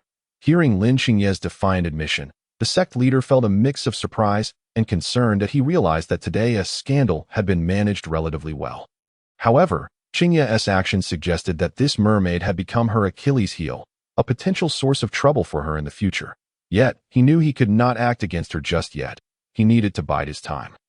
Resolute, the sect leader fixed his gaze on Lin Qingye, declaring, since you are willing to accept punishment, let us proceed according to sect rules. Anyone who injures a fellow disciple shall kneel in the frozen abyss for a month. You and Tianzi shall share this punishment. Upon hearing the term frozen abyss, Jin Yao's heart sank. In the original tale, it was a chamber specifically designed for punishing errant disciples and was reserved for higher-level practitioners. The male protagonist had once been punished there for violating the engagement, enduring 7 days of kneeling, severely depleting his energy and leaving him bedridden for an entire month, though her sister's cultivation was far superior to his. The place known as the Abyss was undoubtedly excruciating. Jean Yao felt defiant, ready to speak out, but a gentle voice resonated in her ear. Do not worry. That place is not cold. Just think of it as a retreat. It is the voice of my senior sister, such a moment. She still has the composure to comfort herself, leaving Jean Yao uncertain whether to cry or laugh. Chapter 52. Gentle and warm. With no side effects, sitting outside the courtyard, Jean Yao sighed with melancholy, holding a brush in her hand, inscribing the solitude of the days without her senior sister. During this period, she diligently studied the various foundational spells of the Tianyi immortal sect. And now she has mastered them to the point where she stands on the threshold of intermediate spells. She wonders if her senior sister would praise her upon seeing this. Of course, her rapid progress is largely due to the original owner's cultivation at the Golden Core stage, and her water-type spiritual root. One cannot help but ponder what the original owner, this foolish girl, was thinking, neglecting her own golden opportunity to support someone so unworthy. The determination with which she has transformed into a paragon of competitiveness has astonished Bai Hua and Xiao Lianming, who usually slacked off in class. However, the two were perceptive enough to refrain from mentioning that Ming Jianjun was punished because of Jean Yao's senior sister. They silently resolved to protect the fragile heart of the empty-nested Jean Yao. Today, the weather is clear, and it marks the final day before her senior sister enters the ice prison. One wonders if her senior sister has been frozen into an ice sculpture. The chiffon fairy passed by, carrying a teapot. She was taken aback by the sight and could not help but exclaim, startled by her master from behind. Jean Yao quickly covered the diary of her senior sister's disappearance that she had been writing. She hastily stood up and bowed in the direction of her master. Greetings, master. Waving her hand, the chiffon fairy poured another cup of tea and handed it over. No need for formalities. I just saw you missing Qingyi, that fellow. A month ago was a long time, and the chiffon fairy had naturally gathered all the details that it was not that she did not wish to rescue someone, but since her disciple willingly entered the ice prison, not even a deity could pull her out. That child had always been as stubborn as a mule. Yet, her willingness to endure the pain of longing was something she took in stride. The good child has finally come to her senses, no longer a blockhead. That is indeed this matter of affection that captivates the heart. Jean Yao, touched by the mention of her senior sister, clenched the book in her hand, lowered her head, and pressed her lips together, taking a long time to respond with a simple hum. She did not deny her feelings. After such a long separation, Jean Yao truly missed her senior sister. In the past, although her courtyard appeared desolate, her senior sister had always been there at the door or resting inside, no matter what sounds were made. Jean Yao felt at ease, but now, when she opened her eyes from the mist, she could no longer see that familiar figure leaning against the door. Seeing you like this, I can rest easy. Her master said that I am not mistaken, right? Qingyi is quite the handsome one, and many secretly admire her. This is the first time I've seen her willingly accept punishment for someone. Holding the teacup her master offered, Jean Yao detected a strong medicinal scent, but out of respect, she drank it in one gulp. The faint bitterness resembled that of chrysanthemum tea. Hearing her master's words made Jean Yao feel a bit melancholy. Unsure, with her fingers slightly bent, Lin Qingya also crouched down, gently wiping away the tears from Jean Yao's eyes with her fingertips. She gazed down at the small pearls of tears taking shape. Lin Qingya's mind was solely occupied with how to comfort Yao. This chill, when compared to the backlash of the Ming long sword art within her, was almost negligible. Yet, upon seeing Jean Yao's reddened eyes before her, Lin Qingya realized that her practice of the Ming long sword art had nearly rendered her devoid of all senses. She was on the verge of losing her sight in the past. Lin Qingya believed there was little difference between being blind and not, but now she felt it was better to have sight, that if she were blind, she would miss the sight of a Yao crying before her, which would be a great pity. Feeling her senior sister's icy fingers brush against her cheek, Jean Yao steeled herself. She rose onto her toes, tugging at Lin Qingya's collar, pulling her a few steps closer. The ponytail behind her swayed gently. Lin Qingya had no defenses against Jean Yao's sudden movement, causing her to stumble a few steps, her hands bracing against the bed. Before she could even question Jean Yao, The latter cupped Lin Xingye's face with her hands and kissed her. Ignoring the biting cold, Jin Yao followed her body's instinct, though the books often wrote of the merfolk being seductive, rivaling even the nine-tailed fox. She had never experienced it until now. As she held onto her senior sister's lips, she finally understood the true meaning of being self-taught. Yao. Lin Xingye could only breathe out Jin Yao's name. Her gaze fixated on the sight before her. Jin Yao extended her index finger, placing it upon Lin Xingye's lips, her eyes sultry, her long hair cascading behind her, and faint blue scales glimmering upon her body.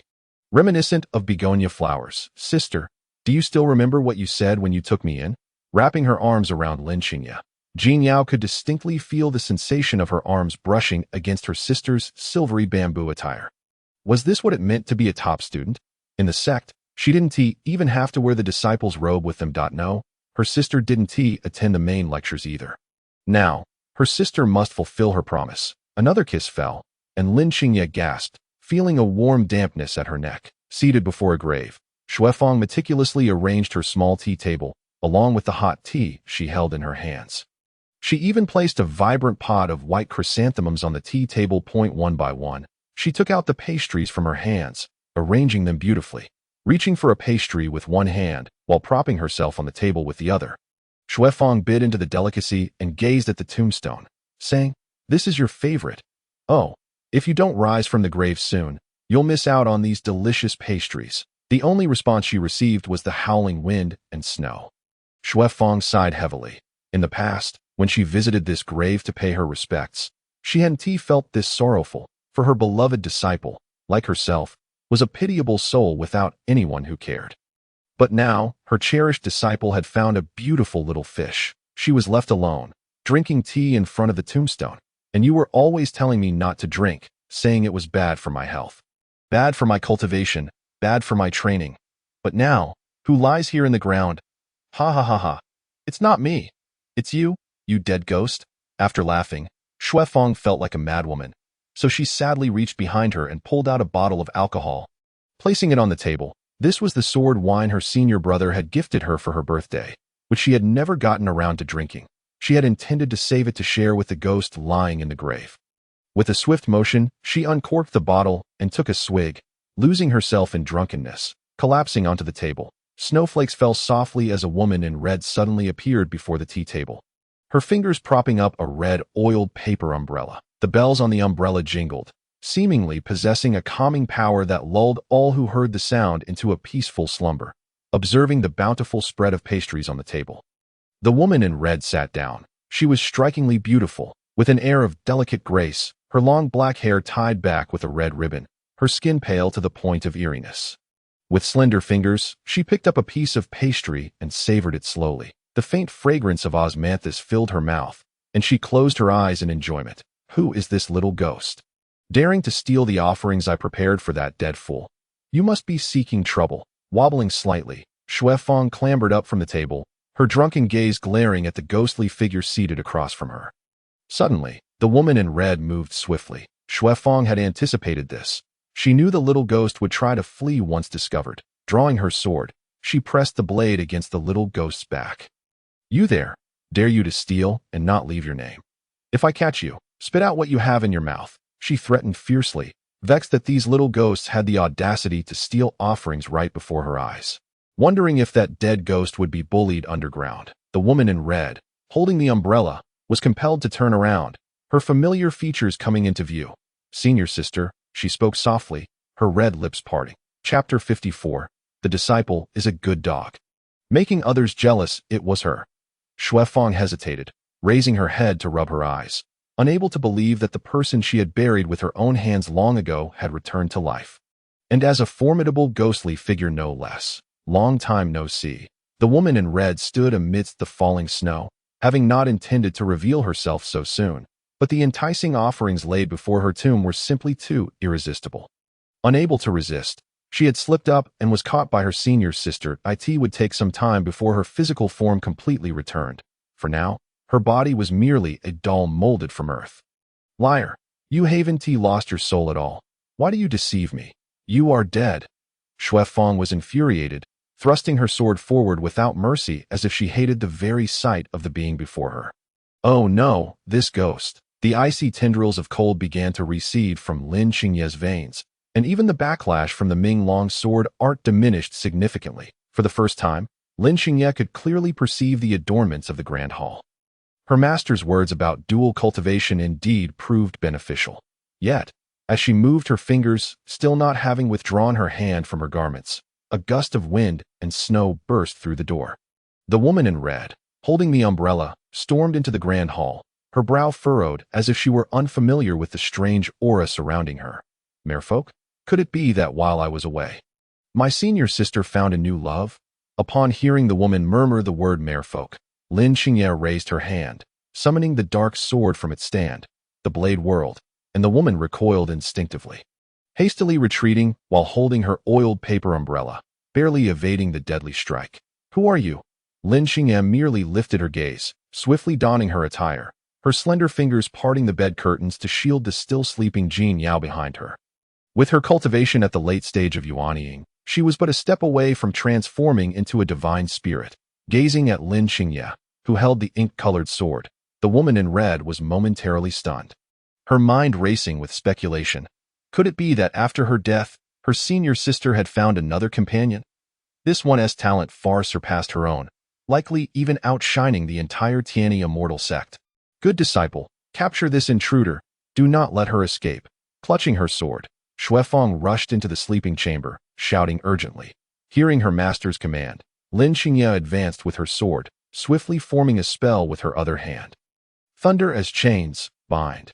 Instantly, violet lightning surged throughout the chamber, transforming into chains that lunged toward the woman in a ghostly figure.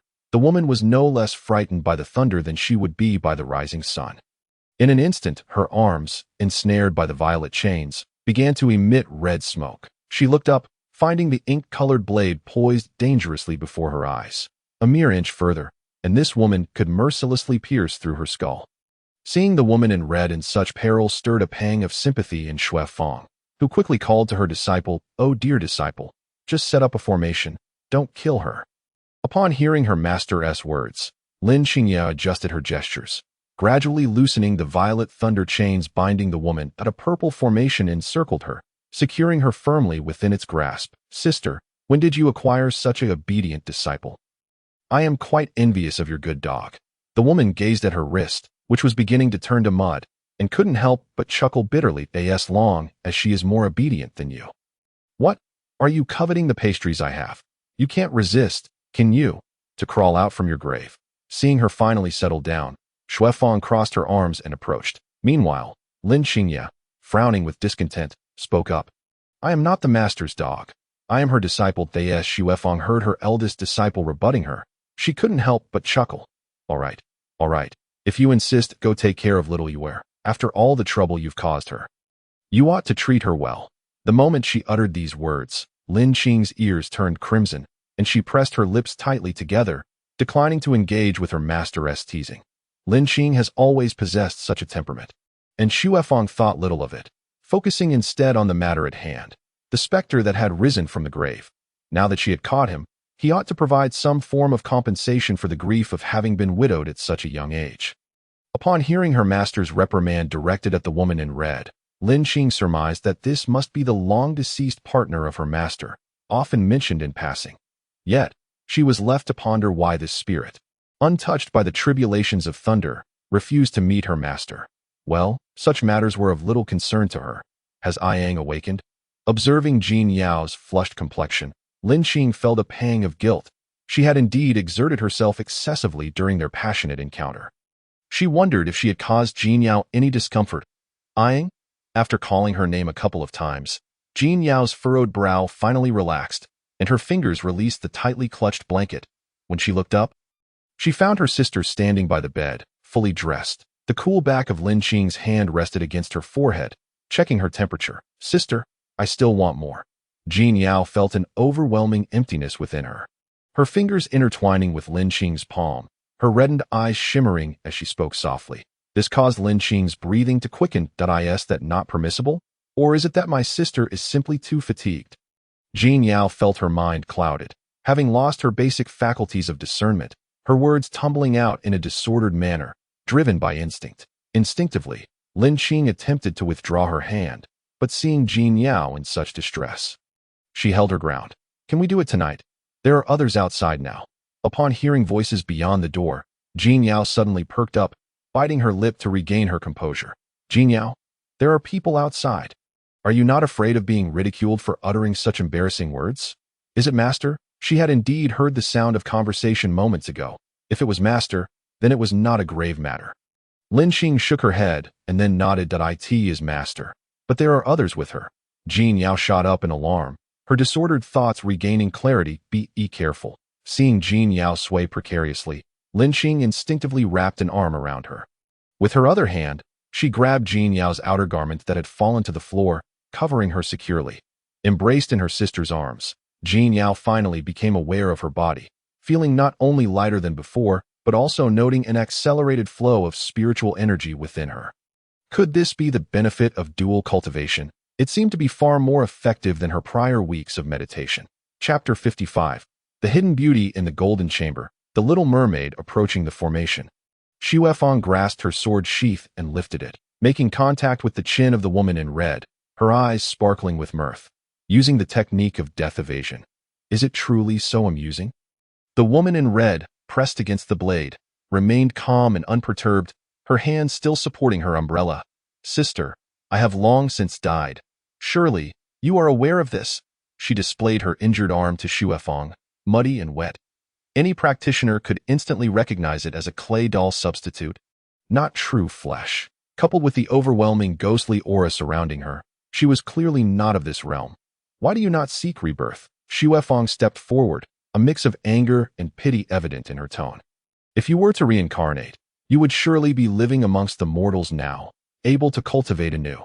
The woman in red lowered her gaze with a smile, understanding that her sister's inquiries stemmed from concern for her well-being. Meanwhile, Jin Yao, clutching the bed curtain, rubbed her waist and peered outside, her teeth gritted in curiosity. She had gleaned the essence of the conversation taking place outside and had a rough idea of the situation. During her sister's month-long confinement, Jin Yao had witnessed Master sitting by the grave, scolding for hours on end, the deceased partner buried there being none other than her master's long-lost companion. The path of ghostly cultivation is enigmatic and unpredictable.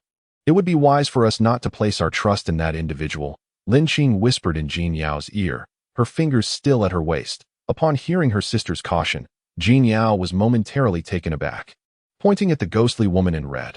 But sister, does this mean we are abandoning Master? Is that not rather heartless? Observing the confusion in Jin Yao's eyes, Lin Qing felt no guilt, confidently stating, Master will be just fine. That ghostly cultivator is beneath her dada. So your primary concern was for me, sister. Very well, your worries are not without merit.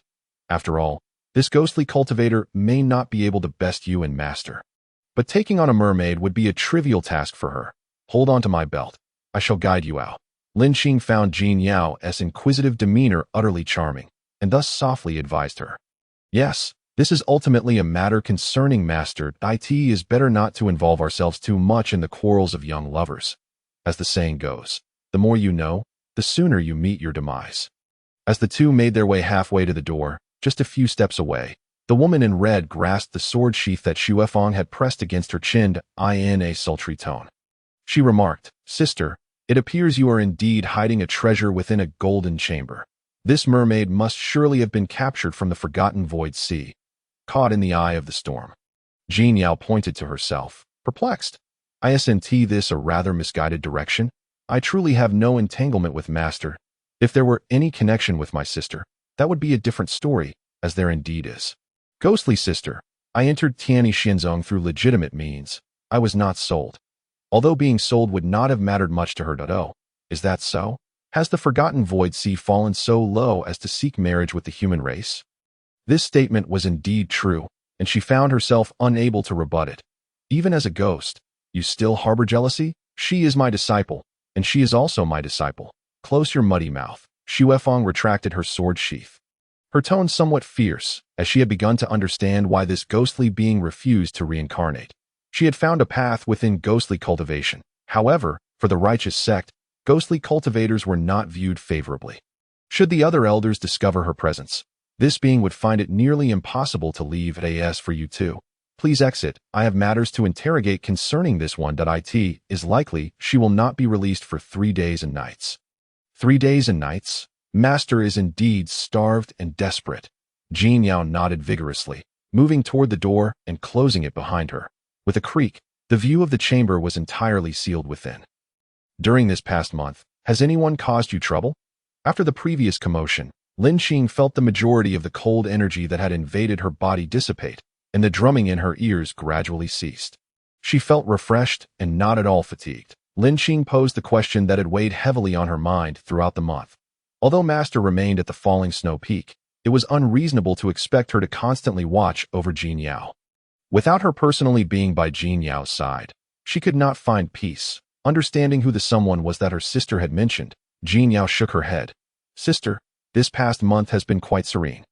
No one has disturbed me during class. To be honest, given the inherent flaws of those characters in the original story, it would be impossible for them not to flaunt their superiority or stir up trouble daily. Lin Qing's clenched fingers relaxed a bit upon receiving a positive answer, her heart suddenly feeling less tense. That it seemed that inheriting the position of the minor sect leader was indeed not a misguided decision. Lin Qing turned and gently stroked her chin, contemplating earnestly. Yes, sister, but remember to speak as I did before next time. That it should be in front of all the disciples, leaving the sect leader with no retorts. Thus, when we retaliate, it is not our fault. This approach tends to work better in the sect. Aang, so shrewd. Such is the art of strategy. It appears I have been rather careless. Lin Qing leaned closer. And upon hearing her sister's praise, Jin Yao felt a mix of surprise and delight, her thumbs interlocking shyly as she rubbed them together. It's nothing special, really. As the two conversed, a sudden clatter erupted from within the room, followed by Jin Yao witnessing a garment sliding down against the paper window. Master is quite the wild one. Well then, today let us return to my quarters. Lin Qing strode forward with determination. Over the years, she had witnessed her master endure the days of longing for a lost partner. Thus, today, it was likely that her master had much to convey to that formidable ghost cultivator. The two of them standing outside the corridor seemed unnecessary. Upon hearing her senior sister suggest they could go to her bedroom, Jin Yao felt a spark of excitement and, lifting her skirt, eagerly followed in Lin Qing's wake. There was no shame in admitting it. After all, during her stay, she had never had the opportunity to see what her senior sister's quarters truly looked like. Right, Yao, there is something else I must tell you. Lin Qing halted her steps, and before she could turn around, Jin Yao collided with her back. What is it, senior sister? Rubbing her nose, which stung from the impact, Jin Yao thought she might shed a tear. This was in Timir's sentiment. It was a physiological pain. Senior sister's shoulders were as solid as a wall. Chapter 56. Senior sister gifts a bathing pool. It pertains to the opening of the secret realm of the immortal world. Lin Qing observed Jin Yao as she rubbed her nose, appearing quite pitiful. Unbeknownst to her, a piece of yellow talisman paper had materialized between her fingers. With a gentle press, she affixed it to Jin Yao's forehead. The pain dissipated instantly, and Jin Yao looked up to see the yellow paper dancing above her brow, choosing not to remove it immediately. This talisman was even more effective than painkillers, since it was a gift from her senior sister. She resolved to study it closely. The secret realm of the immortal world? Indeed, it existed in the original text. At that time, the female protagonist did not qualify to enter the secret realm sealed by various sections. The male protagonist, as a young sect leader, utilized his authority to keep her by his side. Consequently, she gained fortuitous encounters within the secret realm, successfully advancing from chi refinement to foundation establishment. Moreover, she even acquired a spirit beast egg. As for the original host, Jin Yao felt at a loss for words, having willingly relinquished her opportunity to enter the secret realm for the sake of a vile man. Reflecting on it, this was akin to forfeiting admission to prestigious universities like 985 or 211. Indeed, harboring a secret crush could muddle one's mind. This sentiment rang true for her. Well, as far as I know, the merfolk royal family will also be attending. Lin Qing opened the door, leaving the remainder of her thoughts unspoken. Whether Jin Yao chose to go or not would be her own decision. Upon hearing about the merfolk royal family, Jin Yao felt a surge of anger, nearly causing her distinctive tuft of hair to stand on end. Those detestable fishfolk, she thought, if she encountered one, she would certainly give them a good beating. Consider it avenging the original host, who had lived a pitiful existence in the Forgotten Void Sea, constantly ostracized and ridiculed by her siblings. Unlike humans, merfolk are multi-fetal creatures, laying at least 5 or 6 eggs. And sometimes even more than 10, however. With the spiritual energy of the Forgotten Void Sea now depleted, the merfolk could only bear eggs, finding it exceedingly difficult to hatch them. With this thought, Jin Yao patted her Chinquan bag to confirm that the shattered mirror was still inside. Given the severe depletion of spiritual energy in the Forgotten Void Sea, it was likely that numerous fragments of the chaotic Chinquan mirror lay scattered on the seabed. If she could indeed return to the Forgotten Void Sea, she would undoubtedly be able to locate all the fragments of the chaotic Chinquan mirror using this broken piece. It's all right, senior sister. You are here to accompany me. After all, Jin Yao felt unafraid. Planting her feet firmly, she gazed at her senior sister's quarters, which were imbued with a delightful fragrance. Come in, there's no need to be so reserved, Lin Xingye said, surveying the room and feeling for the first time that her living space was somewhat modest. How strange. It had seemed quite pleasing to her before. With a crisp sound, Jin Yao witnessed the dust vanish completely, leaving the floor gleaming as though it could reflect her face. Truly, her senior sister was a genius. Employing the cleansing technique with such finesse, tentatively extending her foot, Jin Yao walked carefully, fearful of slipping and falling flat on her face. Let us sleep here tonight, Lin Xingye announced as she placed her Xianyue sword on the rack. Upon speaking, the candles in the room ignited all at once. Wow, senior sister, how romantic. Jin Yao felt her heart race and nodded eagerly. Of course, senior sister, is there a water pool here? No, it wasn't that she wished to share a bed with this stunning beauty. Rather, the merfolk truly required a pool of water for sleeping. Yes, Lin Xingye recalled that the last time, a little dragon had mentioned that the pool here couldn't compare to the sea of the Forgotten Void. Therefore, during a month in the ice hell, she had put in considerable effort to create a pool. However, she had kept it in her spatial ring, intending to surprise Jin Yao at an opportune moment. That's wonderful, senior sister. Jin Yao assumed that her senior sister's quarters were similar to her own, so she thought the bathing pool would be in the inner room and moved to head that way. But before she could lift her foot, a magnificent bathing pool appeared before her, adorned with intricate carvings. This was a complete spirit stone. No, at this level, it could be called a spiritual vein. Warm water flowed gently, and the surface of the pool radiated a deep blue reminiscent of the Seais. This satisfactory? Lin Xingye did not mention that she had crafted it herself, but upon seeing Jin Yao's expression, she knew that her leisure over the past month had not been in vain. Is it really a gift for me, senior sister? As her fingers brushed the water, Jin Yao felt the flow of spiritual energy within the pool. Even the little dragon, which had been nestled in her Chinquan bag, pushed open the bag and crawled out. Jin Yao, what is that delightful scent? It's so fragrant. With such rich spiritual energy, it could only be found in a dragon palace. As she opened her bleary eyes, the little dragon caught sight of the fearsome blind man staring at her. You haven't left this place yet, with a subtle flick of her finger. The golden little dragon was immobilized, floating in midair, unable to move. Aren't you afraid I'll roast you and eat you? The little dragon's body stiffened, unable to budge. Yet, it remained defiant. Why should I leave so soon when I've finally seen Jin Yao? You, blind man, are not gentle at all, the little dragon roared, baring its sharp teeth defiantly. Jin Yao observed its demeanor and pressed her fingertip against the little dragon's mouth, frowning slightly. Senior sister is right. This isn't a place for you to linger.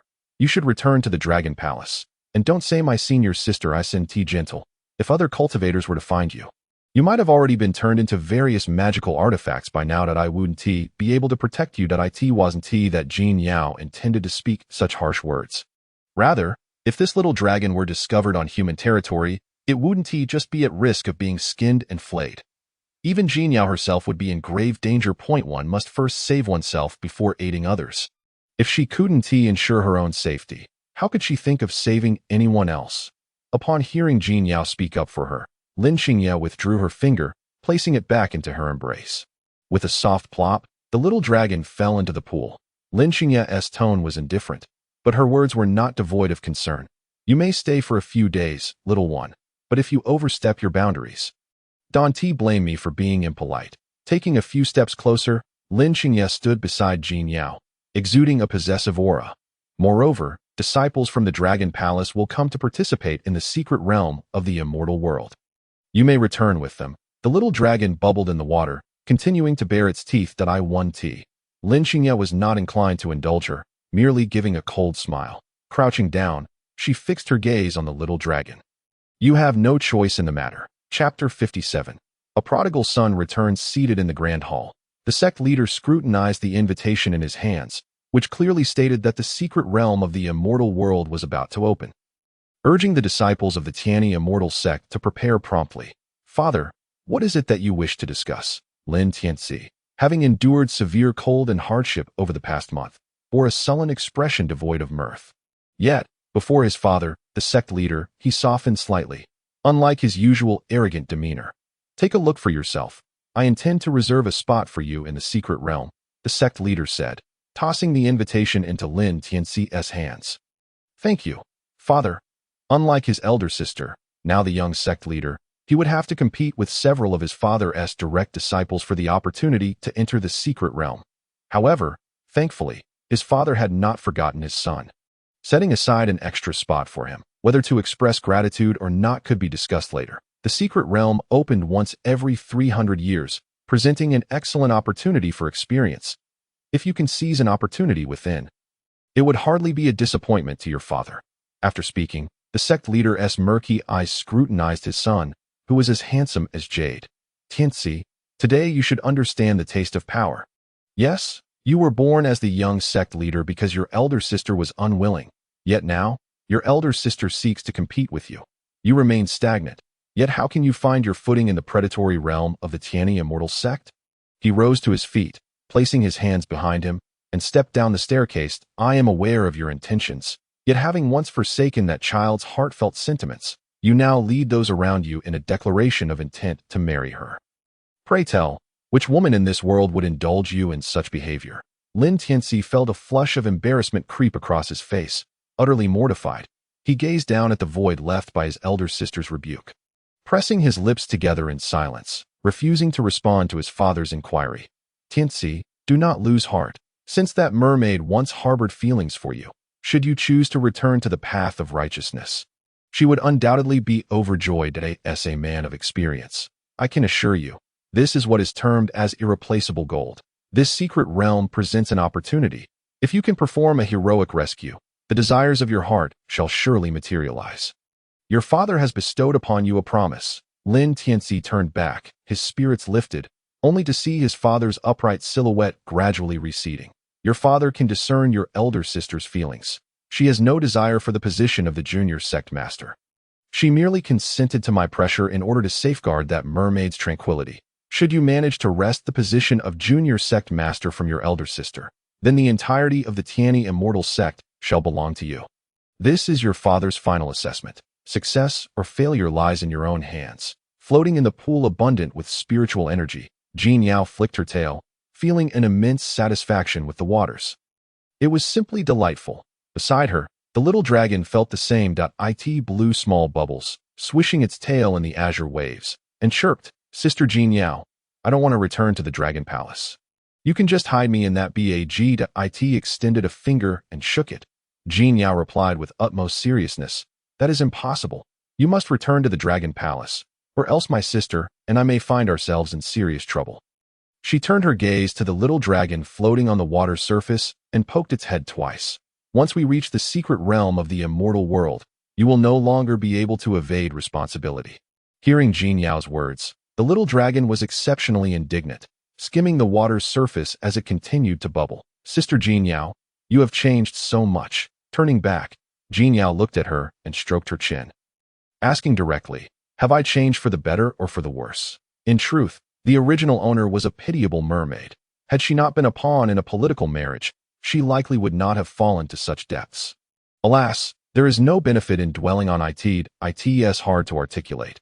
It feels somewhat similar, yet distinctly different that I in the past. Sister Jin Yao, you would never utter no to the crown prince or to me. Moreover, you were quite resistant to matters beyond the Wangsu Sea. Yet now, you are willing to be passive towards a human. This little brat. Is passive a commendable term? Observing Jin Yao's poised demeanor, the little dragon immediately fell silent. Obediently retreating into the Qinquan bag set aside by Jin Yao, its tail slipped in like a loach, disappearing from sight. Regardless, I refuse to return to the Dragon Palace. Jin Yao rubbed her forehead. Feeling helpless, oh no, have I encountered a rebellious child? Leaning against the spirit stone, Jin Yao had scarcely closed her eyes when a voice rang in her ears. Hey, hey, hey, can you hear me? Junior sister Jin Yao?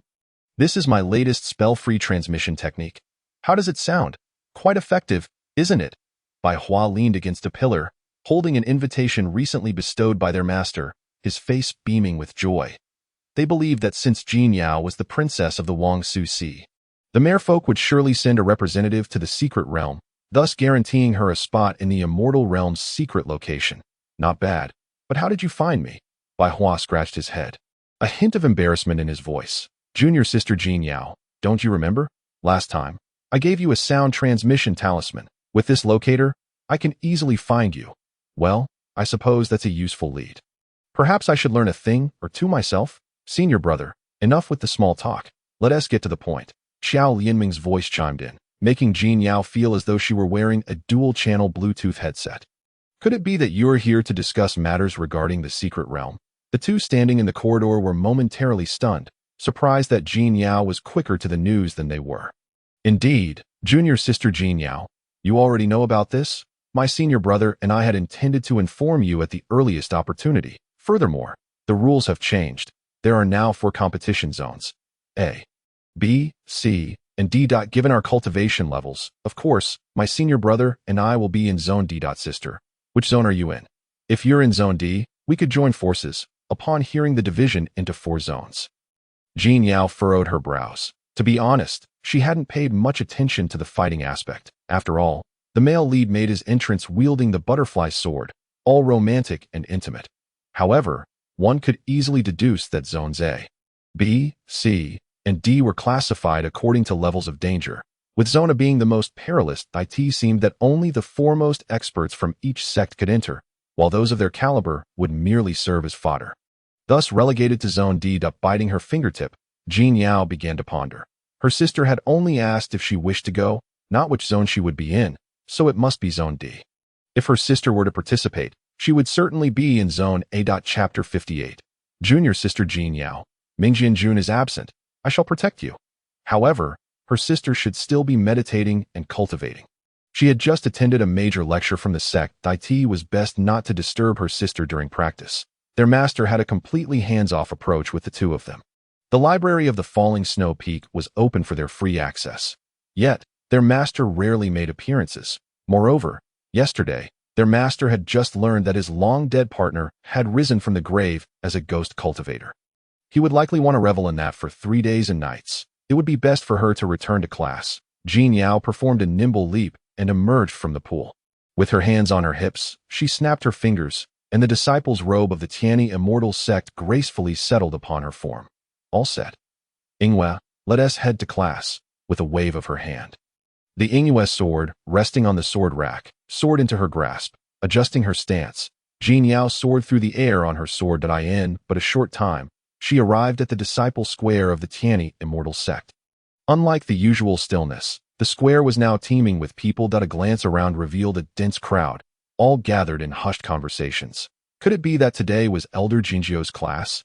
Elder Jinjio, famed in the original text as the most handsome man of the Tianyi immortal sect, was known for his love of wine and jovial-natured.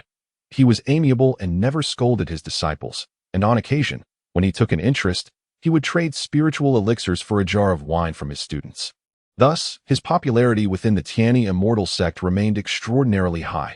Not only the female disciples, but also the male ones, eagerly vied for a spot in his class. Unfortunately, that is not the case. A clear, melodious voice chimed from behind. A woman with striking features donned in blue robes held a sword sheath.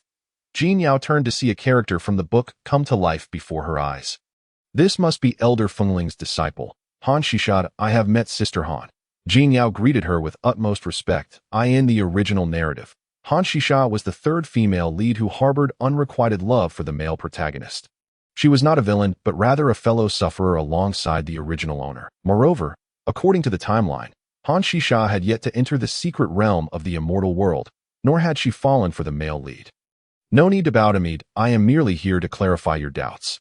Han Shisha was somewhat surprised by the renowned princess of the merfolk treating her so courteously. Times have changed. The woman before her had already dethroned the former junior sect master and entangled herself with the illustrious Ming Jianjun of the Tianyi immortal sect. With Ming Jianjun's protection, even the sect master would likely show her some deference. Thank you, sister. Sister, I came today to, sensing her curiosity. Han Shisha slung her sword sheath onto her waist and pointed out, of course, it is to see the list of representatives for the immortal realm's secret location. After saying this, she regarded Jin Yao with a look of incredulity. You can't possibly be unaware of this matter, can you? Did Ming Jianjun not inform you? Jin Yao shook her head. Sister is still asleep. Hearing this, Han Shisha gasped, a shiver running down her spine. Her master's words rang true. Merfolk were indeed born with beguiling charm. Even the upright Ming Jianjun, who never parted with his sword, could be captivated. Thankfully, she had not made such a base error herself. Ahem, she had not fallen for this person before her. Little did she know, it was because she had not received an invitation. Zhang Zhao has taken a month to recuperate, and his health is nearly restored. However, Jin Yao can't shake the feeling that his face appears somewhat unbalanced, with one side larger than the other, lacking harmony. Emerging from the crowd, Zhang Zhao clutches a newly acquired sword, though it pales in comparison to his previous weapon. It will suffice for now. The enmity of the broken sword is a grudge he shall never forget. You know about it too. Jin Yao, unfazed, places her hands on her hips, pointing to her own cheek as she raises an eyebrow, and says, Brother Zhang, if your facial injuries haven't healed, perhaps you should return to rest. This remark ignites a blaze of fury in Zhang Zhao. Yet after the last beating he endured, he can only muster a sharp tongue. He raises his hand, gripping the sword sheath tightly, never drawing the blade. Whether I have healed or not is of no concern to you, Jin Yao. If you have any sense, hand over my master's bronze sword. Otherwise, when Ming Jianjun enters seclusion and cannot protect you, you shall regret it. His words are laced with venom, for Zhang Zhao is certain that Ming Jianjun will soon retreat into seclusion. Others may be unaware, but his master has confided in him that despite her seemingly vibrant demeanor, each of Ming Jianjun's advancements in cultivation is akin to a withered tree blossoming in spring.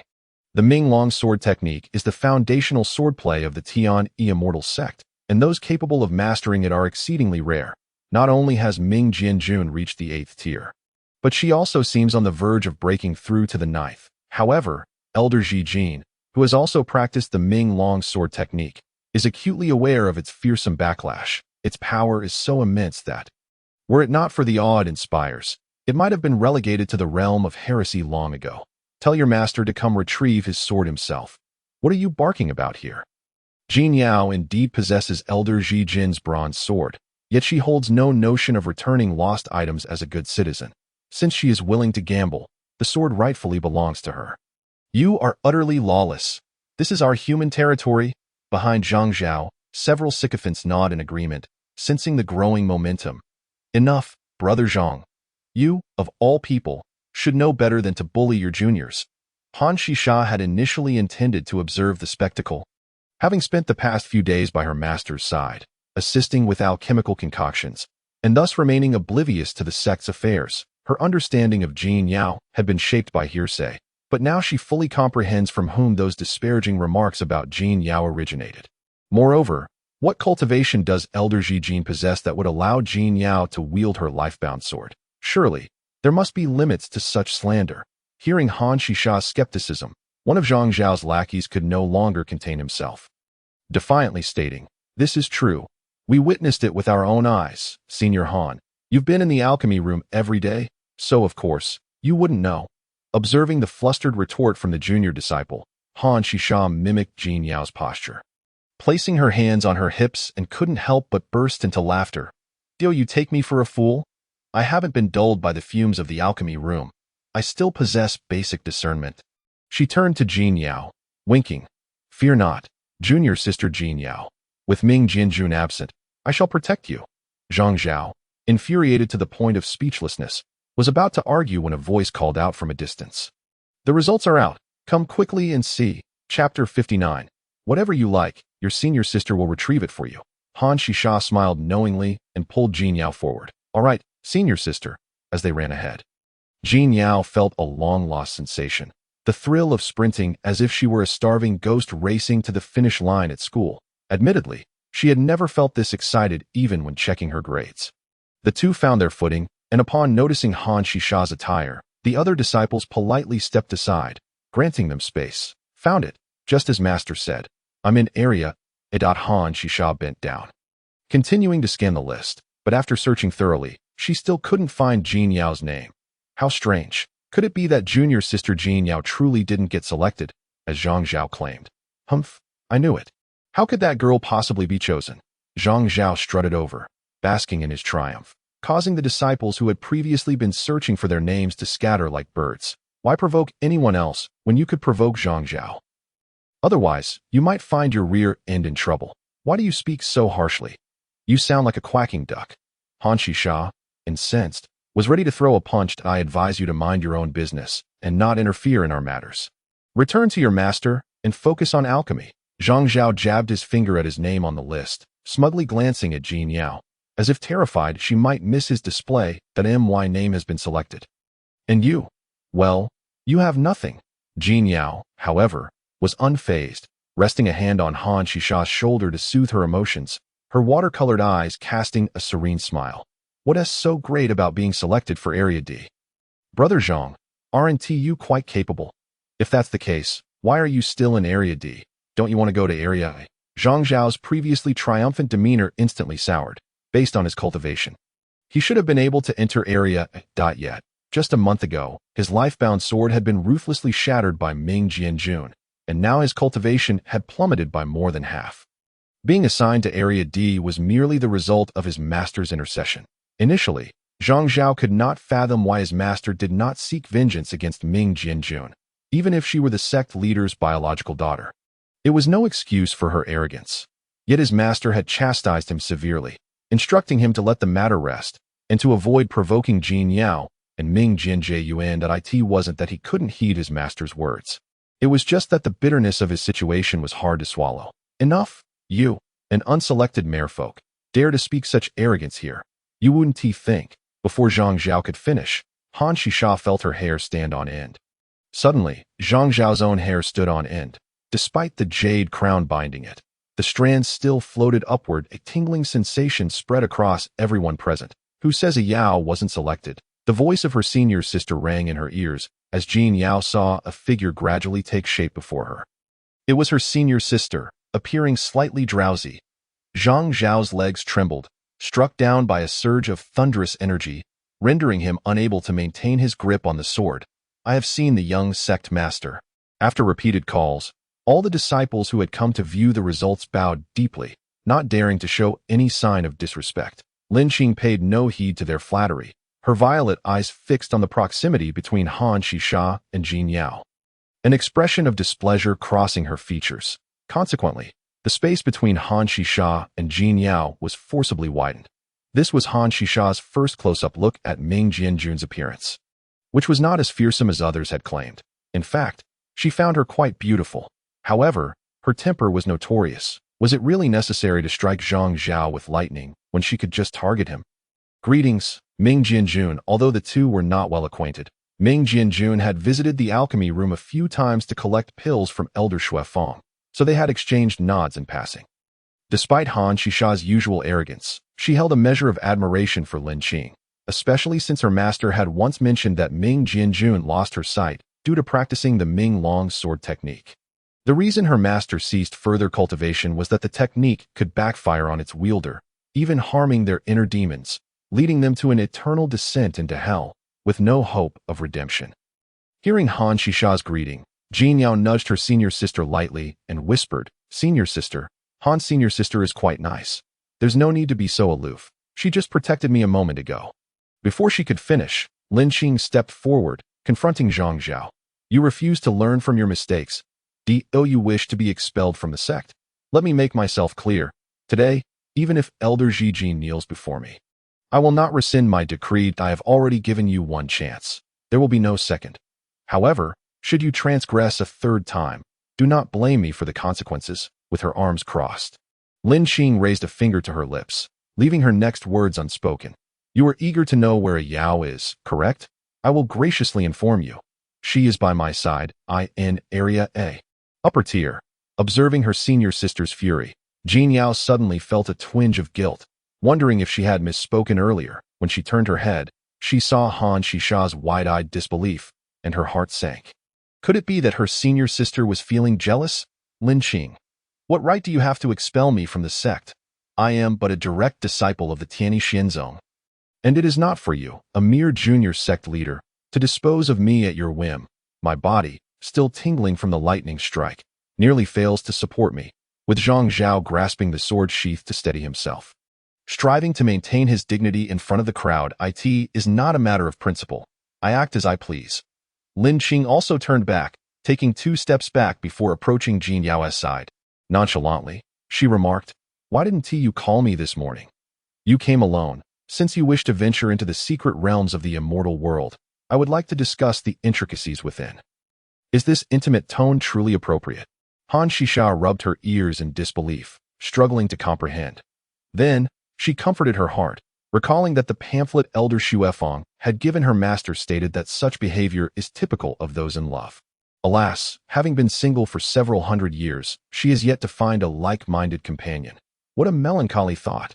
Senior sister, may I truly attain the first rank? Jin Yao, having read the original work, knew well that the male protagonist had come thoroughly prepared. Laden with numerous enhancements, and nearly perished within. Had it not been for his protagonist's halo, he might have met his demise countless times over. Naturally, if you fancy something, I shall assist you in obtaining it. Observing Lin Qing's spirited demeanor, Jin Yao felt that this was indeed the embodiment of the highest martial prowess depicted in the texts. Chapter 60. The waters of abundance do not flow to external fields following behind them. Han Shisha felt a pang of guilt.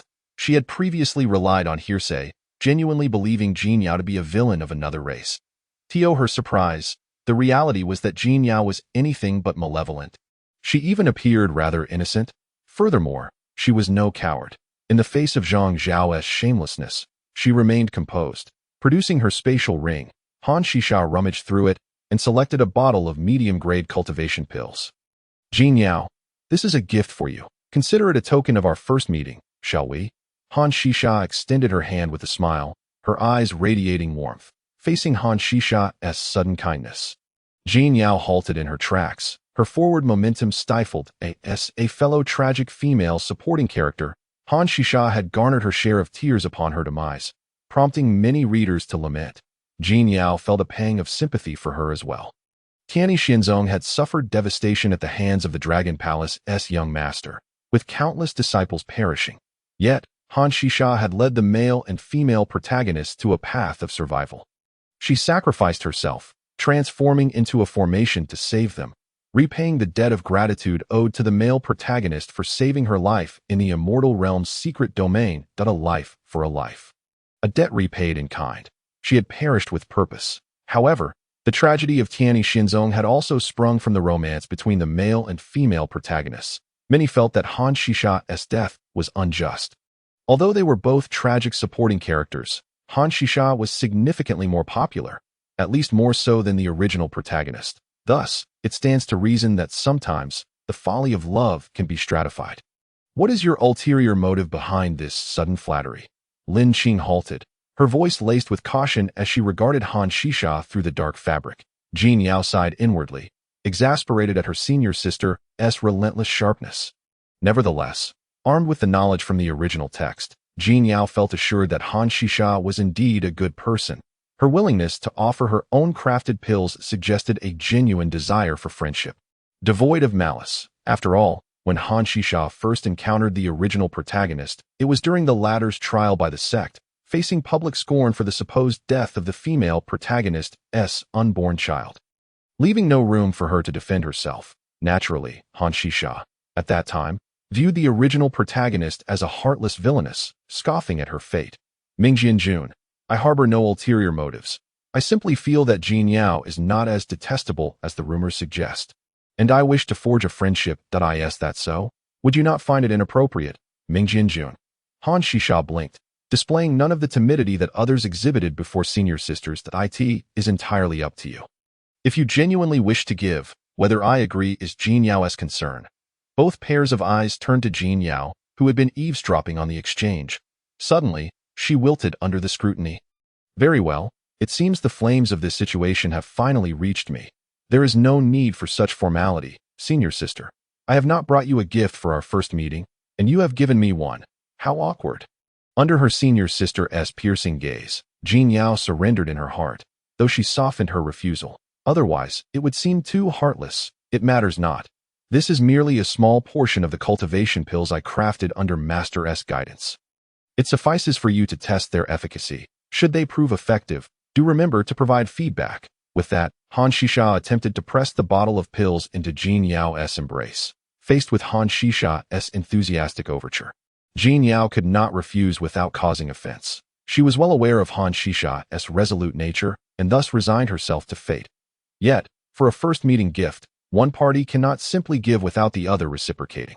Consequently, Jin Yao accepted the bottle that Han Shisha had thrust toward her and began rummaging through her own spatial pouch. Whatever she possessed, it was likely that Han Shisha, being a direct disciple of Elder Feng Lian, also had.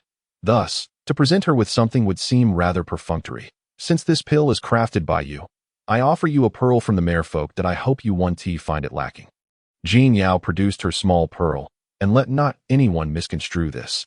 It was certainly not a token of melancholy nor tears shed in sentimentality.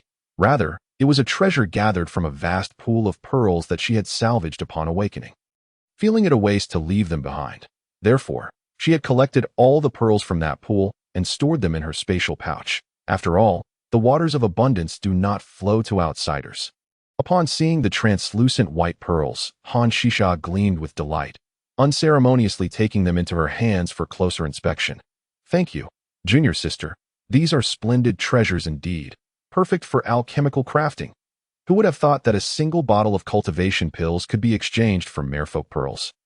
Had she known, she would have offered 2 bottles instead. Perhaps she could have gained even more. Is that so? As long as senior sister is pleased, that is sufficient. Before she could finish her sentence, Jin Yao felt a tug at the collar of her robe from behind. Lin Qing's low voice echoed in her ear. Yao, are we not to proceed to the grand hall of instruction? I shall accompany you. Reminded by her senior sister, Jin Yao suddenly recalled her earlier distraction, having forgotten about the impending class. Very well, senior sister. Are you headed that way as well? Jin Yao clung to Lin Qing's arm, her entire being practically draped over her senior sister. The comforting sense of security was akin to a crab scuttling confidently through the sect, an exhilarating sensation, with little else to occupy her time. Attending the elders' lectures would also be worthwhile, as it was her duty as a junior sect leader. This was the first time she had heard the term duty from her senior sister. Jin Yao nearly gasped in surprise, but fortunately, her expression management was timely, and she quickly composed herself. Han Shisha, overhearing, nearly burst into laughter. Among all the disciples, none exhibited a greater lack of responsibility than Elder Xuefeng. She would hardly make the list. Yet, the title of the most irresponsible undoubtedly belonged to the illustrious Ming Jianjun. Then, junior sister Jin Yao, we shall meet again after our excursion into the secret realm of the immortal world. Farewell. Han Shisha leaned forward, patting Jin Yao on the shoulder, her gentle smile radiating beauty. Though she appeared aloof, Han Shisha's personality was quite vibrant, creating a stark contrast that rendered her character more three-dimensional than those in the text. Very well, senior sister Han. Until we meet again. Jin Yao politely waved goodbye, yet before she could turn away, she felt her collar being tugged once more. Let us go. Lin Qing's voice was somewhat subdued, nearly choking Jin Yao with the force of her grip, compelling her to retreat in the direction Lin Qing led. Is my senior sister feeling jealous? Truly a possessive individual with formidable prowess. Chapter 61. Departure. The secret realm of the immortal world. Before long, the day of departure arrived. The grand immortal vessel loomed above the skies of Tianyi Xianzong. Countless disciples fortunate enough to secure a place stood in the square, diligently preparing their belongings. Their faces radiated with joy as they exchanged whispers regarding their respective positions.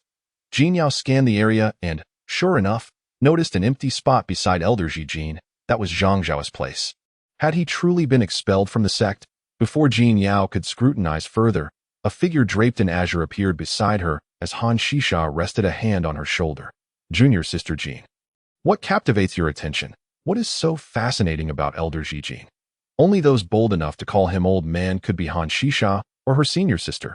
Hush, Han Shisha. Do you not fear that Elder Jin will overhear you?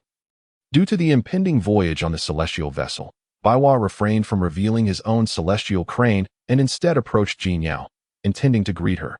Just as he was about to do so, he heard Huan Shisha's startling declaration. Alarmed, he immediately placed a finger to his lips. The two were already acquainted, so no formal greeting was exchanged. Huan Shisha chuckled lightly and pointed directly to the vacant space beside Elder Jin. It was rumored that senior brother Zhang Zhao had been expelled from the sect, a decision that came after Elder Jin had pleaded with the sect leader. Indeed, Zhang Zhao had truly been cast out.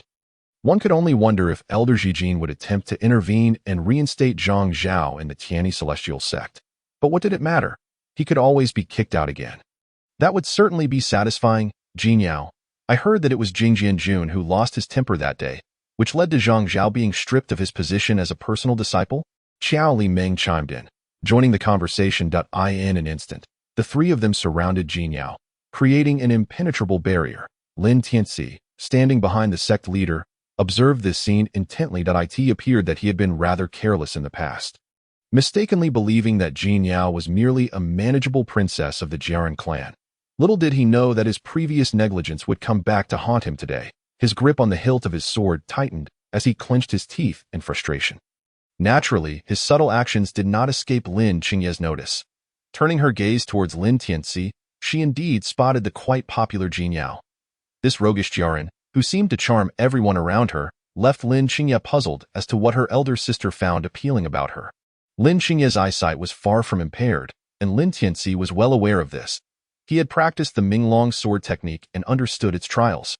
However, due to inadequate talent, a frail constitution, and insufficient cultivation, Lin Tianxi had ultimately given up on further training in the Minglong sword technique. It could be said that very few within the Tianyi Celestial sect had successfully mastered the latter stages of the technique that was established by their ancestral founder. Most cultivators who attempted this sword technique either fell into madness or met a tragic end, with some even losing their sight. Even someone as intelligent and gifted as his elder sister had not escaped the fate of partial blindness. Yet, those who truly managed to cultivate the Minglong sword technique to the 8th level would not only forfeit their sight, but would willingly sacrifice a hand, and even undergo castration if required.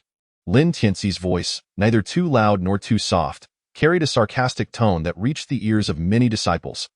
This statement resonated with the sentiments of numerous disciples who, on ordinary days, treated Jin Yao with utmost respect solely because she had latched onto Jing Jianjun's favor. Apart from Jing Jianjun's willingness to show affection towards Jin Yao, many within the sect regarded her with disdain.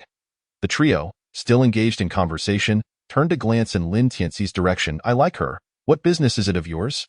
Maintaining decorum is a principle of the human race. How could you possibly understand the customs of the Jiaran royal family? Lin Qingye retorted without a hint of mercy. If anyone is truly debauched, I suspect it is another. Lin Tianxi scoffed lightly, preparing to retort. However, the sect leader standing before them cast a sharp glare at Lin Tianxi, and he suddenly heard a transmission from his father. What did I tell you earlier? In just a few days, you are already provoking your elder sister again. If she were to strike you, I would be unable to intervene. Defeated, Lin Tianxi had no choice but to retreat, his fingers tightening around the sword sheath, filled with resentment. If it were not for the deprival of the junior sect leader's title, he would undoubtedly be able to venture into the celestial realm's secret domain alongside Qingqing in search of treasures. How could a wretched creature like Jin Yao flaunt herself before him? Jin Yao had grown accustomed to the male protagonist's disdain for her. After all, such individuals never sought the cause of their misfortunes within themselves. It was always someone else who conspired against them, or it was fate that sought their downfall. However, her sister's earlier words had stirred a flutter of excitement within her. Jin Yao, peering past Baiwa, who stood beside her, discreetly gazed towards her sister, only to see her walking directly towards her, no longer lingering behind the sect leader. I have met Jing Jianjun. Baiwa tugged at the sister beside him, who was engrossed in the conversation, and promptly bowed to Lin Qingye. Huan Qisha, however, was not so formal. She thought to herself that now that Lin Qingye had become the junior sect leader and would be busy with significant matters after boarding the celestial vessel, she would have ample opportunity to converse with Jinyao later. After all, judging by Jinyao's previous tone, her Qiankuan bag should still contain numerous precious pearls of the Jiren clan. It would be most suitable for her to use in alchemy. This coveted item was hard to procure unless one ventured close to the Wangshu Sea, so it would be far more prudent to cultivate a good relationship with this little Jiren sister, ensuring a steady supply of precious pearls for powdering in the future. Indeed, she was quite the schemer. There's no need for such formality. Since you are Ah Yao's friends, you may board the celestial vessel together. Lin Qingye interjected, stepping forward decisively. Huan Qisha, having learned her lesson, quietly shifted aside as Lin Qingye approached. Thankfully, she had foreseen this. Otherwise, she would have been struck by Lin Qingye's lightning once more. Thank you for your kindness, Jing Jinjun, but it seems my sister and I may not be able to go. Baihua's demeanor instantly wilted, and he waved his invitation card, which prominently bore the words Ding District. Brother, try to be more optimistic. Poor performance isn't to the end of the world. Who knows, Ding District might have some treasures as well? Xiao Li Ming, not feeling as dejected about going to Ding District, reminded him. After all, she had heard that the A District was teeming with formidable beasts. With their small frames, she and her brother would hardly suffice as a snack for the larger predators. Ding District had a lower danger level and attracted more visitors, hence there were more harmless, adorable creatures, making it a more suitable choice for someone like her, who was eager to capture a soft spirit pet. Thank goodness for you, sister. Let us give each other a high five. Baihua, regaining his spirits, slapped his palm against Xiao Li Ming's in mutual encouragement. Chapter 62. Today, can you win my favor? Once aboard the celestial vessel, the disciples proceeded in accordance with their respective tokens to locate their rooms. Jinyao was no exception. She glanced at her token and noted that her assigned room was number 10. The celestial vessel was divided into 3 tiers. The uppermost deck served as a space for the disciples to relax, observe the surroundings, and utilize. The middle tier, designated as the Tian section, boasted considerably larger rooms than those in the D section, with the earlier numbers in the Tian section even featuring individual window ledges for enjoying the view of the clouds and the beauty of the 9 provinces. The D section, on the other hand, did not enjoy such privileges. In other words, it was merely a place to sleep. Indeed, preferential treatment existed in every realm. Sister, which room are you in? Jinyao entered the ship's corridor, pocketing her token, and raised her head to inquire of Lin Qingye. Number 10. What? Sister is also in number 10. Does this mean that the luxurious suite in the Tian section is to be shared between us? This is my token. Therefore, we shall share room 10. Lin Qingye strode ahead, and in just a couple of steps, she arrived at room 10. Jinyao, feeling somewhat awkward, accepted the token while biting her red lip. Her heart filled with regret. Don't know. I completely forgot that I came here as my sister's personal maid. How did I let myself act like the master? She scolded herself for her carelessness. How could a canary defecate on its master's head? Her face flushed crimson as she hurriedly followed, her body beginning to dry out, her scales tightening together. If she did not soak herself soon, she feared she would turn into dried fish. Sister, may I place a bath basin here? Although the last 3 words were difficult to utter, Jinyao resolved to speak them out loud to prevent herself from becoming parched. Of course, after all, I cannot see. Lin Qingye replied with a hint of amusement, barely suppressing her laughter. While her eyesight occasionally failed her, for the most part, she was still able to discern the objects in front of her. At that moment, Jinyao was crouched down, rummaging through her Qiankuan bag for the bath basin she had stored inside. It seemed that the gift she had previously given her had indeed been well received. Feeling a twinge of guilt at her sister's words, Jinyao silently slapped her own face, berating herself for inadvertently reopening old wounds. The spirit pool was placed right in the center of the living room.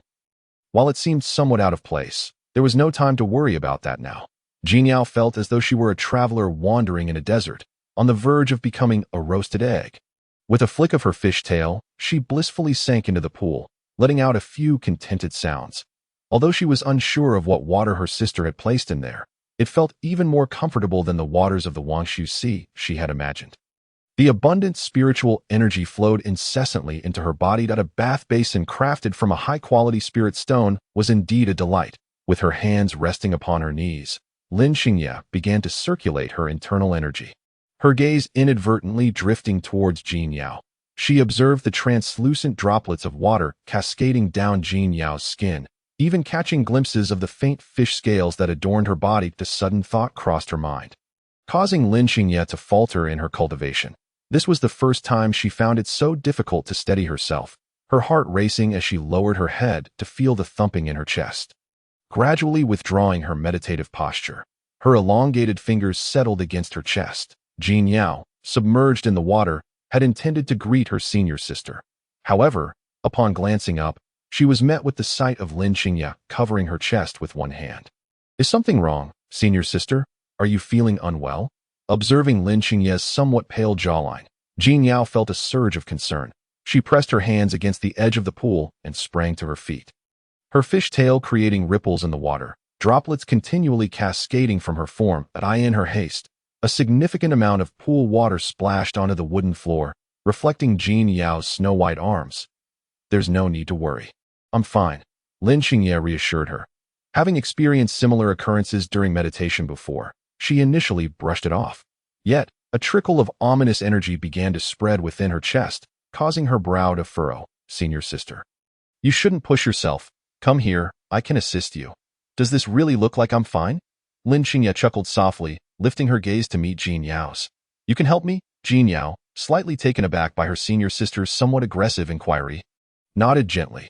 She was well aware of the circumstances under which her senior sister had saved her and had not forgotten them. Moreover, the previous mutual cultivation had proven beneficial for her, enhancing her own abilities significantly. Just as Lin Xingye was about to rise, she felt her legs wobble beneath her, nearly losing her balance. Her trembling fingers grasped the tea table, preventing her from appearing too disheveled. Why has the backlash from the Minglong sword technique become increasingly severe these past few days? Could it be related to my month spent in the ice inferno? Lin Xingye closed her eyes, sealing several acupoints within her body to halt the flow of spiritual energy, which provided her with a semblance of relief. "Senior sister," Jin Yao's damp feet touched the wooden boards as she rushed over, disregarding everything else and supporting Lin Xingye's arm. "Put on some clothes." Upon raising her head, Lin Xingye was met with the sight of Jin Yao standing beside her. Completely unclothed, she bit her lip, and in a moment of determination, she cast a formation around the room to seal it off. At this moment, no one was allowed to enter. No one else could witness Jin Yao in such a state. "Never mind that, senior sister. Can we proceed as before?" Though somewhat inexperienced in such matters, Jin Yao recognized that her senior sister, despite her seemingly stoic demeanor, was far from ignorant. After all, her understanding of mutual cultivation far surpassed her own. Likely due to the influence of accompanying their master, Lin Xingye couldn't help but chuckle at her words, momentarily disregarding the tumultuous energy swirling within her.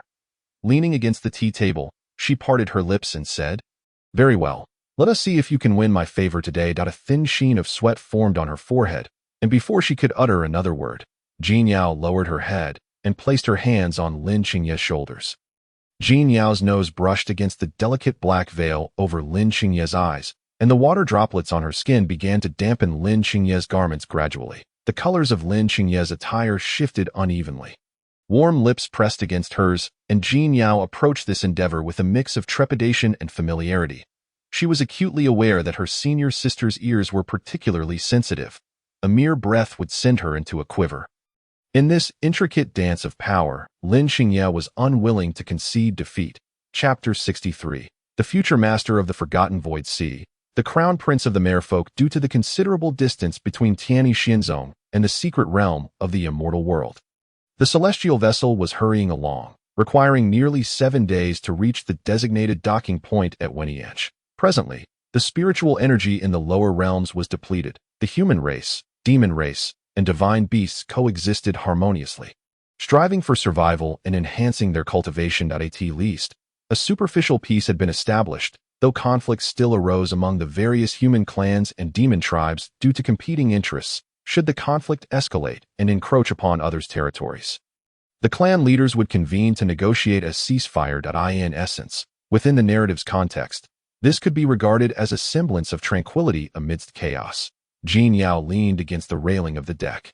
relishing the rare opportunity to enjoy the breeze. Suddenly, several shadowy figures of black dragons emerged faintly in the sky, concealed within the mist. The overwhelming presence of the dragons rendered the human cultivators on the deck nearly unable to stand, many collapsing to their knees. Jin Yao had foreseen this encounter and had fashioned a pendant from a dragon scale gifted by her senior sister, which helped her withstand the dragon's oppressive aura.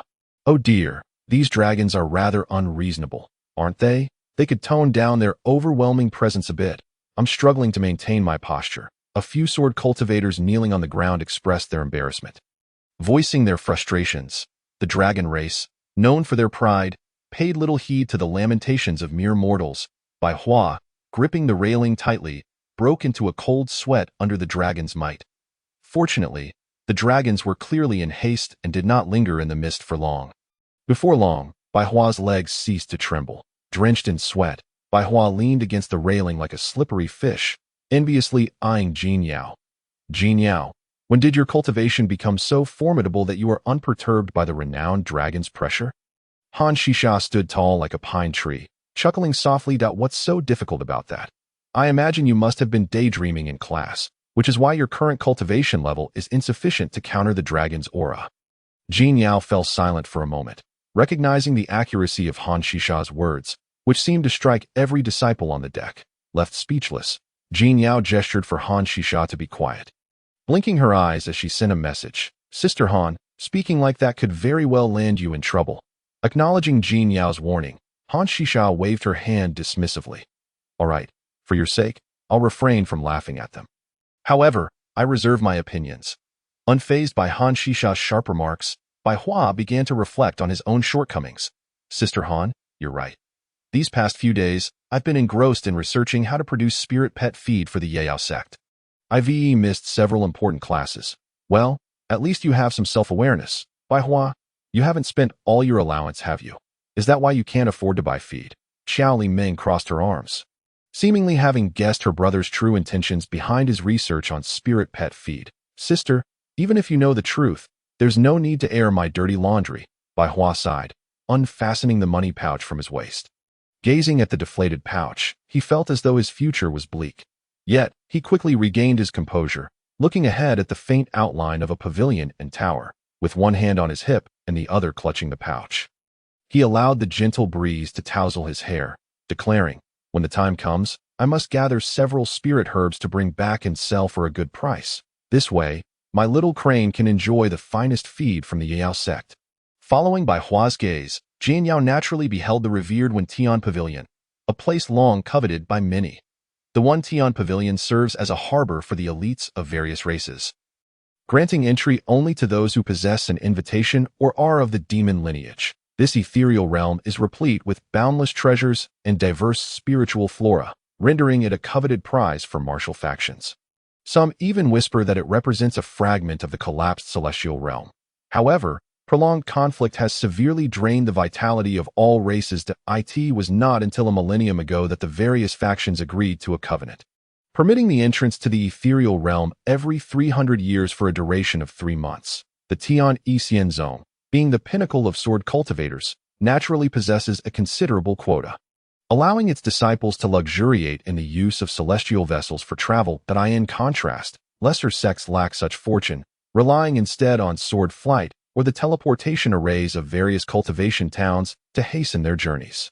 Yet, due to the protective covenants signed by the races, even the less prominent sects have the opportunity to enter the ethereal realm, preventing monopolization by the renowned cultivation families and sections, though the quotas may be limited.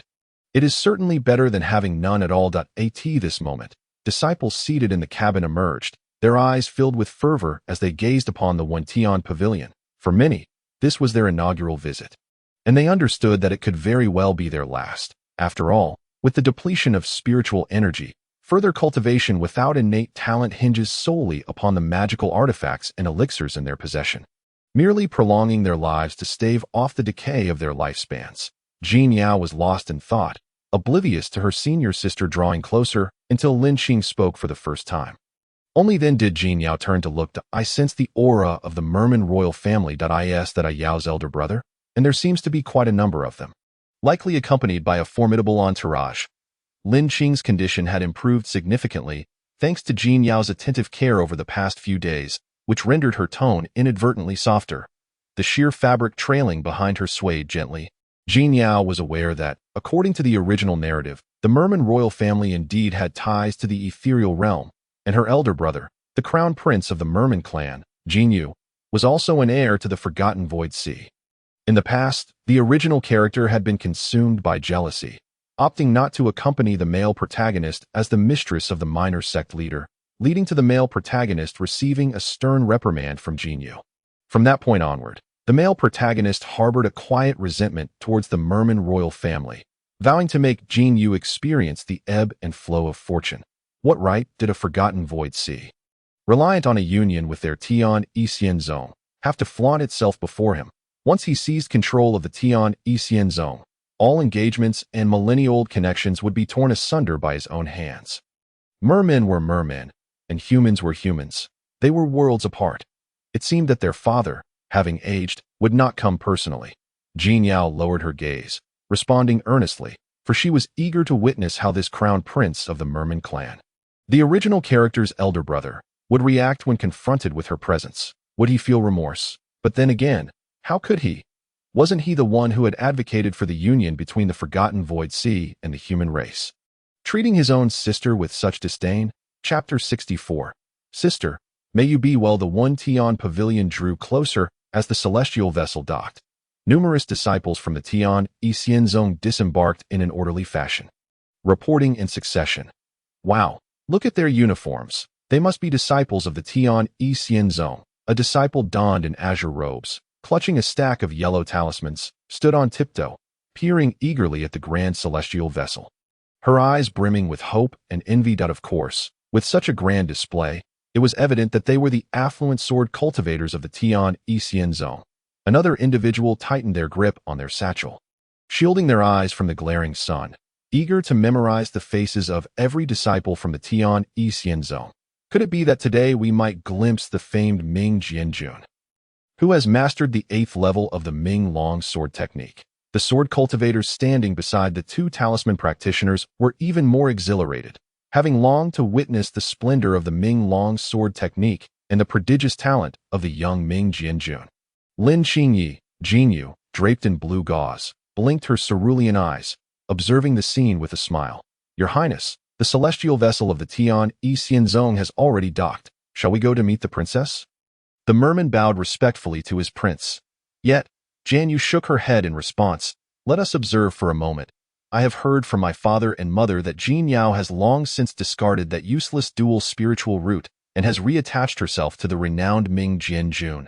I am keen to see what scheme she intends to unfold. The mere thought of their names being mentioned together felt like an insult to Lin Qingyi, a discarded dual spiritual root and a prodigy who had honed the Ming long sword technique to the 8th level by the age of 100. Had they not shared the same father, few would care about the identity of Ming Jianjun's younger brother. The merman contemplated, though he refrained from commenting further, for this was the command of his highness. Yes, your highness. Grasping the railing, the air on the shore was refreshing. Yet it could not compare to the soothing waters of the sea. Were it not for the treasures of the ethereal realm, he would have no interest in venturing into the realm of humans. If one day he were to gain power, he would ensure that the forgotten Void Sea erected a one-high pavilion, where the world's talents could gather and pay homage to the merman royal family. As the gentle breeze caressed her, Jin Yao stepped forward first, noticing several cultivators maintaining order at the One Tian pavilion, but on the shore, where the celestial vessel docked, countless disciples from other sects turned their gazes toward her. That is a merman. Could she be the one sent from the forgotten Void Sea to marry into the Tian Xian zone? Surely, it must be her. Who else could it be? The Tian Xian zone. Such a prestigious sect, proud and aloof, does not recruit demon clans. The scattered whispers reached Jin Yao's ears, yet her purpose for attending today was not to indulge in their idle chatter. Ah Yao, let us go, she said, as a familiar voice called from behind. Turning around, she saw her senior sister, who had somehow approached her unnoticed. Just moments ago, she had been conversing with the sect leader. Yet in the blink of an eye, she was by Jin Yao's side. It was indeed a pleasant surprise. Is this blind fellow really Ming Jianjun? How can someone blinded still cultivate so rapidly?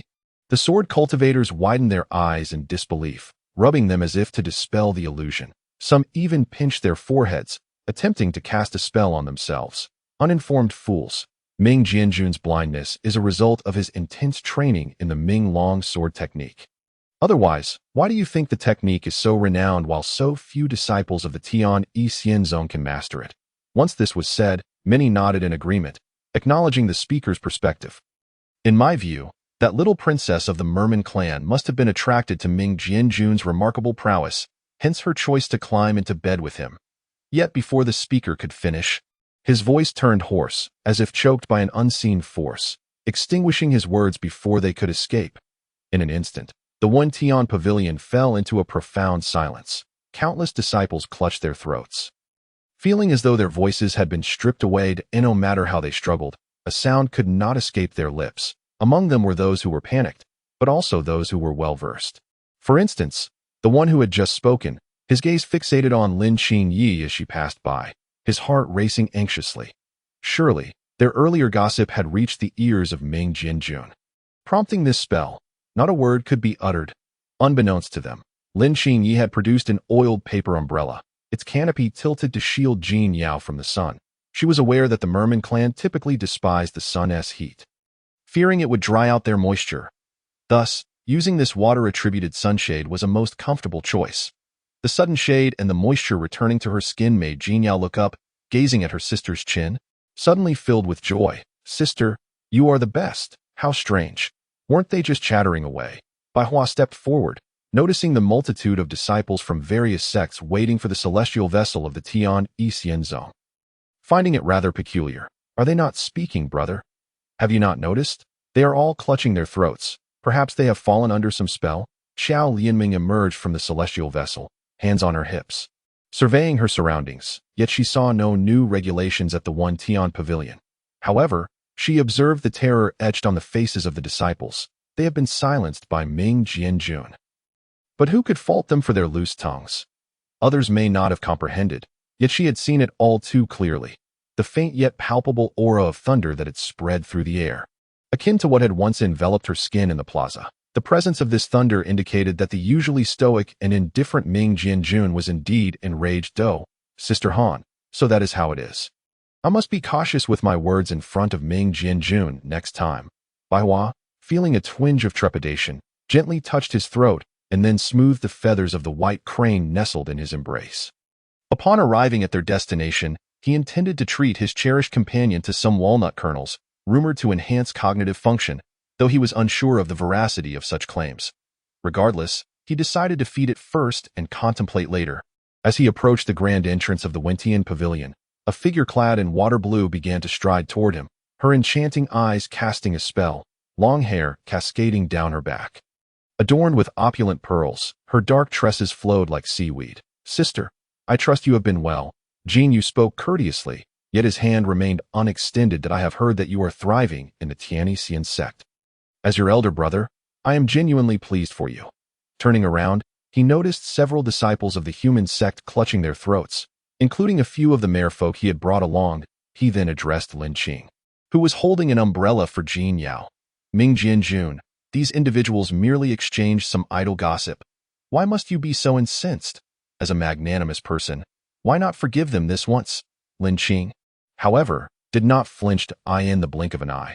The disciples present were astonished to discover that they could once again speak that a lesson learned from hardship, they thought, but this time they dared not utter a word, fearing the repercussions of losing their voices entirely. "There is no need for excessive courtesy. Elder brother, my initial arrival at the Tianxian sect was largely due to your arrangements. Otherwise, such fortune would be beyond my reach." Jin Yao replied with a gentle smile, sensing the footsteps of the sect's leader and the male protagonist approaching the battlefield. Jin Yu frowned momentarily before returning to his usual demeanor, his mind swirling with uncertainties. Jin Yao had transformed entirely since her departure. Could it truly be that her trials among the humans had awakened her sharp tongue? Yet, the merfolk had nurtured her. She owed them her everything, including an alliance with the human race. Maintaining stability for the merfolk royal family was paramount, not retreating like a timid turtle. "Sister, I understand that leaving the Forgotten Void Sea was a cruel decision. But you must also recognize the greater picture. Both father and mother consented to this. Jin Yu invoked the names of their parents, hoping to make Jin Yao aware of the gravity of his words. If someone unfamiliar with the original plot were present, they might indeed be swayed by this seemingly delicate and beautiful prince of the merfolk. However, as a well-read observer of the narrative, Jin Yao was acutely aware of his duplicitous nature. It was he who had fervently recommended her for marriage before the king and queen of the merfolk. Is that so? If it is so effortlessly spoken, why not take on the role yourself? That would be a contribution to the Forgotten Void Sea, Jin Yao retorted, crossing her arms defiantly. Clutching the shattered mirror artifact in her grasp, she felt prepared should a conflict arise. Fate had not forsaken her. Despite the tumultuous beginning, she had been granted a formidable advantage. With the mention of marriage, the disciples below erupted in speculation, including Bai Hua, Xiao Li Ming, and Han Shisha, who were momentarily stunned. They had not anticipated Jin Yao's relationship with her homeland to be so strained. Though it was somewhat understandable. After all, if familial ties were harmonious, she would not have been sent to the Tianxian sect for a marriage alliance. Jin Yao, why must you unleash such fury upon your elder brother? A familiar male voice reached her ears. The crowd looked up to see a man clad in golden robes and a crystal crown, his arms wrapped around a woman, casually leaning on the railing with a sly grin.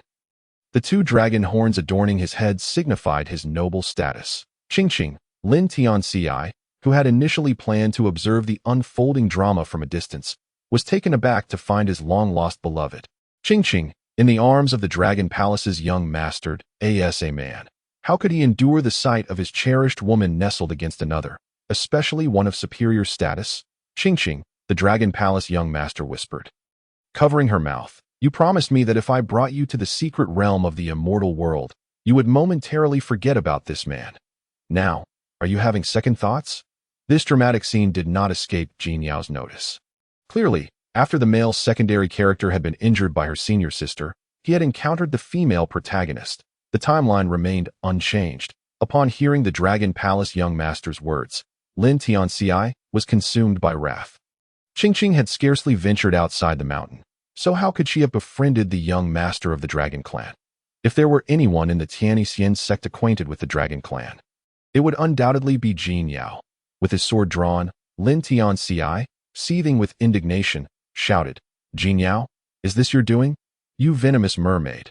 Out of envy, did you inform the Dragon Clan of Qingqing's whereabouts? Once again, he resorted to this tactic, leaving one to wonder if the male protagonist possessed any intellect or if the author had robbed him of it for the sake of forced misunderstandings.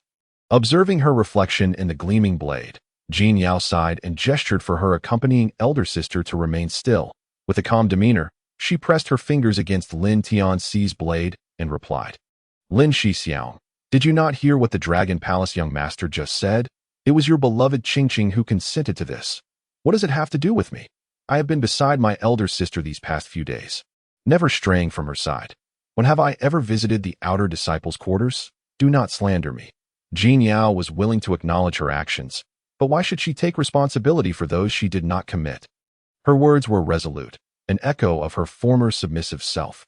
Even Jin Yu, who had watched her grow, was momentarily taken aback. He had refrained from sending someone to welcome her, believing the reports that she had irrevocably severed ties with Lin Tianci. Now, relying on Ming Jianjun for survival in the Tianxian sect, Jin Yu recalled that Ming Jianjun was known for his sense of justice. During the battle against demons, he had seen him once. Thus, Jin Yu surmised that Ming Jianjun's protection of Jin Yao was not solely due to her mermaid beauty, but rather a desire to preserve the alliance between the Tianxian sect and the Forgotten Void Sea. However, such precarious protection would inevitably wane with the old sect leader's fading influence. As the sword was lowered, Lin Tianci sulked, realizing that it takes two to tango if Qingqing had not agreed to leave with the Dragon Palace young master. How could she have been brought to the secret realm of the immortal world? The opportunity to enter the secret realm was a coveted one, occurring once every 300 years, enough for many to exhaust their lifespans waiting. Qingqing, is this the human gentleman you speak of? He seems rather ineffectual, he remarked, barely finishing his sentence when a thunderous roar descended from above. Lin Qing raised her head, beckoning with her fingertip as a bolt of lightning struck down. Fortunately, the Dragon Palace young master was no novice. He swiftly countered the blow with the power of his dragon scales, Wash that foul mouth of yours. Who permitted you to utter my name? Lin Qing commanded, her other hand casually holding an umbrella, shielding Jin Yao from the scorching sun. The dark veil draping over her eyes fluttered as she smiled. "Doe, and from now on, when addressing Jin Yao, show her some respect that I seldom draw my sword. Yet should your tongues wag with vile words, I would not hesitate to demonstrate the Ming Long sword technique." Chapter 66. The shattered life of the original owner. This unpleasant encounter concluded with her sister's imposing presence. Managing to reclaim a measure of dignity, Jin Yao knew that the eldest prince of the merfolk, her so-called brother, would not utter anything kind as anticipated. He proved her right. Indeed, the protagonists of this tale were all venomous characters, including the male lead Lin Tianci, the second male lead, the Dragon Palace young master, and this dubious older brother, Jin Yao. "Which chamber are you residing in?" Han Shisha approached, producing a square token inscribed with the room number of the Wentian Pavilion. "If we are close by, we could look out for each other that we're all in the A district, after all." Following the incident at the Disciple Square, Han Shisha had completely revised her opinion of Jin Yao and was determined to befriend her, especially after receiving so many small pearls from her. By the way, where is Jin Yao Shimi staying? However, I only possess the male dormitory token, so I cannot accompany you. What a pity, what a pity. Baiwa cast a glance at his number plate, devoid of any anticipation, and tucked it back into the Qian Kuan bag. "Senior brother, if you wish to become a woman, perhaps you should seek out Elder Fenglian.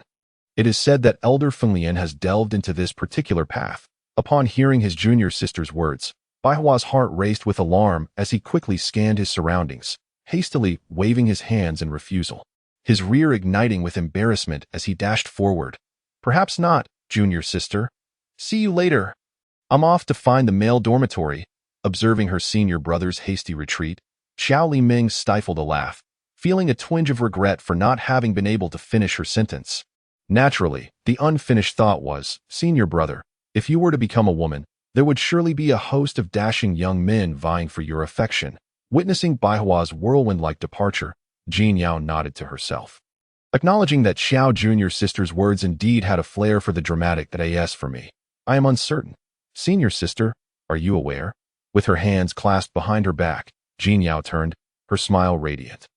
Gazing earnestly at her sister, who was holding the umbrella for her, drawing upon her previous experience aboard the immortal boat, Jin Yao anticipated that her room number was likely in her sister's possession. "Let us sleep together." This declaration nearly choked Han Shisha, who was walking nearby. After a fit of coughing, she looked up to find everyone staring at her, instantly feeling a wave of embarrassment wash over her.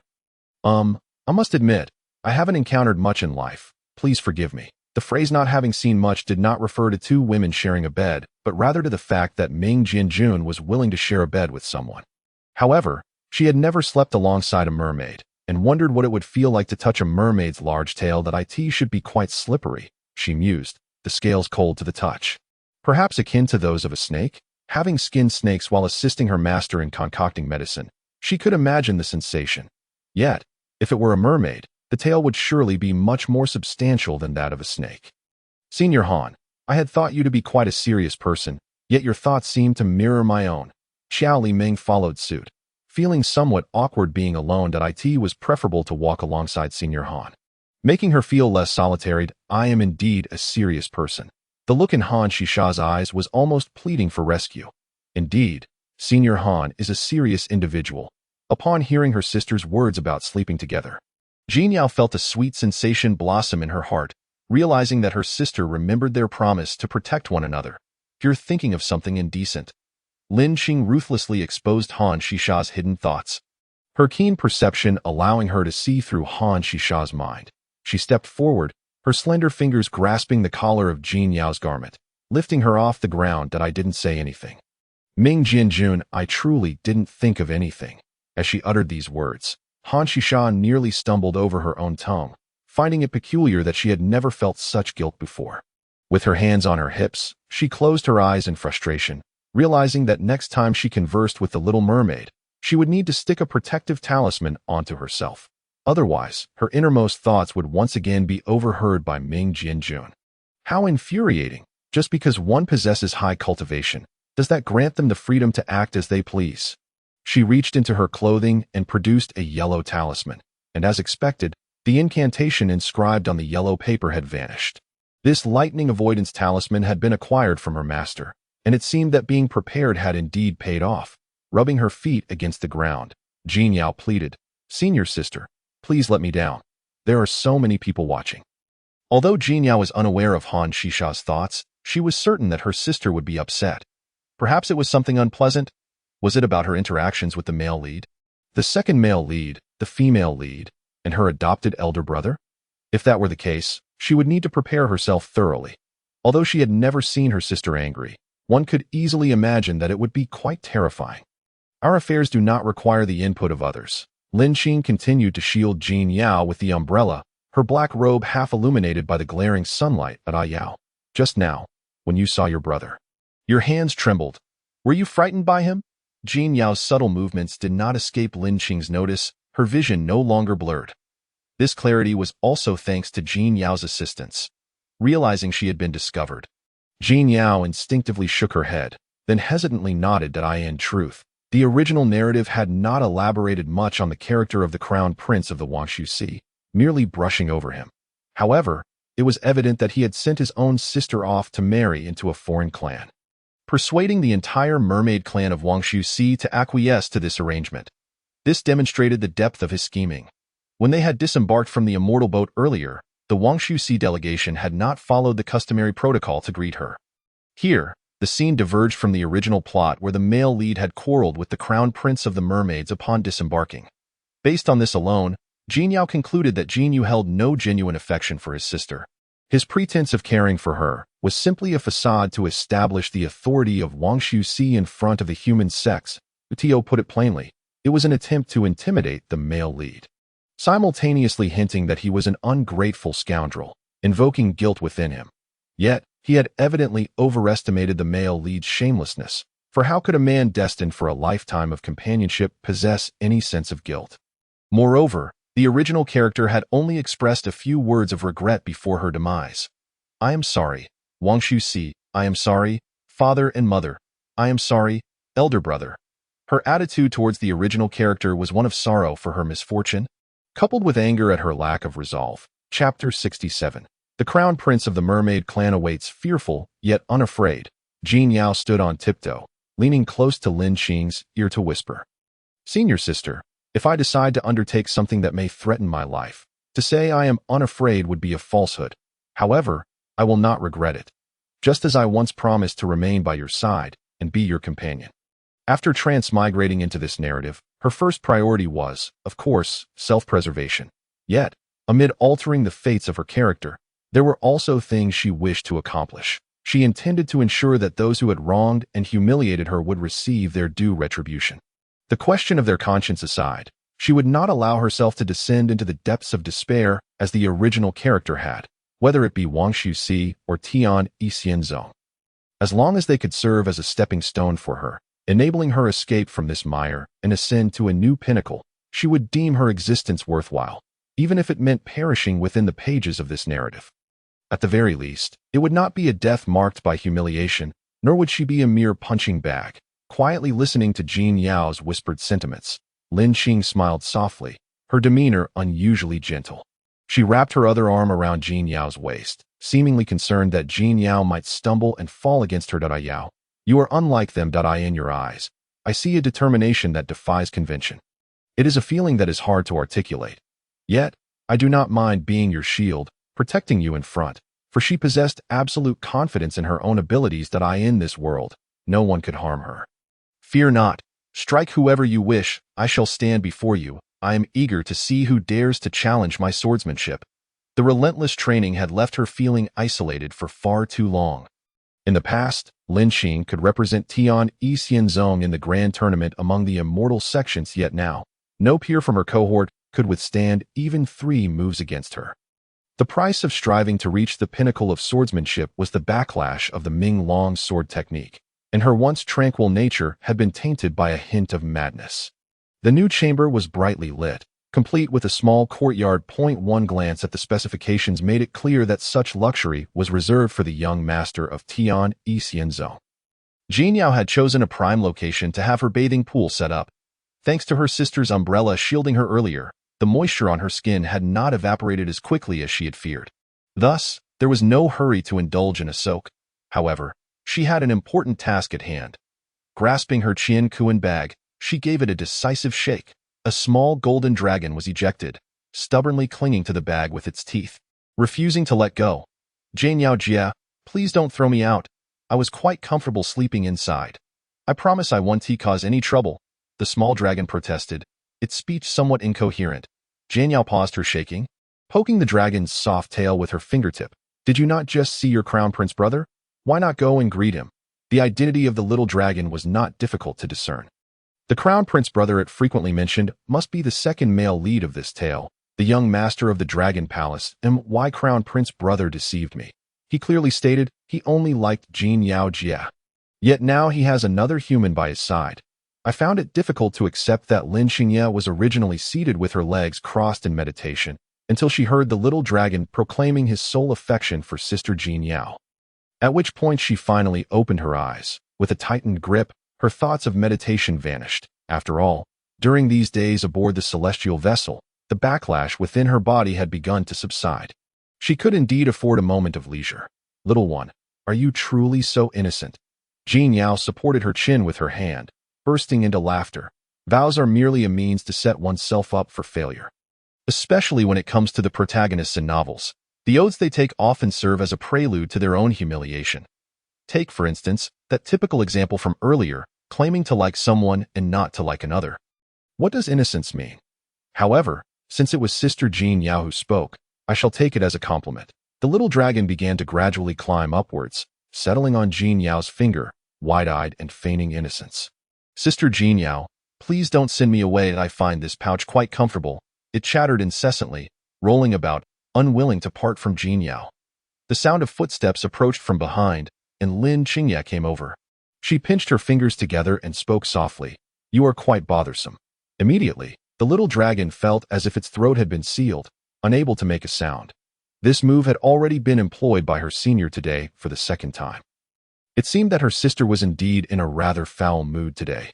Jin Yao, with a sigh of resignation, gently combed the little dragon's frills and set it down.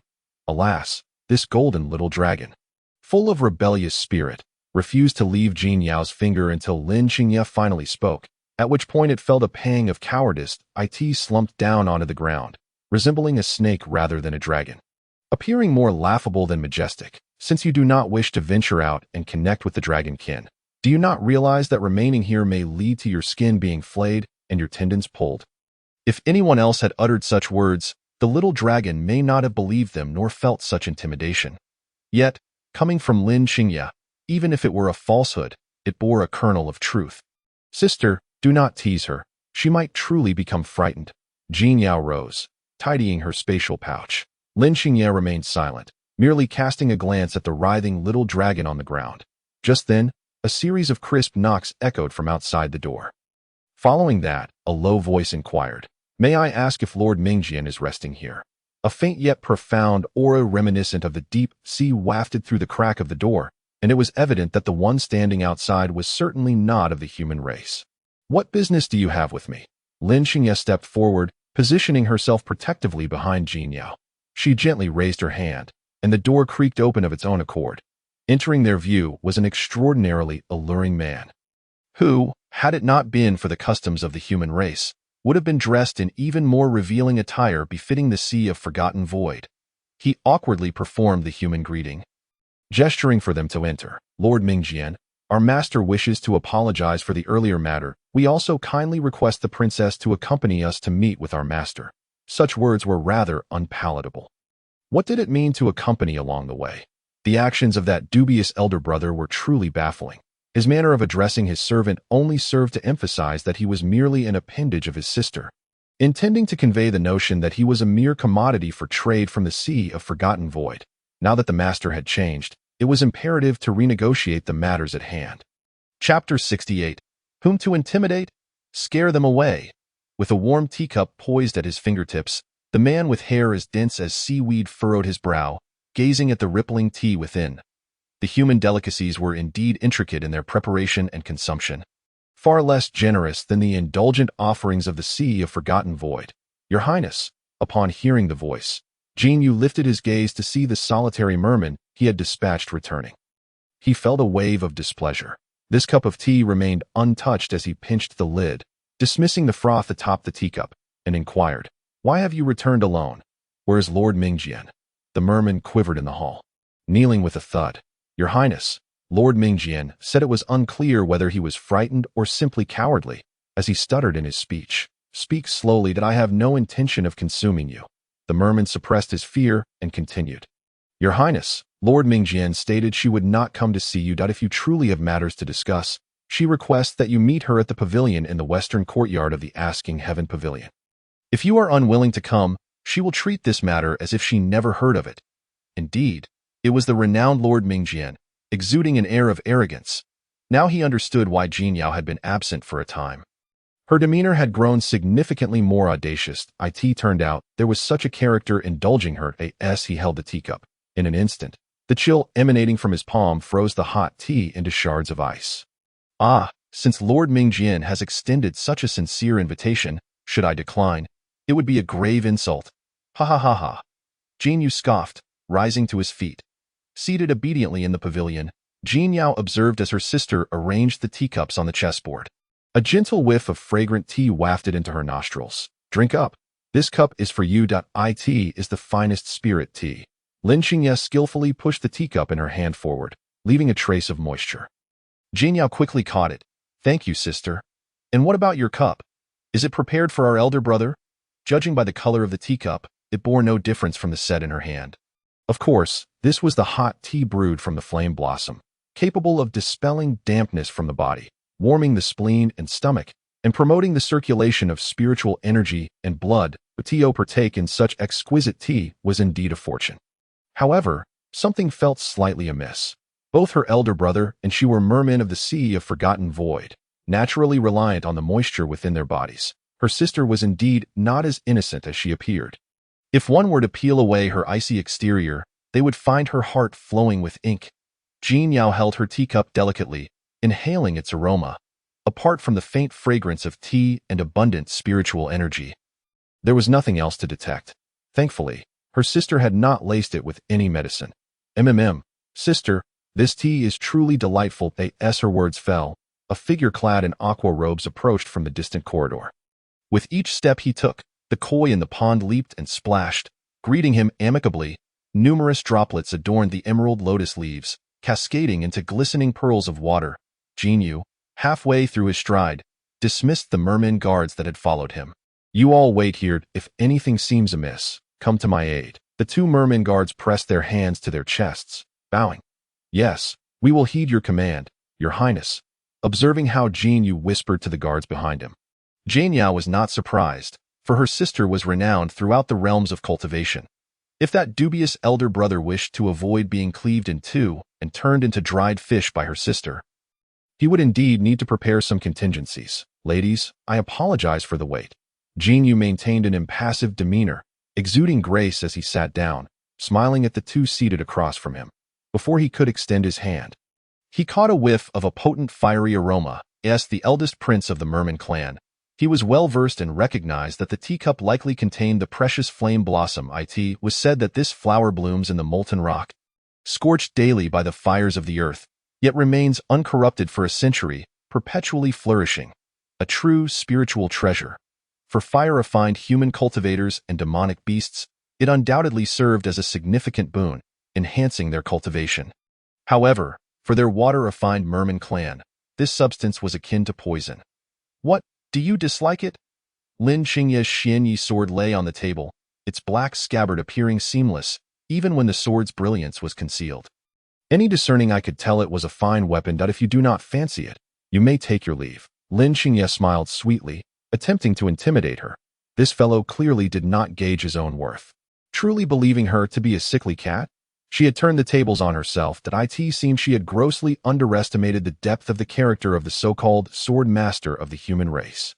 "Very well, since it is Lord Mingjian's generous offer of tea, how could I possibly refuse? Sister, let us share a cup. Consider it a reunion of siblings after a long separation." Jin Yu, ever perceptive, immediately noticed the teacup of Jin Yao was nearly emptied. With a cunning plan in mind, he wished to see how much weight his dear sister carried in Lord Mingjian's heart. Called out. Jin Yao did not falter, pushing her teacup forward, addressing her sister. Brother, as hospitality is hard to decline. If that is the case, I must implore my sister to grace me with another cup. Jin Yao would certainly not waste it and would drink it all. As she gazed at the smile curving at the corners of Jin Yu's lips, Jin Yao felt an overwhelming urge to exclaim, "Oh dear brother, the city is rife with intricate schemes, and the sea hardly holds such multitude. Very well, since my sister has consented, I shall not be overly fastidious and will indulge in this fine tea of the human realm." With a flourish of his sleeve, Jin Yu cast a spell to temper his heart's pulse. Shielding himself from the searing heat emanating from the fiery bloom, lest it scorch his lungs, that he could not fathom that Lin Qing would dare to deceive him right before his eyes with the very tea brewed from the same teacup. Lin Qing remained silent, instead turning away to pour another cup for Jin Yao.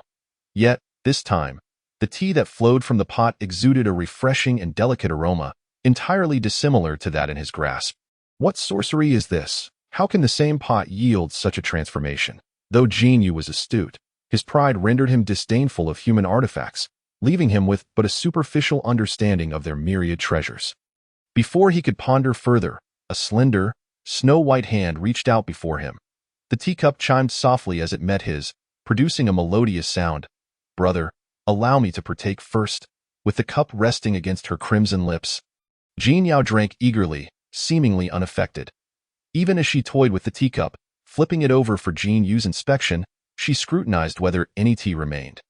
Jin Yu's breath quickened with indignation, yet he strove to maintain composure before Ming Jianjun, knowing that any display of temper could jeopardize their business negotiations. If he were to ensnare the Jun in his web, he must exhibit a modicum of sincerity. "Very well," he declared, downing his tea in one gulp. Chapter 69. Is exile considered enjoyment? The scorching breath of the flames coursed down his throat, threatening to ignite his very innards. Jin Yu maintained an air of nonchalance, though his back was drenched in sweat.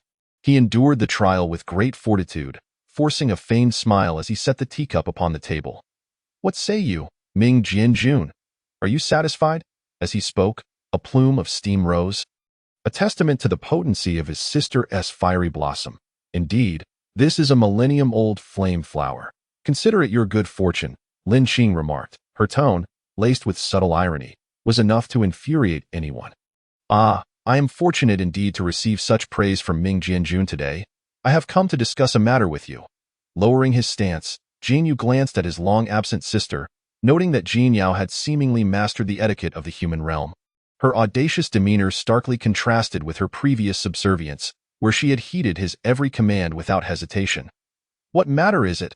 With her slender fingers grasping the teacup, Lin Qing exhibited no extraneous movement, as though her presence was merely for the sake of enjoying the scenery.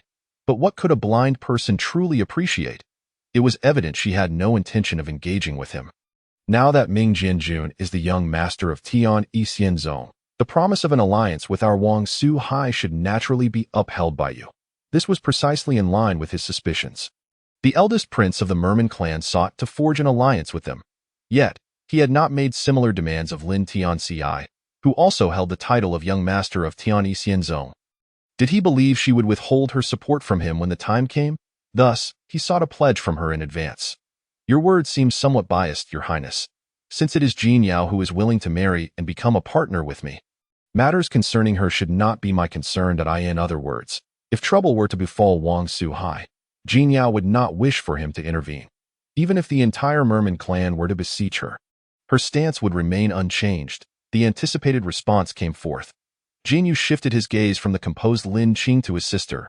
"Jin Yao, do you recall how you once pledged your loyalty to your elder brother? Wang Su Hai is the land that birthed you. You would not forget it, even in death." The man's soft azure eyes bore into her, as if yearning for an answer, one that could not be refused. "Why must you utter such ominous words, brother? Is not Wang Su Hai peaceful and devoid of strife?" Jin Yao countered, lacking the submissiveness of a typical princess from the Merman clan. Instead, she retorted fiercely. The teacup in her hand was placed on the table. She was unimpressed by this familial rhetoric. If she were to sacrifice herself for Wang Su Hai, as the second female lead in a story. She would be rendered a complete farce. She would barter her flesh and soul for her brother's throne and power, only to expand their territory in Wang Suhai's name. First, they would wage war against the weaker demon clans, and then gradually annex the lands of the feeble human sections until the major sects would judge Wang Suhai, leading to its utter obliteration. All surviving mermen would be reduced to prisoners, with death claiming the dead and oblivion claiming the forgotten. The present is distinct from the future.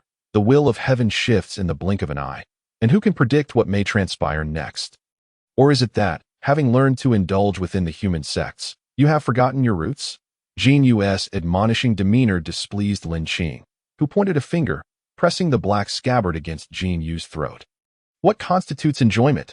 Is leaving one's homeland and forsaking one's abode your definition of indulgence? Your Highness, I believe I have made myself abundantly clear. Should Jin Yao be unwilling, regardless of what calamity befalls Wang Suhai, I shall not extend my aid. The cold touch of the scabbard was more chilling than the depths of the ocean. Purple lightning danced around the sword's body, forcing Jin Yu to swallow his remaining words. The rumors held true. Ming Jianjun was not easily deceived. It appeared that his dear sister had indeed transformed significantly. It was as though the old adage of a scholar's worth is recognized after 3 days aptly applied here. Ah, today, I must admit I have overstepped my bounds. Sister, Ming Jianjun, I shall take my leave. No need to see me off. Rising to his feet, Jin Yu suppressed the searing pain within him, drawing in a breath as he made his exit. His pace quickened, as if each moment of delay was an agony akin to hell. Observing the retreating figure of her brother, Jin Yao discreetly pushed her teacup closer. Tapping her finger on the table, she playfully requested, "Sister, may I trouble you for another cup?" Surprised by the unexpectedly excellent tea-brewing skills of her sister, she found herself wanting more, savoring the lingering taste. Placing the scabbard on the table, Lin Qing merely cast a downward glance, and the teapot levitated effortlessly, drifting towards Jin Yao, pouring warm tea into her cup once more. "Are you not concerned about drinking from your brother's cup?" Even in jest, Lin Qing's tone remained icy. However, Jin Yao found it rather endearing. After all, who doesn't have their quirks? She was particularly fond of voice and tactile sensations. "I am untroubled," she affirmed. Lin Qing tilted her head, inquiring, "Why is that?" "Because you are here, sister. Did you not promise to protect me?" Thus, Jin Yao placed her faith in Lin Qing, cradling the teacup with both hands, her smile radiant, gently stroking the white crane perched upon her shoulder. Bai Hua walked ahead, consulting the manual of Wen Tiangu in search of the disciples' dining hall. While the human realm had regulations regarding fasting and meditation, the demon clans did not adhere to such restrictions. Consequently, the dining hall of Wen Tiangu was primarily frequented by demons in search of sustenance, with a smaller number of famished human disciples. "My dear, I shall procure a delectable bowl of insects for you shortly. How fortunate you are to have such a caring father." Xiao Lianming trailed behind Bai Hua, glancing at the menu displayed in the dining hall, only to find it listing dishes like cold mixed greens with insects, freshly pressed walnut kernels, and savory white maggots. She nearly fainted from the shock. Indeed, these were hardly fit for human consumption. "Are you two not from Wang Suhai's merman clan?" a voice called from within the building, followed by 2 human-dressed disciples emerging. Upon hearing this, Bai Hua halted his motions to extract spirit stones, incredulously pointing at himself with a smile. I really appear so refined." However, the 2 men merely cast him a disdainful glance, brushing past him without a word. "Who asked you?" "We are inquiring about the one behind you." The 2 handsome men bore fish-like scales on their faces, their slightly curled long hair cascading down their backs. They replied cautiously, "What do you want with us?" Chapter 70. Stirring hearts for a merman. Xiao Lianming observed as the 2 mermen followed the humans away, her curiosity piqued. With her hands concealed within her sleeves, she retrieved a yellow talisman, ready to toss it for eavesdropping. Yet, as she lifted her hand, Bai Hua swiftly interjected, "Sister, do not act rashly. This is not Tian Yi Xianzong. We are in Wen Tiangu. With so many eyes around, it's best not to pry too deeply." Hearing her brother's advice, Xiao Lianming reluctantly lowered the talisman, kicking at the stone floor in frustration. "Brother, your seriousness is quite disconcerting." She had just attempted to toss a talisman towards the sound, concerned about any potential unrest among the merfolk that might involve her senior sister, Jinyao. Alas, when one is under a roof, one must bow their head. Mustn't they? Oh, junior sister, the elder brother knows what is in your heart. Yet there is no need for us to remain in such a state of trepidation. With Ming Jianjun accompanying Jinyao, very few in this world could dare approach her. In the blink of an eye, a few spirit stones appeared in Baihua's hand. Bring me a bowl of cold mixed greens and a string of large grasshoppers. The next day, at dawn, the Weniange Square was thronged with various races, with the human race being the most numerous among them. Jinyao stood at the center of the crowd, gazing at her sister seated in the grand hall ahead, feeling a sense of emotion. Among all the disciples of the same generation, it was evident that her sister was the most accomplished, not having to stand here under the sun, but instead sitting among a group of elders. Ming Jianjun, I have heard that you have recently developed a mortal heart. Have you taken a liking to a merfolk? A long-haired man rested his cheek on one hand, flipping through the yellow talisman paper in his grasp. His tone did not sound particularly friendly, rife with mockery. I had thought that sword cultivators like you were rather single-minded, lacking an understanding of love and affection. Lin Xingye crossed her arms, clutching her sword, and closed her eyes, unceremoniously interrupting the man's words. Noisy, if you are feeling amorous, just silently recite the Qingxin Ju. Those seated in the grand hall stifled their laughter at her words. Ming Jianjun certainly had a way with words. All right, Dufeng, no need to be so sarcastic right from the start. Today, we must lead the way to the A district, so do take care. The monsters inside are far more ferocious than they were 300 years ago. A middle-aged man, whose face bore the marks of time, rose from his seat and walked to the center of the hall. He cast a warning glance at the man who had spoken first. Fine, I won't say anything more. Are you all prepared? The man referred to as Dufeng casually adjusted his loose robes while holding his yellow talisman. I intend to bring someone with me.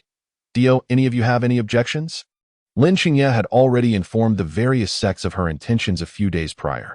Thus she indeed possessed an extra slot for the upper level of the A district. The A, B, C, and D districts only had the A district divided into upper, middle, and lower tiers. The middle and lower tiers allowed talented disciples from various sects and races to enter first, but the upper tier was reserved for the true power holders among the prominent families. The upper tier of the A district was filled with countless opportunities and treasures, which also implied tremendous danger. Aside from those with genuine strength, no one would dare step foot there. Upon hearing this, the crowd began to calculate in their minds that it was clear that the person Ming Jianjun intended to bring was likely her newly acquired affection. The person Ming Jianjun wishes to bring. Could it be the little mermaid I mentioned earlier? That wretched creature who hasn't even reached the nascent soul stage should refrain from meddling in our affairs. Otherwise, if a nightmare beast devours her, Ming Jianjun, you will regret it far too late. Rubbing his temples, Dufeng cast a troubled glance at the merfolk's eldest prince standing in the distance, the sarcasm evident on his face. Although Wentiange gathered various races, the conflicts between them were not something that could be easily articulated. He, for one, harbored a deep-seated disdain for any demon race. Even for the merfolk, who possessed a certain intelligence, he regarded them as inferior. Jinyu remained silent, merely smiling faintly as if she hadn't noticed. However, before Dufeng could retract his gaze, he felt as though he had been struck by lightning, a tingling sensation spreading across his body. Is that so? If you utter another word, I assure you, the one devoured by the nightmare beast will not be Io. But you? Lin Xingye lingered beside Dufeng for only a moment, yet her presence exhausted him to the point of sweating profusely, gasping for breath. It had been a century since they last met, and he had not anticipated Lin Xingye's rapid advancement in strength. With her current abilities, she could probably slay several millennium-old nightmare beasts with a single hand upon entering the upper tier. As Lin Xingye stepped out, the glaring sunlight made her somewhat uncomfortable. What had been a refreshing morning had swiftly turned into a day of blazing heat. The disciples below stood in a throng, eagerly awaiting the command from the leaders of Wentiange to activate the portal to the immortal realm's secret domain, allowing them to enter and seek treasures. Jinyao's gaze, like those of the others, was fixed on her sister, clad in a fitted black robe. Her sister looked remarkably striking, even with a simple hair crown adorning her head, devoid of any ornamental hairpins. That's so. This is Ming Jianjun. Her cultivation truly seems unfathomable. She is quite the delicate beauty, an excellent candidate for a sword cultivator. If this gets out, it will be said that we sword cultivators all look like this. Whispers of admiration and envy filled the air. Yet Jinyao focused on her sister as she approached. Many gazed at her with envy, some gripping their sword sheaths tightly, wishing fervently to be Jinyao herself. Let us go. Earlier, I invited Io to sit with us, but she declined. Now, standing here under the sun, her lips are parched. Lin Qingye gently pressed her thumb against Jinyao's lips, a mere flick restoring the moisture that had rapidly drained from her body. Good sister, are we leaving now? Jinyao recalled that after the portal to the Immortal Realm's secret domain opened, disciples would need to enter in batches, though she had nearly forgotten the specifics from the original text. Yes, we leave now, though not fall behind. Lin Qingye brought her fingers together, gently placing a spell on Jinyao's chest. While she found Dufeng's cold remarks bothersome, she took to heart one important matter. Since she was taking Io into the perilous upper tier of the A district, she must ensure Io's safety, and no harm must come to her from the fierce nightmare beasts within. This will protect your heart pulse and allow me to sense any danger you face immediately. Lin Qingye instructed earnestly. All right, I trust you, sister. Jinyao smiled brightly, following Lin Qingye towards the portal.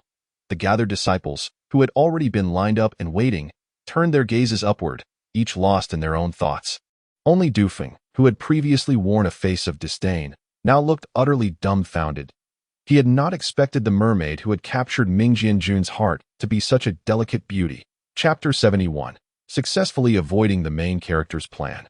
Initial success. Jinyao trailed behind her sister, and upon lifting her gaze, she beheld a vast array of disciples clad in various robes beneath the grand celestial gate, including many from the demon races. Her conveniently placed elder brother stood in a corner of the crowd, blending in without drawing attention. Now, who are we still waiting for? A middle-aged man, holding a magic sword, cast a disinterested glance at Jinyao. He dismissed the presence of a golden core mermaid, for she was merely a companion Ming Jianjun had chosen to bring along. Should something go awry, it was not their concern. Only that great dragon is yet to arrive. In my opinion, he may not show up today. Let us proceed. Dufeng remarked, his gaze continuously scrutinizing Jinyao. Previously, he had heard tales of the merfolk royal family's innate beauty. He would have scoffed at such rumors, thinking all enchanting beings were beautiful. But now, seeing Jinyao in person made him realize that the folk tales were not mere hearsay. Her captivating appearance was hardly different from that of a fox spirit, making her a standout within the demon races. Jinyao could sense the multitude of glances directed her way, yet she remained unfazed, regardless of what these individuals intended or the dangers of the secret domain. She had mentally prepared herself long ago. First and foremost, her sister was by her side. Secondly, she possessed 2 protective talismans. However, she wondered if this mirror could indeed draw the nightmare beasts to the heavenly realm. She decided not to use the Chaos Qian Kuren mirror to attract attention unless absolutely necessary, when her life was at stake. Who says we don't need to wait for this prince? Such audacity. I see your human race is not at all as courteous as the rumors suggest. The young master of the Dragon Palace, with Qingqing in his arms, raised an eyebrow at Jinyao with a smirk. He doubted that Jinyao would see him holding another woman without lamenting her earlier refusal to become his concubine. Upon encountering the young master of the Dragon Palace again, Lin Qingye was even more guarded than before. Her dark boots struck the stone slabs as she turned. Since you're here, let us not waste words, we shall enter. The subtle tension between the man and the dragon ignited a silent intrigue among the onlookers. It was clear that Ming Jianjun and the young master of the Dragon Palace had experienced some discord. Yet the details of this conflict remained a mystery to all present, leaving them hesitant to speak up. Indeed, Your Highness, why waste your breath? This delicate little mermaid brought by Ming Jianjun is at least a golden core with a celestial root. The one following you, however, appears to be no different from a mere mortal. With such meager abilities, how dare you enter the upper tier of the A district? Your Highness, may I offer you a word of counsel? If you truly care for this mortal maiden, it would be wise to refrain from allowing her entry. For should she perish, the cost would far outweigh any potential gain. Jinyao gazed at the man before her, clutching a stack of yellow talismans, and admired his obstinacy. This fellow seemed utterly unafraid of being struck down by the second male lead, as if he could not be dissuaded by even the harshest of blows. the golden spear gripped tightly in his hand. The young lord of the Dragon Palace yearned to pierce this talisman practitioner right then and there. What do you mean? Do you think I am incapable of protecting her? If Ming Jianjun can do so, why can't I? The desire for comparison was clearly written upon his face. Du Feng, contemplating the situation, began to piece together the truth. The merfolk of the Wang Su Sea had long been known to present beautiful mermaids to the Dragon Palace, a family secret that was hardly a secret at all. Across the 4 seas and 8 realms, it was common knowledge. Could it be that this young mermaid had some prior entanglement with the prince of the Dragon Palace before departing the Wang Su Sea? Yet, now that she had become a mere shadow of Ming Jianjun, ignoring the Dragon Palace prince, it was understandable that anyone would feel a surge of anger. However, if given the choice, he would rather accompany Ming Jianjun as a partner than serve this tempestuous clan of dragons. Your Highness, please do not take offense. I merely speak the truth that may be difficult to hear. If you possess such ability, then let us discuss matters once we have entered the secret realm. Harmony fosters prosperity. Du Feng found himself rebuffed, yet he could not restrain his tongue, turning around. The middle-aged man at the forefront recognized that the situation could not escalate further and thus raised his magic sword. Chanting an incantation, in an instant, the entrance before them was unveiled. Jin Yao continued to trail closely behind her senior sister. Amidst the chaos of the world, only her sister was trustworthy. The biting cold wind whipped against her cheeks. And as she glanced up, she realized that this place was far from the idyllic paradise she had envisioned, but rather a tumultuous realm, echoing with the wails of tormented spirits. Was this truly a hellish level of difficulty? Fear not, the spell I cast upon you will cloak your presence. The nightmarish beasts shall not harm you. However, Yao, do not dwell on it too much. These creatures feed on human emotions, particularly the essence of dreams. The more you ponder, the more they shall detect your existence, and they may even manifest within your mind. Her sister's voice, gentle yet tinged with coldness, resonated in her thoughts. Jin Yao nodded slightly, resting her cheek against her sister's back. Having read the original text, she was well aware of the ferocity and elusive nature of the nightmarish beasts within the secret realm in the original tale, when the male protagonist and his companions entered. Their designated area was Zone A, situated on the lower tiers. This region had been meticulously vetted by various sects and was believed to be devoid of any nightmarish beasts. However, due to their quarrels and heightened emotions, they inadvertently attracted a young nightmare beast. Ultimately, they managed to eliminate the small creature, only to draw forth an even larger one. The protagonist's group fought valiantly, yet in the face of a millennium-old nightmare beast. Their efforts proved futile, and it was only through the intervention of a disciple from the Tian-E immortal sect that the matter was resolved. In the original narrative, the senior sister, being the elder sibling of the male lead, had limited screen time, yet many readers held a fondness for her character. Particularly in the first half of the story, the troubles wrought by the male lead, representing the Tian-E immortal sect, were almost entirely resolved by the senior sister. After all, with her high status, formidable strength, and striking beauty, it was hard not to admire her. Having altered the trajectory of the second female lead's storyline, the narratives of the male lead and the female lead, along with the second male lead, also shifted. However, the essence remained unchanged, leading them to the triangular juncture. Perhaps due to her own absence, the identity of the young lord of the Dragon Palace had filled the void, thereby establishing a stable triangle. This effectively advanced the later plot significantly, bypassing her own timeline of demise. Thus, it seemed that her decision to cling to her sister's side was indeed a prudent choice. Nonetheless, embarking on a celebratory spree prematurely was a miscalculation. She would need to await the situation's stabilization before feeling at ease. Furthermore, she must remain ever vigilant against the main leads, in the original text. As the tragic mermaid's second female lead, her proximity to the main leads invariably led to her misfortune. Chapter 72. Nightmare beasts that feast on emotions and weave dreams. Nearby, there exists a century-old water lantern grass, a most precious find that aids in the cultivation of water-based spiritual roots. The group that had accompanied them into the secret realm had nearly all dispersed in search of treasures. What valuable items could one find when gathered in one place? Listening to her sister's words, Jin Yao lowered her gaze and indeed spotted a cluster of ethereal blue water lantern grass flourishing at the edge of a marsh. Soon, they reached the riverbank. This marsh, if one could not manage their weight, would spell doom with a single misstep. Fortunately, such minor spells were mere trifles for cultivators. Following the dense aura of spiritual energy, Jin Yao beheld the largest water lantern grass, surrounded by layers of smaller ones. This specimen was exceptionally lush. As she rummaged through her pouch for tools, Jin Yao understood that to unearth such spiritual herbs, one must first secure them with specialized ropes. Otherwise, should it awaken sentience and flee, the loss would be insurmountable. The innate talents of both humans and beasts vary immensely. Naturally, herbs possess their own hierarchy. 100 years is insufficient for lower-tier herbs to gain intelligence, yet for other spiritual plants, that might not hold true.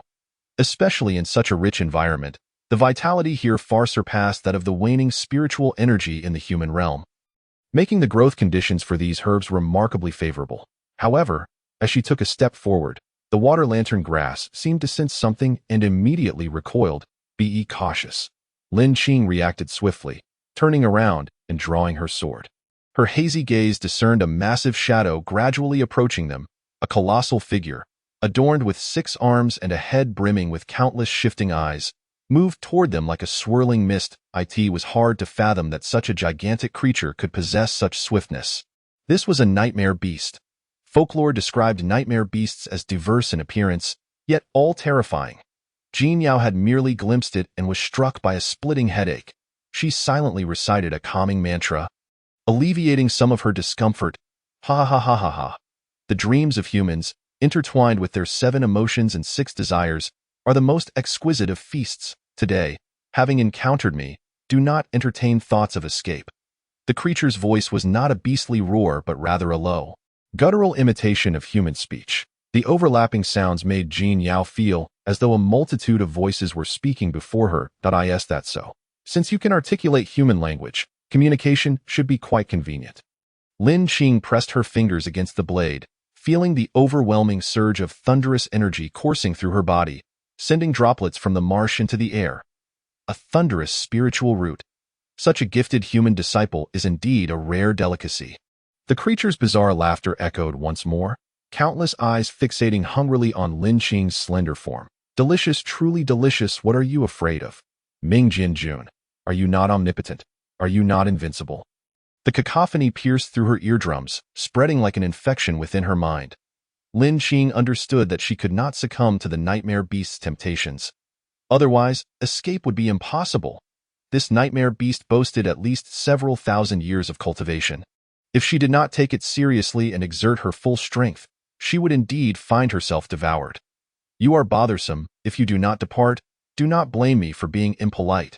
With a swift movement, Lin Qing swung her sword, and the entire canyon reverberated with a thunderous roar.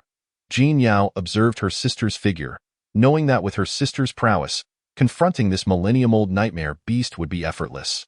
However, the reason these creatures were dubbed nightmare beasts lay in their terrifying nature. Once entangled in a mental snare, even the mightiest cultivators could find themselves ensnared and unable to break free. Oh, is that so? You harbor worries, do you not? You're afraid that child has not been adequately protected? The creature's laughter echoed, a taunting reminder of her fears. Ha ha ha ha ha, you are afraid, you are hesitating?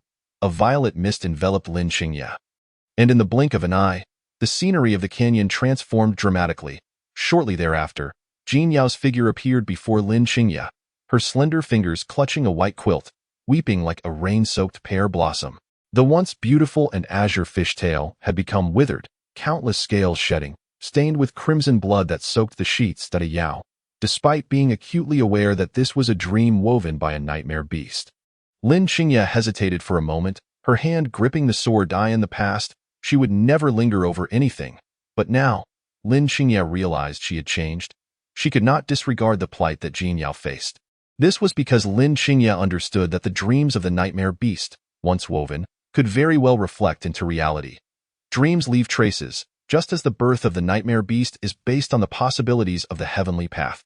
Senior sister, they bullied me, and all my scales have been stripped away. It hurts. It truly hurts. Senior sister, I beg you, please don't go. Her heart twisted painfully as Lin Qingya gazed at Jin Yao's blood-soaked fish scales. Panting, she had seen and touched Jin Yao's scales with her own hands, and could hardly fathom the agony of having those tightly bound, thick scales forcibly removed. Biting her lip, Lin Qingya suppressed the thoughts she wished to voice. And with a swift motion, she swung her sword, its edge crackling with purple lightning, severing the jagged rocks on either side of the cliff. The thunderous roar erupted as countless fragments plunged into the swamp, stirring up waves upon waves. Nightmare beast, you shall not influence me. I will not allow you to harm her. Lin Qingya's sword wind was fierce. Her figure resembled a soaring dragon, and Jin Yao observed keenly.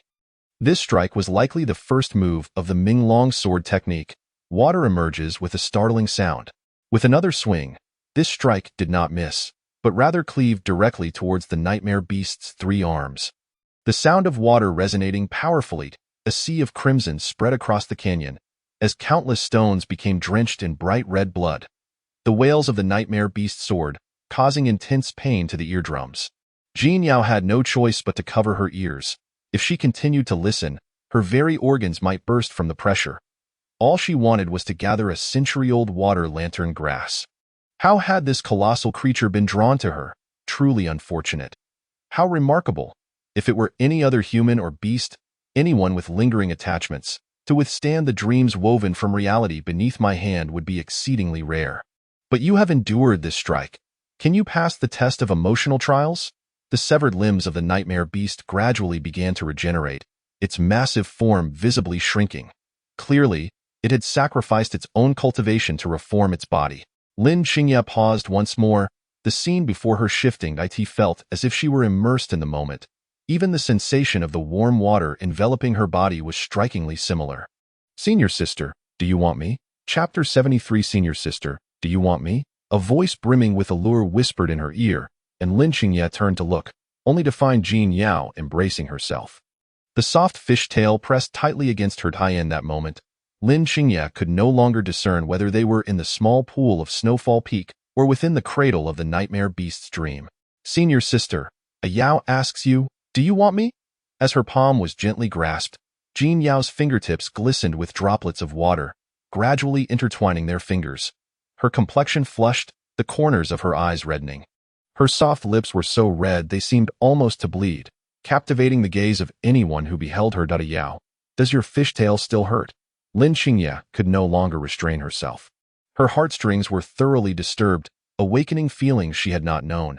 An infatuation that ran deep, so much blood. Does it hurt? Standing in the swamp, Jin Yao listened to her senior sister's gentle inquiry, sensing the impending danger.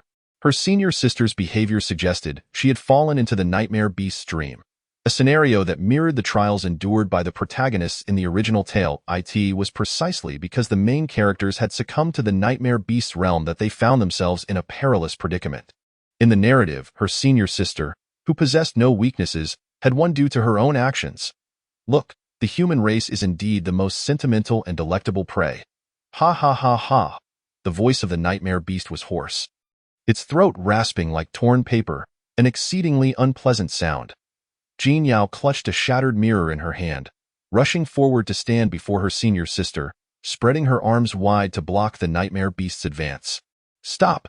If you do not cease, I shall unleash my full power. Her voice trembled. It was not solely the pressure from the creature's massive form, but also the overwhelming cultivation of the nightmare beast, which far surpassed her own. Stray strands of hair fluttered in the wind. The countless eyes of the nightmare beast blinked, staring at the mermaid before it, momentarily pausing. Its keen sense of smell detected a trace of ethereal energy. And its 6 arms halted. It opened its gaping maw and continued to inquire, humans and demons are worlds apart. Mermaid, why do you feel drawn to the humans who slaughter demonkind? With one hand pointing downwards and the other upwards. The broken mirror in her palm began to rotate, yet Jin Yao did not recite the incantation to activate the shattered mirror. She wished to test whether she could breach the nightmare beast's defenses. In the original story, the nightmare beast was designed to devour dreams. What it saw, what it knew, and the dreams it wove were all traceable. In other words, they were events that could potentially transpire. Such an immersive dream, akin to a nightmare, was like a heart demon. It could ensnare someone like her senior sister, who had approached the path of cold detachment through relentless training. You can see it, can't you? A single phrase stunned the nightmare beast, which had previously regarded Jin Yao as mere vermin. "You see the heavenly gate of the ladder to ascend, don't you?" With her palm slightly lowered. Jin Yao prepared to activate the mirror tunnel at any moment. "Even if I see it, what of it? In this world, are not humans the most likely to achieve immortality? Beasts like us, even after a lifetime of hardship, can only become great demons, ruling over desolate lands untouched by others." The fish had taken the bait. It had ensnared itself. Clearly, the nightmare beast had been trapped in the secret realm of the celestial world for too long. Losing its wariness towards humans, she was no demon. She had once been human, a person who had stayed up late reading novels until her life was extinguished. How embarrassing it felt to admit that. "Then should you not know that since my senior sister has the hope of achieving immortality, how could she perish at your hands?" The true implication of this statement was one that Jin Yao believed the cunning nightmare beast could decipher.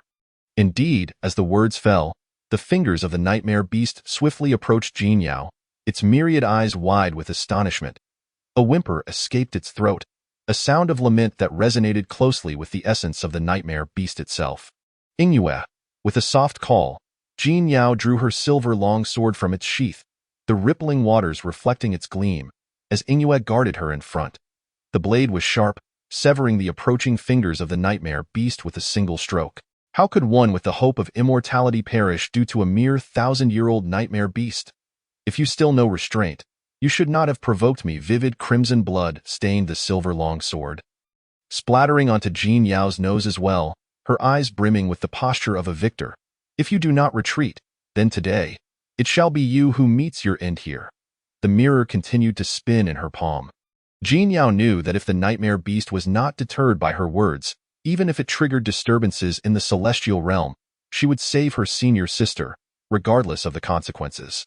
Her senior sister was the one she must save. As her voice faded, the purple mist dissipated, the colossal being vanished from sight, leaving only the lingering scent of blood. The nightmare beast withdrew, seemingly understanding the situation. Jin Yao could not afford to linger. She turned back to her senior sister, finding Lin Qingye suspended in the air, her fingers trembling slightly. It seemed she had yet to extract herself from the dream. Countless hot waters enveloped her body as Lin Qingye gasped for breath, gazing at the glimmering eyes before her. Her thumb brushed against Jin Yao's cheek, their foreheads touching. "From this day forth, will I no longer guard Snowfall Peak alone?" An urgent desire for an answer consumed her. Lin Qingye pressed her fingers against Jin Yao's shoulder blade, pinning the mermaid against the edge of the pool. The dark silk gauze behind her floated in the water, rising and falling with the movement of the pool. "No longer," Jin Yao replied. "Senior sister, a Yao has said it before, from now on, whether at Snowfall Peak or elsewhere, you shall never be alone again. Forever and always, a Yao will be by your side." A warm kiss entwined them, and for the first time, Lin Qingye allowed herself to indulge, surrendering to the moment. The figure suspended in midair suddenly collapsed, plunging into the swamp below. Meanwhile, the Xianyi, which had been tightly held by its master, spun frantically in the air, desperate to catch its owner, but without a command, it could not enlarge itself. "Senior sister." Jin Yao stepped into the pool, the ethereal blue water lantern grass at the edge glowing brightly, disturbed by her presence, creating ripples. Lin Qingye was entirely submerged in the water, her complexion pale, as if gravely ill. "This is truly unfortunate. It seems the roof is leaking just as the rain pours. Sister, it seems that the Minglong sword technique is once again backfiring against your body." With her legs kneeling, the hem of her skirt crumpled, Jin Yao opened her Chinkuan bag and retrieved a pill capable of fortifying the mind and calming the spirit. Her fingers trembled as she cradled her sister's face, intending to feed her the pill directly, but no matter how she tried, she could not insert it into her sister's crimson lips. Not wanting to dwell on it any longer, Jin Yao glanced at the pill in her palm and swallowed it herself. Closing her eyes, she then cupped Lin Qingye's face with both hands, leaning in to feed her the pill mouth to mouth. Chapter 74. The Proud Daughter of Heaven, No Room for Error. Grasping the water plants in the swamp, Lin Qingye felt the sensation that had previously vanished return to her body. She sensed that the cloth over her nose had loosened and lifted her heavy eyelids. Lin Qingye beheld Jin Yao's figure, the faint bitter taste of the medicine lingering on her lips. "Yao, do you still hurt?" Her gaze dropped, her violet eyes filled with concern for Jin Yao's legs. Thankfully, they were not drenched in blood. Seeing her sister finally awaken, Jin Yao sighed in relief. Evidently, the pill she had brought was effective. I am not in pain, thanks to you, sister, for driving away the nightmare beast. The proud daughter of heaven has always placed great importance on her own abilities and cultivation. Similarly, making such a rudimentary mistake as falling prey to the nightmare beast's illusion is likely something her sister cannot accept. Jin Yao refrained from stating this directly, mindful of her sister's character as depicted in the original text, which forbids her from making mistakes. Once she falters, she is consumed by self-reproach and regret. No, this time it was you who saved me. Sitting up from the water, Lin Qingye gazed at the kneeling Jin Yao across from her and smiled weakly. I fell for the nightmare beast's trick. The price of excellence is confronting the errors one has committed. Few can achieve this, but it is not a bad thing. At least I now understand where my weaknesses lie. I shall not repeat my mistakes. Lin Qingye rose, the moisture on her body evaporating in an instant as she stepped onto the jade waters, heading toward the water lantern grass, observing her sister seemingly unharmed. Jin Yao finally smiled happily and continued to follow her. The century-old water lantern grass was successfully uprooted and placed into Jin Yao's Qingkuan bag. Lin Qingye looked at the severed 3 arms of the nightmare beast in the distance, waved her hand, and stored them away. The body of the nightmare beast can be used for medicine. It is also excellent for refining weapons. However, one must find a skilled craftsman to dare to take it on, ensuring it is refined well. Understand? It is quite simple. It is similar in effect to enchanting equipment. Sister, don't you want them? After all, these 3 arms were severed by you. They have nothing to do with me. Not needed, Lin Qingye replied, readying the cloth at the back of her head and setting off again. Once the two had walked far, 2 figures resembling human cultivators emerged from the thicket of water lantern grass in the distance. 1,000-year-old nightmare beast could be vanquished so easily. That merman surely does not possess fragments of the chaos Qingkuan mirror, does he? Upon hearing this, the other person slapped his forehead. What kind of words are you throwing around? Have you forgotten the orders from above? The phrase chaos Qingkuan mirror is not to be mentioned lightly in the lower realms. If this were to be overheard by someone with ill intentions, we would both be in trouble. The other person rubbed his head, knowing he was right, and dared not retort. Brother, we are merely pawns in the celestial realm. What if that merman has significant connections? To know the true identity and usage of the chaos Qingkuan mirror? Just those 2 points are enough to make one break out in a cold sweat.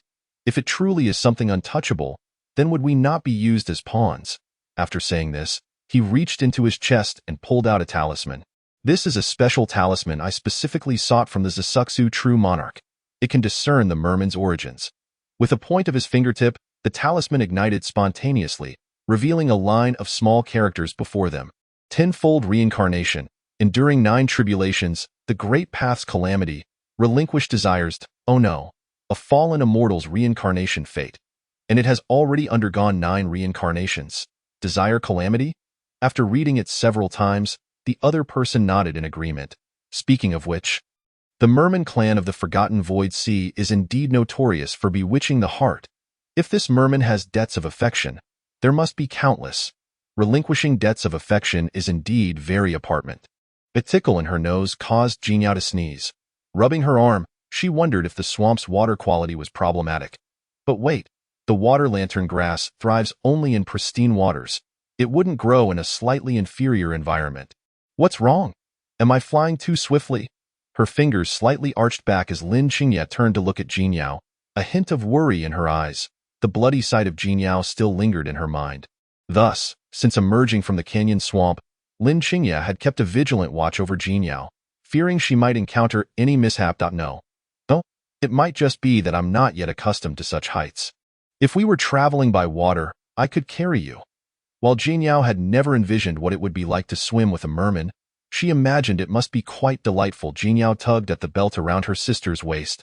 Peering down, suddenly, a dragon's roar echoed across the sky. The sound uprooted trees from the ground and caused the sword beneath her feet to tremble.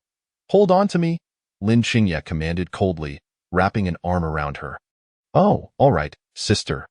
Jin Yao quickly encircled Lin Qingye's waist with her arms, feeling the taut strength of her sister's body. She was slender but provided a sense of security. Jin Yao's soft cheek rested against her sister's face as she whispered, "Is that the great dragon? In this desolate place of the celestial realm's secret, there shouldn't be another dragon of such might. Furthermore, other dragons would likely be found in the lower districts, having no qualifications to venture into the upper districts. It must be it." Hearing the furious roar, it seemed someone had plucked a dragon's hair. Lin Qingye landed on a nearby slope, her fingers coming together as she gently waved, retracting her sword. With her feet on the soft ground, Jin Yao had yet to raise her head to look toward the source of the sound when Lin Qingye clasped her hand tightly. She understood it was her sister's concern for her. Thus she reciprocated the grip. "How dare you, mere mortals, compete with me for a woman? Do you think you have a death wish?" The man with dragon horns bound Qingqing's hands, preventing her from rushing toward Lin Tianxi. "Tianxi, you must believe me. I promised him just to see you in the celestial realm's secret. Why don't you trust me? What must I do for you to forgive me?" The heart-wrenching cries of Qingqing, tears streaming down her face, were directed at the man who had once cared for her, now leaving her feeling hollow. Her legs faltered, threatening to collapse. Fortunately, the young master of the Dragon Palace behind her caught her waist just in time. "Woman, he is nothing but an ungrateful human, a worthless being.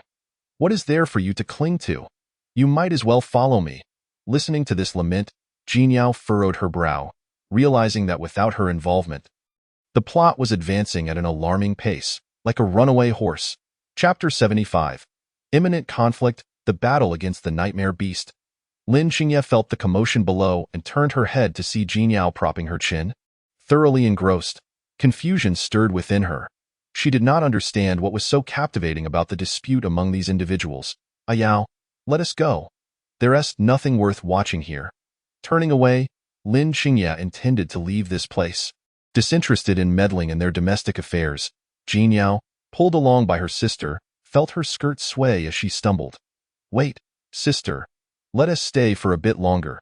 If they start quarreling and attract the nightmare beast, it could be quite dangerous." Of course, this was merely an excuse from Jin Yao. She had no genuine concern for the crisis befalling the protagonists.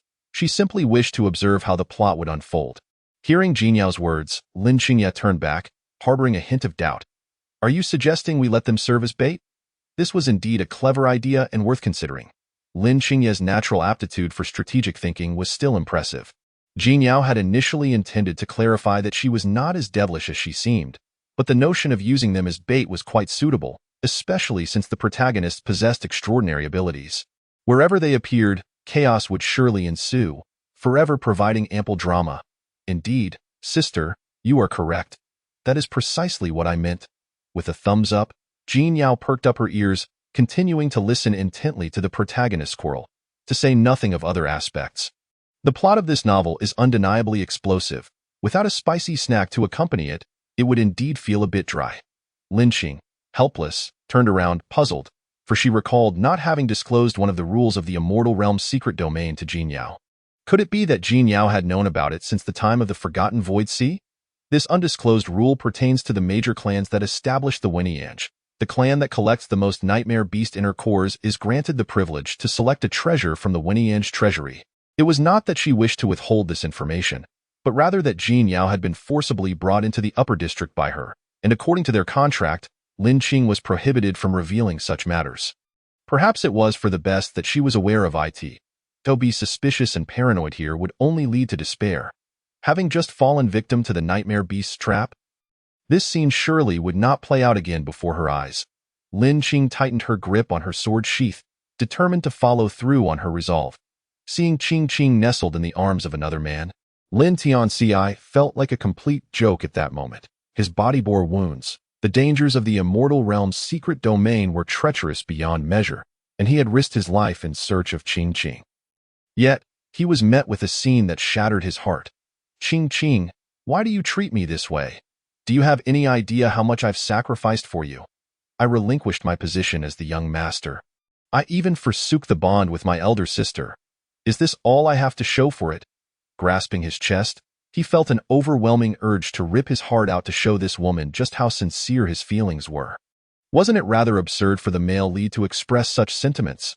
Being stripped of his title as young master was largely due to his infatuation, Yet he failed to consider whether he had truly been a competent young master. A wind began to stir. The nightmare beast was approaching. Lin Qing could sense the faint, yet unmistakable, scent of blood in the air. Clearly, this beast that drew near had just enjoyed a feast. Xianyi. Unsheathed, the once azure sky was suddenly shrouded in purple mist. Lin Qing formed seals with both hands, showing no intention of retreat. Today, she refused to believe she could fall victim to a nightmare beast's schemes a second time. Countless eyes emerged from the horizon, this one appearing slightly different from the previous nightmare beast. Its gaping maw was lined with numerous long, blood-red tongues, flailing about, stained with remnants of shattered corpses and bleached bones. The commotion naturally disturbed the trio still bickering in place, and they all looked up in alarm at the horrifying sight before them. Lin Qing's robes billowed in the wind as her hand gestures solidified, and a black sword blade stood resolute in the sky. That was her elder sister's sword. Lin Tianxi's eyes reddened with joy. Could it be that his sister had sensed his peril and come to his rescue? Indeed, no matter how much they argued, his elder sister still held him in her heart. What is this woman doing, stealing my thunder? The man with dragon horns soared into the sky, transforming into a golden dragon, baring his fangs and glaring at Lin Qing. This nightmare beast is mine. If you wish to claim it, you must first pass through me. The golden dragon's eyes were fixed upon her, unwilling to relent. Can you defeat it? Jin Yao, witnessing the male second lead acting like a meddlesome fool, felt a surge of frustration. Dealing with a nightmare beast was no child's play.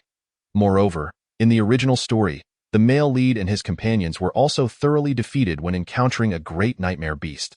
Left searching for their teeth in disarray, Jin Yao was well aware of the male second lead's capabilities. Although she hadn't meticulously ranked each character's strength while reading, she remembered well each one's abilities and treasures. The male second lead's dragon scales were likely more formidable than his offensive power. After all, while he initially appeared impressively cool, he later suffered due to the author's weakening. Without such measures, the male lead could never rise to prominence.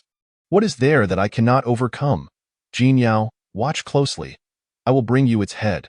With just a few words, the golden dragon fell for Jin Yao's provocation, swinging its tail and charging forward, perfectly positioning the male second lead to absorb the damage. After all, with its dragon scales, it resembled a moving fortress, capable of stalling for quite some time. Lin Qing remained undaunted by the golden dragon's threat, and as her gestures shifted, a massive sword blade descended from the heavens, aimed at the colossal nightmare beast. Countless mournful cries echoed, enough to cause pain in the ears of those who heard. Qing clutched her abdomen and collapsed to the ground, prompting Lin Tianxi to rush forward, cradling her in his arms, his heart brimming with concern. Qing, do not be afraid. My elder sister has come to save me. With her here, we need not fear that foul dragon. I can take you away. Gripping her tightly, Lin Tianxi gazed upon the unwavering figure of Lin Qing, filled with admiration. Sister, can you hold on? Jin Yao, on tiptoe, peered ahead. If her assumptions were correct, the male second lead would likely not be able to hold the nightmare beast for long before succumbing to its nightmare, collapsing to the ground. Utterly devoid of combat capability, if I do not enter the nightmare, I will be fined. Yao, temporarily seal my 5 senses, Lin Qing whispered. Understood, sister, Jin Yao replied, standing behind her, lightly tapping each acupoint on Lin Qing's body. Sealing the 5 senses meant plunging into complete darkness, yet she could still sense the presence of the one she was sworn to protect. Break.